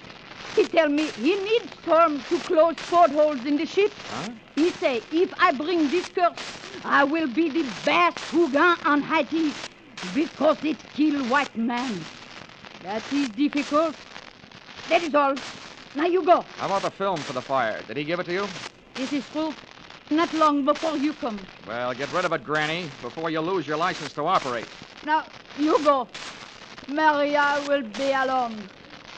Papa! Lega! Oh, Okay, Mrs. Gordon. Let's not stay for the music. Did you make head or tail out of what she said? Hey, look. What goes into your husband's cabin? Nothing but food and wine. Mostly wine. Well, who fixes his meals? I do. Our cook left us. Well, what about the wine? Huh? Where does it come from? You said it was champagne, didn't you? Yeah, it's always comes from the same place. Liquor shop in town, a case at a time. Oh, nothing makes any sense. What are you going to do? All I can do. Try every angle. But that's not all I'm going to try in that liquor shop.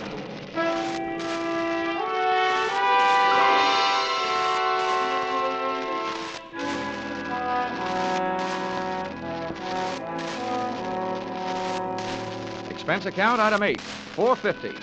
2 quarts of rum, the purchase of which helped loosen the tongue of the proprietor who had been supplying Ralph Gordon's champagne. Much wine.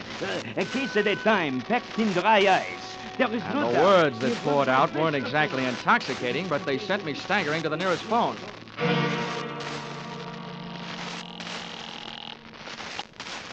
Yes? Hello? Hello, Dr. Gordon, this is Dolar. Good. Dollar, I've been wondering about you. What have you learned? First, tell me this. What would happen to a man if he was in a ship's cabin on a stormy night with all the portholes closed and there was a lot of dry ice in there with him? What was that? A small room, no ventilation, a lot of dry ice. A lush, maybe passed out. What would happen? Good Lord. Dry ice is solidified carbon dioxide. If enough of it evaporated into the room... The lush would not be bothered by a hangover the next morning because he wouldn't wake up, right? Exactly. The gas, although not toxic, would force the oxygen from the atmosphere, and the result would be asphyxiated. What are you getting at, Colin? That curse your brother is suffering from is very scientific. The champagne he's been getting has been chilled by dry ice, about 5 pounds per case. And 1 case went out to the yacht just before the storm broke. Lord.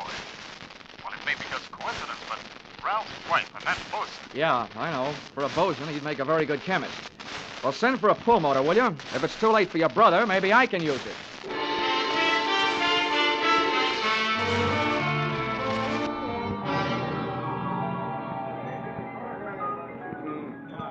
I'm a flying fish sailor. I hail from Hong Kong. Hey, Cap. Blow, Cap. blow. Come on, Cap. Ahoy, Sonny.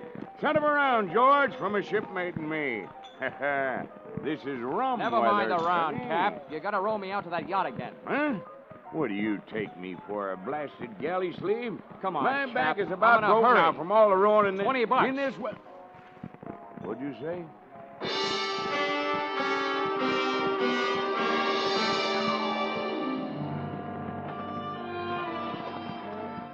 I didn't think it could rain any harder than it had, but it did.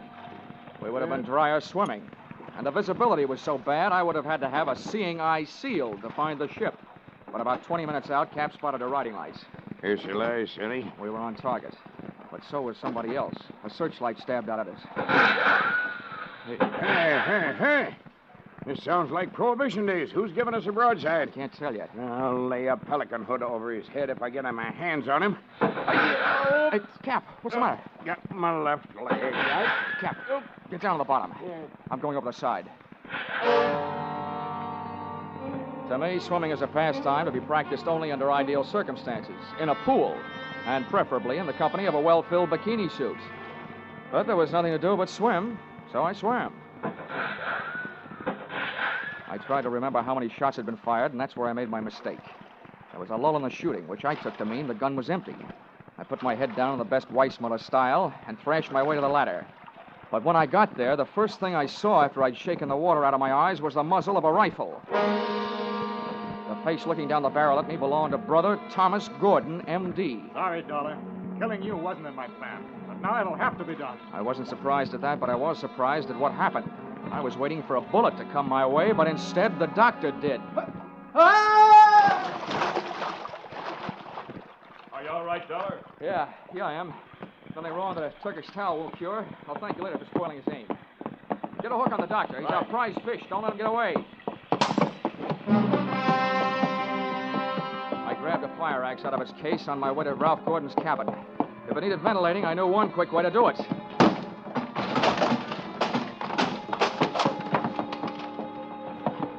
I didn't check for oxygen. I took a deep breath, held it, and went in. The cabin was littered with wine bottles, and in one corner, in an open case, was the dry ice that was in the process of cooling Gordon off for good. He was stretched out on his bunk.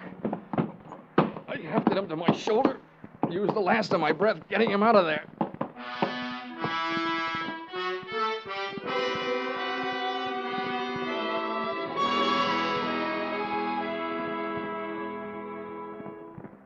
Expense account, item 9, $30. Cover charge at a hospital where I put the revived Gordon under the care of a doctor, not his brother, who happened to be resting in a jail cell at the time. His motive hadn't been the insurance money. He figured to gain quite a chunk as the only heir to the Gordon fortune, if he could have taken care of Brother Ralph. Item 10, same as item 9. Same hospital where they patched up Cap Riggin. Item 11, $148.70. Return trip to Hartford. And expense account item 12, $40. An ounce of voodoo perfume for the lovely but sometimes chilly Edwina. Maybe if she tries that kind of magic on her husband, he'll spend less time with a bottle joy and more with her kind. Expense account total, $424.70. Signed, yours, truly, Johnny Dollar.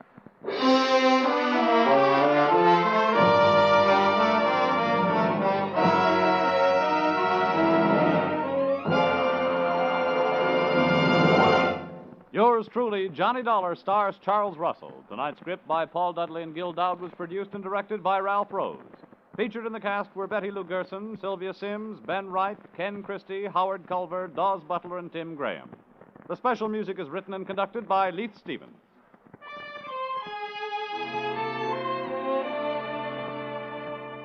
Be sure to be with us at the same time next week when another unusual expense account is handed in by Johnny Dollar.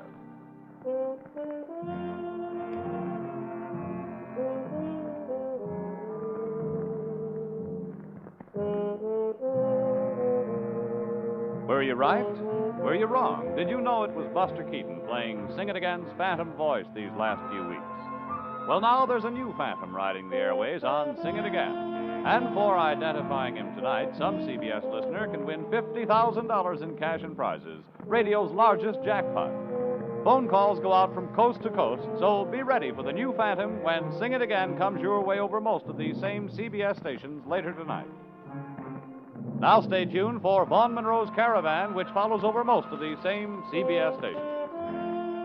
This is CBS, where yours truly, Johnny Dollar, meets adventure every Saturday night, the Columbia Broadcasting System.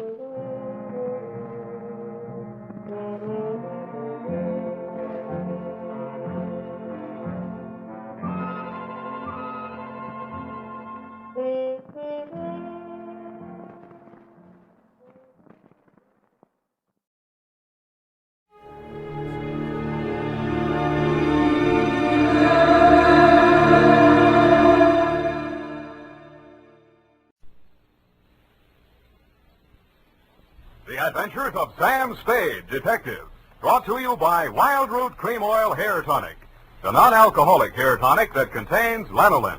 Wild Root Cream Oil, again and again, the choice of men who put good grooming first. Sam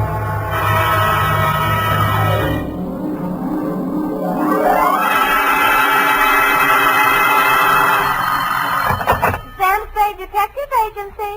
It's me, sweetheart. Risen from not one, but 2 death beds. Oh, Sam, I bet not. You wouldn't take that lying down. Oh, Effie, you made a joke. Well, you did first, Sam. I did not. Oh, you mean you actually Now, don't were? pin me down. Anyway, I was present at 2 dying declarations.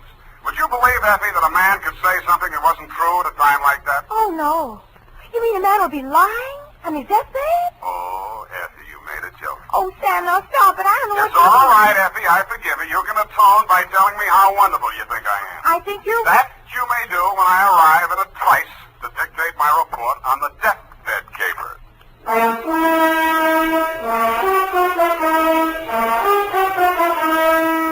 Dashiell Hammett, America's leading detective fiction writer and creator of Sam Spade, the hard-boiled private eye, and William Spear, radio's outstanding producer-director of mystery and crime drama, join their talents to make your hair stand on end with the adventures of Sam Spade.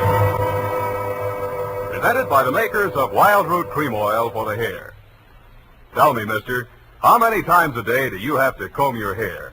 Not many, I'll bet, if you groom it right first thing every morning with Wild Root Cream Oil. For this famous hair tonic grooms your hair neatly and naturally and helps it to stay that way throughout the day. Wild Root Cream Oil also relieves dryness and removes loose dandruff. With Wild Root Cream Oil, you don't have to keep combing your hair every 2 minutes. That is, unless your gal can't resist running her hands through it. Get Wild Root Cream Oil Hair Tonic. Again and again, the choice of men who put good grooming first. And now, with Howard Duff starring as Spade, Wild Root brings to the air the greatest private detective of them all in the adventures of Sam Spade.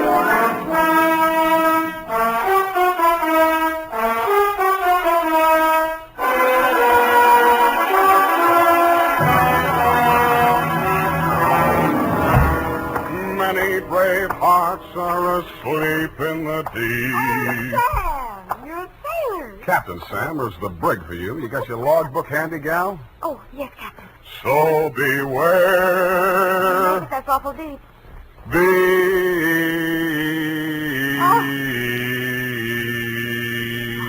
Date June 20th, 1948. Where?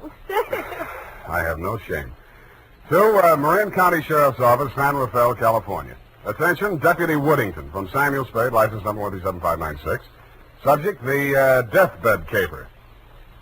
Dear Bill, the dawn came up like thunder out of Chinatown across the bay. In San Francisco, all we could see was fog. But on your side, it must have lifted briefly because somebody named Dan Starbuck managed to find his way to a phone booth, called me, and asked me to meet him at the 3rd Street Pier in Sausalito.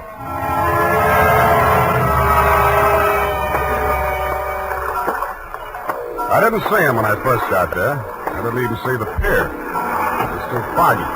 But in the glow of the neon lights in front of the Viking saloon, I saw a man who seemed to be waiting for someone. He was a big guy with a good face, but plenty of worry on it. Mr. Spade? Yeah, Mr. Starbuck. Dan Starbuck. Come on down to the end of the pier. I'll explain as we go along. We got to hurry. You act hot. You wanted for something? What? Not yet. What's the caper? Well, my brother's out there on his yacht, the Marguerite. He's dying. When he's dead, they may call it murder. I want to be there with a witness. That's you. In case he has anything to say about who did it. Who did? They think I did. Did you? Well, honestly, I don't know. It happened the night before last. I went out there to see him. We've hated each other for years. We've both been drinking, and we drank some more. Then there was a fight. I drew a blank somewhere. Next thing I knew, it was around midnight. I pulled myself together, went into his cabin. Gordon was lying there with his head all kicked. I realized I was covered with blood, and I was holding something in my hand, big glass paperweight. I dropped it. I got out of there fast and swam ashore.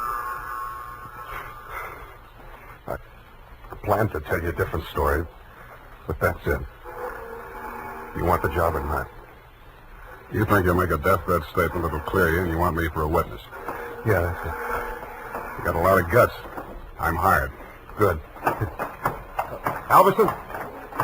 You down there? Halverson! Who's Halverson? He's the boatman. He'll row us out.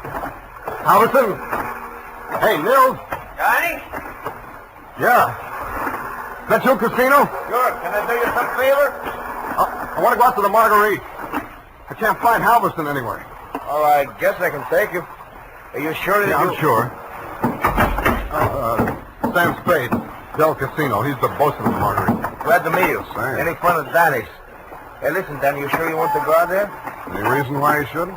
Well, it's up to him. In his place, I would be on a freighter from China, way out there where the fog is more thicker. No, it's all right, Casino. I know what I'm doing.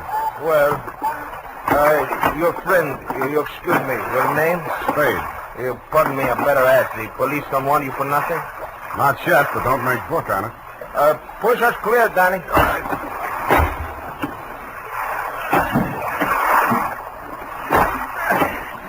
This fog is closing in, but I can still see the light from the Marguerite. I wish we don't find her.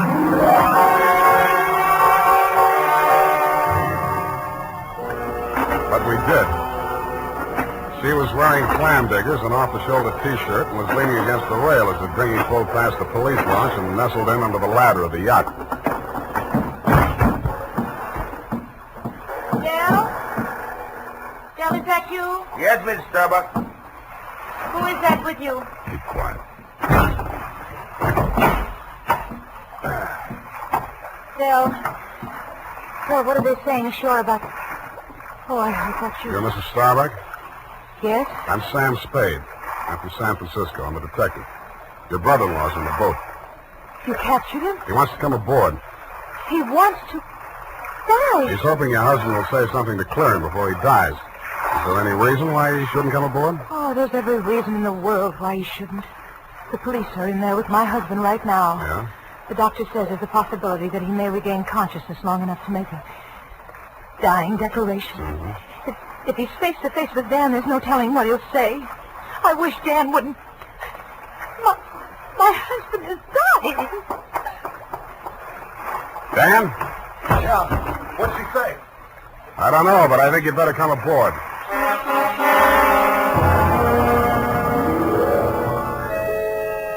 He seemed almost delighted as he swung his weight up out of the dinghy and climbed the ladder.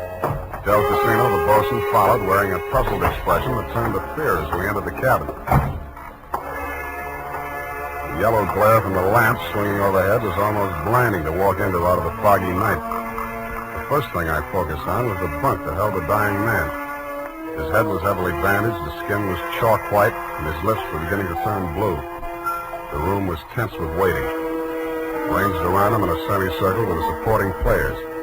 2 doctors, 1 family type with a nurse, 1 police medic without, 1 sheriff with cigar, 1 police stenographer, female with pencil and notebook poised, 9/10 of a widow, and us. At 18 minutes past 7, somebody moved. The dying man. The 2 doctors rushed forward, took his pulse and blood pressure. Let's go. Adrenaline 3cc, Carnation 1, All right, Sheriff, he's conscious now, but you'd better hurry. Margaret. Mr. Starbuck, you can hear me all right? Take that down. Can you hear me? Affirmative answer. Now, Mr. Starbuck, we have to ask these questions. 1, what is your name? Please try to answer. What is your name? Gordon M. Starr. You got that? What is your name? Gordon M. Starr. That's close enough. Fill it in later. Now, Mr. Starbuck, where do you live? Where do you live? I'm dead. You got that? 1277 Marymount, Pasadena. Hey. Now, Mr. Starbuck, let's try a little harder. This is a long one. Have you been injured, and what was the cause of your injury? Yes. Hurts my... You got that? Affirmative. Now, the second part. What was the cause of your injury? Head. Hit on head. Do you believe that you're about to die as a result of your injuries, or have you no hope of recovery? I know. No hope. Now let's get to the point. Who inflicted said injuries? Hey, Mr. Starbuck, please, you haven't much time, you know. Go away. Doc, is there anything you can do? I'm afraid not. This is ghastly. Can't you leave him alone? Can't you let him die in peace? What are you afraid of, Maggie? What are you afraid he'll say? All right. All right, tell them, Gordon. It was Dan that struck you, wasn't it? He was jealous. He always hated you for marrying me. It was Dan. Now, Mrs. Starbuck, I know how you feel, but we can't allow this sort of thing. Please step aside so we can finish up here. Mr. Starbuck. Doctor? Very low pulse. I'm not sure whether... Is Dan here? Here I am, Gordon. Tell him the truth. Do you identify this man, Mr. Starbuck? Yes. This What? He's lying. Gordon, you know who did it. Why don't you tell the truth? What do you got to lose now? Nothing. I'm finished. You finished me. Gordon! Gordon, not yet. Now come back. Doctor, cancer. He's dead. Well, okay, Doc. Dennis Starbuck, it is my duty as sheriff of this county to take you into custody on suspicion of murder. I must tell you that anything you say may be held against you. You better come along too, Spade. Routine questioning, you know. Okay, Sheriff. And I don't think we'll need the handcuffs, will we, son? No, I'll go with you.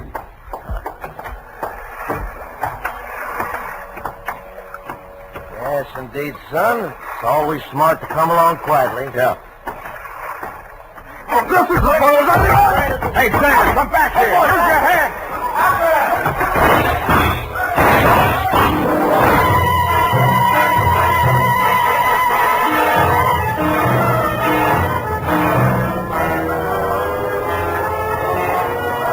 He only had one friend.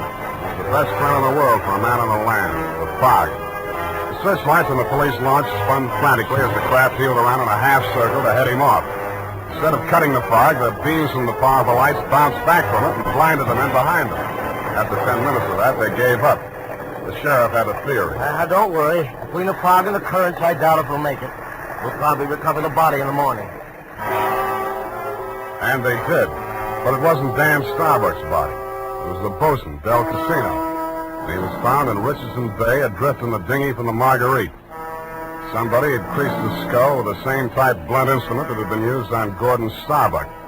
But Del hadn't lived long enough to make a dying declaration.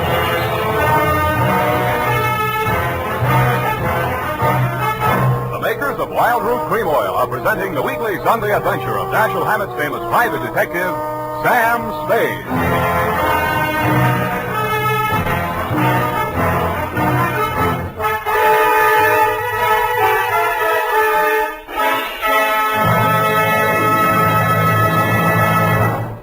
Now, here's important news on good grooming.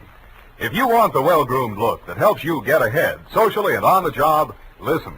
Recently, thousands of people from coast to coast who bought Wild Root Cream Oil for the first time were asked, how does Wild Root Cream Oil compare with the hair tonic you previously used? The results were amazing. Better than 4 out of 5 who replied said they preferred Wild Root Cream Oil. And no wonder. It gives you the advantages that men consider most important. Wild Root Cream Oil grooms your hair neatly and naturally, relieves annoying dryness, and removes loose dandruff. What's more, non-alcoholic Wild Root Cream Oil is the only leading hair tonic that contains soothing lanolin that's like the oil of your skin. So ask for Wild Root Cream Oil Hair Tonic. Again and again, the choice of men who put good grooming first. By the way, smart girls use Wild Root Cream Oil too, and mothers say it's grand for training children's hair.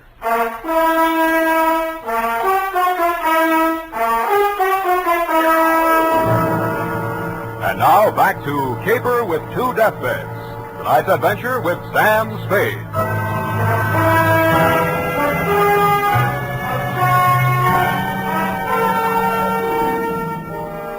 The police theory of the Del Casino killing went something like this. Casino had shoved off in the dinghy to join in the search that Dan Starbuck had rescued him and been maced for his pains. Also found in the dinghy, but not as yet worked into the police theory, were 2 items. 1, a waterproof wallet containing the seaman's papers of one Nils Halverson. 2, a tattoo mark on the right bicep of the deceased.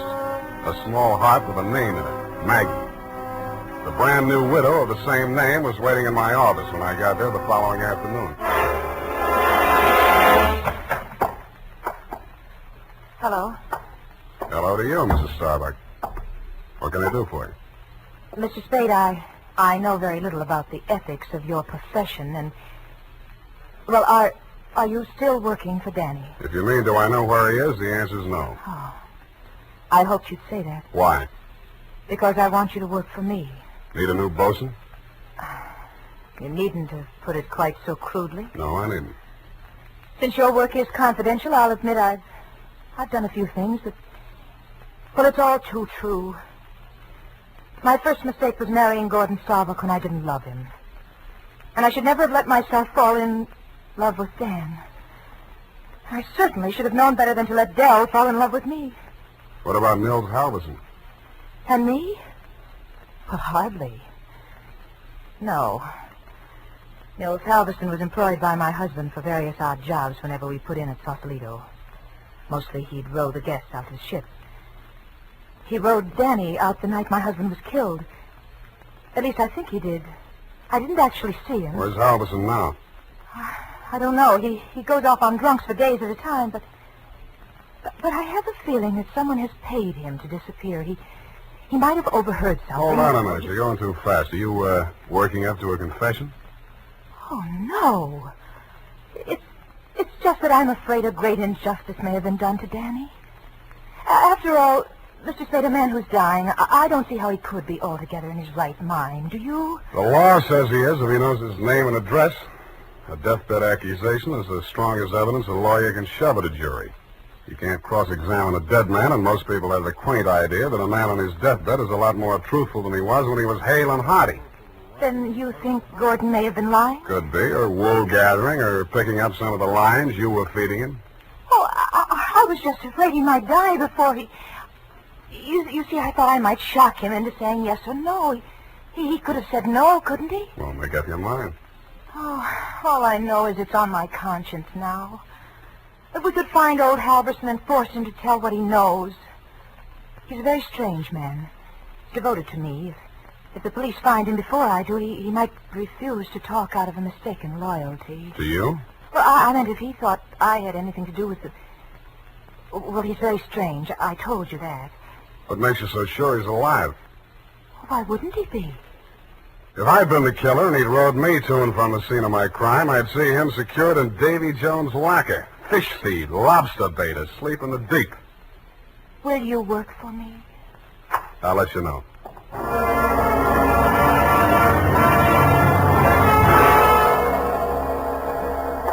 I didn't have time to get tattooed, but the rest of me was marinated enough.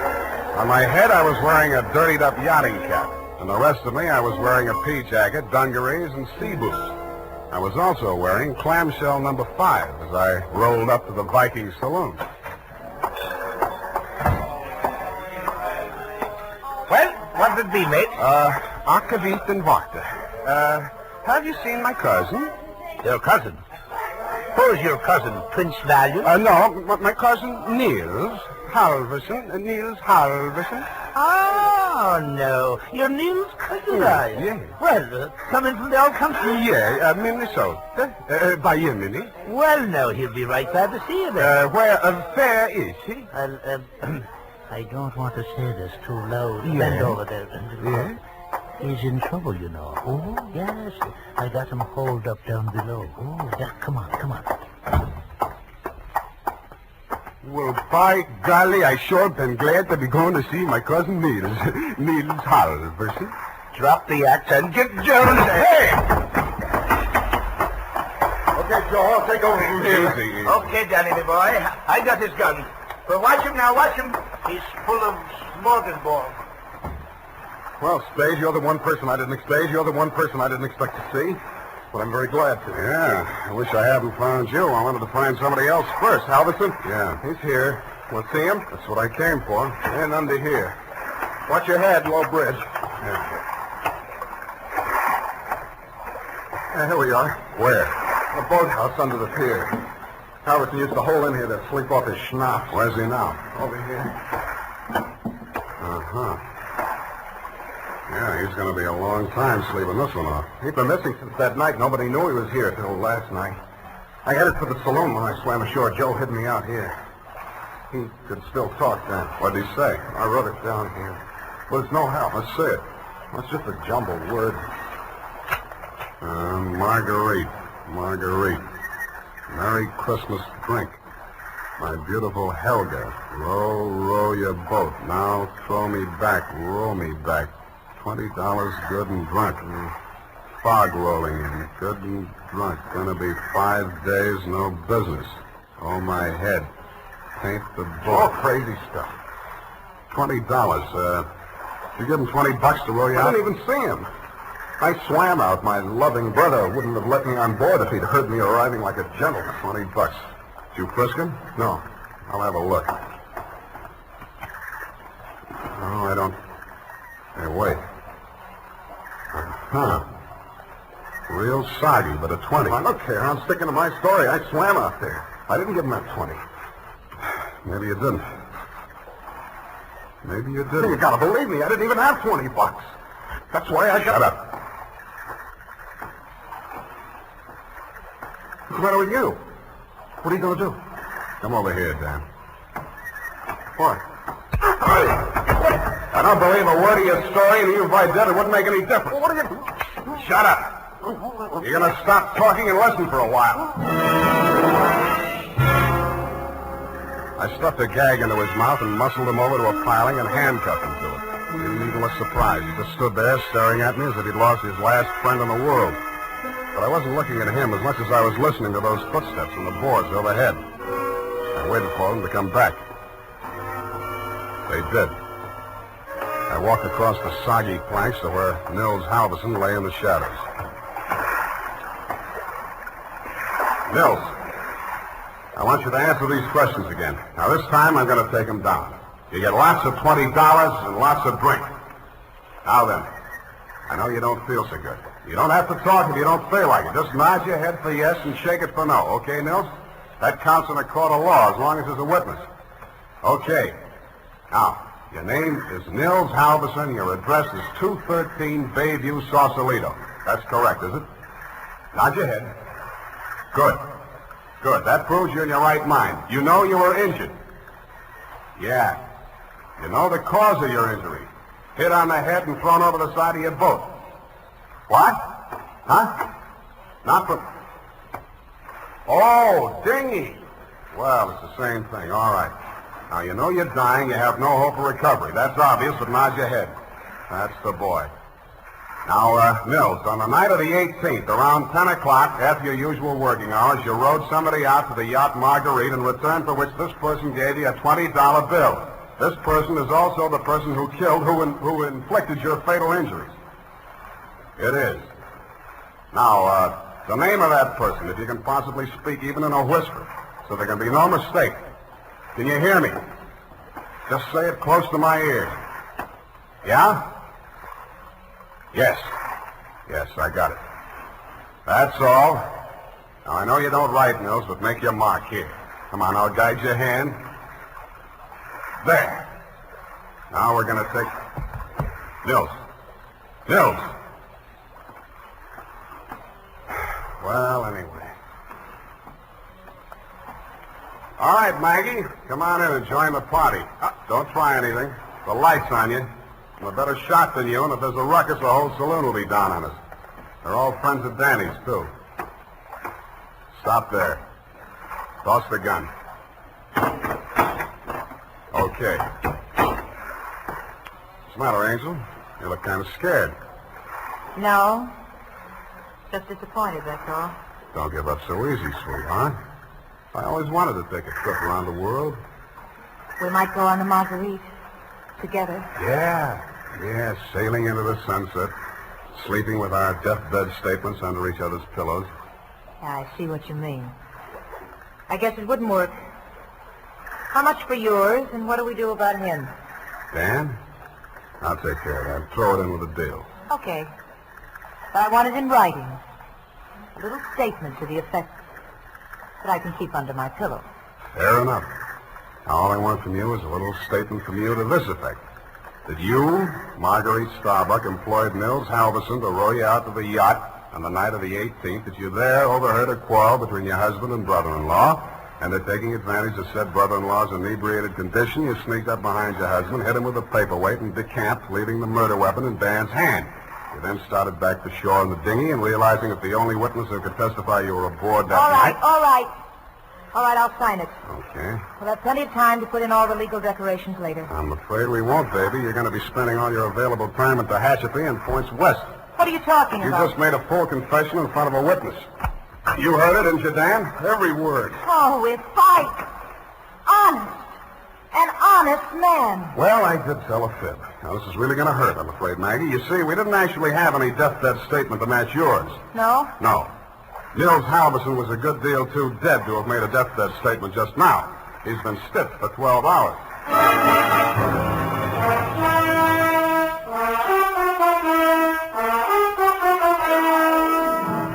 Period. End of report. Well, Sam, I'll type this right up because then I'm leaving. Wait a minute, Effie. I had to do it that way. Don't you understand? Of course, Sam, I quite understand. But you object, huh? A cruel, ruthless, murdering, though beautiful woman, foiled by a clever ruse, a great acting performance by the greatest private detective of them all. Is that all? You're still leaving. Yes, Sam, my bags are packed. Well, pardon me for having feet.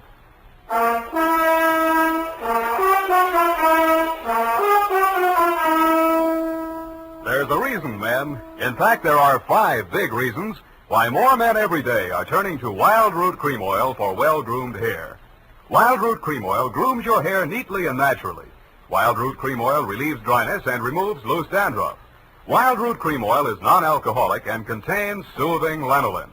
5 big reasons why you, too, should join the millions with handsome, well-groomed hair. Why you should step up to your drug or toilet goods counter and ask for Wild Root Cream Oil. Get the big economy bottle and the handy new tube that's easy to pack when you travel and just right for the office or plant. Also, ask your barber for a professional application of Wild Root Cream Oil Hair Tonic. Again and again, the choice of men who put good grooming first. Well, here it is, Sam. Goodbye. Now, wait a minute, Effie. You can't leave like this, not without... Oh, all right. I'll talk to you while I'm putting my hat on. Well, can't you at least look at me? After all, you should give me a chance to justify... Sam, apparently you're laboring under an apprehension. Of course I am. Oh, boy, am I glad I picked the last in June and the first in July. What are you talking about? My vacation. Vacation? You just had a vacation a few months back. Well, Sam, that's a year. Well, if you want to take advantage of the legal technicality... Now, Sam, don't say goodbye, man. Well, it's customary, I suppose. It's lucky that some of us keep our nose to the grindstone, our ear to the ground, an eye to the future. Huh? Television's just around the corner, you know. Oh, Sam. Come here, sweetheart. You look lovely in it. Come here. Have a wonderful time. Oh, Sam. Oh, Sam. Yeah. Now, go on. You miss your train. Where are you going? To Los Sierras. Well, just so you don't go to Kanab, Utah. All right, Sam. You know best. Good night. Good night, Sierra Sue. Now, who can we get for that part next week?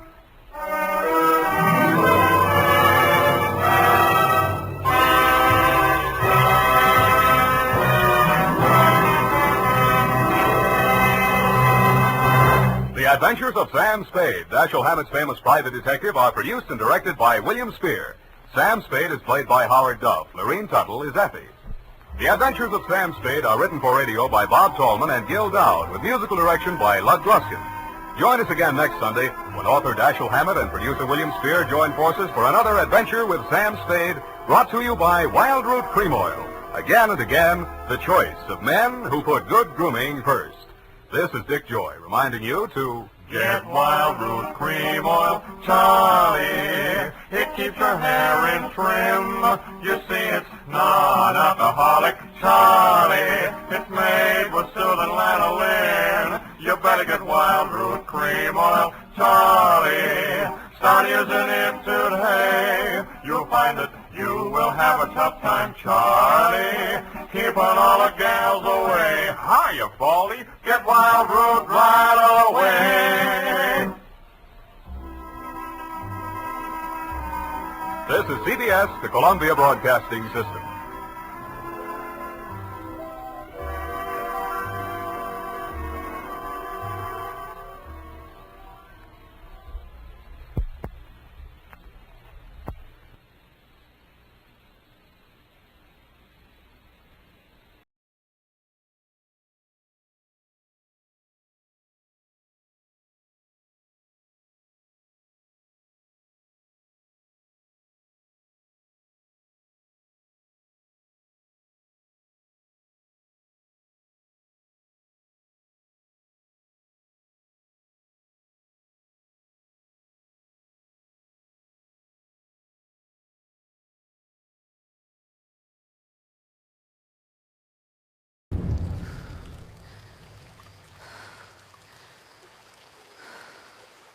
A simple claim on a stolen family heirloom turns into a deadly deep dive into the secrets of a decaying Southern dynasty. When Johnny Dolar travels to a crumbling mansion to investigate the disappearance of the legendary Beauregard jewels, he finds a family haunted by more than just debt. Amidst the Spanish moss and the shadows of the bayou, a desperate relative is willing to kill to keep the past buried.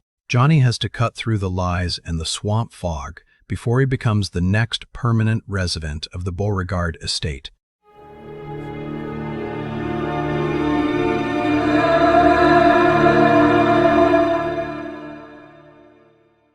For your listening enjoyment, John Lund as Johnny Dollar. Dave Brace, Johnny. Plymouth Mutual. Oh, hiya, Dave.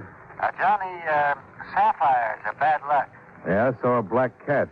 Cats don't get stolen, though. Or at least we don't insure them. How much? $30,000. Does the name Benny Stark mean anything to you? Benny Stark. Yeah, jewel thief.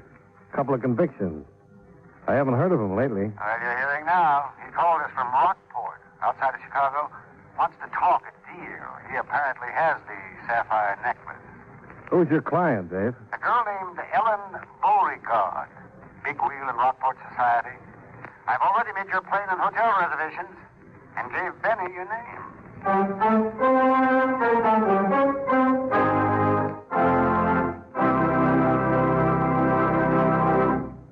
Right here, I have a few words to say, and I'll say them as quickly as possible.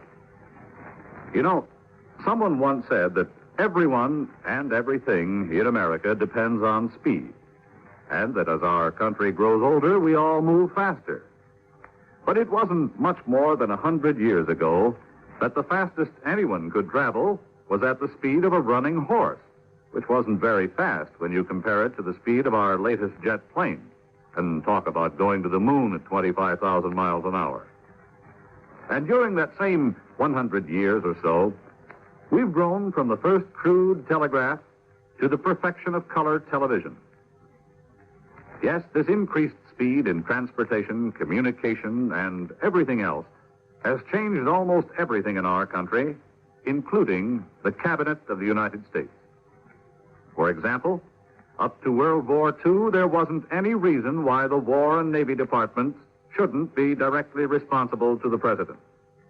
But then, there was a growing need for the speeding up of military action and decision, calling for unified commands and a more closely knit integration of military activities. Thus, our Department of Defense was born, creating a new cabinet post to coordinate and execute the overall general policies relating to the armed forces. And the secretary heading this new Department of Defense became the representative to the President for the newly designated secretaries of the Army, Navy, and more recently, the Air Force. In the future, our fast-moving world may add even more members to the President's cabinet to ensure the safety and well-being of our United States.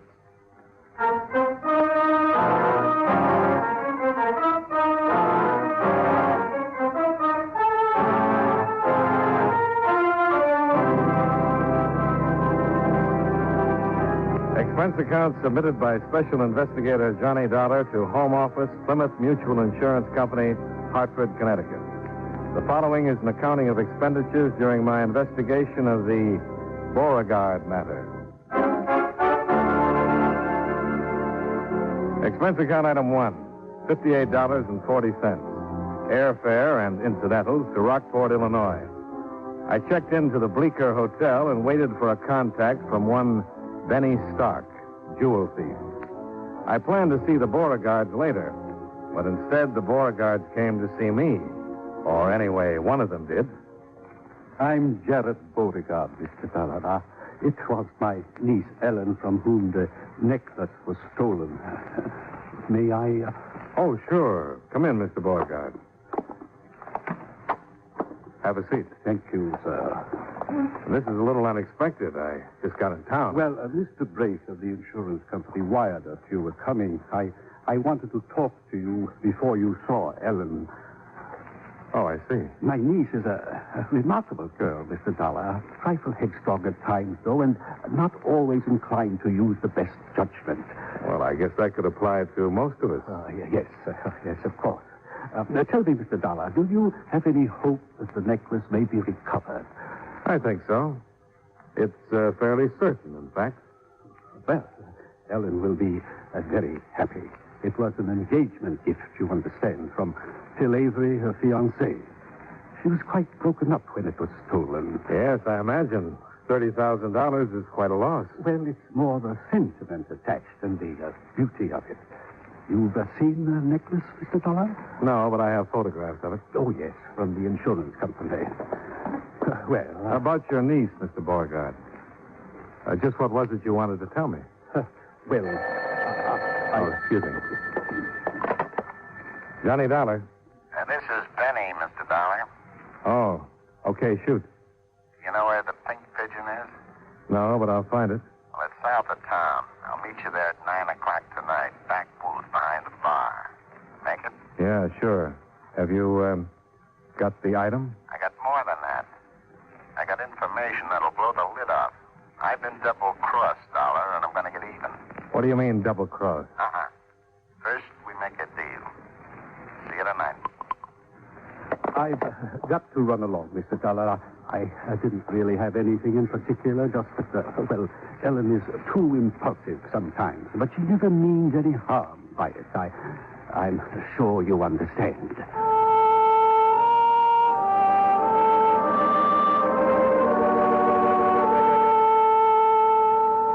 Expense account item 2, $14 to hire a car. Denny was on ice until 9 o'clock, so I decided to call on Ellen Beauregard, the girl who was too headstrong and impulsive, but didn't mean any harm by it. Uncle Jarrett was wrong, though. I didn't understand.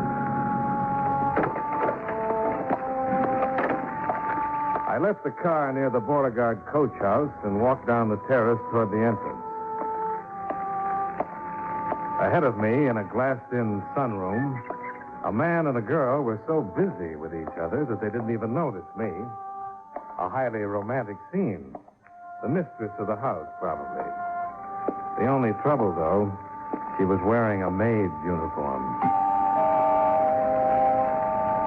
She was still a little flushed when she answered the door. Good afternoon, sir. I'd like to see Miss Ellen Beauregard. My name is Johnny Dollar. Dollar, you're the investigator on the robbery. Dave must have wired everybody in town. Oh, I'm sorry, sir. Won't you come in? Thanks.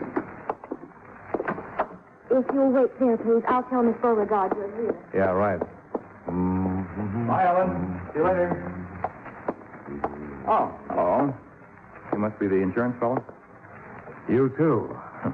Ellen said you were due in town today. I'm Phil Avery, Mr. Dollar. How do you do? Ellen and I are engaged. I gave her that necklace that was stolen. Yes, I know. I certainly hope you can get it back. The insurance won't cover the sentimental value. Sentimental value? Yes. Oh, I know. I saw you come up on the terrace, but appearances are deceiving sometimes. I wouldn't want you to misunderstand. Oh, I think I understand perfectly, Mr. Avery. Good. Well, I got to run. My offices are in the Central Bank building. Drop in if there's any information you'd like. Thanks, I will. Bye. I'm awfully sorry to keep you waiting, Mr. Dollar. Quite all right, Miss Beauregard. Gave me a chance to meet your fiancé. Oh, isn't Phil a darling? Headstrong sometimes, impulsive, but he... That never means any harm by it? That is? Exactly. Uh-huh. Well, I suppose you want to know all about the robbery. No, I think I know most of it already. I would like to see the safe, though. Oh, yes, of course. It's over here behind the painting. You've just got to find that necklace, Mr. Dollar. I feel so guilty about it. Guilty? Why? Well, because it was a gift from Phil, and not that I was careless, but...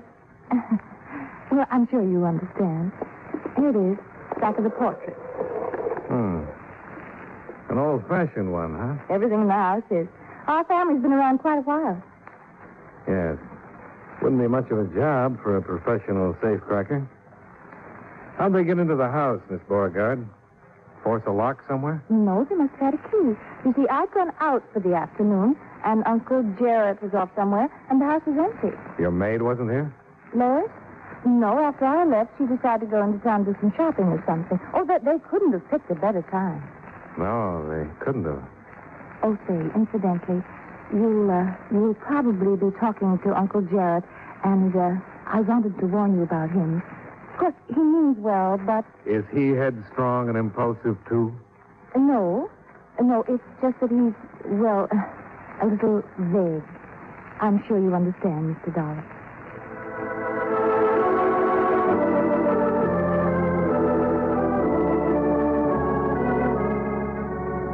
It was nearly dark when I left, filled with understanding and with a lot of questions about the Beauregard establishment that still needed answering. I started to open the door of my car when I caught a flash of white at the corner of the coach house. Somebody had seen me and then tried to duck out of sight. I walked across the drive and moved quietly up to the corner. Evening, Lois. Can I help you with that? No, I was just going to burn some trash. Well, fine. Let me put it in the incinerator for you. No, please. Oh, it's no trouble. I'll just... Hey, have you sorted through this? There's something heavy inside these papers. Please, let me have it. You won't understand. Well, you're the first one around here who hasn't thought so. Lois! She sounds impatient. You better run along. I'll take care of this for you. No, please, you... Oh. I knew what it was already. And in a moment, I had it unwrapped. A .32 caliber revolver. And one chamber had been fired recently. Mr. Dollar? I slipped the gun in my pocket and shoved the papers into the incinerator. Mr. Dollar? Right here, Miss Beauregard. Oh, I saw your car was still in the driveway, and I... Just checking the layout of the grounds. I'm leaving now. Oh. Lois just came in from somewhere in this direction. Oh? Was she talking to you by any chance? Oh, we passed the time of day. Well, don't believe anything she tells you. Any definite reason why not? Oh, I've caught her in all sorts of lies. I didn't want to say anything inside. She might have been listening. How long has she been with you? 4 months. She goes out in the afternoon sometimes, and I know she lies about where she's been. Do you think she had something to do with the robbery? I don't know. I'm only suggesting that you check very carefully on anything she might tell you. Well, if she's like you say, why have you kept her? Well, I've been planning to let her go, but... Well, objections were raised. Who raised the objection? Uncle Jarrett.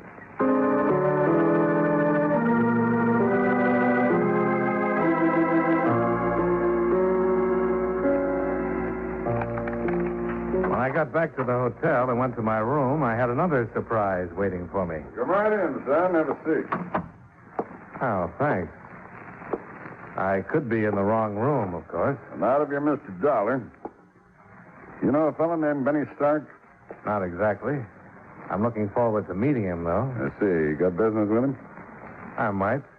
Do I have any with you? My name's Cotton, Mr. Dollar. I'm the chief of police here.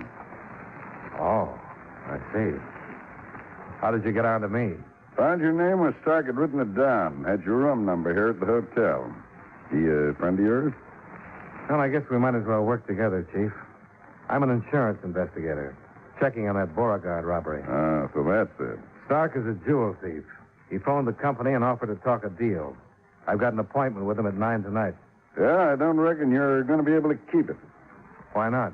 Because this Stark fella got himself shot a few hours ago. Real shot. Dead, in fact. Murdered? Yep. Found him in a rooming house over across town. You wouldn't know anything about it, would you, Mr. Dollar? I might. What kind of a gun was it? .32 revolver, according to the lab. Well, this might be the gun. Been fired, all right. Where'd you get it? I took it away from Lois, the Beauregard's maid. She was trying to hide it in the incinerator. You might have it checked, but I doubt if it's registered. It's registered. Huh? We don't have many guns around town here. I recognize this one. Belongs to Jared Beauregard. Uncle Jarrett, huh? What about these Beauregards? Who are they? What are they? Old line family, 4 generations. Just the two of them now, Jared and Ellen. Not as wealthy as they once were, maybe. You never know, though. Lately, at least, Jarrett seems to have plenty of money. Lately? Oh, not just since the robbery, if that's what you think. And I meant the last 4 or 5 months. What about this Phil Avery? Been here a couple of years. Fine young fellow, civic leader. Everybody was pretty tickled when they got engaged last spring. Figured they was meant for each other. Well, he goes in for lavish gifts, at least. Expecting anybody? No.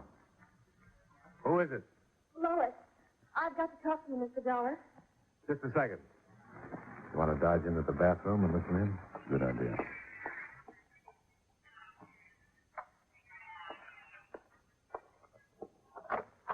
Come in, Lois. Thank you. I've got to have it back, Mr. Dolar. What? The gun. Oh, please, Mr. Dolar, it's not the way it looks. Somebody's trying to get me in trouble. I found the gun. Where? Hidden under the mattress of my bed. I got scared. I was trying to get rid of it when you stopped me. Tonight in the paper it says a man's been shot. Did you know him? No. You know whose gun this is? No, I don't know anything about it. Give it to me, please. I'd like to, Lois, but I'm afraid it's not that simple. All right, Chief.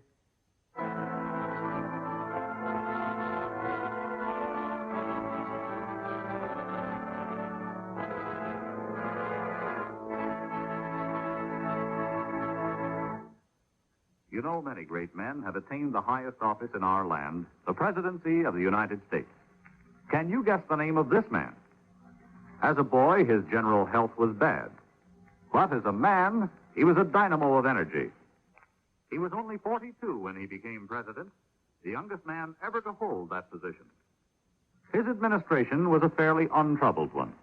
There was still no income tax. Other taxes were comparatively low. And the United States was in a peaceful era. Conservation of our natural resources was one of his greatest concerns as president. And in 1902, he signed a bill putting the Reclamation Act into action. If you don't have his name by now, here's one more important clue. During his administration, work was begun on the Panama Canal. Who was he? Theodore Roosevelt, 26th President of the United States. His life is part of your American heritage.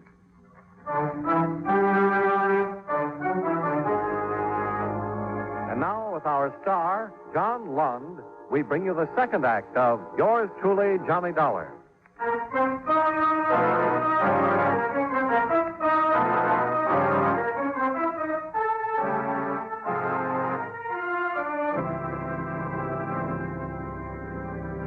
Expense account item 3, $2.90. 2 hamburger steak lunches the next day at noon in the Bleecker Hotel Grill. Apparently a favorite daytime eating place for the president of the Central City Bank. Hey, listen, my. Do you mind passing me that Tabasco sauce, Mr. Dollar? Oh, here you are.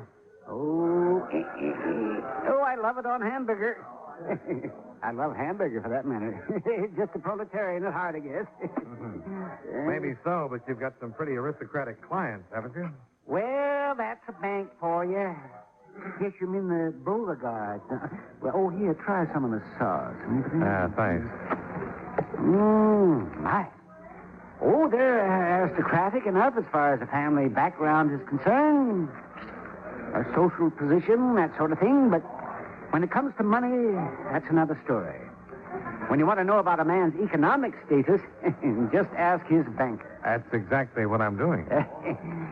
Oh, yeah, so you are. Now, you understand, Mr. Dollar, that I wouldn't ordinarily let this information out. Yes, The fact is, though the town figures they're rolling in it, the Beauregards are broke. Near flat broke. They have been for a couple of years. What about that house? The estate? No, my, it's mortgaged to the hilt. Like a few other properties, they've still managed to hang on to. But cash, no, they haven't got it. You going to eat that butter, Mr. Dollar? Huh? Oh, no. Go ahead. Thank you. Oh, yeah. Except the last 3 or 4 months. You know, it's a funny thing. Old Jarrett seems to be going around with a pocket full of money. Probably borrowing it from his prospective son-in-law. Phil Avery, huh? How is he fixed financially? Oh, how is he fixed? A man who can afford a $30,000 engagement gift? I've never looked through his account, but I'd say that if he doesn't have it, he soon will have. Oh, my, that boy's a go-getter. Pretty well thought of, huh? Elected him to the board of directors of the bank last month. You're not going to eat that roll? Oh, thank you. Thank you. I don't know how he finds time for it, that boy. He's got a half a dozen jobs already. He had to postpone his wedding, even. They were supposed to get married 3 weeks ago. Oh, I see. Lois, the Beauregard maid, wouldn't have anything to do with that, would she? Oh, gossip. Oh, it gets around, that gossip. Well, she's a pretty little thing, you know.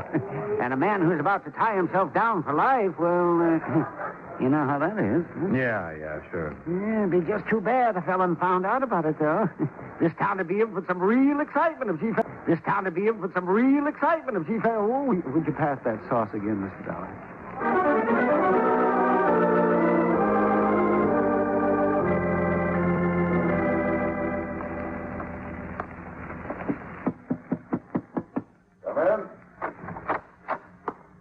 Afternoon, Chief. I have a couple...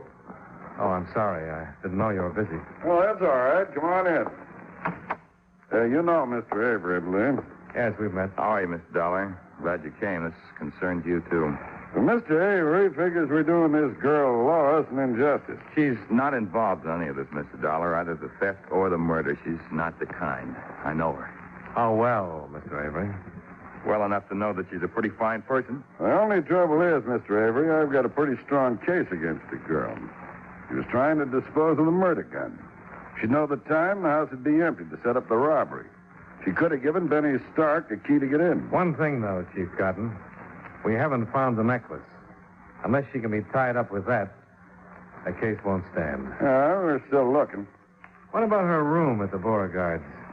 Or places around the house that she might have access to? First thing in the morning, we're going to take it to pieces, Mr. Dollar. You won't find a thing. Wait and see. I'm afraid that's what we'll have to do, Mr. Avery.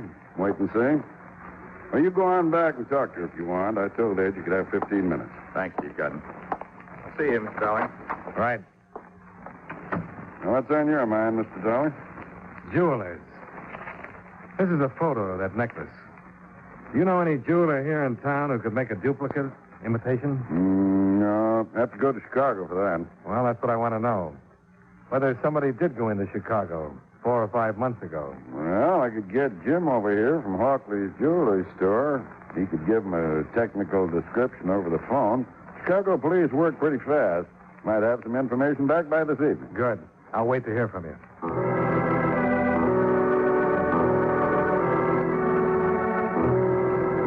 There was nothing more I could do until I heard from the Chicago police. So I went to my hotel room to wait it out. Johnny Dollar. Ellen Beauregard, Mr. Dollar. Oh, yes, Miss Beauregard. We wondered if you'd come out to dinner tonight. Well, that's awfully nice. Yes, I'd like to. Good. Just the family. 7 o'clock, all right? Fine. See you then.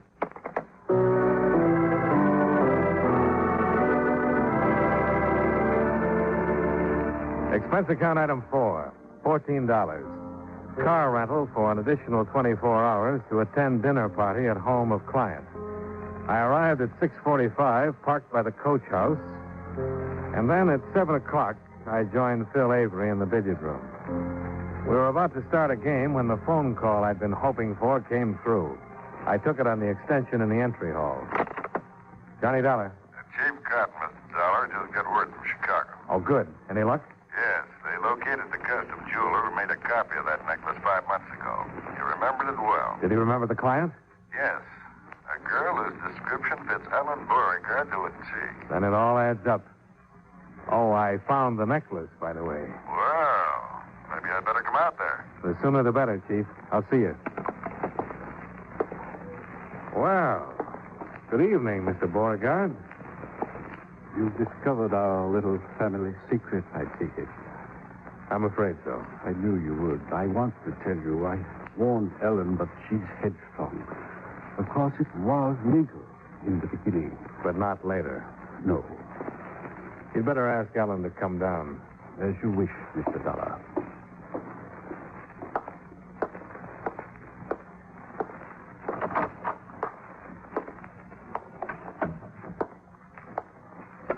Well, shall we start the game, Mr. Avery? Right. Go ahead and break them. Let's make it straight pool, huh? Okay.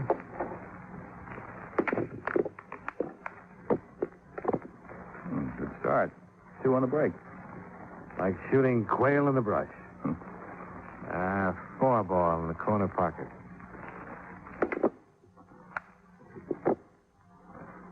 By the way, Mr. Avery, you were right about Lois.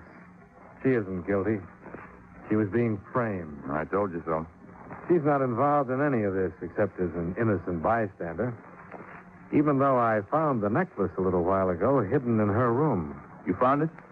Oh, good. The Beauregards, though, are not quite so innocent. Hmm? A 7-ball in the side pocket. What do you mean? The Beauregards needed money. They were still keeping up a front, but they were broke. And when you started getting interested in Ellen, they figured you were their answer. You make her sound pretty cold-blooded. Oh, I don't think there was much love lost on either side. You were playing the same game. Now, wait a minute. It was a natural the way you saw it. Ellen, the last of an old line family, prominent, wealthy. Why, she was the key to open any door in town. So you gambled your stake on a $30,000 gift to show her that you weren't a fortune hunter. Mr. Dolar, I don't like this. 12-ball in the far corner.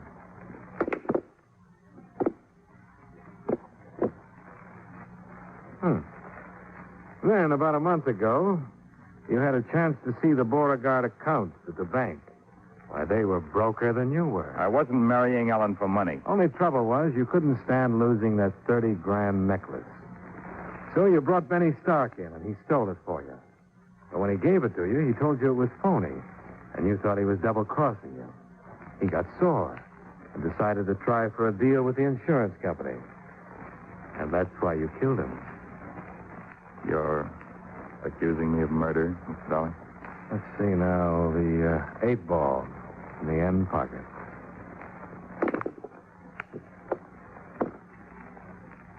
Well, who else, Mr. Avery? Lois wasn't involved, except that you tried to frame her. The Beauregard knew the sapphire necklace was an imitation. You were the one who didn't. It wasn't an imitation. I paid $30,000 for it. Not this one. Ellen sold yours a month after you gave it to her. They've been living on the money. She had this one made in Chicago. That dirty look. Another clincher. You were the only one who heard me tell Chief Cotton that we'd have to find the necklace before we could convict Lois. So you brought it here tonight and planted it. Well, apparently I don't have to go on. No, you don't. Did you steal that gun from Uncle Jarrett, too? Oh, no. This is my own. Better lay down that cue now and get your hands up. Slow and easy. And if I don't, you...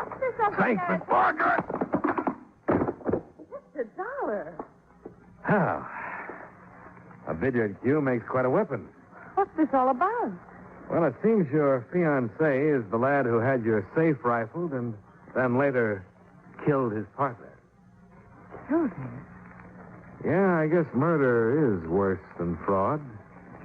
What do you mean? You filed an insurance claim on a necklace you'd already sold. I rather imagine the company is going to prosecute. Chief Cotton's on the way, Miss Beauregard.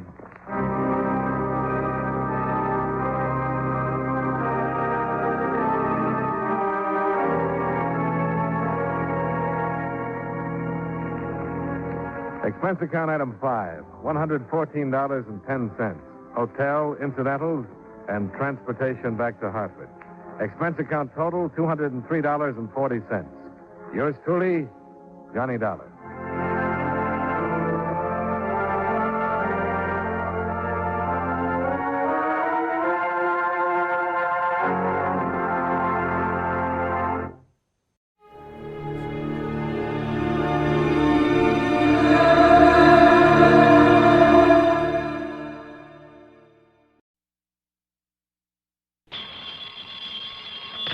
Johnny Dollar. Well, at long last. What? I say it's high time. It is, huh? Well, isn't it? I don't know. High time for what? High time you answered that phone. And listen. Well? This is Jimmy Bartell. Oh, Jimmy. You know, over here at Mono Guarantee Insurance. Of course I know. How are you? Well, what happened to you, Johnny? Where have you been? I've been trying to reach you for about 4 weeks now. Didn't you try my call service? Yeah, I tried you.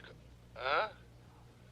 Oh, no, I guess I kind of forgot about that. Oh, well, if you had, you'd have found out that last week I was at Grand Canyon, the week before in Corpus Christi, the week before that in Knoxville, Tennessee, and before that up in Boston. Yeah, sure, gallivanting around the country while I've been sitting here up to my neck in trouble, beating my brains out, working my head off.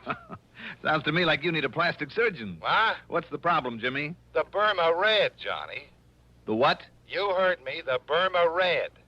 Jimmy, are you sure you want me and not the State Department? Yeah, I'm sure. All right, I'll bite. Who is the Burma Red? Not who, but what. Well? And listen, we carry the insurance, $500,000 worth. You hear that, fella? $500,000. I am deeply impressed. And, baby, if you can't get it back for us, that's exactly what we're going to have to hand over in cold, hard cash. 500 G's. Well, maybe I had better get to work on it. Good. And I don't need to tell you what your commission will be if you do recover it. What else do you think I'm thinking of? Then the job is yours, Johnny. And, brother, I sure hope that you can find it and get it back. The Burma Red? Right. Just one thing, Jimmy, if you don't mind. Sure, Johnny. Before I start gallivanting around the country, as you put it, looking for this thing... Yeah? Don't you think that it might be nice if I have some slight idea, some inkling of what it is, this Burma Red? I told you. Oh, yeah. Yes. Yeah, okay. Come on over here and I'll tell you all I know about it. Okay. We interrupt this program to bring you a special message. To the parents of schoolboy patrol members who were taking the Washington trip, the buses with the patrol will arrive at Durham Union Bus Station this evening about 7:15 to 7:30. We repeat, the Durham Schoolboy Patrol Washington buses will arrive at the Union Bus Station this evening at 7:15 to 7:30. Parents are asked to be present to pick up their children. The parents, are also asked to use the Sears parking lot. 7:15 to 7:30 the time.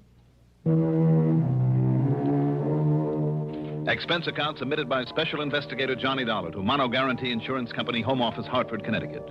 Following is an account of expenses incurred during my investigation of the Burma Red matter.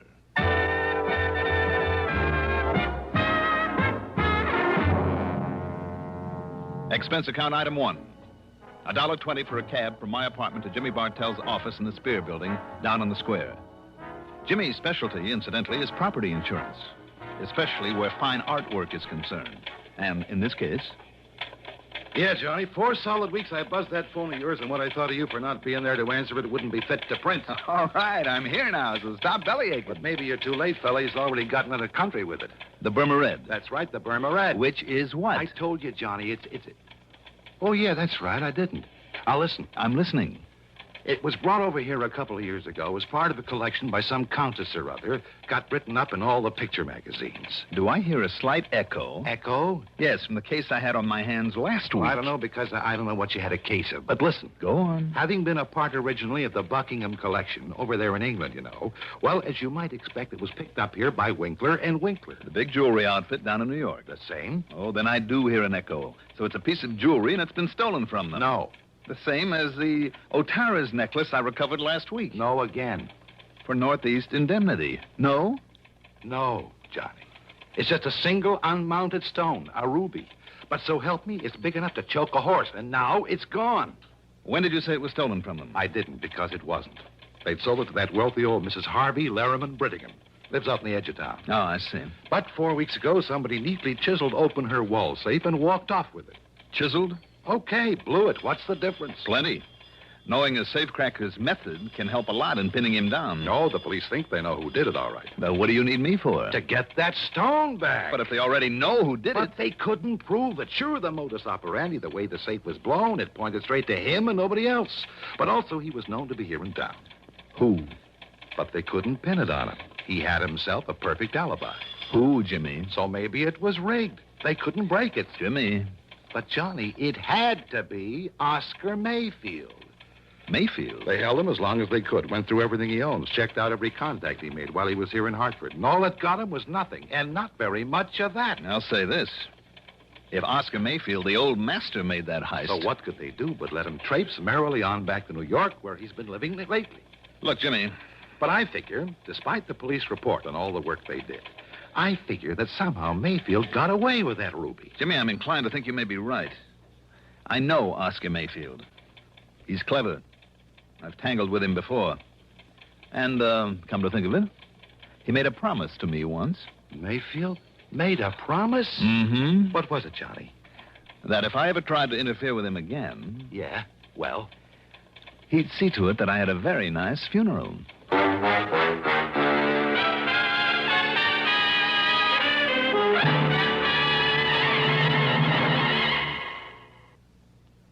To look neat in the heat, look for Dacron on the label, 'cause Dacron is a man's best friend. Right, men, Dacron is your best friend when it comes to staying wrinkle-free and neat all summer. Look for Dacron in lightweight suits, handsome slacks, good-looking sport coats, too. You'll stay well-pressed and well-dressed thanks to Dacron by DuPont. There's just no denying in the clothes he'll be buying, Dacron is a man's best friend.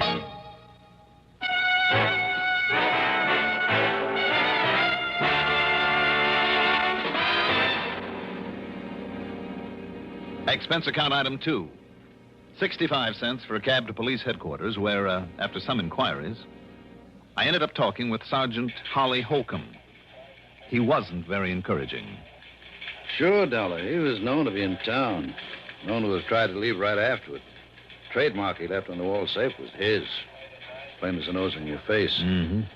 And we pride ourselves on knowing the M.O.s of all the safe men within 1,000 miles. Yes, I know you do, and rightly so. But he couldn't pin a thing on him.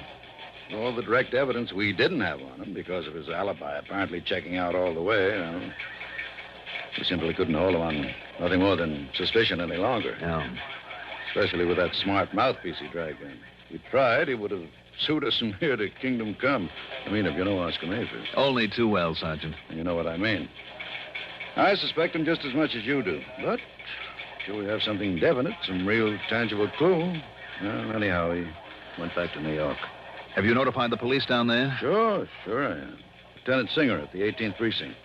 And, isn't he an old friend of yours? Randy Singer? He certainly is. Well, I haven't heard a word from him, not in over a week now, so why don't you call him? Or better still, go down there and see him. See what goes. All right, Sergeant. Maybe I'll do that.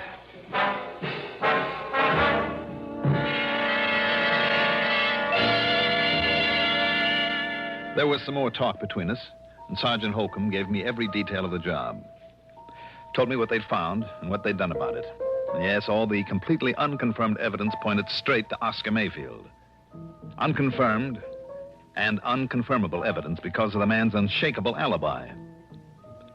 Item 3, 85 cents for a phone call to Lieutenant Randy Singer, 18th Precinct, New York Police Department. You mean to say you just now found out about that heist? That's right, Randy. I just found out. You see, Johnny, if you didn't spend so much time gallivanting all over the place, you might be of some use around here. You didn't get a promotion for all the gallivanting I did for you last week. Oh, darn it, I guess I should have worked that case myself. Well, how about this Mayfield? You've kept an eye on him? I've done everything but tap his phone line. And? Nothing, Johnny, absolutely nothing. You just didn't get on this one soon enough. I know what you mean. Unless he's changed these last couple of years. Oscar Mayfield is not one to hold on very long to whatever he's lifted. Right. And if he did snatch that stone, you can be sure he passed it on and collected for it long before this. And yet there's always the chance. So, in the case of a big hunk of rock like that, it means one of two things. The guy who bought it from him is either carting it out of the country and far away, or having it cut up into little ones that nobody will ever be able to identify. I guess Mayfield would have passed it along in one big fat hurry. I know we couldn't find it. Anywhere on or around him. We tried every trick. And I mean trick, Johnny. Until he started to yell at the DA, and the DA started yelling at us. Johnny, I understand. I've just heard this, mind you. Yeah? Well, I understand that one of my boys... Oh, well, he was off duty, of course, so it was completely unofficial, you understand? Yeah. Well, I heard he even went so far as to roll Mayfield one night in the alley back of a nightclub. What? Not a sign of that, Ruby. Randy, if the department ever catches up with these unofficial tricks of yours... Look, I told you, Johnny, I only heard that. But I know myself it isn't hidden anywhere in his apartment. Oh, you do? I do. Randy, didn't you and your clever little boys completely overlook the Otara's necklace that was hidden in the back of a camera just about a week ago? Oh, now that was different. So that I had to get lucky and find it for you? Okay. So you happen to guess right. For once. So maybe I better get on down your way and look around for myself. Tell me, where does Mayfield live? A hotel apartment over at 614 East 49th. But it's no use, Johnny. Why? Just because he's always gotten rid of things quickly in the past? No. Or because you knuckleheads couldn't find the ruby? No, Johnny. You haven't been able to hold him on suspicion and make a real investigation? I mean because by the time you can get here, he won't be. All right, then I'll grab the first plane I can and... What was that? Your pal Mayfield has paid up his rent and he's moving out. He's got himself a reservation on a plane to Mexico City this afternoon. Uh-oh. And by the time you get to his place, he'll be gone. Randy. Yeah? Can't a genius like you come up with some excuse to hold him there for me? Oh, flattery will get you nowhere, Johnny. The answer's no. I've run out of tricks. Anything else I might try would only get me into hot water. No, wait, Randy. Yeah? Maybe I know a little trick to hold him over. Well, don't expect any official help from me or the department if you do come down it. What kind of a trick, Johnny? What's the difference? Now, look, if you're thinking you're doing something illegal... Oh, Randy, how you that would talk. only get us in order to clamp down on you. Don't worry about it. I'll be in touch.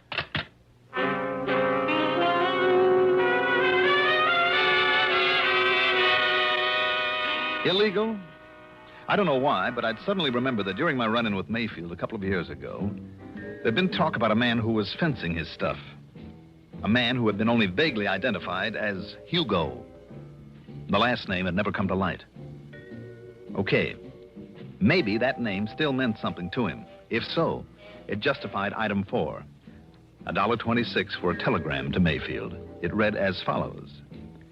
Urgent, that before you make any deal, you call me immediately at Plaza 3, 9970, and I signed it, Hugo. And I had them put a rush on it, hoping it would give me some much-needed time. Item 5, $6 for a cab to Bradley Field. Item 6, $10.12 for a plane to New York. And when I got there, item 7 is $5.80 for a taxi to 614 East 49th Street. It was a smart, good-looking apartment hotel, which is more than I can say for the stuffy uniformed doorman. Mr. Mayfield, did you say? That's right. Mr. Oscar Mayfield. Is he still here? Is he in? Whom shall I say is calling, sir? Don't. Don't? Just give me his apartment number. Your name, please? Now, don't worry about it. I'm sorry, but I must have your name, sir. It's Dolar. Now, what's the apartment number? Dolar. Very well. No, you don't. Just put the phone down. I beg your pardon. It's granted. Now, the number of his apartment. Not unless I announce you, sir. Now, look, I am a special investigator. Oh, you are? Yes, and if you'd like to call the police and check on me, only I haven't time. Look here. These are my credentials. And I tell you, sir, that unless I... Oh, I see. Mr. Johnny Dolar. That's right. The insurance investigator. Yes. I didn't know. Well, you do now. Well, nonetheless, Mr. Dolar... Just give me Mayfield's apartment number, please. Now, what is it? Well, it's 7G. Okay, thank you. And I'll phone that you're on your way up, sir. You do, and I'll break your neck. 7G, Just in case he remembers what he once promised, I better make sure that this thing is working properly.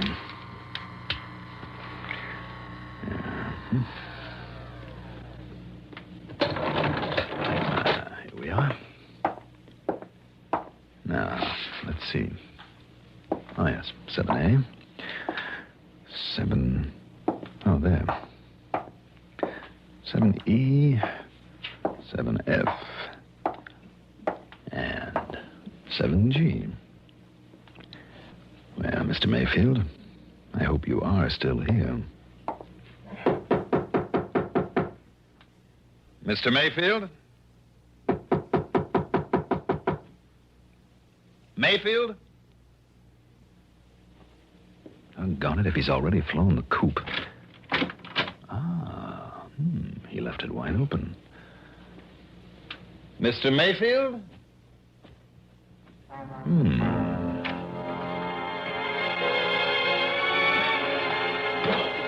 The well-furnished living room was empty. And so was a kind of study off at one side and a little bar kitchenette beyond it.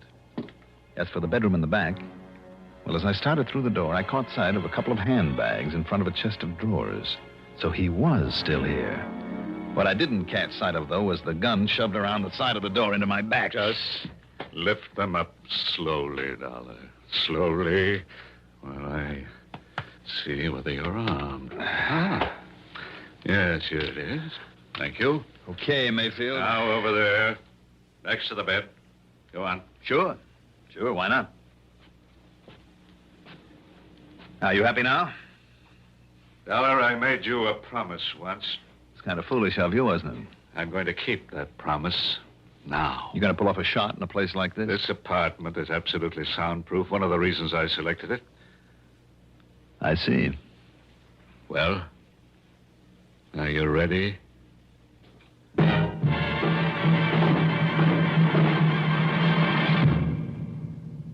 Have you tried the mild, kind taste of Kent? You should, because You'll feel better about smoking with the taste of Kent. Kent with the micronite filter refines away harsh flavor, refines away hot taste. It makes the taste of a cigarette mild as a balmy day in the month of May. Kent is the best for the flavor you like. Kent is the best for the flavor you like. yes, Kent is the best for a mild, kind taste. Smoke a carton of Kent without switching. Discover the kind taste of Kent's blend of the world's finest quality tobaccos. Then try your old brand. What a difference in taste. Kent with the micronite, Kent with the micronite, Kent with the micronite filter. Refines away harsh flavor, refines away hot taste. You'll enjoy the mild, kind taste of Kent with the micronite filter.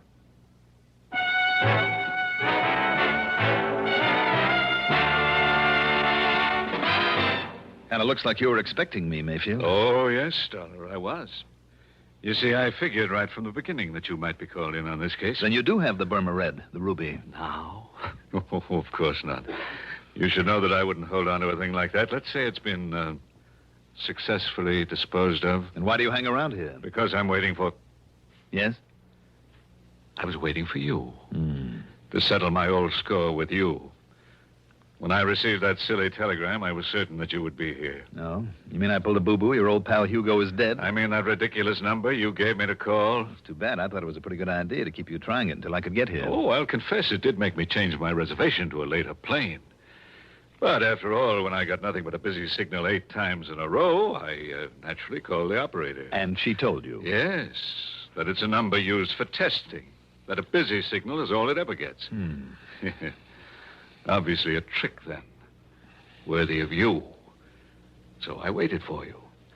And when the doorman, following my explicit instructions, called me, told me you'd arrived, Oh, but I'm wasting time. What's more, I'm expecting someone else.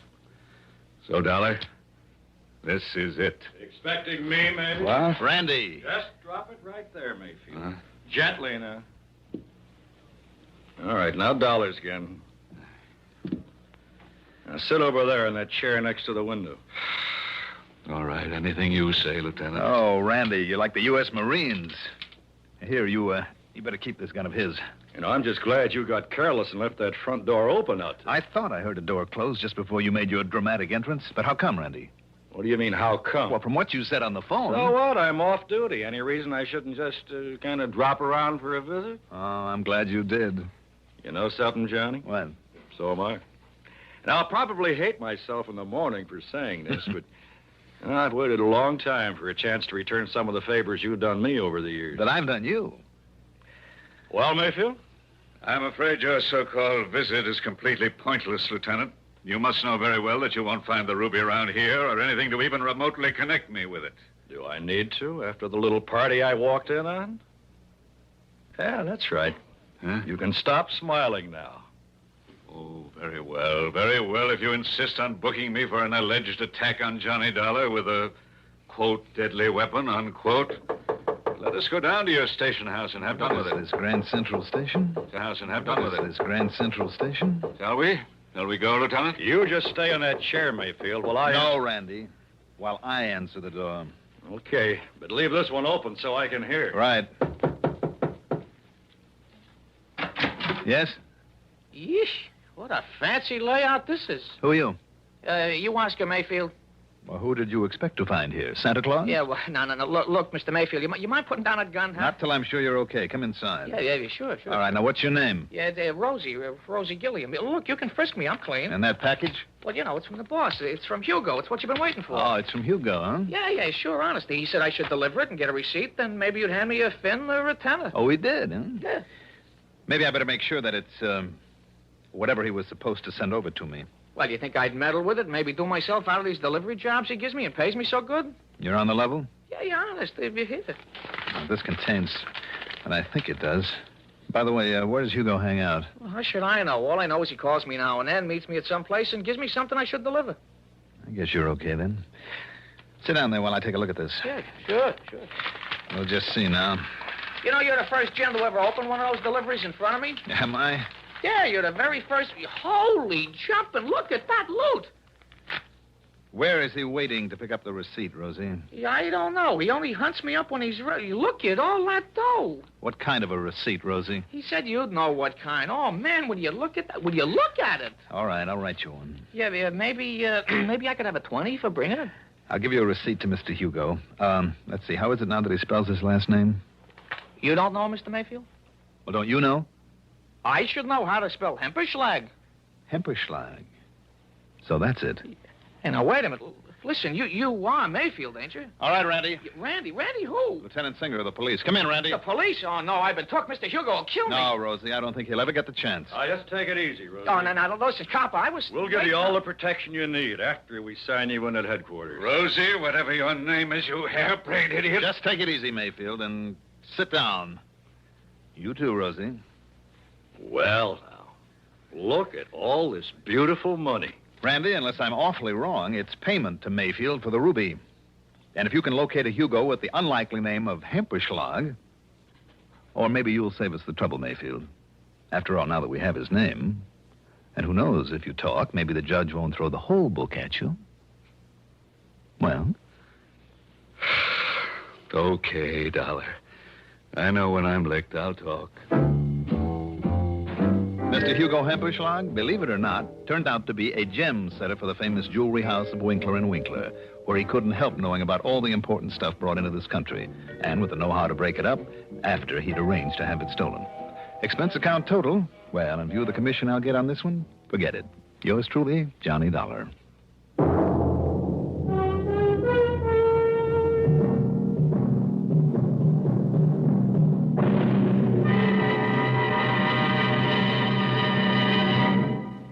Now, here is our star to tell you about next week's story. Next week, I'll be back with a rather unusual story. Join us, won't you? Yours truly, Johnny Dollar. Yours truly, Johnny Dollar, is written by Jack Johnstone, produced and directed by Bruno Zerato Jr., music supervision by Ethel Huber, sound patterns by Joseph Cabibo. Johnny Dollar is played by Mandel Kramer. Also featured in our cast were Paul McGrath as Oscar Mayfield, Al Hodge as Lieutenant Randy Singer, Ivor Francis as Jimmy Bartell, Jack Grimes as Rosie, Santos Ortega as the sergeant, Mercer McLeod as the doorman. Be sure to join us next week, same time, same station, for another exciting story of yours truly, Johnny Dollar. This is Roger Foster speaking. Durwood Kirby's favorite program, The Gary Moore Show, weekdays on the CBS Radio Network. CBS for Durham, Raleigh, WDNC.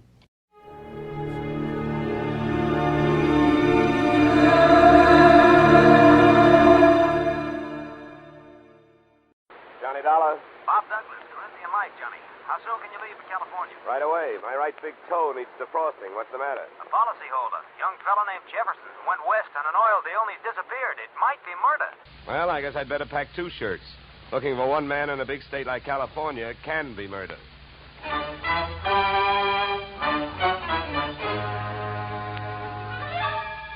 Edmund O'Brien in the transcribed adventure of the man with the action-packed expense account.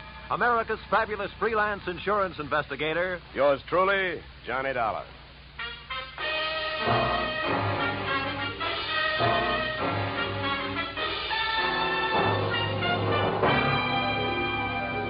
Expense account submitted by Special Investigator Johnny Dollar to Great Corinthian Life Insurance Company, Hartford, Connecticut. The following is an accounting of my expenditures during process of search for your missing policyholder youthful millionaire Alec Jefferson, or how they were drilling for oil, for what they struck was me. Expense account item 1, $186.13. Airfare, Hartford to Los Angeles. Item 2, $15. Hire car, airport to office of Rebel Wildcatters Incorporated on potential oil land in the New Hall Saugus district. I arrived at 9:30 a.m. A handful of dirt dentists were hard at it, drilling at a rig not 30 feet from the shack-type office. Pull it over, will you? Better stand by, driver. My man may not be here.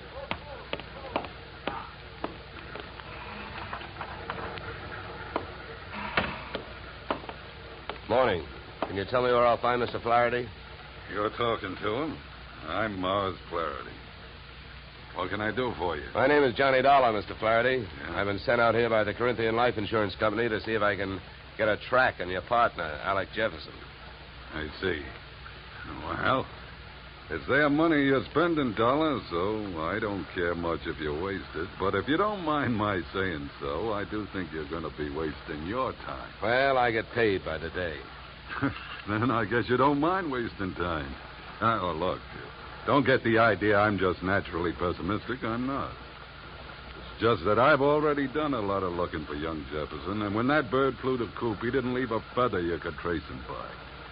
Well, do you have any objection to giving me a few details? No. Sit down. Not at all. Thank you. To save time, maybe I'd better tell you what I already know. Well, it can't be much. It isn't. I suppose you realize Corinthian Life is the administrator of Jefferson's father's estate. Yeah. I know that. Well, having charge of the money, they naturally know that young Jefferson financed this operation. That's right. His money, my experience. The only thing we needed was a little more luck. Well, there you have it. That's all I've got. What can you tell me? That whatever young Alexander got, he was asking for. For a guy built like a cream puff, he got mighty strong around here. Around an oil field, that isn't healthy even for a big guy. You know. How do you mean he got strong? Too much money, too much opinion. That mixed up with too many other men's women can mean trouble for anybody. Any particular women? Too many. Mind telling me who they are? No. Matter of fact, I got a list right here. Yeah, you can have it. I already tried it. Just one more thing. Yeah? How and when did he drop out of sight? A week ago last night. Yeah, he left here at 5 o'clock for his apartment on the Sunset Strip in Hollywood. He never got there. I checked that, too. Here, yeah. Give me that paper back for a minute. I'll write down the address. Thanks. Well, I'll be around. Oh, by the way, the first thing we try to figure out in my racket is who would benefit most. How would you like to have him found? Dead or alive? Either way, Dollar. I can take it. I've lost partners before. I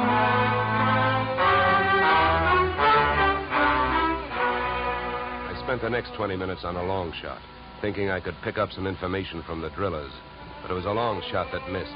Those guys wouldn't have told me it was a nice day. The outdoor life having got me nowhere, I decided to give the indoor type a try. First stop, Jefferson's apartment on the Sunset Strip. The lock was foolproof, but I wasn't fooling.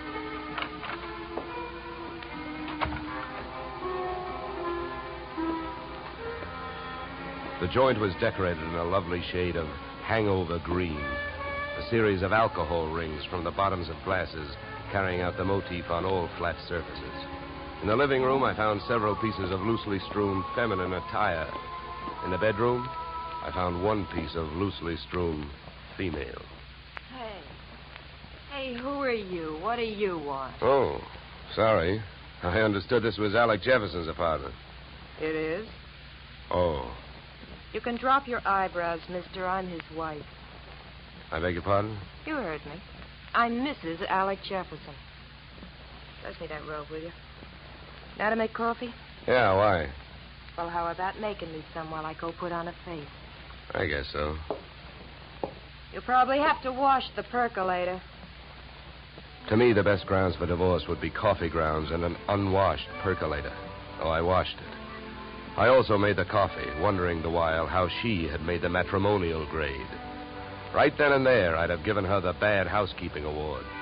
She looked like the kind of a girl who could get into a beauty contest, but like she'd never win it. Any way you looked at her, she was a new complication. Your coffee's ready. Yeah, thanks. Good. Find any clean cups? No, but I washed, too. Here. Thanks. Now, would you mind telling me who you are? I'm an insurance investigator. I'm looking for your husband. Well, we should find him. I could use some money. How long have you two been married? Few weeks. Why? Routine question. Tell me, when was the last time you saw him? I was waiting here for him the night he disappeared. Any witnesses? If I need him. Okay. Tell me this. Do you have any idea why he disappeared or where he is? Not the slightest. Do you know a man named Morris Flaherty? Yeah. Yeah, I sure do. How well? I was his girl. So? By the way, have the police come to you yet? No, I went to them. You see, I'm the one who reported Alec missing. Do you know whether they've come up with anything? Nothing much. Up until now, he's just a missing person. They put Alec's picture on a television every night. I don't know that they're doing much else. They keep calling him a Caucasian. Look, please don't get so hysterical about this. It makes you so hard to question. Huh? Oh, nothing. Oh, I get it. Excuse me if I seem dense this morning. Morning. It's 3 in the p.m. All right, so everything about me's wrong. That's right. Look, you can think that I married him for his money if you want to. Suppose you're used to suspecting everybody of everything. But have you heard? There are two sides to every marriage. Do I look strong enough to have carried him to the altar? I never weighed him. But answer me this. If he swept you off your feet, why did he pull a fade out in the middle of the honeymoon? What should I know? Maybe he'd never seen a dame without makeup on before and had to go someplace to think it out. I wonder if there's anything to eat. I'm hungry. Look, I think I'd better be going. I'm not much of a cook.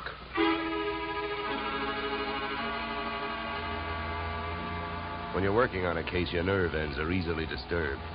So when I left the house and saw a hard-top blue Plymouth parked opposite the apartment, mine clanged an alarm. In the car sat an equally hard-top man reading holes in a newspaper.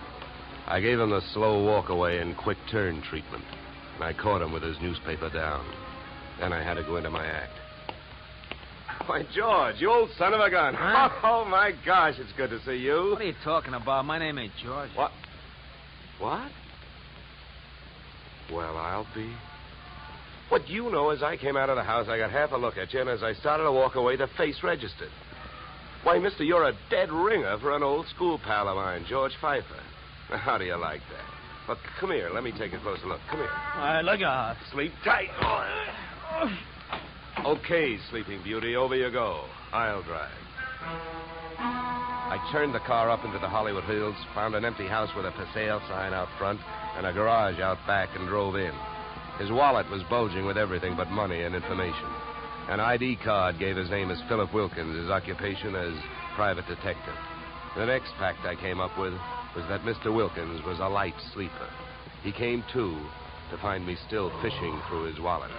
Hey, give me that. Okay, hold it, mister. Take it easy. Here, you can have your wallet back. Now, keep calm, and everything's going to be all right. If you don't, I'll have to give your whiskers another dusting. All right, look, what's a big idea?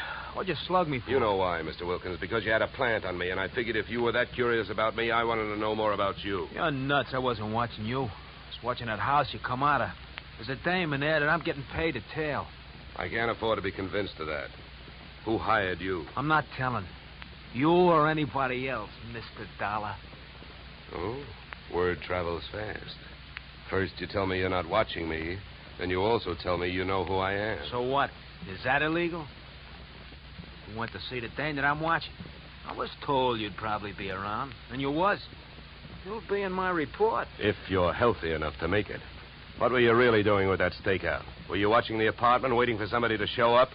Do you really have a tail on Mrs. Jefferson? Or did you follow me in from the oil fields? Why should I follow you? Maybe you and I got the same approach to this case. You found him yet? No, but it's still early. Who else is interested in finding Jefferson? Well, I hear he's quite a playboy. Maybe one of his playmates wants him served with breach of promise papers. Oh, come on, Dolar, let's face it. I can't tell you who I'm working for. You know that. It ain't ethical. It's not ethical to let yourself get picked up as easily as I picked you up either. But let it go. I don't suppose by any chance you know a man named Mars Flaherty. Know him? I'd like to see one of his derricks fall on him. Why so? What did he do to you? A couple of days ago, I went out there to try and sell him some information. He had 3 of his men beat me up and throw me off the oil field. Yeah? What's with that look? Don't you believe me? Who knows? You might be telling me you hate Mars Flaherty to keep me from thinking you're working for him. I think you better get out of this car and let me drive away, Dolar. You're in a lot of trouble. I don't think so. Oh, you don't think so? I can have you pulled in for kidnapping. If that's what you have in mind, then first you'd better get a few witnesses for yourself. Now, come on, suppose you calm down for a minute. If you really hate that guy, well, maybe we can make a deal. If it's against him, I'll deal with it. How much do you know about Flaherty? My bookie's marked lousy from way back. He's promoted about 50 wells, and none of them ever happened. He's wild to hit oil. It's my guess that he's got a hunch that this is the big one. That's why I think his partner disappeared. Yeah, what difference would that make? Even if his partner turned up dead, Flaherty would still have to split any profits with young Jefferson's estate. Maybe not. I know they had a queer deal. Well, who'd know about that deal besides Flaherty and Jefferson? I don't know. But I do know one way of finding out what it is. How's that? Flaherty keeps all his papers in the safe in his office. I've even got the combination. I'll give it to you. You keep it. Wilkins, I still don't know who you're trying to get even with, Flaherty or me. So what I'm going to do is give you half a break. Then I'll only be taking half a chance. Yeah, then why don't you want the combination to the safe? I don't need it. You're going to open that safe. Because you're going out there with me. Tonight.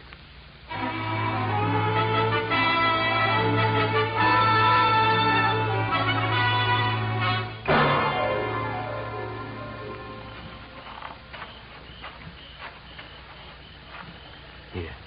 This window. Okay. Now, here. You handle the glass cutter. Right. Now, look. Here's what we do.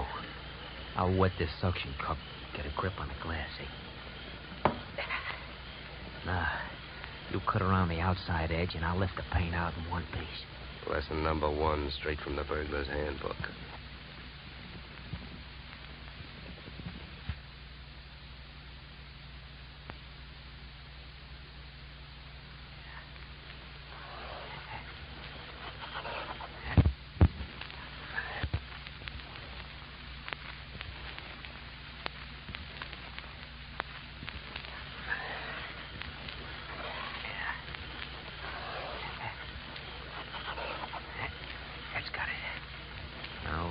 There's a little tap with the knuckle.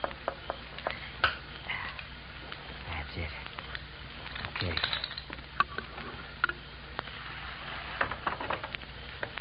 All right, in we go. You first. Okay.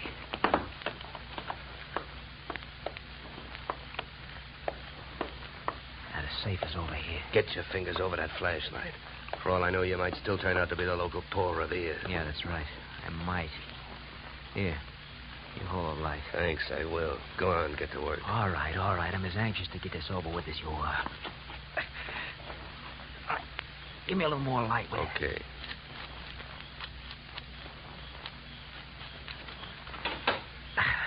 There you are. All right, go to it. You go to it. You reach in. And if your hand comes up with anything heavier than papers, I'll cream your skull. Will you stop your worrying? Here. Nothing here.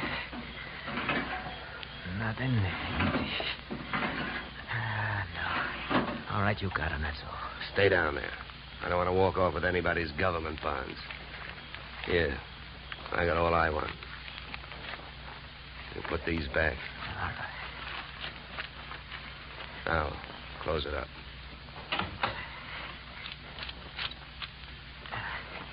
All right, now, come on. Let's get out of here. Just a minute, Wilkins. I gotta have a good look at these papers. You can look at them later. Come on, let's go. Look, this I'll give you for free. And it's the difference between being a $4 a day private detective and a $10 one. What you've got printed in your memory, nobody can take away from you. So hold your horses while I take a look at this partnership agreement. All right. But hurry up, will you? Got a couple of watchmen around here. Yeah, here it is. Okay, let's go. You first.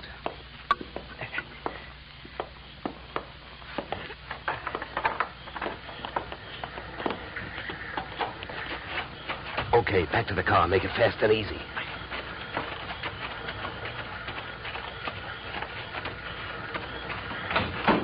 Get in. Over here. You drive. You know, Wilkins, I had a clammy feeling for a while back there that we weren't going to make it.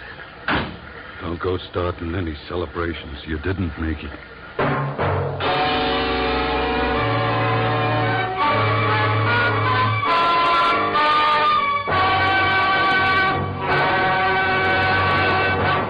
In just a moment, we will return to the second act of yours truly, Johnny Dollar. But first, and young truly, Johnny Dollar to Bing, Gary Cooper, and young Gary this Wednesday. Now we return to yours truly, Johnny Dollar, starring Edmund O'Brien.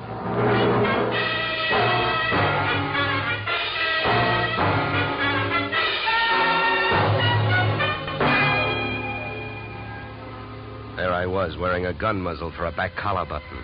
My left leg picked up the nervous vibrations of my front seatmate, Philip Wilkins. Mars Flaherty in the back seat was so close I could almost identify the brand of the bourbon he'd been drinking. I suppose you got what you went into the office after, huh? I not only got it, I memorized it, and it makes you look bad. Yeah, then I don't have to explain to you why I don't want you two guys or the paper running around town on the loose. Well, it's a corporate paper. That means it's on file somewhere. So what difference does it make? Start the car. Where we going? To my house. Go ahead, get going. Okay, Wilkins, you better roll. What's at your house? The reason that paper makes a difference right now. The guy you came here looking for showed up. Alec Jefferson, where is he? He's where we're going. My place. Well, then I guess maybe my employers have got nothing to worry about. Nothing but paying off on his life insurance. Alec Jefferson's dead.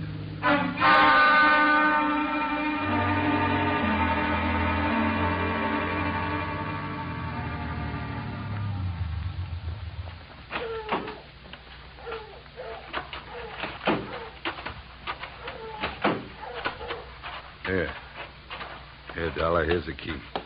You open the door. Stand next to him, Wilkins. Close.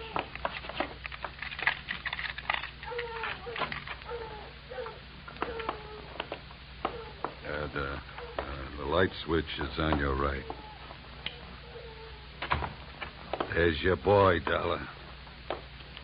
Died young, didn't he? Yeah, the thing is, it looks like he died in my house. Now, what do I do now? If you're putting on an innocent act, you're doing pretty good, Flaherty. How's the rest of it go? I've been around killings before, so I know how the rest of it goes. The cops take one look at this, they grab me, and before that happens, I got some work to do. So have I been around killings before. Work to do. So have I been around killings before. And I know how the rest of your story goes. You came into your house and you found him. Somebody hit Jefferson over the head with that piece of firewood to get rid of him and make you look guilty. You're being framed. Huh? The next chapter reads you've got 8 witnesses to prove you were at a church social at the probable time of death. That's the way I wish it read, but I haven't got any witnesses. I've been on the loose out in the hills ever since I saw you this morning. Oh, yeah? What are you, a nature lover? An oil man. In my racket, you never stop sniffing. When I came back and found him here, I headed it for the office. I wanted that paper you got out of the way for the time being. Would that gun of yours object if I looked the body over? Help yourself. Thank you. Any idea how long he's been dead, Dollar? Oh, hard to tell. Feels like quite a while. Could have happened before I met you. What do you mean by that? Nothing. Hey, Flaherty. Huh? You ever see this before? Well, what is it? An earring? Let me see that. Here, hands off. Don't touch it. That's another $4 detective move. You don't touch evidence. You draw a mental picture of it. What are you trying to do? Involve yourself or uninvolve a client? How about it, Flaherty? Do you have any idea who that earring belongs to? Maybe one of the dames on that list you gave me, huh? I wish I could get away with lying to you, Dollar, but I don't think I'm in a position to try. Huh? It belongs to Ada. Oh? Jefferson's wife? Not legally. What do you mean? I married her in Mexico in 45. She must have liked the scenery. She took Jefferson down there and went through a ceremony with him 2 weeks ago. Without divorcing you? That's right. You guys really turned out to be partners. Now, how about that earring? How do you know it belongs to Ada? Well, it's one of a set I bought for her about 6 months ago. Well, I might as well tell you. They'd find out anyway. Uh-huh. Well, I don't suppose you're in the mood to let me do what I want to do. What's that? Call the police. No, not yet. Well, I'll tell you one thing. With this piece of evidence that just turned up, you're wasting your time holding on to us. What you should be doing is getting to Ada before she flies the coop. That would really fix you up. Sure would. I don't want to see her get loose any more than you do. Then I guess we better go pay Ada a visit.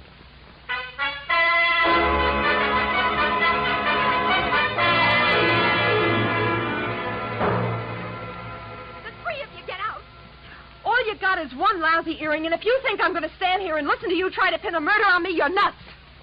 Mars never bought me anything. He never gave me any earrings. How about it, Flaherty? That's too bad, Ada. If I thought there was a chance to help you, I would. But your earring was laying right there on the floor next to his body. Why, you oily monster, you. What are you trying to do to me? Why, if anybody had reason to kill Alec, you did, you miserable thief. Now, wait a minute, Ada. Don't make yourself look worse by throwing a lot of accusations around. I know about the contract between Alec and Mars. In case of death, the survivor gains full control of the oil field. But a good piece of evidence will beat out a good piece of motive in any court in the country, and you've got both working against you. Get out of here. You don't know what you're talking about. I think I do. Knowing about that agreement, you married both these guys. Those Mexican marriages are just weak enough to help you beat a bigamy rap if it came to that, and just strong enough to help you collect if either of your husbands died. Your next move would be to divorce the one that was still living and take advantage of the California community property laws. Oh, you've got it all figured out, haven't you? Well, not quite. I haven't figured out why young Jefferson went to all the trouble of dropping out of sight and then showed up to get himself murdered. I think I can tell you. It was about time you told us something. I was working for Alec Jefferson. That's why I couldn't tell you, Dollar. I was getting paid to help him stay out of sight and keep my eye on these two.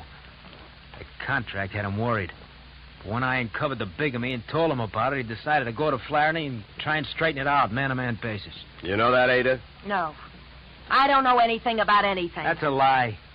I was with him this morning when he called you. He told you he was going out there. You had plenty of time to get out there and wait for him. You can't get away with it. You can't prove anything. Now get out of here! Not before Never mind the gun, Flaherty. I got her. No, let me go. Hey, none of that.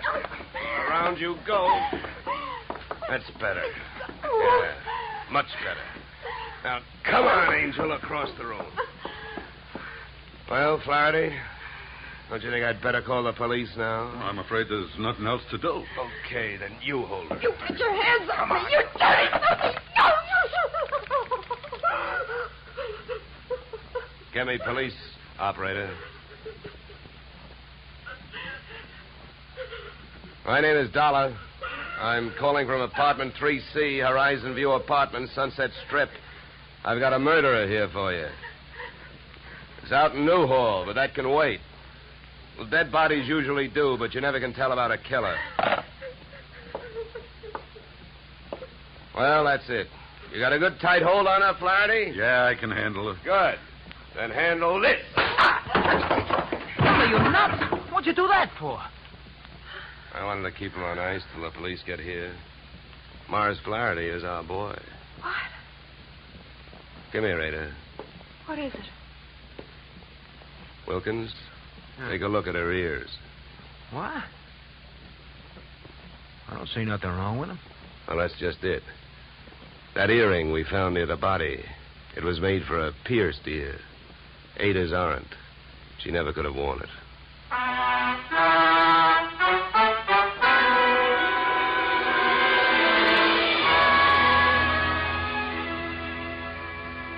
Moral?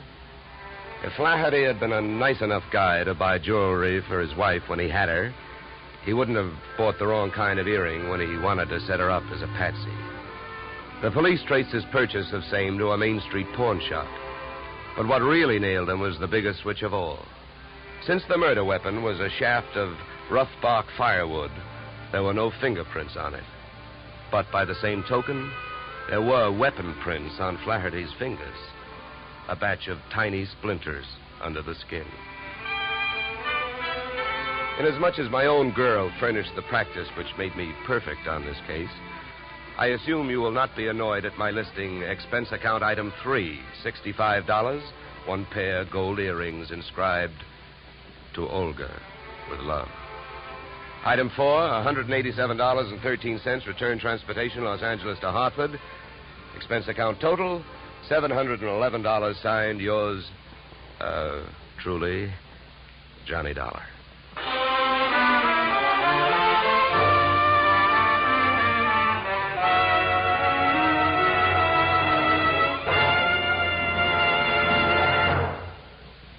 Yours truly, Johnny Dollar, stars Edmund O'Brien in the title role and is written by Paul Dudley and Gil Dowd, with music composed and conducted by Leith Stevens. Edmund O'Brien can currently be seen starring in the Harry M. Popkin United Artists production, DOA.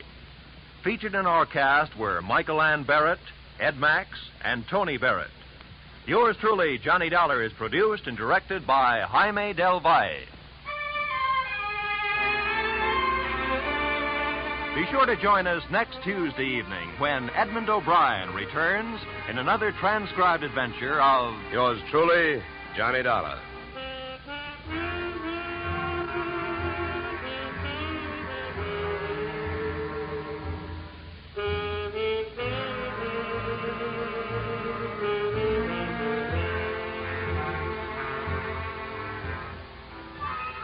Blizzards in the western states, floods in Texas, hurricanes in Florida, tornadoes in Louisiana.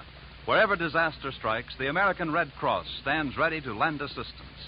The Red Cross helps victims not only at the terrifying moment when disaster strikes, but also in rehabilitation. This is just one of the many nationwide activities of the Red Cross. Give generously to its latest drive. Now stay tuned for the adventures of Philip Marlowe, which follows immediately on most of these stations.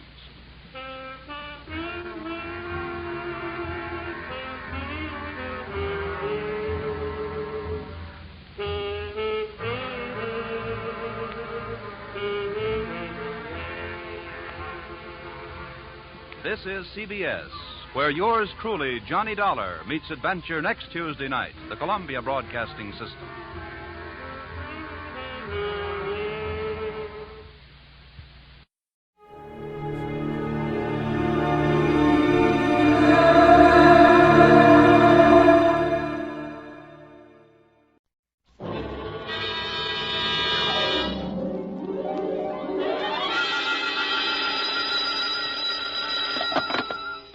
Detective Agency. Ahoy! It's me. Just came ashore. From what? A boat? A ship, Effie, a ship. Anything over 400 gross tons is a ship. Anybody knows that. Well, may I inquire what was your port of call? Calcutta. My, that was a quick trip. Well, Effie, I'll tell you, I got so homesick for you I couldn't stand it, so I assembled my gear and jumped ship. Why, Sam, how sweet. A fast there, gal. I'll be right down to dictate my report.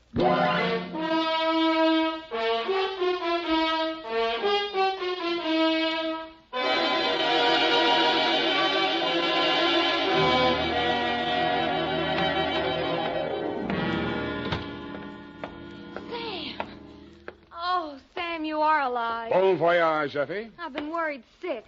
Where have you been? On my way to Calcutta, sweetheart, where the dawn comes up like thunder. Sam, what are you talking about? Calcutta? And the flying fishes play. Ready, Effie? Sam, why did you want to go to Calcutta, of all places? I didn't, Effie. I hate Calcutta. I was Shanghai.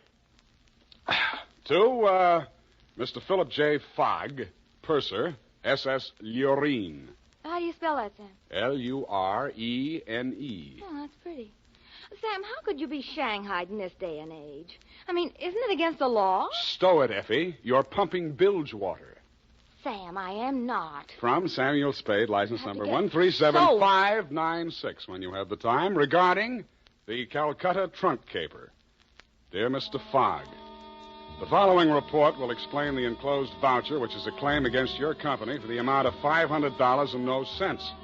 It will also answer any questions you might be asked concerning the recent unpleasantness on board your ship. It all started yesterday morning in San Francisco when my secretary announced briefly and caustically that there was a lady outside who wanted to talk to me. I judged that she was worth talking to. She was. Your secretary let me in. Well, I'm glad she did. What can I do for you? I'm Marcia Hopkins. I see. Mrs. Marcia Hopkins. I see. However, my husband is dead. I see. It's about my sister that I've come to you, Mr. Spade. I'm dreadfully worried about her. Who's your sister? Miss Constance Pendleton. And she's become involved with a ne'er-do-well, a completely worthless scoundrel, and a real foreign bluebeard. All three? It's one man, Mr. Spade. A Bulgarian, Major Andrea Rodnik. They're going to be married this afternoon, and I'm positive that his only interest is in her money. I'm convinced that he's going to kill her soon after the ceremony. He's done it to other wives in Europe. I've warned Constance and pleaded with her, done everything I could to stop it. But she's completely infatuated with him and refuses to listen to me. Mm-hmm. What do you want me to do? Prevent the marriage if you can. Get the truth about Rodnik's background and face Constance with it. Oh, Mr. Spade, in some way you've got to make her realize the seriousness of the situation. He's a ruthless character. Well, do what I can, Mrs. Hopkins. Oh, thank you, Mr. Spade. Oh, I've felt so alone and helpless until now. Oh, really? But you will do everything you can, won't you? We've got to save her life.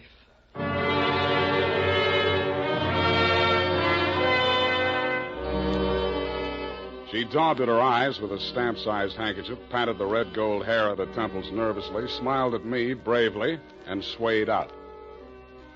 By telephone, I learned that the Vrodnik-Pendleton marriage license had been issued 4 days before, and that on the same day, Constance Pendleton had withdrawn a savings account to the tune of $45,000. I'd always wanted to, so I did it. I called at the Bulgarian consulate. What can I do on you? What do you know about Major Andrea Vrodnik? Ha! Andrea Vrodnik!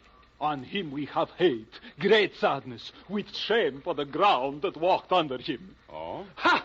Andrea Vrodnik! Why is he so popular? On the devil he is driven without horns. 6 women he has killed. 6 times he has insulted the police of Europe by refusing to confess. We have proof of the murders, but never can we prove the proof on him. Yeah, sometimes it goes that way. Ha! Never do we find the bodies of the 6 women. Only their money in the name of Andrea Vrodnik. My pardon. Well, think nothing of it. You're just upset on you. You're interested on him. Why? You go to Europe? No, Vrodnik comes here. Ah, here on San Francisco. He marries again. So I'm told. Ah! Oh, by all the means, you must prevent it. Go to him, brave man. You do the world a service. Make violence on him. Even do you hang for it. Your name will live.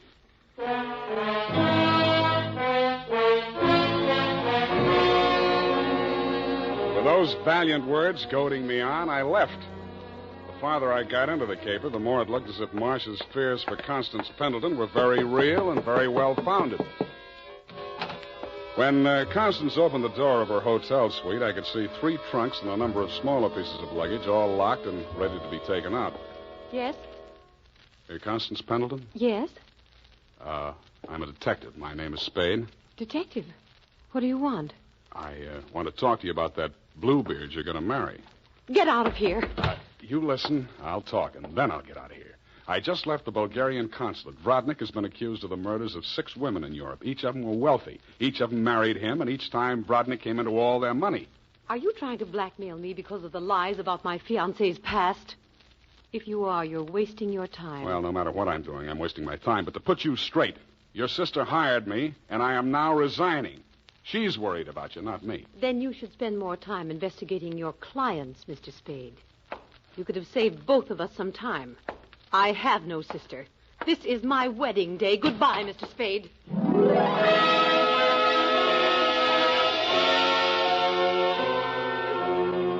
As I left the room, I maintained the stern facial expression I reserve for moments of great shock. But once outside the door, I allowed myself to be carried on the wave of rage and embarrassment for just a minute, and I kicked over 2 potted palms. As I limped down the corridor, I was overtaken by none other than Marcia Hopkins. Did you see her? Let's talk about you first. Did you stop the marriage? Why did you really want that marriage stopped? But I told you. You told me you were her sister. Oh. She said she didn't have any sister. All right, Sam, I did lie to you about that. But I'll tell you who I really am. I don't want to know who you are. I don't ever want to know. All I want from you is my honestly earned fee and a brief but permanent goodbye. Oh, no, Sam, please listen to me. We've got to save that girl. I have $500. That's all I have. Would it be enough? What's your real name? Marshal Rodnick. Yes, he's my husband. I've been married to him for 10 years. We've traveled all over Europe, and I never knew where the money was coming from. He left me at times for 2 weeks or a month, and then when he'd come back, there'd be more money. I just realized that that's when he must have been killing those poor women. And I know that's what he's going to do this time. I just can't stand it. You've got to protect her. That should be easy. We'll let him get married and meet him at the door with a bigamy warrant. Then you will see me through this. I might. Oh. In my bag, there's $500. Take it. If we can't stop the marriage, then don't let him out of your sight. Not even for a minute. He's a beast, Sam. A beast.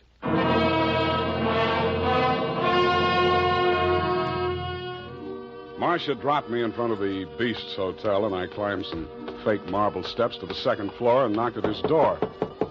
The man who opened it was heavy, handsome in a swarthy, coarse sort of a way, and glowing conceit through 2 eyes, one monocled, one not. You are facing Major Andrei Rodnick, 1st Bulgarian Horse. What want you? You were facing Saul Fox of the law firm of Fox, Smedley, Van Dusen, and Grip. You overwhelm yourself. I came here to warn you. If you go through with the marriage to Constance Pendleton, you're going to find yourself tangled with civil law. Warn Andrei Rodnick, who has personally led more saber charges than you have teeth in your skull. Yes. Who has personally split, slashed, and impaled on his own blade more men than you have fingers and toes. You warn me? What is this talk? You're going to have a bigamy charge slapped on you 5 minutes after you slip her the ring. The warrant signed by Mrs. Marcia Rodnick. Bigamy? Ha! I laugh. This is not bigamy. Marcia's your wife, isn't she? That bigamy was committed when I married her. I had another wife then. You call yourself a lawyer, then you know that only the second marriage is bigamy. The ones following that are nothing but interludes. Okay, Major, go ahead and have your interlude. I'm just warning you. Oh, speaks. We are being married on Redwood City from a justice of the peace 1 hour previous. Then we are sailing through the SS Lurine at midnight with our honeymoon. Already a droshky waits for the baggage and luggage. Go now before I'm losing my temper. If you're ever in Calcutta, look me up. Da!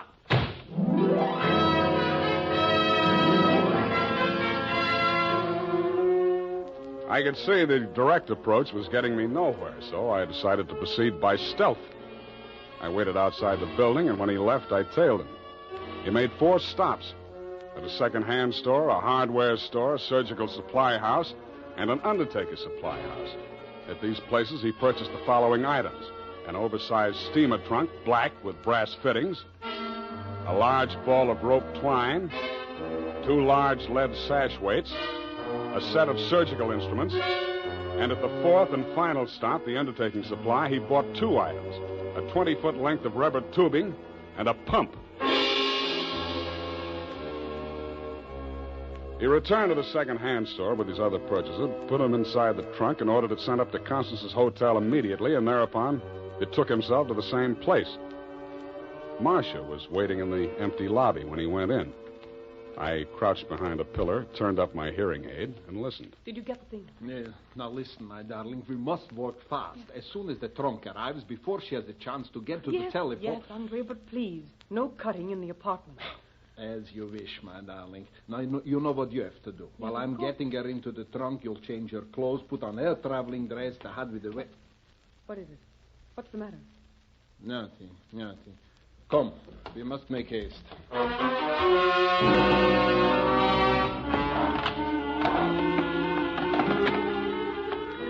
They made haste to the elevators, and I made haste to the row of house telephone booths around the corner and called Constance's room. Hello? Mrs. Rodnick? Speaking. Listen, get out of that room right away. Don't take the elevator. Go down the stairs. Who is this? What are you talking about? I haven't got time to explain, and you haven't got time to listen. All those stories about your husband are true. He's going...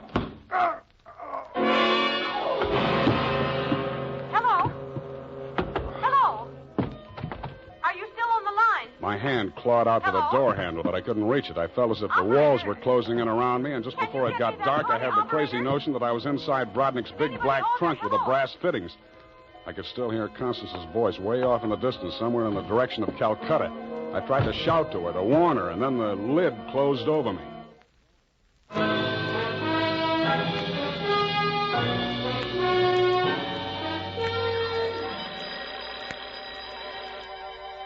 I shook my head trying to get the bells out of it. Then I remembered where I was and what had happened. I was still wedged into the bottom of a phone booth where I'd slumped when Brodnick sapped me. I got out of there somehow and grabbed a taxi for the Embarcadero. The time was 11:55. The SS Lorraine was scheduled to sail at midnight.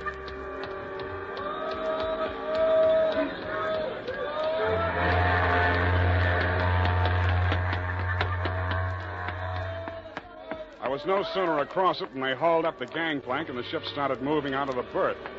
I didn't know where she was bound for, and I didn't much care. I checked the passenger list and found that Major and Mrs. Andreev Brodnick were in stateroom 12, A deck. 1 minute later, I was hammering on the door of stateroom 12. The woman in Brodnick's stateroom was Constance, and she was not in a trunk. I thought I told you to stop interfering in our affairs. Yeah, your husband told me to, but I didn't like the way he did it. Get out from here. Get out. I see you got your trunk in here where it's handy. Doesn't it make the stateroom kind of crowded? Why don't you give up, Mr. Spade? 2 times already, you are twice a fool. Marcia has no money to pay you, neither have I, even if she had a case. And believe me, she has not. Oh, why do you even bother talking to him, Andre? Mr. Spade, will you go now, or will I have to call the steward and make a complaint against you?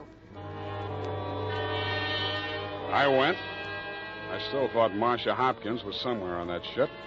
I still didn't like the look of that trunk. I found the purser's office and went in. You looked at me as if you thought I was a stowaway, Mr. Fogg, and you were right. I'll have to make arrangements for you to ride back with a pilot, Mr. Spade. You realize, of course, that you're subject to a fine. Look, I don't want to do anything illegal. You know, it was just an impulsive thing. Couldn't I book a passage? Oh, there's a matter of your passport. We could arrange a visa and so on in San Pedro. We'll put in there in the morning. Well, that's good enough. How much is the fare? Oh, let me see. That's $483.87, exclusive of tax. Oh, hey, now, wait, I wasn't thinking of taking quite such an extensive voyage, you know. I just wanted to get a little sea air and... how much to Pedro? Well, I'm afraid you don't understand, Mr. Spade. This is not a coastwise steamer. Our first official port of call is Calcutta. Yeah, I know, but... Calcutta? That's in India. Well, don't you have something a little less expensive, like steerage or... There is only one stateroom available, number 14A deck. Take it or leave it. Okay, Calcutta.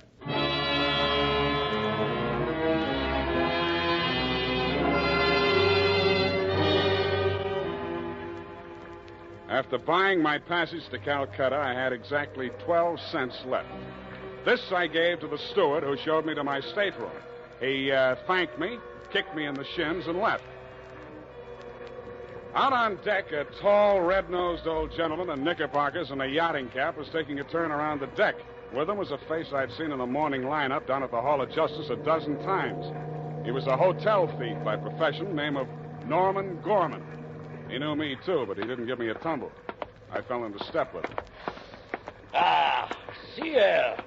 Nothing like it, am I right? Yeah, I guess it's okay, but there's so much of it. Brisk, bracing, salt spray. Nothing like it. Oh, hey, Norman, my lad. I hate it. I hate boats. Suppose there was a fire on board. Fire? Oh, ridiculous. This your first voyage to the Orient? Yeah. The inscrutable East. You've made this trip before? Oh, yes, indeed. I've worked this line. Yes, indeed. I make this voyage very often. Business interest out in India. Tea, you know. Runs in my family. Sturgis's Golden Orient in the little yellow package.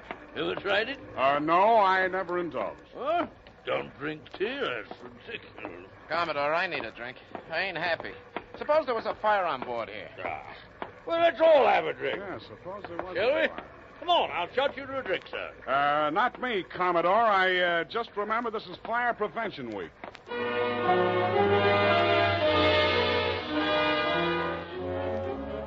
The nearest fire alarm to Brodnick's stateroom was on the companionway leading to the A-deck corridor. It was a glass-enclosed box with a small hammer hanging on a chain.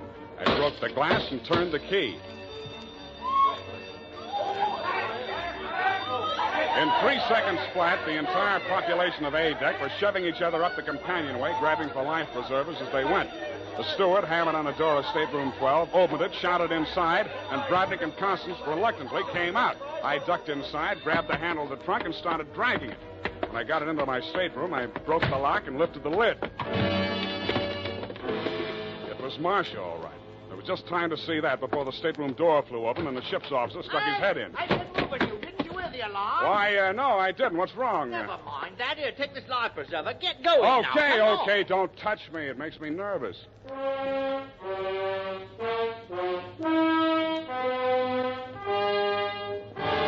"20 minutes later, the captain announced to the mob up on the deck that it was a false alarm, and the passengers drifted back to their cabins. I tried to look casual as I unlocked my stateroom door and walked in.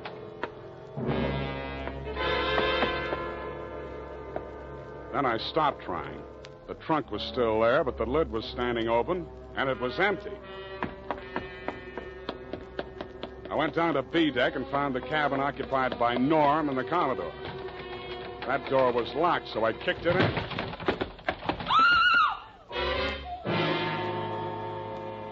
You could still see the marks on her wrists and ankles where the cord had been. It was the girl I had seen in the trunk. It was Marcia Hopkins, and she was very much alive. Oh, I'm sorry. I thought it was... Oh, what am I going to do? What am I going to do? You've got to help me, Sam. Why should I help you? He's crazy. They're both crazy. It all depends on who's in the trunk, doesn't it, Marcia? When it was Constance, you didn't think he was so crazy. Oh, don't you understand? I had to pretend that I'd help him. He was going to kill her right there in the hotel room. I told him it was too dangerous. If anybody looked in the trunk, it would be safer if she was in there alive. So he finally agreed and said he'd wait until we got out to sea to kill her. And then he was Yeah, I going know to... about that. Oh, the idea was so awful. I couldn't stand it. I started to scream, and then he stuffed the gag in my mouth and tied me up. He must have used chloroform or something, because the next thing I knew, I was in the trunk. And that little dark man was leaning over me. He and that old man with the knickers. They brought me here. So they pulled a switch on you. You were the fall gal all along. Oh, you've got to believe me. It was the only way I could save her life. You're the only one I can turn to, Sam. That little thief and the old man, they'd deliver me dead if there was an extra $25 in it. Oh, say you'll help me, Sam. Please say it. Well, when you ask me like that, what else can I say? Oh, you do believe me, darling. You do believe me. Come on, let's get out of here. I'm sorry, Mr. Spade. Please step back inside. I promised my associate, Mr. Gorman, that I would not allow this young lady to risk her life by leaving this cabin. You're getting into this caper at the wrong end, Commodore. It's wound up. They've bungled it. It's no good anymore. You may be right. But you understand my position, sir. I can't take any chances. You've talked to Mr. Gorman? Norm? Yeah, I talked to him. He took you into his confidence? Stop making with the pistol, Commodore. You don't know how to use it anyway. Oh, heavens, Norm. You're as white as a sheet. What is it? Oh, he's sick. Go get a doctor. Yes, indeed. Right away. Listen, Spade.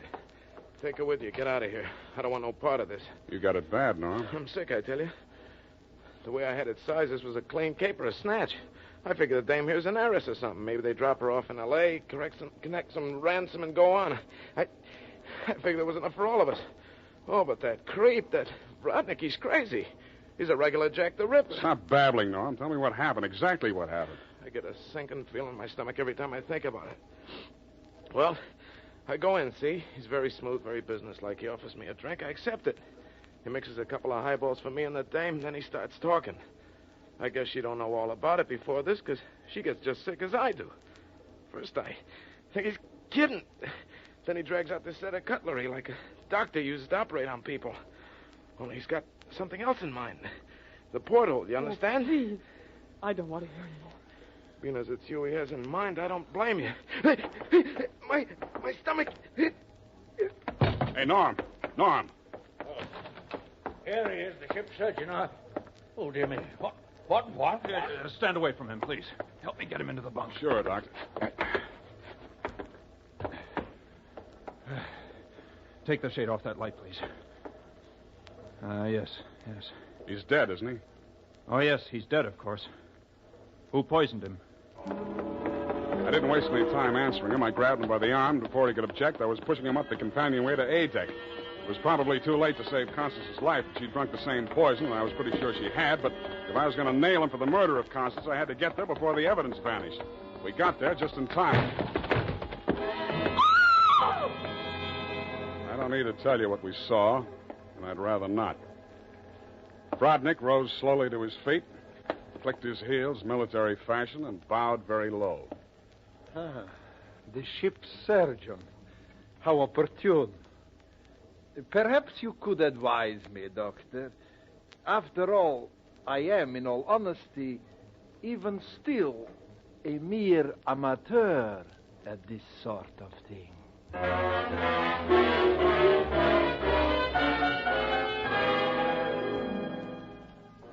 After Rodnick had been taken into custody, we took another turn around the deck. It was daylight, and the ship was lying to off San Pedro. This time, the fresh air really felt good, and so did Marcia. It's all over, Sam. Yes, sweetheart, it's all over. But not between us. Say it, Sam. Say it's not all over between us. How can it be? I knew it. I knew you felt the same way.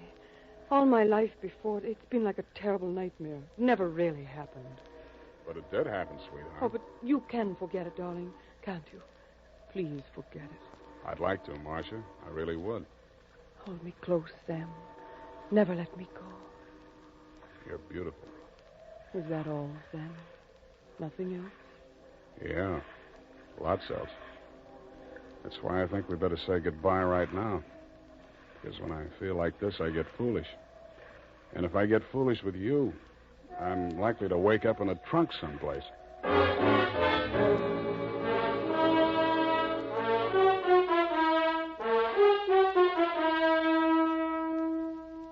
And that, Mr. Fogg, is the true account of the Calcutta trunk caper.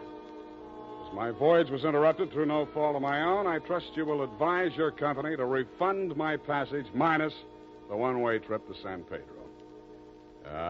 Period, and a report.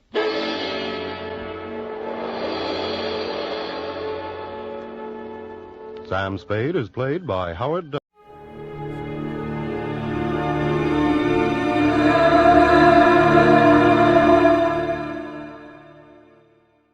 Wrigley's Spearmint Chewing Gum, the refreshing, delicious treat that gives you chewing enjoyment, presents for your listening enjoyment Edmund O'Brien as Johnny Dollar. Are you the insurance detective? That's right. Who's this? Johnny Doe for now. Do you want to crack the Calgary job? What? Calgary Products down in Camden. 300,000 payroll robbery on the first of the month. This isn't my kind of a gag. Try it on somebody else, Wait a minute. This is no gag. Check the Alliance Bonding Company in New York. They've kept it out of the papers. If you're interested, be at this same phone tomorrow night at 10. I'll call you.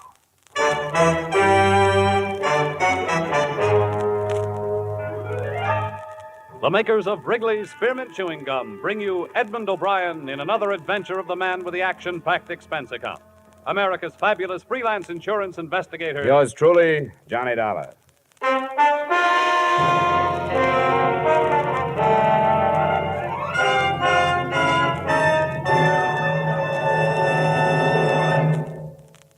To make every day more enjoyable, treat yourself often to refreshing, delicious Wrigley's Spearmint Chewing Gum.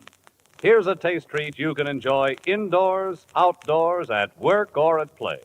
The cool, long-lasting mint flavor refreshes you. The smooth, steady chewing helps keep you fresh and alert. Adds enjoyment to whatever you're doing. Wrigley's Spearmint Chewing Gum. Healthful, refreshing, delicious.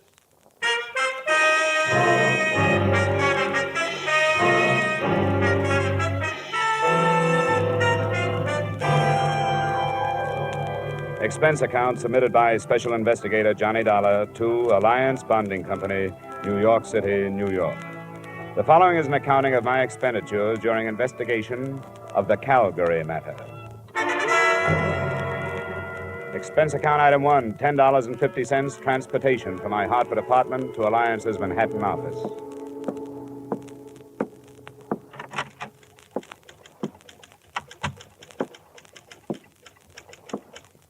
Good afternoon, sir. Hello. I think Mr. Matthews is expecting me. The name is Dollar? Oh, yes, Mr. Dollar. That door. Just go right in. Thank you. Yes. All right, Al. That'll be fine. The first bout starts at 8, but we don't care if we miss that. All right, I'll see you then.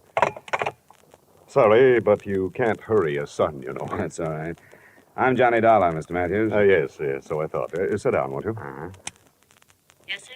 I don't want to be interrupted for the next hour, Miss Mills. Yes, sir. Mr. Dollar, do you put any stock in that telephone call? Oh, I haven't any idea. I don't know anything about it. I've done a lot of thinking since you phoned me about it, and of course there's nothing for us to do except to follow it up. But I can't help wondering if this man isn't a crank of some kind. Well, that's what I thought, too, until you bore him out by telling me there'd been a robbery that had been held from the press. Why has it been kept a secret? Well, all concerned thought it was the best idea. There's a possibility that the group involved is the same one that carried off the Brink robbery. But any publicity would only give away our hunch that the same gang pulled both jobs. What makes you think the Brink crowd might have pulled this one? Because of the way it was executed. Simple perfection. The knowledge the criminals had of our operations. You see, one of our armored cars was to deliver a cash deposit to the Barton Bank in Camden to cover the Calgary Products payroll. The truck simply didn't arrive. It was found later, wrecked and empty. The driver and the guards? They were found 3 miles away, bound and gagged. Their descriptions matched those at Brink's, masks and so on. Yes, it was perfection. They knew exactly when and where. What do you want me to do? I've talked it over with the rest of the Alliance executives. We want you to follow that call through, but we must insist that you make every effort to maintain the security we have established. Here are the details.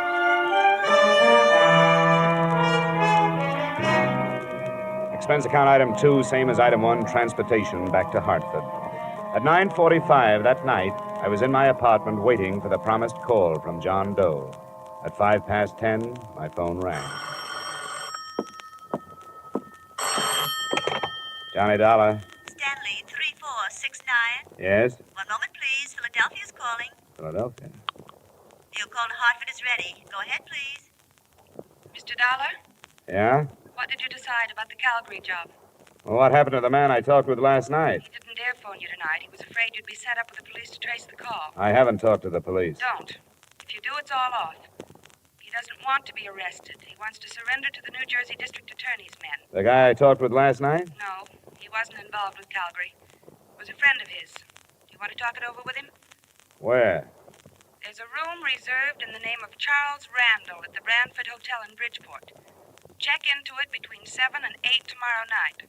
Sign the register, Charles Randall, 7458 Walnut Drive, Boston. Look, why doesn't he just take my address and come over here? He can't. Why not? Brantford Hotel, Bridgeport. If you're interested, be there.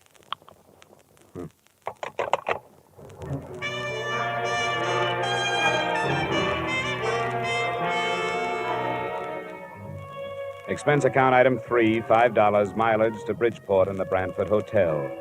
It was a weathered frame building in the harbor district. I felt conspicuous walking across the lobby to the desk because I was the only man in sight who was wearing a tie. I wondered, since I was so out of place, why that address had been picked for a meeting that I assumed was not supposed to attract attention. My room was in the rear on the ground floor. I'd no more than opened a single window to air the room of the traces left by its previous tenant when I was signaled to the door.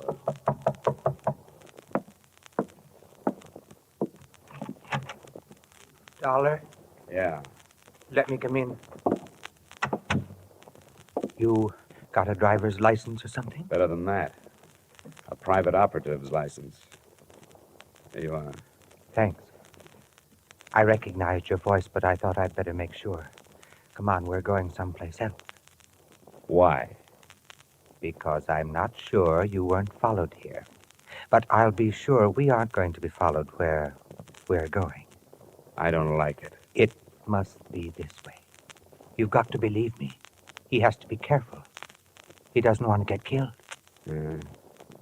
What's the matter? The gang busting up?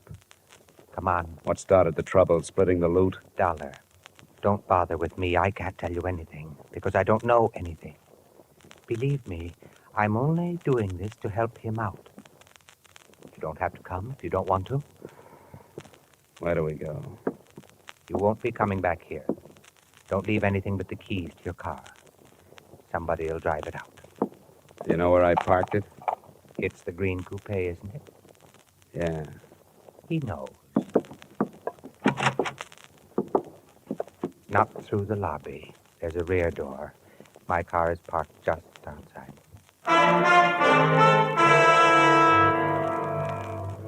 We drove without speaking, crisscrossing town and backtracking until he was satisfied there were no followers, and then out of town in roughly an easterly direction, following the shore of Long Island Sound. I clocked 3 4/10 miles on the speedometer, starting at the city limits. Then he switched off the lights and turned right into a pair of ruts. Finally, we bounced to a stop in front of a cabin near the water. Watch your step. There are a couple of roots in the path.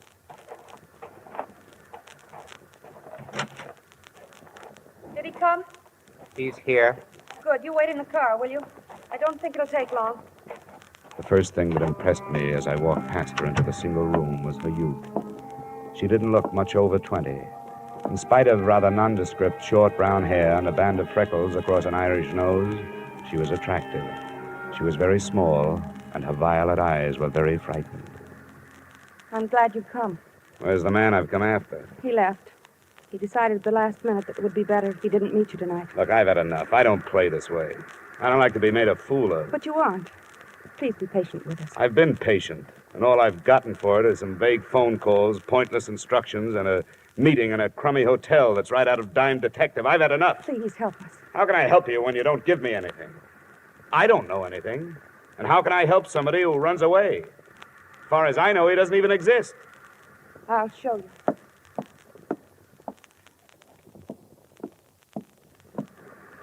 Open it. His share of the Calgary money's in it. But if you can take the wrappers off.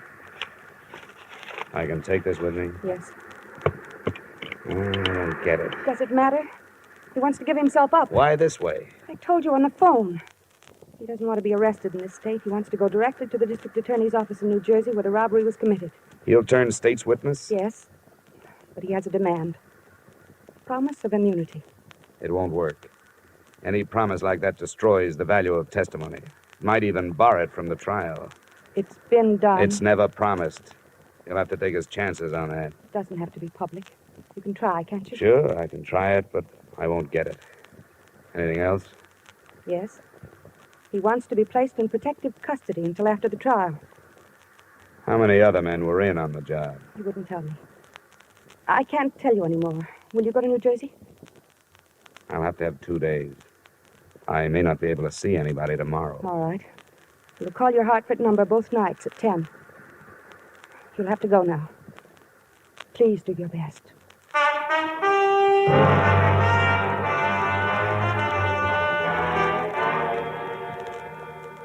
Don't be ridiculous, Dolar. That's one of the most impertinent requests I've heard since I took office. Nothing personal, Mr. Kreider. I was asked to make it, and I did. Well, would you see that he's placed under protective custody until after the trial? Why should I grant this criminal any favors? Well, if it means breaking the Calgary matter, it seems to me a favor or two would be worthwhile. We'll break it in due time. You know where he is? No, but I've been close. I may be able to bring him in if I can get you a word on a few of these things. Yeah, we'll see. Do you mind telling us where you've been operating? Now, you know I can't tell you that. These people are my clients now, more or less. I have to keep their confidences. Now, what's your answer? Answer? Definitely no immunity. Protective custody? All right. Yes, we'll assign a couple of men to guard him. Okay, Mr. Kreider. I'll see what I can do with that. You'll hear from me in a day or so.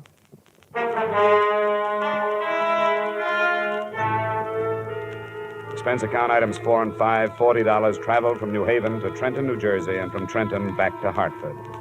I reached home too late for the phone call that first night, but it came the next, promptly at 10, from Boston this time.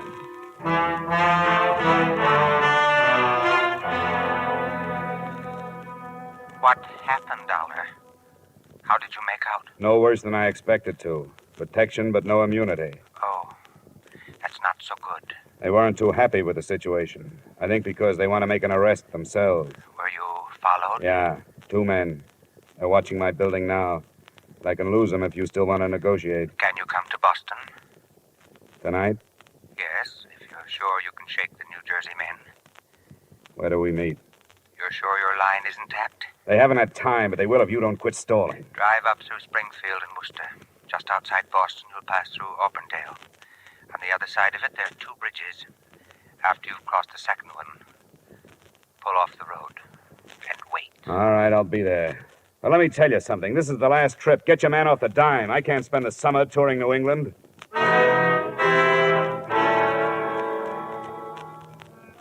I slipped out of Hartford, found the second bridge beyond Auburndale, pulled off the road, and sat there, listening to the night.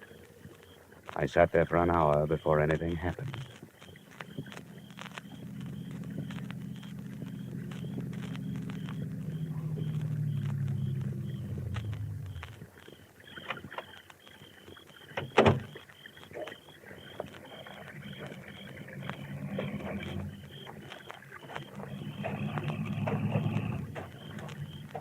My name is Gannett, Mr. Dolar. Oh?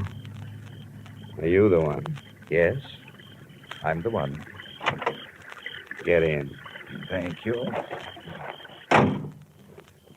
Well, you caused quite a stir, Gannett. Yes, so I understand. I've heard that crime pays only those who write about it and those who investigate. Are you armed? No, but satisfy yourself. The DA in Trenton?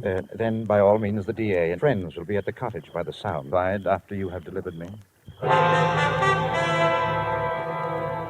It wasn't a silent trip, but the subject of our scattered conversation was always far removed from the Calgary matter. Gannett's only typically criminal attitude was one of fear. He was never satisfied that we weren't being followed. We weren't. I learned that at 9:30 the next morning when we pulled up in front of the State Building in Trenton. We hadn't been followed. They were waiting for him.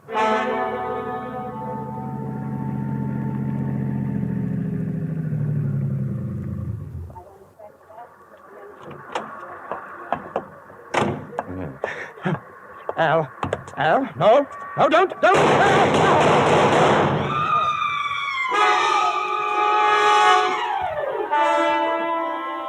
Someone in the crowd, it was impossible to know who, shot Gannett to death and disappeared in the confusion. It was sudden and unexpected. More unexpected, I think, than learning after police identification that Gannett, admitted criminal, was also Arnold Gannett, LLD, professor of law at Russell University, New Haven, Connecticut.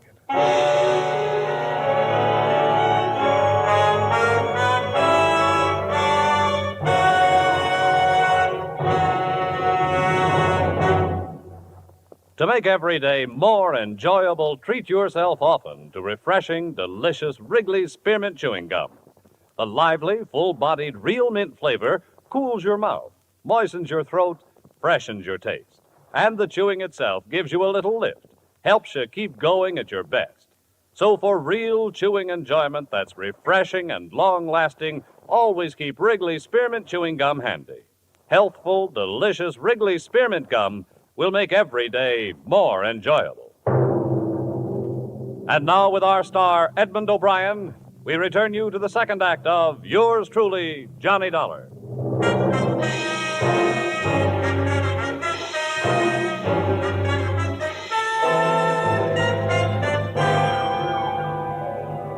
A lot of answers died with Professor Arnold Gannett on the sidewalk in front of New Jersey State Building, but one had been born at the same time.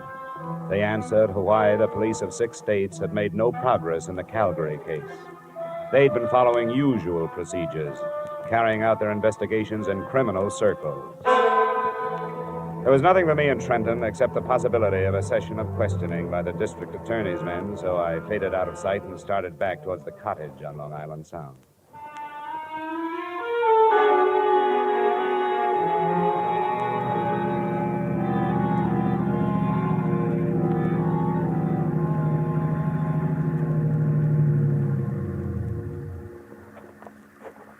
Hello?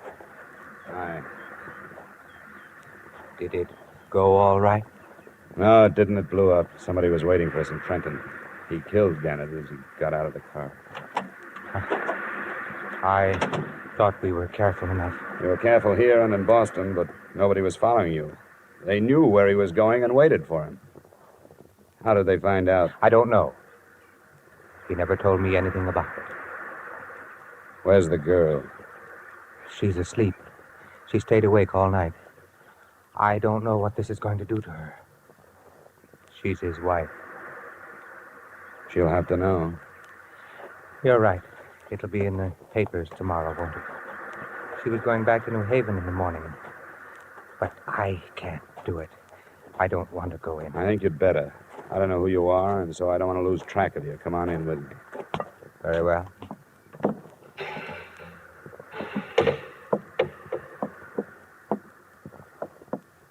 Mrs. Gannett? Mm-hmm. Mrs. Gannett? Oh, what is it? There's been trouble. Yes, there has. Where's Arnold? He's dead, Mrs. Gannett. No, He was killed before he could surrender. I want you to tell me who did it. I don't know. I don't know. I don't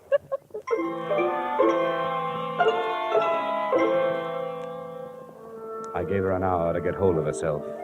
During that time, I learned that the other man at the cottage was Earl Becker of Bridgeport and a gardener at Arnold Gannett's school. Enclosed, please find a copy of his statement. I'd known Arnold Gannett since he was a student at Russell University. We got to be good friends when we started to fish the Sound together. We didn't have anything else in common, but that sort of thing draws men together. I didn't know anything about the robbery until he told me he was in on it. That's all he told me. When he asked me to help him surrender, I said I would. When I returned to the cottage, Mrs. Gannett was dry-eyed. Mr. Dollar, I appreciate what you've done. You tried to help us, and I know that you're not to blame for anything. Oh, there was no way to stop it. It's all finished now. Now I want you to go back to Hartford. Oh, it's not as simple as that. I've put myself out on a limb with the New Jersey District Attorney. I won't get off it until this is cleared up. Are you telling me the truth when you say you don't know who your husband was teamed up with? I don't know. He wouldn't tell me. He said it was safer if I didn't know. What did he tell you? Nothing until after it was all over. 2 weeks after. And I knew he was awake at night because something was troubling him. He couldn't lie to me. Your husband was a brilliant man, a doctor of letters. How did he get mixed up in this thing? On Tuesdays, he taught criminal psychology. Before the end of the semester, there was a lot of discussion on the Brink robbery in Boston. And he thought he had the best theory of all. That the men who robbed Brinks had never been criminals before? Yes. And were able to come back to their respectable lives and hide in them. Did he offer that theory to his classes? No. That's what started it. He couldn't get it out of his mind. He told you this. Not until afterwards. It grew into a challenge that he had to do something about. So he did it. And was successful. When he told me, I made him promise to give himself up. I made him do it. I'm sorry I have to keep after you, but there are things I have to know. These classes of his, how many students?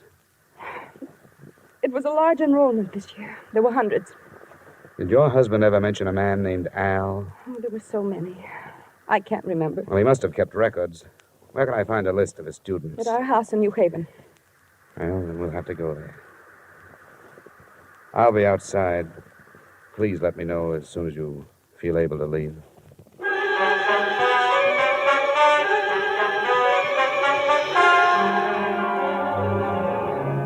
By now, the time element had become important. I knew that before long, the police would be swarming into Gannett's house and make my search impossible.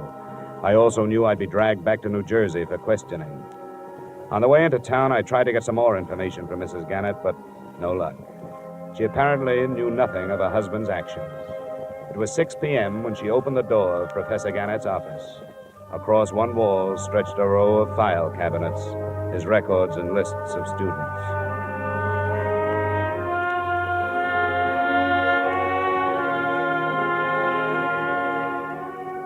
I never knew how many men's names start with the letters A and L. In an hour, Becker and I gathered from the 1949 and 50 enrollments some 100 names from Allen to Alvin. There aren't any more here. What do you do with a list like this? They live all over the country. Here's one from Arizona, Nebraska, Florida. I don't think we'll have to bother with them. You're dropping it? No. I think I've found it. Which one? Hey, that car. Check the window, will you? See if it's police. Yes, it is. I can't talk to them now. Show me the back way out of here, will you? This leads to the hall. What shall we tell them? Well, don't lie yourself into a trap. Tell them I just left. You don't know where I was going.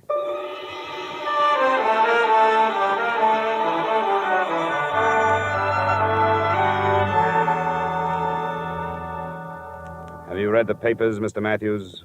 Professor Gannett? Yes, it's hard to believe. You knew him? Yes, I'd met him. I'm awfully sorry about this. But now you know how the robbery was carried off with such perfection, don't you? What do you mean? You mentioned it yourself. They knew exactly where the armored truck would be and when. Your son Albert was a student of Professor Gannett's. What are you intimating? Well, there are thousands of students at Russell. I don't know of any other who has connections with the company that was robbed. I won't stand for this. The crime was committed because of a fixation Professor Gannett had about the Brink robbery. He felt he had to prove that respectable people could commit a crime and get away with it. He did it. But he couldn't have without knowing where your truck was going and approximately when it left New York. Where is your son? Strangely enough, this possibility had crossed my mind, too, but I just can't believe Where it. is he? He's in his room, packing for a canoe trip up in Vermont. Which one is his room? I'll show you. Come on, it's upstairs. Your suspicions are very strong, aren't they? Yes, they are, Mr. Matthews. What have you learned about my son? That his name is Albert. Then there is no proof. I don't know. I want to find out. But he would have no reason to do anything like this. I have always given him everything he wanted. But he's a brilliant boy, much too intelligent. Here's his room. Al, Yes, Dad? What is it? may we come in? Well, I was just finishing... Oh, I'm sorry. Al, this is Mr. Dolar. I'm the investigator working on the Calgary matter. Oh? Well, excuse the room. My stuff's all over the place. I'm going up north. Where were you this morning at 9 o'clock? Why,